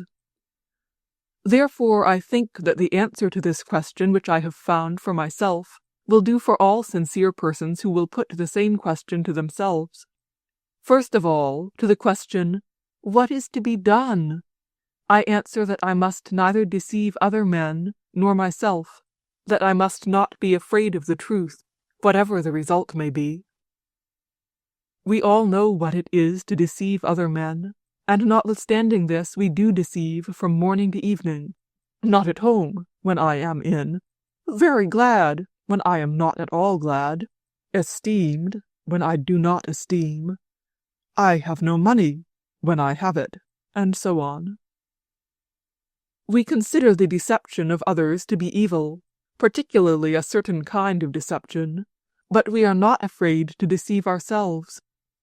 Yet the worst direct lie to men, seeing its result, is nothing in comparison with that lie to ourselves, according to which we shape our lives.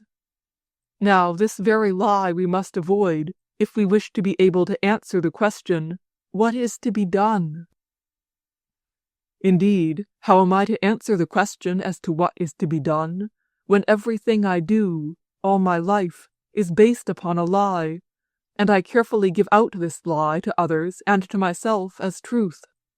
Not to lie, in this sense, means to be not afraid of truth, not to invent excuses, and not to accept excuses invented by others in order to hide from one's self the deductions of reason and conscience, not to be afraid of contradicting all our surroundings, and of being left alone with reason and conscience, not to be afraid of that condition to which truth and conscience lead us.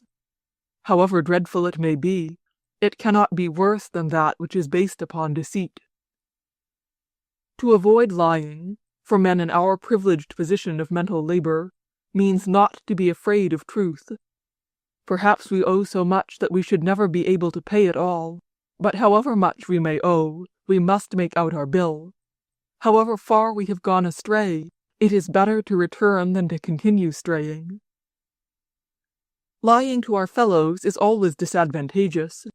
Every business is always more directly done by truth than by lies, and more quickly too. Lying to other men makes matters only more complicated, and retards the decision. But lying to one's self, which is given out to be the truth, entirely ruins the life of man. If a man considers a wrong road to be a right one, then his every step leads him only farther from his aim. A man who has been walking for a long time on a wrong road may find out for himself, or be told by others, that his road is a wrong one. But if he, being afraid of the thought how far he has gone astray, tries to assure himself that he may, by following this wrong course, still come across the right one, then he will certainly never find it. If a man becomes afraid of the truth, and, on seeing it, will not acknowledge it, but accepts falsehood for truth, then this man will never learn what is to be done. We, not only rich men, but men in a privileged position, so-called educated men, have gone so far astray that we require either a firm resolution or very great sufferings on our false way to bring us to our senses again, and to recognize the lie by which we live. I became aware of the lie of our life, thanks to those sufferings to which my wrong road led me, and, having acknowledged the error of the way on which I was bent, I had the boldness to go, first in theory, then in reality, wherever my reason and conscience led me, without any deliberation as to whither they were tending. I was rewarded for this boldness. All the complex, disjointed, intricate, and meaningless phenomena of life surrounding me became of a sudden clear, and my position among these phenomena, formerly so strange and vile, became of a sudden natural and easy. In this new position my activity has exactly determined itself, but it is quite a different activity from that which appeared possible to me before. It is a new activity, far more quiet, affectionate, and joyous. The very thing which frightened me before now attracts me. Therefore, I think that everyone who sincerely puts to himself the question, "What is to be done?" and in answering this question, does not lie or deceive himself, but goes wherever his reason and conscience may lead him, that man has already answered the question. If he will only avoid deceiving himself, he will find out what to do, where to go, and how to act. There is only one thing which may hinder him in finding an answer. that is, too high an estimate of himself and of his own position. So it was with me. And therefore the second answer to the question, what is to be done, resulting from the first, consisted for me in repenting, in the full meaning of this word. That is, entirely changing the estimate of my own position and activity. Instead of considering such to be useful and of importance, we must come to acknowledge it to be harmful and trifling. Instead of considering ourselves educated, we must come to see our ignorance. Instead of imagining ourselves to be kind and moral, we must acknowledge that we are immoral and cruel. Instead of seeing our importance, we must see our own insignificance. I say that besides avoiding lying to myself, I had moreover to repent, because, though the one results from the other, the wrong idea about my great importance was so much a part of my own nature that until I had sincerely repented, and had put aside that wrong estimate of myself, I did not see the enormity of the lie of which I had been guilty. It was only when I repented, that is, left off considering myself to be a peculiar man, and began to consider myself to be like all other men, it was then that my way became clear to me. Before this I was not able to answer the question, what is to be done? Because the very question itself was put incorrectly. Before I repented, I had put the question thus: what activity should I choose, I, the man with the education and talents I have acquired? How can I compensate by this education and these talents for what I have been taking away from the people? This question was a false one, because it included the wrong idea of my not being like other men, but a peculiar man, called to serve other men with those talents and that education which I had acquired in 40 years. I had put the question to myself, but in reality I had already answered it in advance, by having determined beforehand that I was called upon to serve men by the kind of activity agreeable to myself. I really asked myself, how can I, so fine a writer, one so very well informed, and with such talents, how can I utilize those talents for the benefit of mankind? But the question ought to have been put thus, as it would have to be put to a learned rabbi who had studied all the Talmud and knew the exact number of letters in the Holy Scripture and all the subtleties of his science. What can I do who, from unlucky circumstances, have lost my best years in study instead of accommodating myself to labor, in learning the French language, the piano, grammar, geography, law, poetry, in reading novels, romances, philosophical theories, and in performing military exercises? What can I do, who have passed the best years of my life in idle occupations, depraving the soul? What can I do, notwithstanding these unlucky conditions of the past, in order to requite these men who, during all this time, have fed and clothed me, and who still continue to feed and to clothe me? If the question had been put thus, after I had repented, what can I, so ruined a man, do? The answer would have been easy. First of all, I must try to get my living honestly, that is, learn not to live upon the shoulders of others. And while learning this, and after I have learned it, to try on every occasion to be of use to men, with my hands and with my feet, as well as with my brain and my heart, and with all of me that is wanted by men.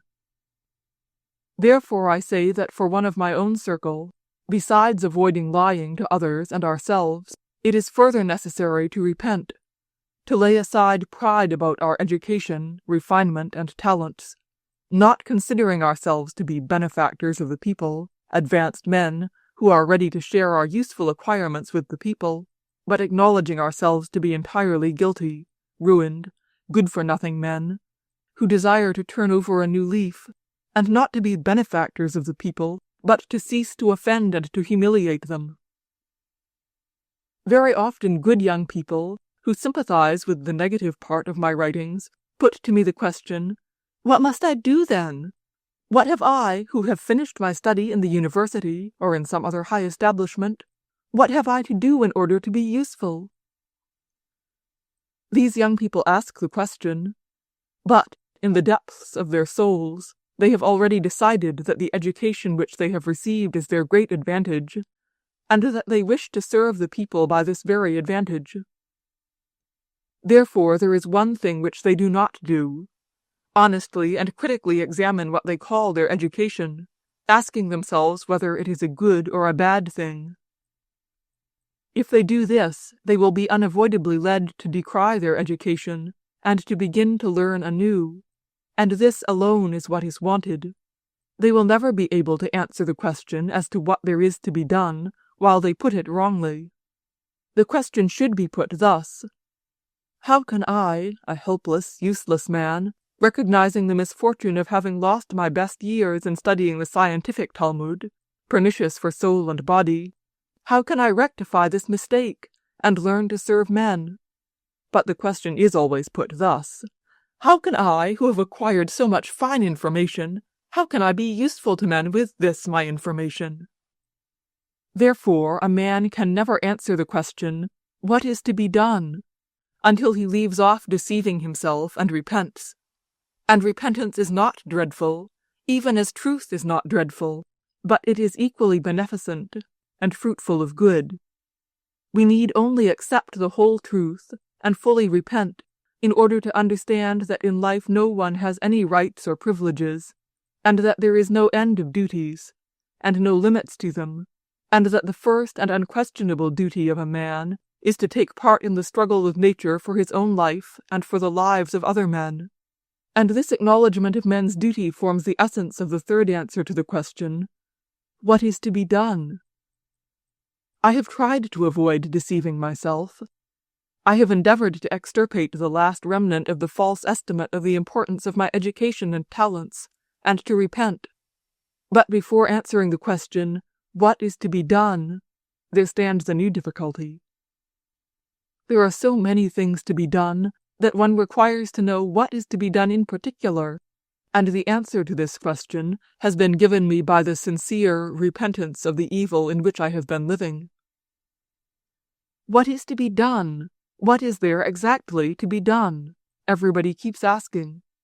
And I, too, kept asking this while, under the influence of a high opinion of my own calling, I had not seen that my first and unquestionable business is to earn my living, clothing, heating, building, and so forth, and in doing this to serve others as well as myself, because, since the world has existed, the first and unquestionable duty of every man has been comprised in this. In this one business man receives, if he has already begun to take part in it, the full satisfaction of all the bodily and mental wants of his nature.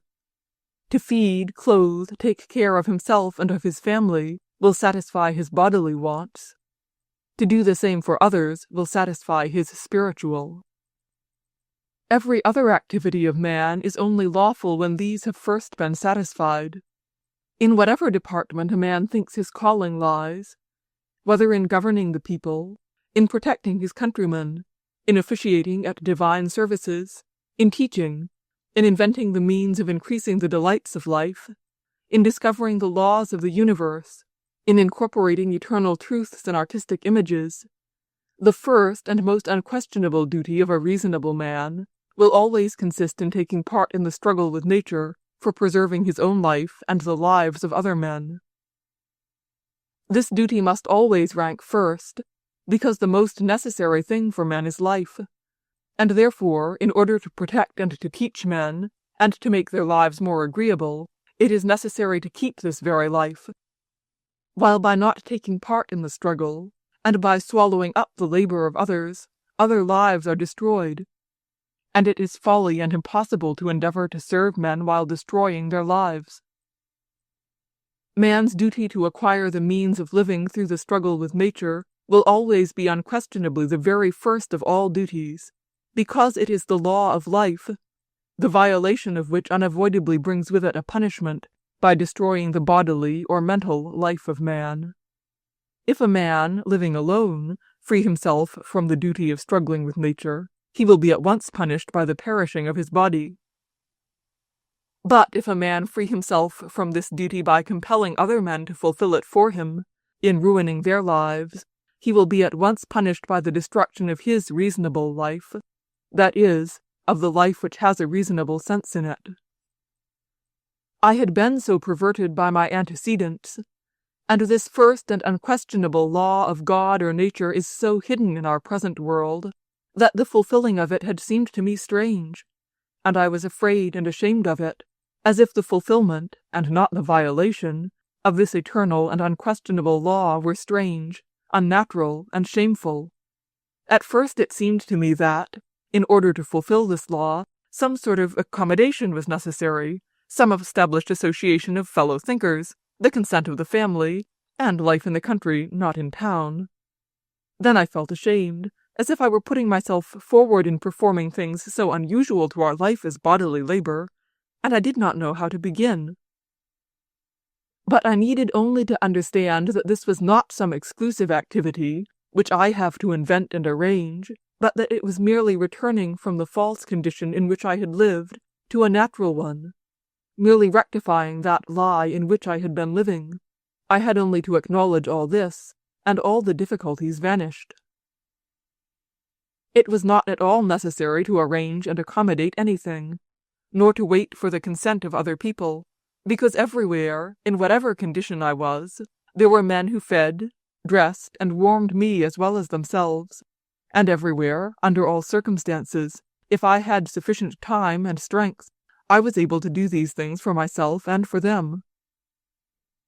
Nor could I feel a false shame in performing actions unusual and strange to me, because, in not doing so, I already experienced not a false, but a real shame. Having come to this conclusion, and to the practical deduction from it, I have been fully rewarded for not having been afraid of the deductions of reason, and for having gone where they led me. Having come to this practical conclusion, I was struck by the facility and simplicity of the solution of all those problems which had formerly seemed to me so difficult and complicated. To the question, "What have we to do?" I received a very plain answer. Do first what is necessary for yourself. Arrange all you can do by yourself, your tea-urn, stove, water, and clothes. To the question, would not this seem strange to those who had been accustomed to do all this for me? It appeared that it was strange only for about a week, and after a week it seemed more strange for me to return to my former condition. In answer to the question, is it necessary to organize this physical labor, to establish a society in a village upon this basis? It appeared that it was not at all necessary to do all this, that if the labor does not aim at rendering idleness possible, and at utilizing other men's labor, as is the case with men who save up money, but merely the satisfying of necessities, then such labor will naturally induce people to leave towns for the country, where this labor is most agreeable and productive. There was also no need to establish a society, because a working man will naturally associate with other working people. In answer to the question, would not this labor take up all my time, and would it not deprive me of the possibility of that mental activity which I am so fond of, and to which I have become accustomed, and which in moments of doubt I consider to be useful? The answer will be quite an unexpected one. The energy of my mental activity increased in proportion to bodily exercise, being freed from all that was superfluous. In fact, having spent 8 hours in physical labor, half a day, which formerly I used to spend in endeavoring to struggle with dullness, there still remained for me 8 hours, out of which in my circumstances I required 5 for mental labor. And if I, a very prolific writer, who had been doing nothing but write during 40 years, and who had written 300 printed sheets, then if during these 40 years I had been doing ordinary work along with working people, and, not taking into consideration winter evenings and holidays, had been reading and learning during the 5 hours a day, and had written only on holidays 2 pages a day, and I have sometimes written 16 pages a day, I should have written the same 300 printed sheets in 14 years. A wonderful thing, a most simple arithmetical calculation, which every boy of 7 years of age may do, but which I had never done. Day and night have together 24 hours. We sleep 8 hours. There remain 16 hours. If any man labor mentally 5 hours a day, he will do a vast amount of business. What do we, then, do during the remaining 11 hours? So it appears that physical labor not only does not exclude the possibility of mental activity, but improves and stimulates it. In answer to the question whether this physical labor would deprive me of many innocent enjoyments proper to man, such as enjoyment of art, acquirement of knowledge, of social intercourse, and generally of the happiness of life, it was really quite the reverse. The more intense my physical labor, the more it approached that labor which is considered the hardest, to wit, agricultural labor, the more I acquired enjoyments and knowledge, and the closer and more affectionate was my intercourse with mankind, and the more happiness did I feel in life. In answer to the question, which I hear so often from men who are not quite sincere, what result can there be from such an awfully small drop in the sea? What is all my personal physical labor in comparison with the sea of labor which I swallow up? To this question also I received a very unexpected answer.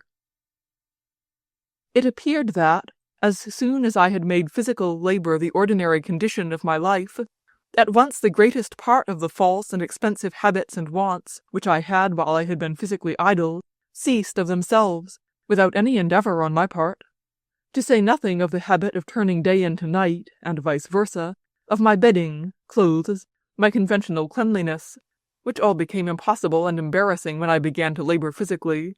Both the quantity and the quality of my food was totally changed. Instead of the sweet, rich, delicate, complicated, and highly spiced food which I formerly liked, I now required and obtained plain food as being the most agreeable: sour cabbage soup, porridge, black bread, tea with a bit of sugar. So that, apart from the example of common working men satisfied with little, with whom I came in closer intercourse, my very wants themselves were gradually changed by my life of labor, so that in proportion to my growing accustomed to this labor and acquiring the ways of it, my drop of physical labor became indeed more perceptible in the ocean of common labor, and in proportion as my labor grew more fruitful, my demands for other men's labor grew less and less, and, without effort or privation, my life naturally came nearer to that simple life of which I could not even have dreamed without fulfilling the law of labor. It became apparent that my former most expensive demands, the demands of vanity and amusement, were the direct result of an idle life. With physical labor, there was no room for vanity and no need for amusement, because my time was agreeably occupied. And after weariness, simple rest while drinking tea, or reading a book, or conversing with the members of my family, was far more agreeable than the theatre, playing at cards, concerts, or large parties. In answer to the question, would not this unusual labor be hurtful to health, which is necessary in order that I may serve men, it appeared that, despite the positive assurance of eminent doctors that hard physical labor, especially at my age, might have the worst results, and that Swedish gymnastics, riding, and other expedients intended to supply the natural conditions of man would be far better, the harder I worked, the sounder, more cheerful, and kinder I felt myself. It became undoubtedly certain that even as all these inventions of the human mind, such as newspapers, theatres, concerts, parties, balls, cards, magazines, novels, are nothing but means to sustain the spiritual life of men outside its natural condition of labor for others, so in the same way all the hygienic and medical inventions of the human mind for the provision of food, drink, dwelling, ventilation, warming of rooms, clothes, medicines, mineral water, gymnastics, electric and other cures, are all merely means to sustain the bodily life of man outside of its natural conditions of labor, and all these are nothing else than an establishment hermetically closed, in which, by means of chemical apparatus, the evaporation of water for the plants is arranged, when you need only to open the window and do that which is natural, not for men alone, but to beasts too. In other words, having absorbed the food, and thus produced a charge of energy, to discharge it by muscular labor. All the profound study of hygiene and of the art of healing for the men of our circle are like the efforts of a mechanic who, having stopped all the valves of an overheated engine, should invent something to prevent this engine from bursting. When I had plainly understood all this, it seemed to me ridiculous that I, through a long series of doubt, research, and much thinking, had arrived at this extraordinary truth, that if man has eyes, they are to be seen through, ears to hear by, feet to walk with, and hands and back to work with, and that if man will not use these, his members, for what they are meant, then it will be the worse for him. I came to this conclusion, that with us, privileged people, the same thing has happened which happened to the horses of a friend of mine. The steward, who was not fond of horses and did not understand anything about them, having received from his master's orders to prepare the best cobs for sale, chose the best out of the drove of horses, put them into the stable, fed them upon oats. But being over-anxious, he trusted them to nobody, neither rode them himself, nor drove nor led them. Of course, all these horses became good for nothing. The same has happened to us, with this difference, that you cannot deceive horses, and, in order not to let them out, they must be fastened in, while we are kept in unnatural and hurtful conditions by all sorts of temptations, which fasten and hold us as with chains. We have arranged for ourselves a life which is against the moral and physical nature of man, and we use all the powers of our mind in order to assure men that this life is the real one. All that we call culture, our science and arts for improving the delights of life, all these are only meant to deceive man's natural moral requirements. All that we call hygiene and the art of healing are endeavors to deceive the natural physical want of human nature. But these deceits have their limits, and we are come to these limits. If such be real human life, then it is better not to live at all, says the fashionable philosophy of Schopenhauer and Hartmann. If such is life, then it is better not to live at all, is the witness borne by the increasing number of suicides among the privileged classes. If such be life, it is better for future generations too not to live, says the indulgent healing art, and invents means to destroy women's fecundity.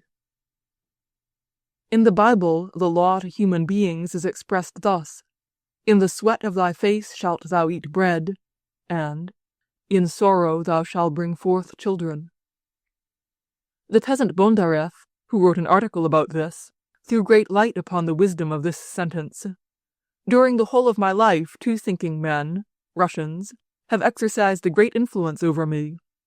They have enriched my thoughts and enlightened my contemplation of the world. These men were neither poets, nor learned men, nor preachers. They were two remarkable men, both now living, peasants, Sutayev and Bondarev. But nous avons changé tout ça, as says one of Molière's personages, talking at random about the healing art, and saying that the liver is on the left side. We have changed all that. Men need not work. All work will be done by machines. And women need not bring forth children. The healing art will teach different means of avoiding this, for there are already too many people in the world. In the Kropivensky district, there wanders a ragged peasant who during the war was a purchaser of bread for a commissary of stores. Having become acquainted with this functionary, and having seen his comfortable life, he became mad, and now thinks that he, too, can live as gentlemen do, without work, being provided for by the emperor. This peasant now calls himself the most serene Marshal Prince Blokhin, purveyor of war stores of all kinds.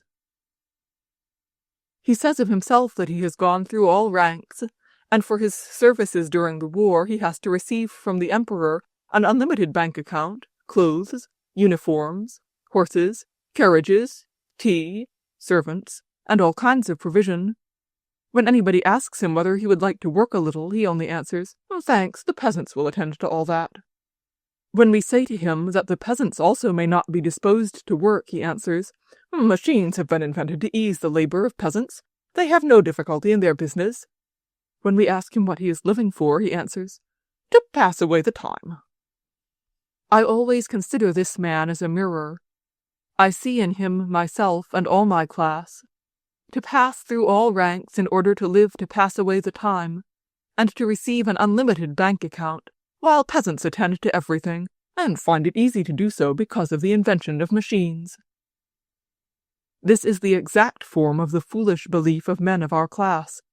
When we ask, "What have we particularly to do?" we are in reality asking nothing but only asserting, not so sincerely indeed as the most serene Marshal Prince Broken, who had passed through all ranks and lost his mind, that we do not wish to do anything.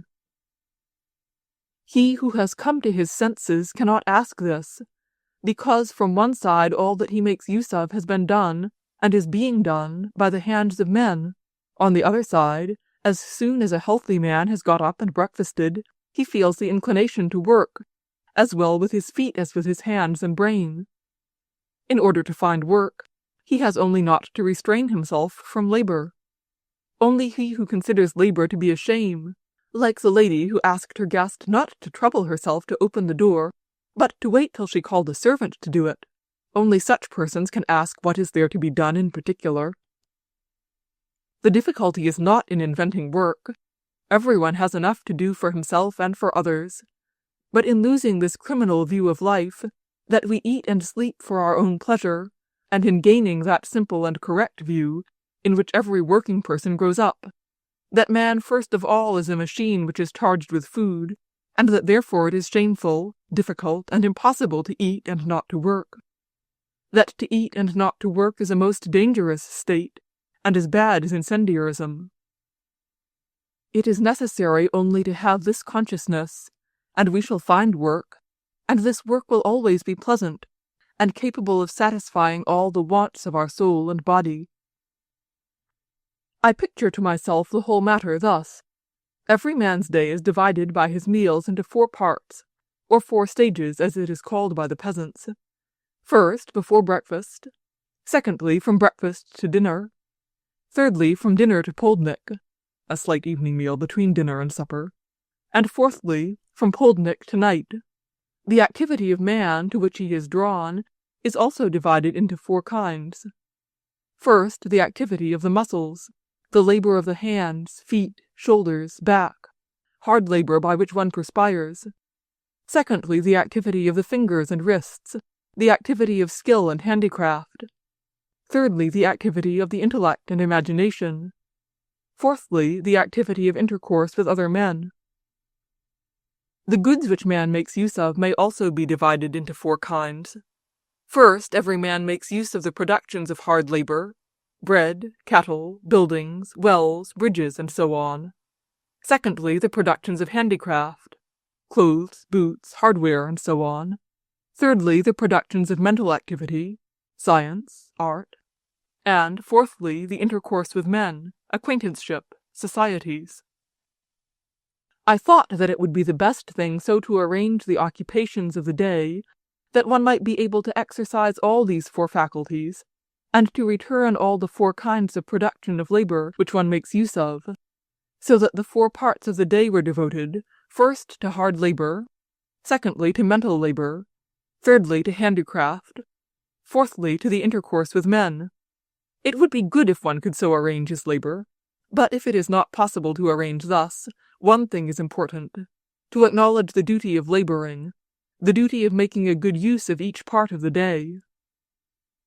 I thought that it would be only then that the false division of labor which now rules our society would disappear, and a just division would be established, which should not interfere with the happiness of mankind. I, for instance, have all my life been busy with mental work. I had said to myself that I have thus divided the labor, that my special work is writing, that is, mental labor, and all other works necessary for me I left to be done by other men, or rather compelled them to do it. But this arrangement, seemingly so convenient for mental labor, though unjust, became most inconvenient, especially for mental labor. I have been writing all my life, have accommodated my food, sleep, amusements, with reference to this special labor, and besides this work I did nothing.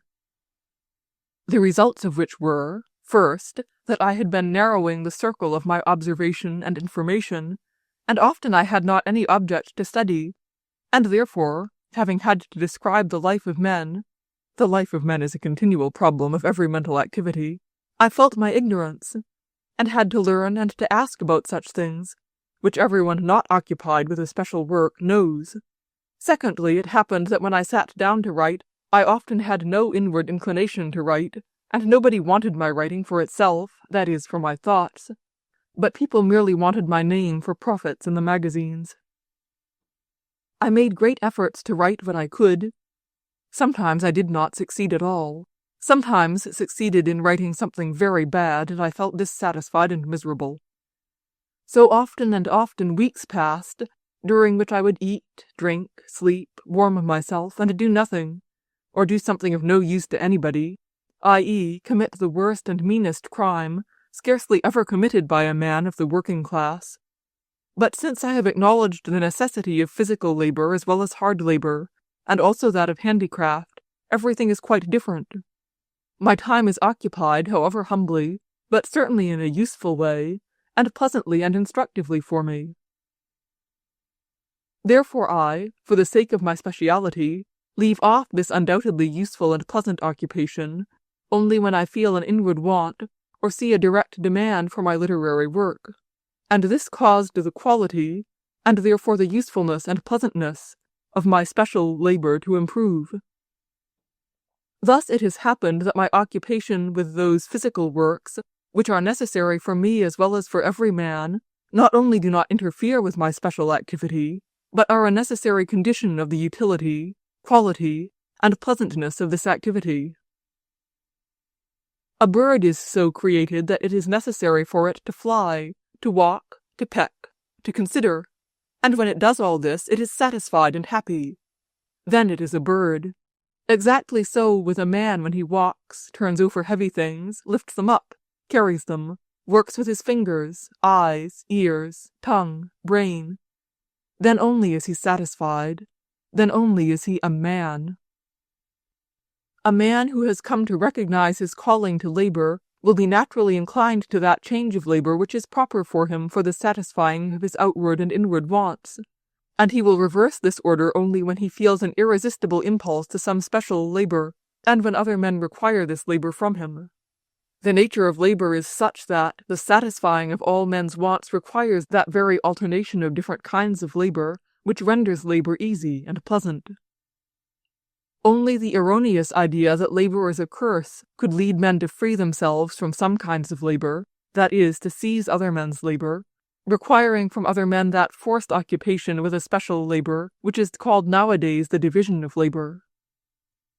We have become so accustomed to our false conception of the arrangement of labor that it seems to us that for a bootmaker, a machinist, a writer, a musician, it would be better to be freed from the labor proper to man. Where there is no violence over other men's labor, nor a false belief in the pleasure of idleness, no man will, for the sake of his special labor, free himself from physical labor necessary for the satisfying of his wants, because special occupation is not a privilege, but a sacrifice to a man's inclination and for the sake of his brethren. A bootmaker in a village, having torn himself from his usual pleasant labor in the field, and having begun his labor of mending or making boots for his neighbors, deprives himself of a pleasant, useful labor in the field for the sake of others, only because he is fond of sewing, and knows that nobody will do it better than he does, and that people will be thankful to him. But he cannot wish to deprive himself of the pleasant alternation of labor for all his life. The same with the starosta, the machinist, the writer, the learned man. It is only to our perverted ideas that it seems, when the master sends his clerk to be a peasant, or government sentences one of its ministers to deportation, that they are punished and have been dealt with hardly. In reality they have had a great good done to them. That is, they have exchanged their heavy special work for a pleasant alternation of labor. In a natural society all is different. I know a commune where the people earn their living themselves. One of the members of this community was more educated than the rest, and they require him to deliver lectures, for which he has to prepare himself during the day, that he may be able to deliver them in the evening. He does it joyfully, feeling that he is useful to others and that he can do it well. But he grows tired of the exclusive mental labor, and his health suffers accordingly. The members of the community therefore pity him, and ask him to come and labor in the field again.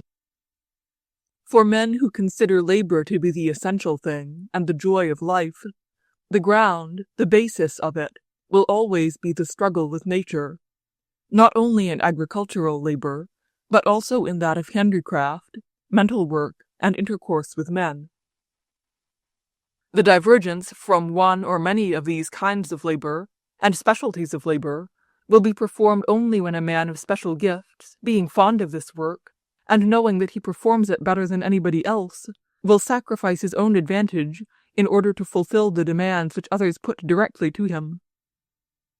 Only with such a view of labor, and the natural division of labor resulting from it, will that curse disappear which in our imagination we have put upon labor, and every labor will always be a joy, because man will do either an unquestionably useful, pleasant, and easy work, or will be conscious that he makes a sacrifice by performing a more difficult special labor for the good of others.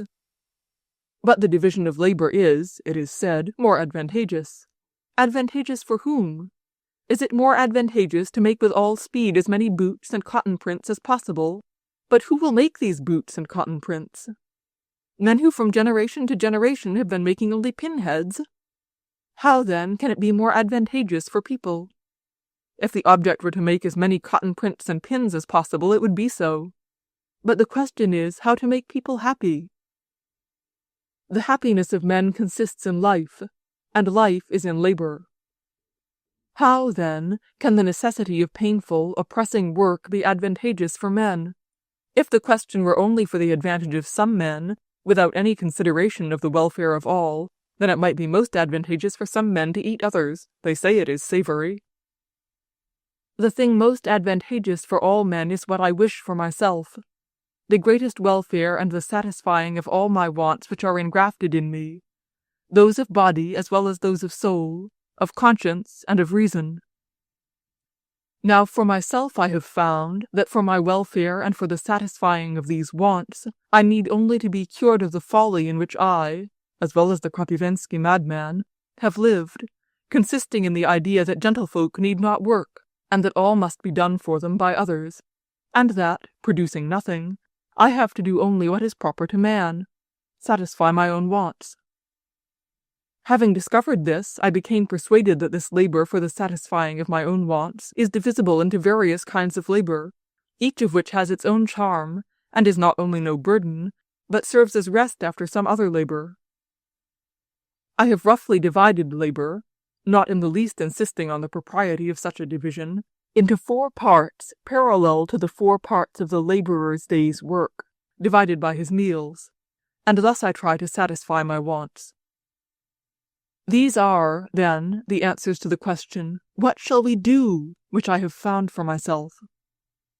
First, not to lie to myself. However far I have gone astray from that road of life which my reason shows to me, I must not be afraid of the truth. Secondly, to renounce my own righteousness, my own advantages, peculiarities, distinguishing me from others, and to own my guilt. Thirdly, to fulfill the eternal, unquestionable law of man, by laboring with all my being to struggle with nature, to sustain my own life, and the lives of others. Chapter 39. I have now finished, having said all that concerns myself, but I cannot restrain my desire to say that which concerns everyone, and to verify my own deductions by several considerations.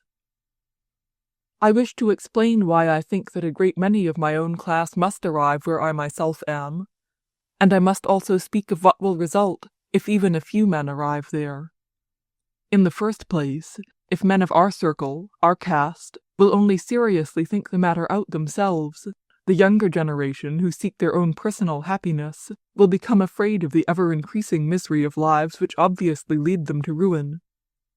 Scrupulous persons among us, if they would examine themselves more closely, will be terrified at the cruelty and unlawfulness of their own lives, and timid persons will be frightened at the danger of their mode of life. The misery of our lives. However we, rich men, may try to mend and to support, with the assistance of science and art, this our false life, it must become weaker every day, unhealthier, and more painful. With each year suicide and the sin against the unborn babe increase. With each year the new generations of our class grow weaker. With each year we feel more and more the increasing misery of our lives. It is obvious that on this road, with all its increase of the comforts and delights of life, of cures, artificial teeth and hair, and so on, there can be no salvation. This truth has become such a truism that in newspapers advertisements are printed about stomach powder for rich people, under the title Blessings of the Poor, where they say that only poor people have a good digestion, and the rich need help, and, among other things, this powder. You cannot ameliorate this matter by any kind of amusements, comforts, powders, but only by turning over a new leaf. The contradiction of our life with our conscience, however we may try to justify to ourselves our treason against mankind, all our justification falls to pieces before evidence. Around us people are dying from overwork and want, and we destroy the food, clothes, and labor of men merely to amuse ourselves. Therefore the conscience of a man of our circle, though he may have but a small remainder of it in his breast, cannot be stifled, and poisons all these comforts and charms of life which our suffering and perishing brethren procure for us. Not only does every conscientious man feel this himself, but he must feel it more acutely at present, because the best part of art and science, that part which still retains a sense of its high calling, constantly reminds him of his cruelty and of the unlawfulness of his position. The old secure justifications are all destroyed, and the new ephemeral justifications of the progress of science for science's sake, and art for art's sake, will not bear the light of plain common sense. The conscience of men cannot be calmed by new devices. It can be calmed only by turning over a new leaf, when there will be no longer any need for justification. The danger to our lives. However much we may try to hide from ourselves the plain and obvious danger of exhausting the patience of those whom we oppress, however much we may try to counteract this danger by all sorts of deceit, violence, and flattery, it grows day by day, hour by hour. It has long been threatening us, but now it is so ready that we are scarcely able to hold our course, as in a vessel tossed by a roaring and overflowing sea, a sea which will presently swallow us up in wrath. The workman's revolution, with its terrors of destruction and murder, not only threatens us, but we have already lived above it for the last 30 years, and it is only by various cunning devices that we have postponed the explosion. Such is the state in Europe, such is the state in Russia, and still worse there, because we have no safety valves. The classes who oppress the people, with the exception of the Tsar, have no longer any justification in the eyes of our people. They all keep up their position merely by violence, cunning, and expediency, i.e., skill. But the hatred towards us of the worst representatives of the people, and the contempt of us from the best, increases every hour. Among the Russian people a new word full of significance has been circulating during the last 3 or 4 years.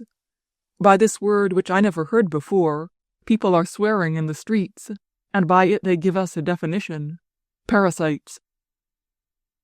The hatred and contempt of the oppressed people are increasing, and the physical and moral strength of the richer classes are decreasing. The deceit which supports all is wearing out, and the rich classes have nothing wherewith to comfort themselves in this mortal danger. To return to the old order of things is impossible. To restore the old prestige is impossible. It only remains for those who are not willing to change the course of their lives and to turn over a new leaf, to hope that, during their lives, they may fare well enough, after which the people may do as they like. So think the blind crowd of the rich. But the danger ever increases, and the awful catastrophe comes nearer and nearer. There are 3 reasons which should prove to rich people the necessity of turning over a new leaf. First, desire for their own personal welfare and that of their families, which is not secured by the way in which rich people are living. Secondly, the inability to satisfy the voice of conscience, which is obviously impossible in the present condition of things. And thirdly, the threatening and constantly increasing danger to life, which cannot be met by any outward means. All these together ought to induce rich people to change their mode of life. This change alone would satisfy the desire of welfare and conscience, and would remove the danger. There is but one means of making such change: to leave off deceiving ourselves, to repent, and to acknowledge labor to be, not a curse, but the joyful business of life. To this it is replied, what will come out of the fact of my physical labor during 10, 8, or 5 hours, while thousands of peasants would gladly do it for the money which I have?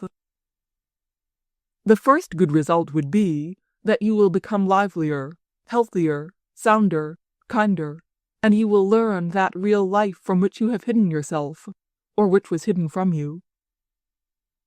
The second good result will be that, if you have a conscience, it will not only cease to suffer as it now suffers when looking at the labor of men, the importance of which we always, from our ignorance, either increase or diminish, but you will constantly experience a joyful acknowledgement that with each day you are satisfying more and more the demands of your conscience, and are leaving behind you that awful state in which so much evil is accumulated in our lives, that we feel that we cannot possibly do any good in the world. You will experience the joy of free life, with the possibility of doing good to others. You will open for yourself a way into regions of the world of morality which have hitherto been shut to you.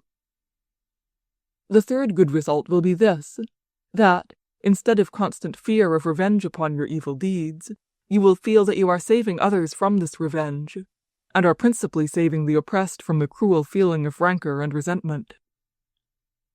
But it is generally said that it would be ridiculous if we, men of our stamp, with deep philosophical, scientific, political, artistic, ecclesiastical, social questions before us, we, state ministers, senators, academists, professors, artists, singers, we whose quarter hours are valued so highly by men, should spend our time in doing what?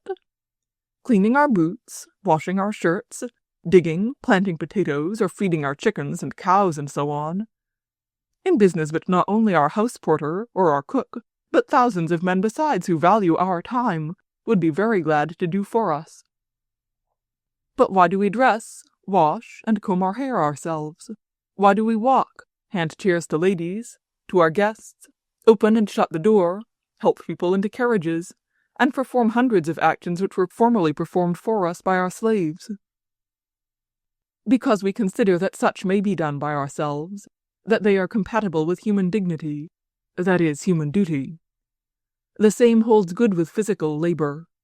Man's dignity, his sacred duty, is to use his hands, his feet, for the purpose for which they were given him, to spend the swallowed food in work which produces the food, and not to be wasted by disuse, not merely that he may wash and clean them, and use them only for the purpose of stuffing food and cigarettes into his mouth. Such is the meaning of physical labor for every man in every society. But in our class, with the divergence from this law of nature came the misery of a whole circle of men. And for us, physical labor receives another meaning, the meaning of a preaching and a propaganda which divert the terrible evil which threatens mankind. To say that for an educated man, physical labor is a trifling occupation, is the same as to say, in the building of a temple, what importance can there be in putting each stone exactly in its place? Every great act is done under the conditions of quietness, modesty, and simplicity. One can neither plow, nor feed cattle, nor think, during a great illumination, or amid thundering of guns, nor while in uniform. Illumination, the roar of cannon, music, uniforms, cleanliness, brilliancy, which we usually connect with the idea of the importance of any act, are, on the contrary, tokens of the absence of importance in that act. Great, true deeds are always simple and modest. Such is also the greatest deed which is left to us to do, the solution of those awful contradictions in which we are living. The acts which solve these contradictions are modest, imperceptible, seemingly ridiculous acts, such as helping ourselves by physical labor and, if possible, helping others too. This is what we rich people have to do, if we understand the misery, wrong, and danger of the position in which we live. What will result from the circumstance that I, and another, and a third, and a 10th man do not despise physical labor, but consider it necessary for our happiness, for the calming of our consciences, and for our safety? This will result from it, that 1, 2, 3, 10 men, coming into conflict with no one, without violence either of government or of revolution, will solve for themselves the problem which is before all the world, and which has appeared unsolvable, and they will solve it in such a way that life will become for them a good thing. Their consciences will be calm, and the evil which oppresses them will cease to be dreadful to them. Another effect will be this: other men, too, will see that the welfare which they have been looking for everywhere is quite near them, that seemingly unsolvable contradictions between conscience and the order of the world are solved in the easiest and pleasantest way, and that, instead of being afraid of the men surrounding them, they must have intercourse with them and love them. The seemingly unsolvable economic and social questions are like the problem of Krylov's casket. The casket opened of itself, without any difficulty, but it will not open until men do the simplest and most natural thing, that is, open it. The seemingly unsolvable question is the old question of the utilizing some men's labor by others.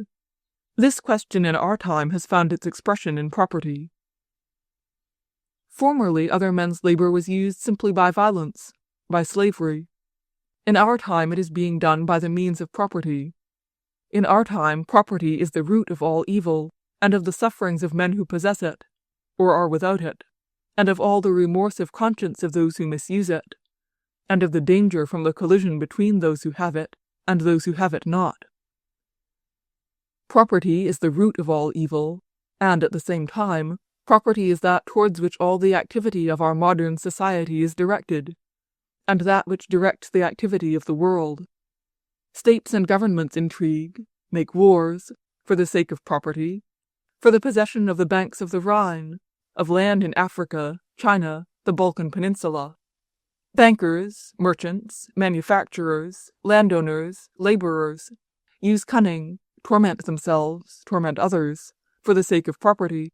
Government functionaries, artisans, struggle, deceive, oppress, suffer for the sake of property. Courts of justice and police protect property. Penal servitude, prisons, all the terrors of so-called punishments, all is done for the sake of property. Property is the root of all evil, and now all the world is busy with the distribution and protecting of wealth. What, then, is property? Men are accustomed to think that property is something really belonging to man, and for this reason they have called it property. We speak indiscriminately of our own house and our own land. But this is obviously an error and a superstition. We know, and if we do not, it is easy to perceive, that property is only the means of utilizing other men's labor, and another's labor can by no means belong to me. It has nothing in common with the conception of property, a conception very exact and precise. Man has been and will always call his own that which is subject to his own will and joined with his own consciousness.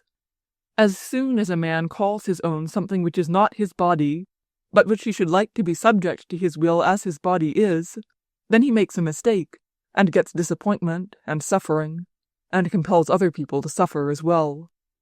Man calls his wife his own, his children, his slaves, his belongings his own too, but the reality always shows him his error, and he must either get rid of this superstition, or suffer and make others suffer. Now we, having nominally renounced the possessing of slaves, owing to money and to its exactment by the government, claim our right also to money, that is, to the labor of other men. But as to our claiming our wives as our property, or our sons, our slaves, our horses, this is pure fiction contradicted by reality, and which only makes those suffer who believe in it, because a wife or a son will never be so subject to my will as my body is. Therefore my own body will always remain the only thing I can call my true property. So also money, property, will never be real property, but only a self-deception and a source of suffering. And it is only my own body which will be my property, that which always obeys me, and is connected with my consciousness.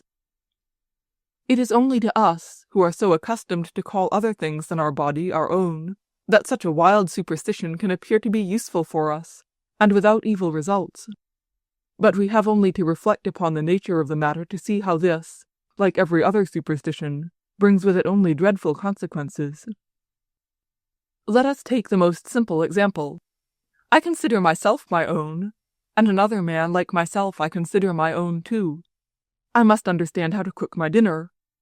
If I were free from the superstition of considering another man as my property, I should have been taught this art, as well as every other necessary to my real property, that is, my body.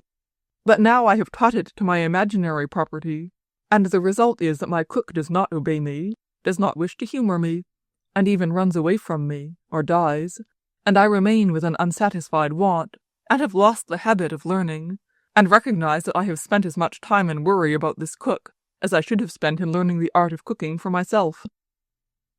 The same is the case with property in buildings, clothes, wares, with property in the land, with property in money. Every imaginary property calls forth in me a non-corresponding want which cannot always be gratified, and deprives me of the possibility of acquiring for my true and sure property, my own body, that information, that skill, those habits, improvements, which I might have acquired.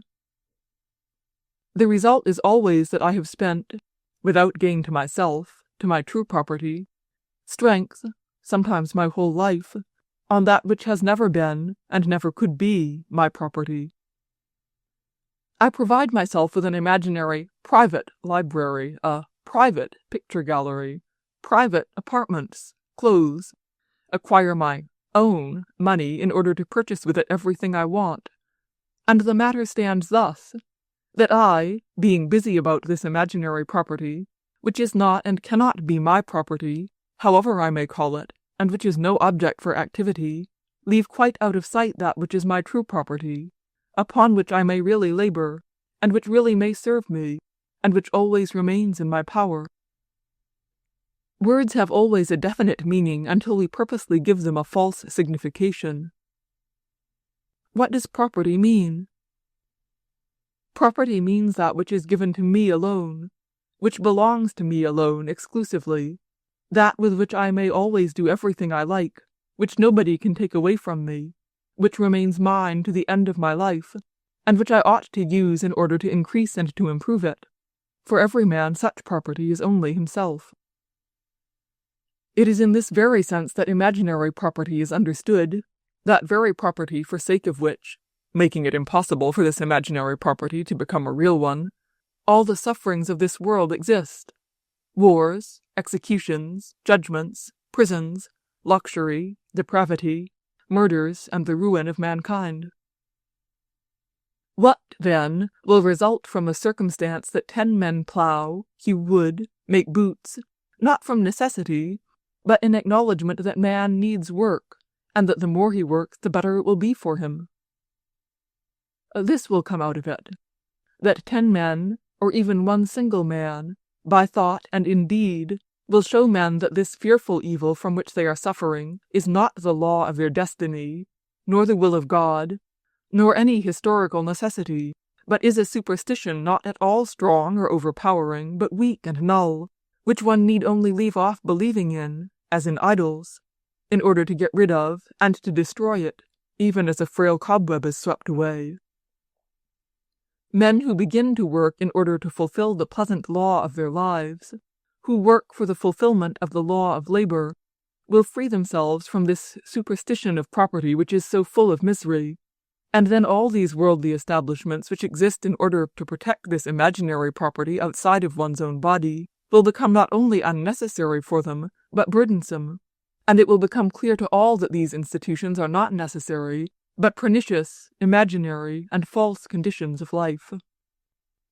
For a man who considers labor not a curse, but a joy, property outside his own body, that is, the right or possibility of utilizing other men's labor, will be not only useless, but an impediment.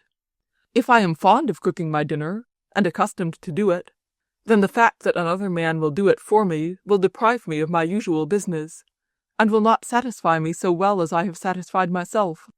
And further, the acquirement of imaginary property will not be necessary for such a man. A man who considers labor to be his very life, fills up all his life with it, and therefore requires less and less the labor of others, in other words, as property to fill up his unoccupied time, and to embellish his life.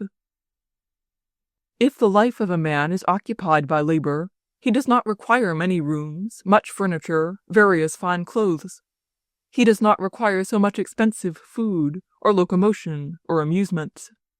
Especially a man who considers labor to be the business and the joy of his life will not seek to ease his own labor by utilizing that of others. A man who considers life to consist in labor will aim, in proportion as he acquires more skill, craft, and endurance, at having more and more work to do, to occupy all his time. For such a man, who sees the object of his life in labor, and not in the results of his labor in acquirement of property, there cannot be even a question about the instruments of labor. Though such a man will always choose the most productive instrument of labor, he will have the same satisfaction in working with the most unproductive. If he has a steam plow, he will plow with it. If he has not such, he will plow with a horse plow. If he has not this, he will plow with the plain Russian soka. If he has not even this, he will use a spade, and under any circumstances he will attain his aim. That is, will pass his life in labor useful to man, and therefore will have fullest satisfaction. The position of such a man, in exterior and interior circumstances, will be happier than the condition of a man who gives his life away to acquire property. According to exterior circumstances, he will never want, because men, seeing that he does not shirk work, will always try to make his labor most productive to them, as they arrange a mill by running water. And that his labor may be more productive, they will provide for his material existence, which they will never do for men who aim at acquiring property. The providing for material wants is all that a man requires. According to interior conditions, such a man will always be happier than he who seeks for property, because the latter will never get what he is aiming at, and the former in proportion to his strength. Even the weak, old, dying, according to the proverb, with a kored in his hands, will always receive full satisfaction, and the love and sympathy of men. One of the consequences of this will be that certain odd, half-insane persons will plow, make boots, and so on, instead of smoking, playing cards, and riding about, carrying their dullness with them, from one place to another, during the 10 hours which every brain worker has at his command. Another result will be that these silly people will demonstrate indeed that imaginary property for the sake of which men suffer and torment themselves and others is not necessary for happiness, and even impedes it, and is but a superstition, and that true property is only one's own head, hands, feet, and that, in order to utilize this true property usefully and joyfully, it is necessary to get rid of that false idea of property outside one's own body, on which we waste the best powers of our life. Another result will be that these men will demonstrate that when a man leaves off believing in imaginary property, then only will he make real use of his true property, his own body, which will yield him fruit 100-fold, together with happiness such as we have no idea as yet. And he will be a useful, strong, kind man, who will everywhere stand on his own feet, will be always a brother to everybody, will be intelligible to all, desired by all, and dear to all. Then men, looking at 10 such silly men, will understand what they have all to do to unfasten that dreadful knot in which they have all been tied by the superstition respecting property, and to get rid of the miserable condition under which they are now groaning, and from which they do not know how to free themselves. There is no reasoning which can so plainly demonstrate the unrighteousness of those who employ it as does this. The boatmen are dragging vessels against the stream. Is it possible that there could be found a stupid boatman who would refuse to do his part in dragging, because he alone cannot drag the boat up against the stream? He who, besides his rights of animal life, to eat and to sleep, acknowledges any human duty, knows very well wherein such duty consists, just in the same way as a boatman knows that he has only to get into his breast-collar and to walk in the given direction. He will only seek to know what to do and how to do it after having fulfilled his duty. As with the boatman, and with all men who do any labor in common, so with the labor of all mankind.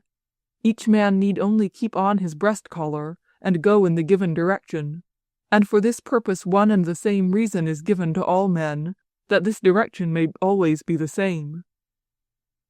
That this direction is given to us is obvious and certain from the lives of those who surround us, as well as in the conscience of every man, and in all the previous expressions of human wisdom, so that only he who does not want work can say that he does not see it. What, then, will come out of this? This, that first one man, then another will drag. Looking at them, a third will join. And so one by one the best men will join, until the business will be set a-going, and will move as of itself, inducing those also to join who do not yet understand why and wherefore it is being done. First, to the number of men who conscientiously work in order to fulfill the law of God, will be added those who will accept half conscientiously and half upon faith. Then to these a still greater number of men, only upon faith in the foremost men. And lastly the majority of people. And then it will come to pass that men will cease to ruin themselves, and will find out happiness. This will happen, and it will happen soon, when men of our circle, and after them all the great majority of working people, will no longer consider it shameful to clean sewers, but will consider it shameful to fill them up in order that other men, our brethren, may carry their contents away. They will not consider it shameful to go visiting in common boots, but they will consider it shameful to walk in galoshes beside barefooted people. They will not think it shameful not to know French, nor about the last novel, but they will consider it shameful to eat bread, and not to know how it is prepared. They will not consider it shameful not to have a starched shirt, or a clean dress, but that it is shameful to wear a clean coat as a token of one's idleness. They will not consider it shameful to have dirty hands, but shameful not to have calluses on their hands. All this will come to pass when public opinion demands it. Public opinion will demand it when men get rid of those snares which hide the truth from them. Great changes in this direction have taken place within my memory. These changes occurred only as public opinion changed. Within my memory has happened this, that, whereas rich men were ashamed if they could not drive out with a team of 4 horses, with 2 men-servants, and that it was considered shameful not to have a manservant or a maid, to dress one, wash one, attend the chamber, and so on, now of a sudden it has become shameful not to dress and wash oneself, without help, or to drive out with men-servants. All these changes have been accomplished by public opinion. Can we not see the changes which public opinion is now preparing? 25 years ago it sufficed to destroy the snare which justified serfdom, and public opinion changed its attitude as to what is praiseworthy, and what is shameful, and life changed. It would suffice to destroy the snares justifying the power of money over men, and public opinion will change its view concerning things praiseworthy and things shameful, and life will change. But the destroying of the snare justifying the power of money, and the change of public opinion in this direction, is already quickly taking place. This snare is already transparent and but slightly veils the truth. One needs only to look more attentively to see clearly that change of public opinion which not only must take place, but which has been already accomplished, only not yet consciously acknowledged, not yet named. Let a slightly educated man of our time think of the consequences ensuing from those views he holds concerning the universe, and he will see that the unconscious estimate of good and evil, of praiseworthy and shameful, by which he is guided in life, directly contradicts all his conceptions of life. Let a man of our times dismiss himself, if only for a minute, from his own inert life, and looking at it as an outsider, subject it to that very estimate resulting from his conception of life, and he will stand aghast before the definition of his life, which results from his conception of the world. Let us take as an example a young man. In young people the life energy is stronger, and the self-consciousness is more vague, of the wealthy classes, and of any shade of opinions. Every decent youth considers it a shame not to help an old man, a child, a woman. He considers it a shame to risk the life and health of another in common work while avoiding the danger for himself. Everybody considers it shameful and barbarous to do what Schuyler tells about the Kirghiz, who during storms sent out their wives and old women to hold the corners of the tent, while they remained inside drinking their kumis. Everybody considers it a shame to force a weak man to work for him, and still more shameful when in such danger as, say, a ship on fire, for the strongest to push aside the weak and to go first into the lifeboat, and so on. Men consider all this shameful, and would by no means act so under certain exceptional circumstances. But in everyday life the same actions, and even worse, being hidden by snares, are constantly committed by them. One need only think of it earnestly to recognize the horror of it. A young man changes his shirts daily. Who washes them? A woman, whatever her state may be, very often old enough to be his mother or grandmother, often unwell. How would this young man call another who, out of whim, changes his clean shirt and sends it to be washed by a woman old enough to be his mother? A young man, that he may be smart, provides himself with horses, and an old man, fit to be his father or grandfather, is set to training them, thus endangering his very life, and the young man rides on the horse when danger is over. What would the young man say about a man who, avoiding a dangerous situation for himself, puts another into it, and for his pleasure allows such a risk?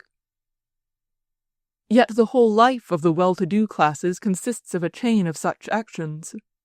The overtaxing labor of old men, children, and women, and work connected with danger to life done by others, not to help us to work but to satisfy our whims, these fill up our life. The fisherman gets drowned while catching fish for us. The washerwomen catch colds and die. The smith grows blind. Those who work in factories get ill and injured by machinery. Woodcutters are crushed by falling trees. Workmen fall from roofs and are killed. Needlewomen pine away. All real work is done with waste and danger to life. To hide this and refuse to see it is impossible. There is one salvation, one issue out of this situation, to wit, that if a man of our time is not to be obliged, according to his own principles, to call himself a scoundrel and a coward, who burdens others with work and danger to life, he must take from men only what is necessary for his life, and submit himself also to true labor associated with waste and danger to life. Within my memory, more striking changes have taken place. I remember that at table, a servant stood with a plate behind each chair. Men made visits accompanied by 2 footmen. A Cossack boy and a girl stood in a room to give people their pipes, and to clean them, and so on. Now this seems to us strange and remarkable. But is it not equally strange that a young man or woman, or even an elderly man, that he may visit a friend, should order his horses to be harnessed, and that well-fed horses are kept only for this purpose? Is it not as strange that one man lives in 5 rooms, or that a woman spends tens, hundreds, thousands of rubles for her dress, when she only needs some flax and wool wherewith to spin dresses for herself, and clothes for her husband and children? Is it not strange that men live doing nothing, riding to and fro, smoking and playing, and that a battalion of people are busy feeding and warming them? Is it not strange that old people quite gravely talk and write in newspapers about theatres and music, and other insane people drive to look at musicians or actors? Is it not strange that tens of thousands of boys and girls are brought up so as to make them unfit for every work? They return home from school, and their 2 books are carried for them by a servant. There will soon come a time, and it is already drawing near, when it will be shameful to dine on 5 courses served by footmen, and cooked by any but the masters themselves. It will be shameful not only to ride thoroughbreds or to drive in a coach when one has feet to walk on, to wear on weekdays dress, shoes, gloves, in which it is impossible to work. It will be shameful to play on a piano which costs £150, or even £10, while others work for one, to feed dogs upon milk and white bread, when there are men who have neither milk nor bread, and to burn lamps and candles without working by their light, to heat stoves in which no meal is cooked, while there are men who have neither light nor fuel. Then it will be impossible to think about giving openly not merely £1, but even 6 pence, for a place in a concert or in a theatre. All this will be when the law of labor becomes public opinion. Chapter 40. As it is said in the Bible, there is a law given unto man and woman. To man, the law of labor. To woman, the law of childbearing. Although with our science, nous avons changé tout ça, the law of man, as well as of woman, remains as immutable as the liver in its place, and the breach of it is inevitably punished by death. The only difference is that, for man, the breach of law is punished by death in such a near future that it can almost be called present, but for woman, the breach of law is punished in a more distant future. A general breach, by all men, of the law destroys men immediately. The breach by women destroys the men of the following generation. The evasion of the law by a few men and women does not destroy the human race, but deprives the offender of rational human nature. The breach of this law by men began years ago in the classes which could use violence with others, and, spreading on its way, it has reached our day, and has now attained madness, the ideal contained in a breach of the law, the ideal expressed by Prince Blochen, and shared by Renan and the whole educated world. Work will be done by machines, and men will be bundles of nerves enjoying themselves. There has been scarcely any breach of the law by women. It has only manifested itself in prostitution, and in private cases of crime-destroying progeny. Women of the wealthy classes have fulfilled their law, while men did not fulfill theirs, and therefore women have grown stronger, and have continued to govern, and will govern, men who have deviated from their law, and who, consequently, have lost their reason. It is generally said that women, the women of Paris, especially those who are childless, have become so bewitching, using all the means of civilization, that they have mastered man by their charms. This is not only wrong, but it is just the reverse of the truth. It is not the childless woman who has mastered man, it is the mother, the one who has fulfilled her duty, while man has not fulfilled his. As to the woman who artificially remains childless, and bewitches man by her shoulders and curls, she is not a woman mastering man, but a woman corrupted by him, reduced to the level of the corrupted man, who, as well as he, has deviated from her duty, who, as well as he, has lost every reasonable sense of life. This mistake also produces the astounding nonsense which is called woman's rights. The formula of these rights is as follows. "You men," says woman, "have deviated from your law of true labor, and want us to carry the load of ours. No, if so, we also, as well as you, will make a pretense of labor, as you do in banks, ministries, universities, and academies. We wish, as well as you, by the pretense of division of work, to profit by other people's work, and to live only to satisfy our lust." They say so, and indeed show that they can make that pretense of labor not at all worse, but even better than men do it. The so-called question of women's rights arose, and could only arise, among men who had deviated from the law of real labor. One has only to return to it, and that question must cease to exist.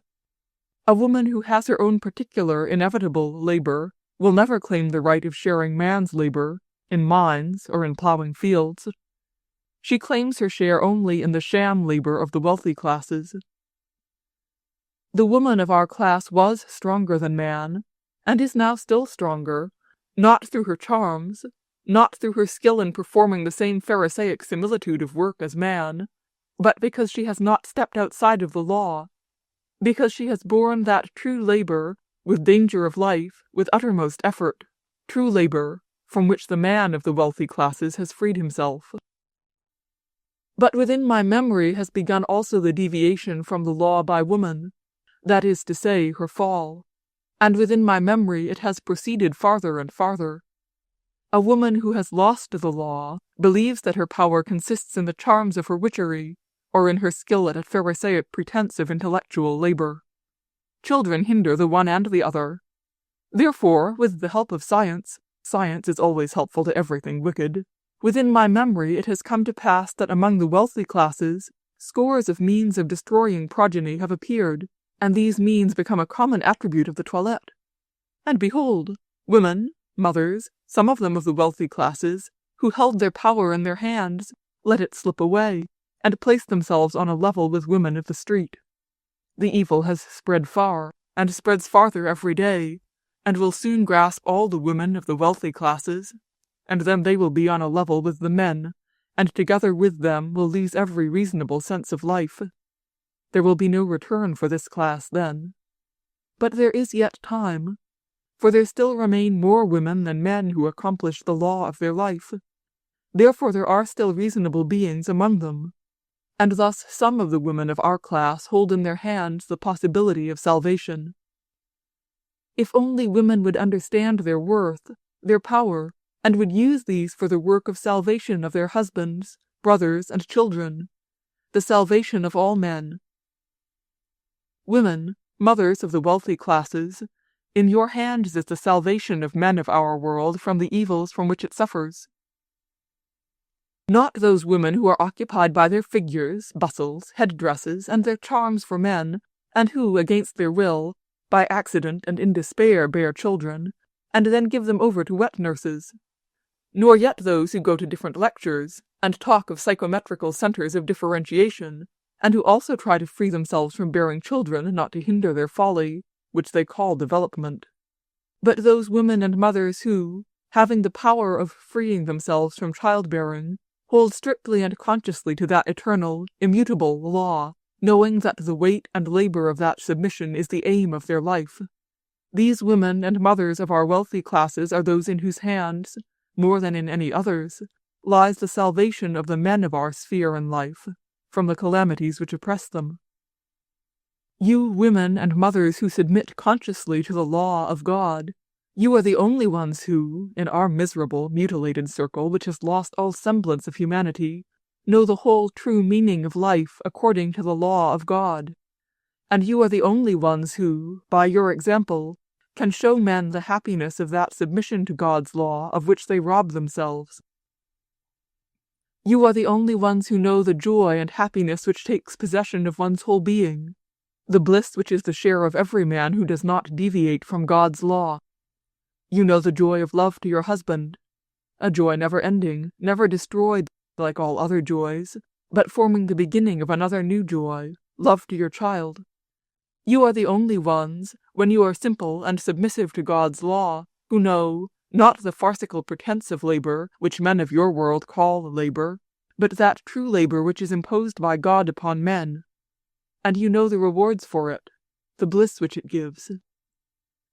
You know it when after the joys of love, you expect with emotion, fear, and hope, the torturing state of pregnancy, which makes you ill for 9 months, and brings you to the brink of death and to unbearable sufferings and pains. You know the conditions of true labor, when with joy you expect the approach and increase of the most dreadful sufferings, after which comes the bliss known to you only. You know it when, directly after those sufferings, without rest, without interruption, you undertake another series of labors and sufferings, those of nursing, for the sake of which you subjugate to your feeling and renounce the strongest human necessity, that of sleep, which, according to the saying, is sweeter than father and mother. For months and years you do not sleep 2 nights running, and often you do not sleep whole nights, walking alone to and fro, rocking in your wearied arms an ailing baby, whose sufferings tear your heart. When you do all this, unapproved and unseen by anybody, not expecting any praise or reward for it, when you do this, not as a great deed, but as the laborer of the gospel parable, who came in from the field, considering that you are only doing your duty, you know then what is false, fictitious labor, for human fame, and what is true labor, the fulfillment of God's will, the indication of which you feel in your heart. You know, if you are a true mother, that not only has nobody seen and praised your labor, considering that it is only what ought to be, but even those for whom you toiled are not only ungrateful to you, but often torment and reproach you. With the next child you do the same. Again you suffer, again you bear unseen, terrible toil, and again you do not expect any reward from anybody, and feel the same satisfaction. If you are such, in your hands must lie the power over men, and in your hands lies the salvation. Your number is decreasing every day. Some, busy with practicing their charms over men, become prostitutes. Others are engaged in competition with men in their artificial, ludicrous occupations. The third, who have not yet renounced their vocation, begin to repudiate it in their minds. They perform all the deeds of women and mothers, but accidentally, with grumblings and envy of the free women not bearing children, and so deprive themselves of the only reward for them, the inner consciousness of the fulfillment of God's will, and instead of being satisfied, they suffer from what is really their happiness. We are so confused by our false life, we, men of our circle, have all of us so utterly lost the sense of life, that we do not differ one from another. Having loaded others with all the burdens and dangers of life, we dare not call ourselves by the true names deserved by those who force others to perish in providing life for them: scoundrels, cowards. But among women a distinction still exists.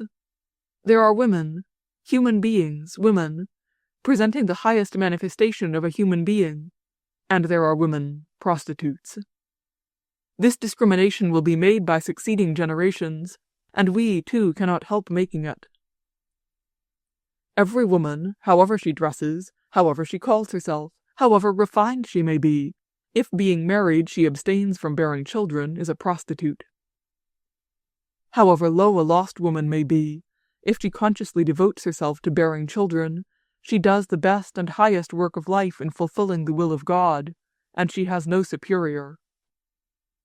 If you are such, you will not say, after 2 or after 20 children, that you have borne children enough, as a 50-year-old workman will not say that he has worked enough, while he still eats and sleeps and his muscles demand work.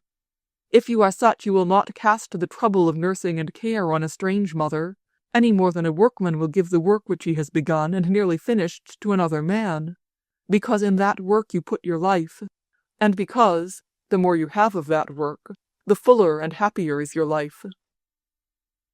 But when you are like this, and happily for men there are yet such women, the same law of fulfillment of God's will, by which you guide your own life, you will also apply to the life of your husband, of your children, and of men near to you.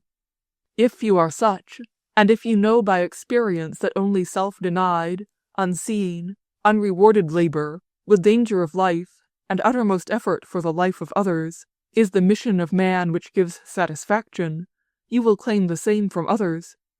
You will encourage your husband to do the same labor. You will value and appreciate the worth of men by this same labor, and for it you will prepare your children.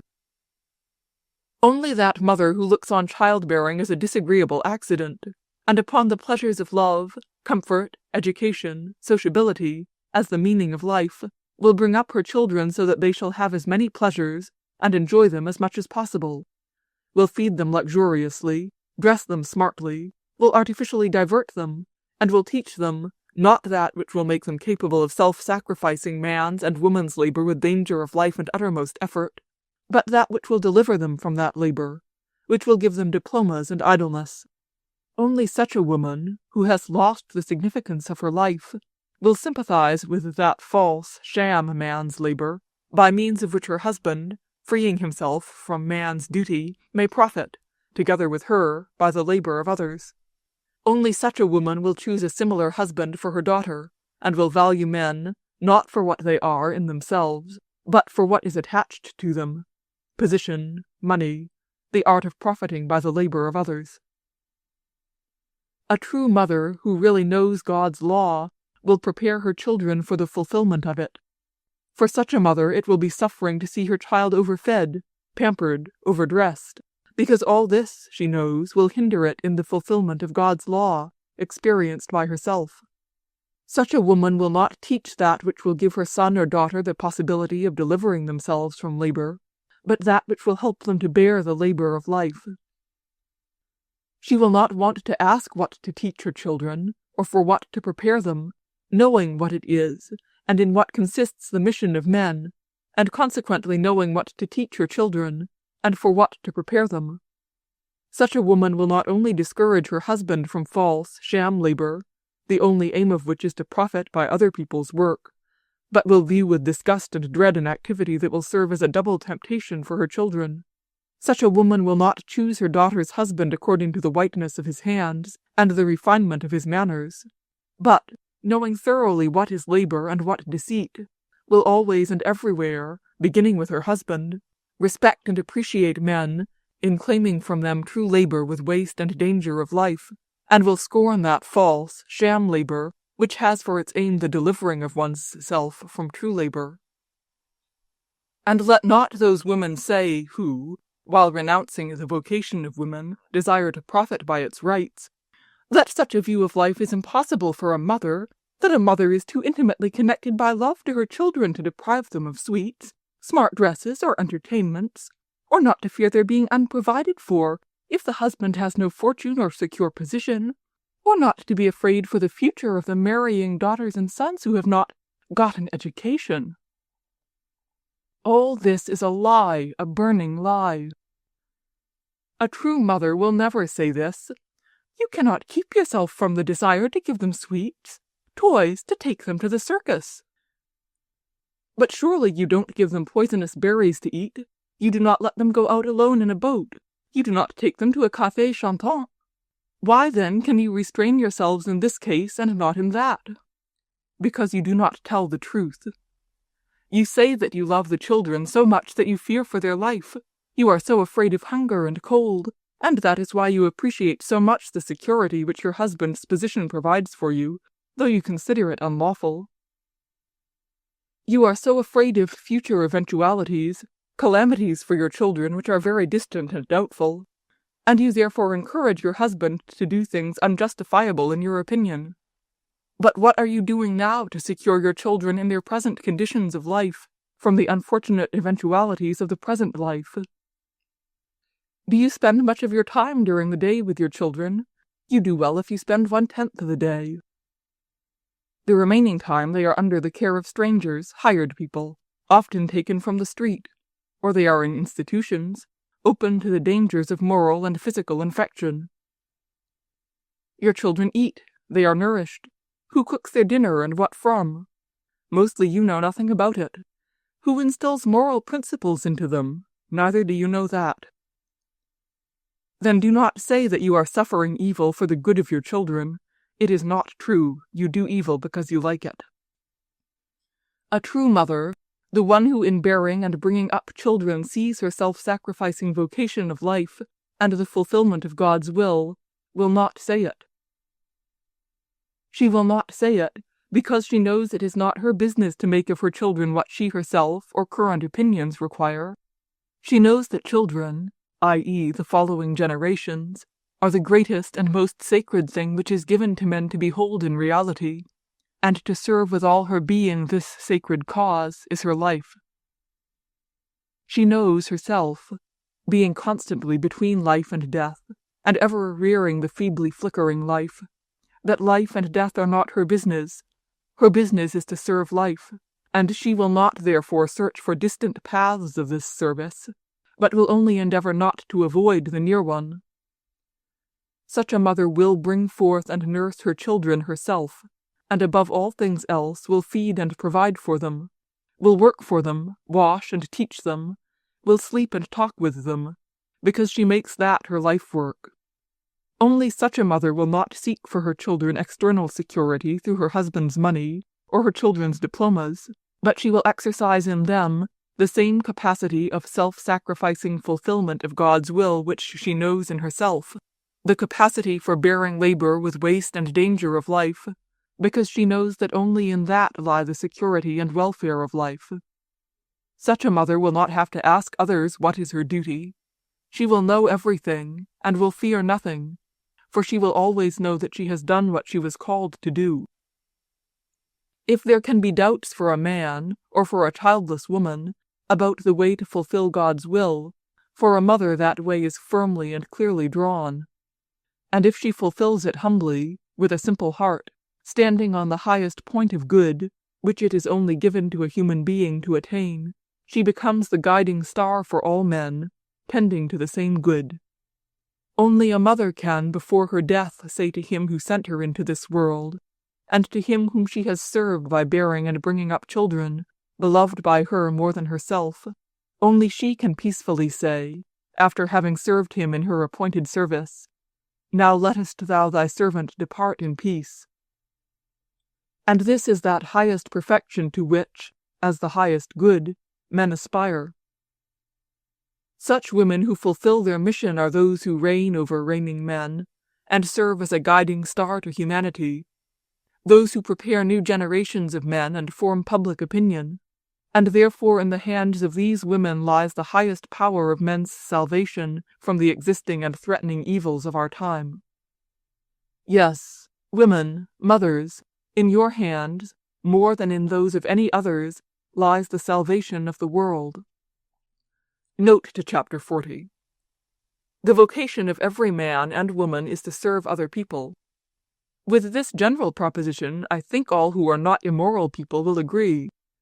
The difference between men and women in the fulfillment of that vocation is only in the means by which they attain it, that is to say, by which they serve men.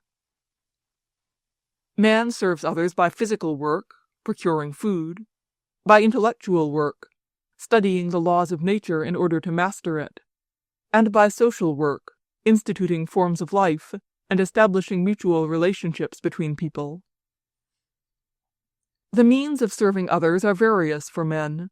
The whole activity of mankind, with the exception of bearing children and rearing them, is open for his service to men.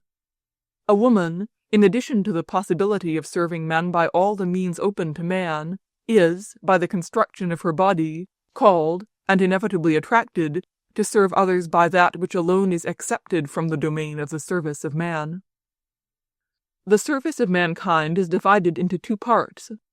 One, the augmentation of the welfare of mankind. The other, the continuation of the race. Men are called chiefly to the first, as they are deprived of the possibility of fulfilling the second. Women are called exclusively to the second, as they only are fitted for it. This difference one should not, one cannot, forget or destroy, and it would be sinful to do so. From this difference proceed the duties of each, duties not invented by men, but which are in the nature of things. From the same difference proceeds the estimation of virtue and vice for woman and man. The estimation which has existed in every century, which exists now, and which will never cease to exist while reason exists in men.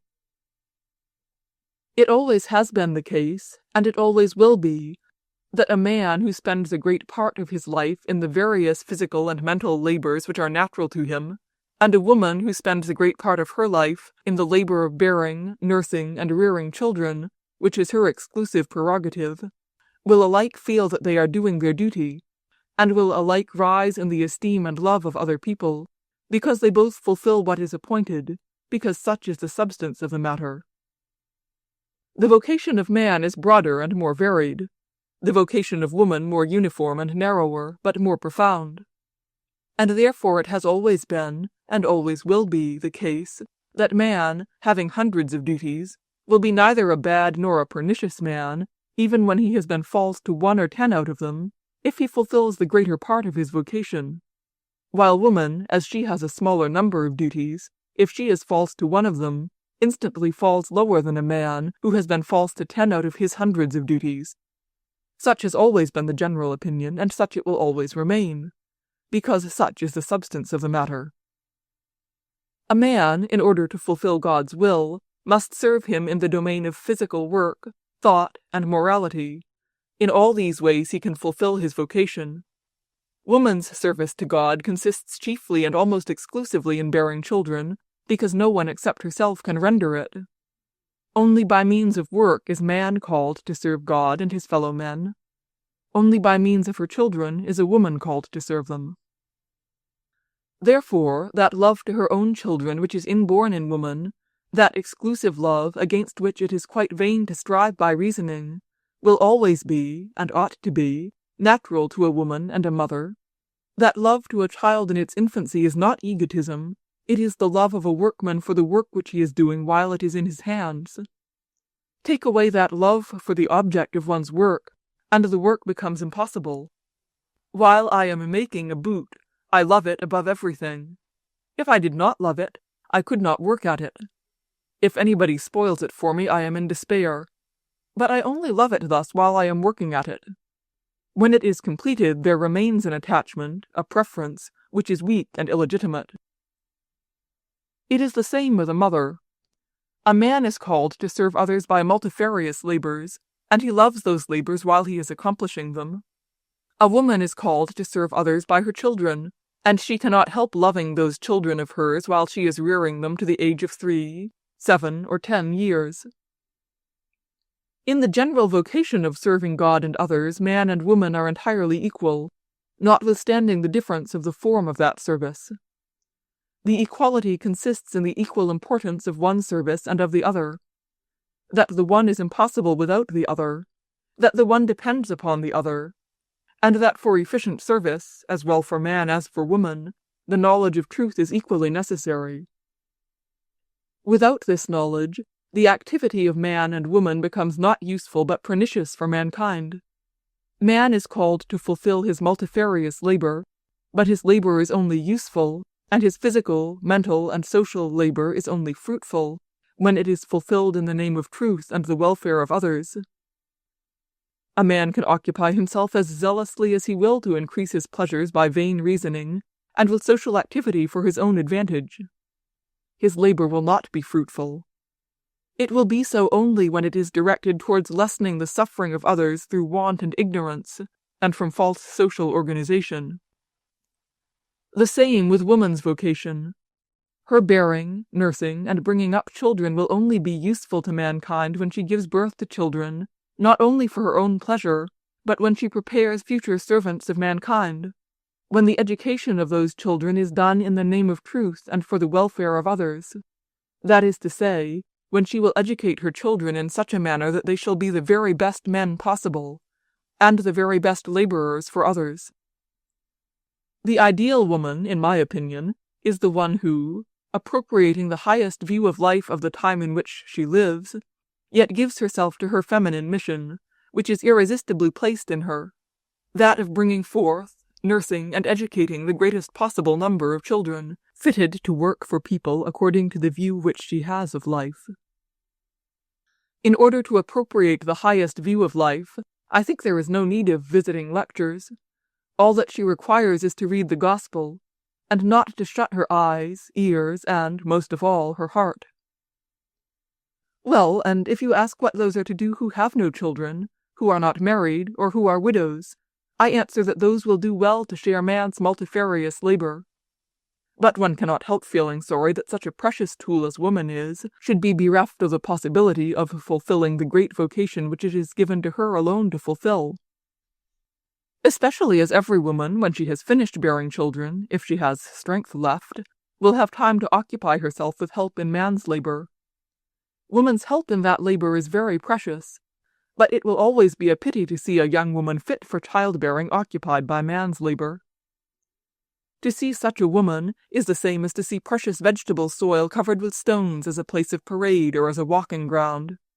Still more a pity, because the earth could only produce bread, and a woman could produce that for which there cannot be any equivalent, than which there is nothing higher, man, and only she is able to do this.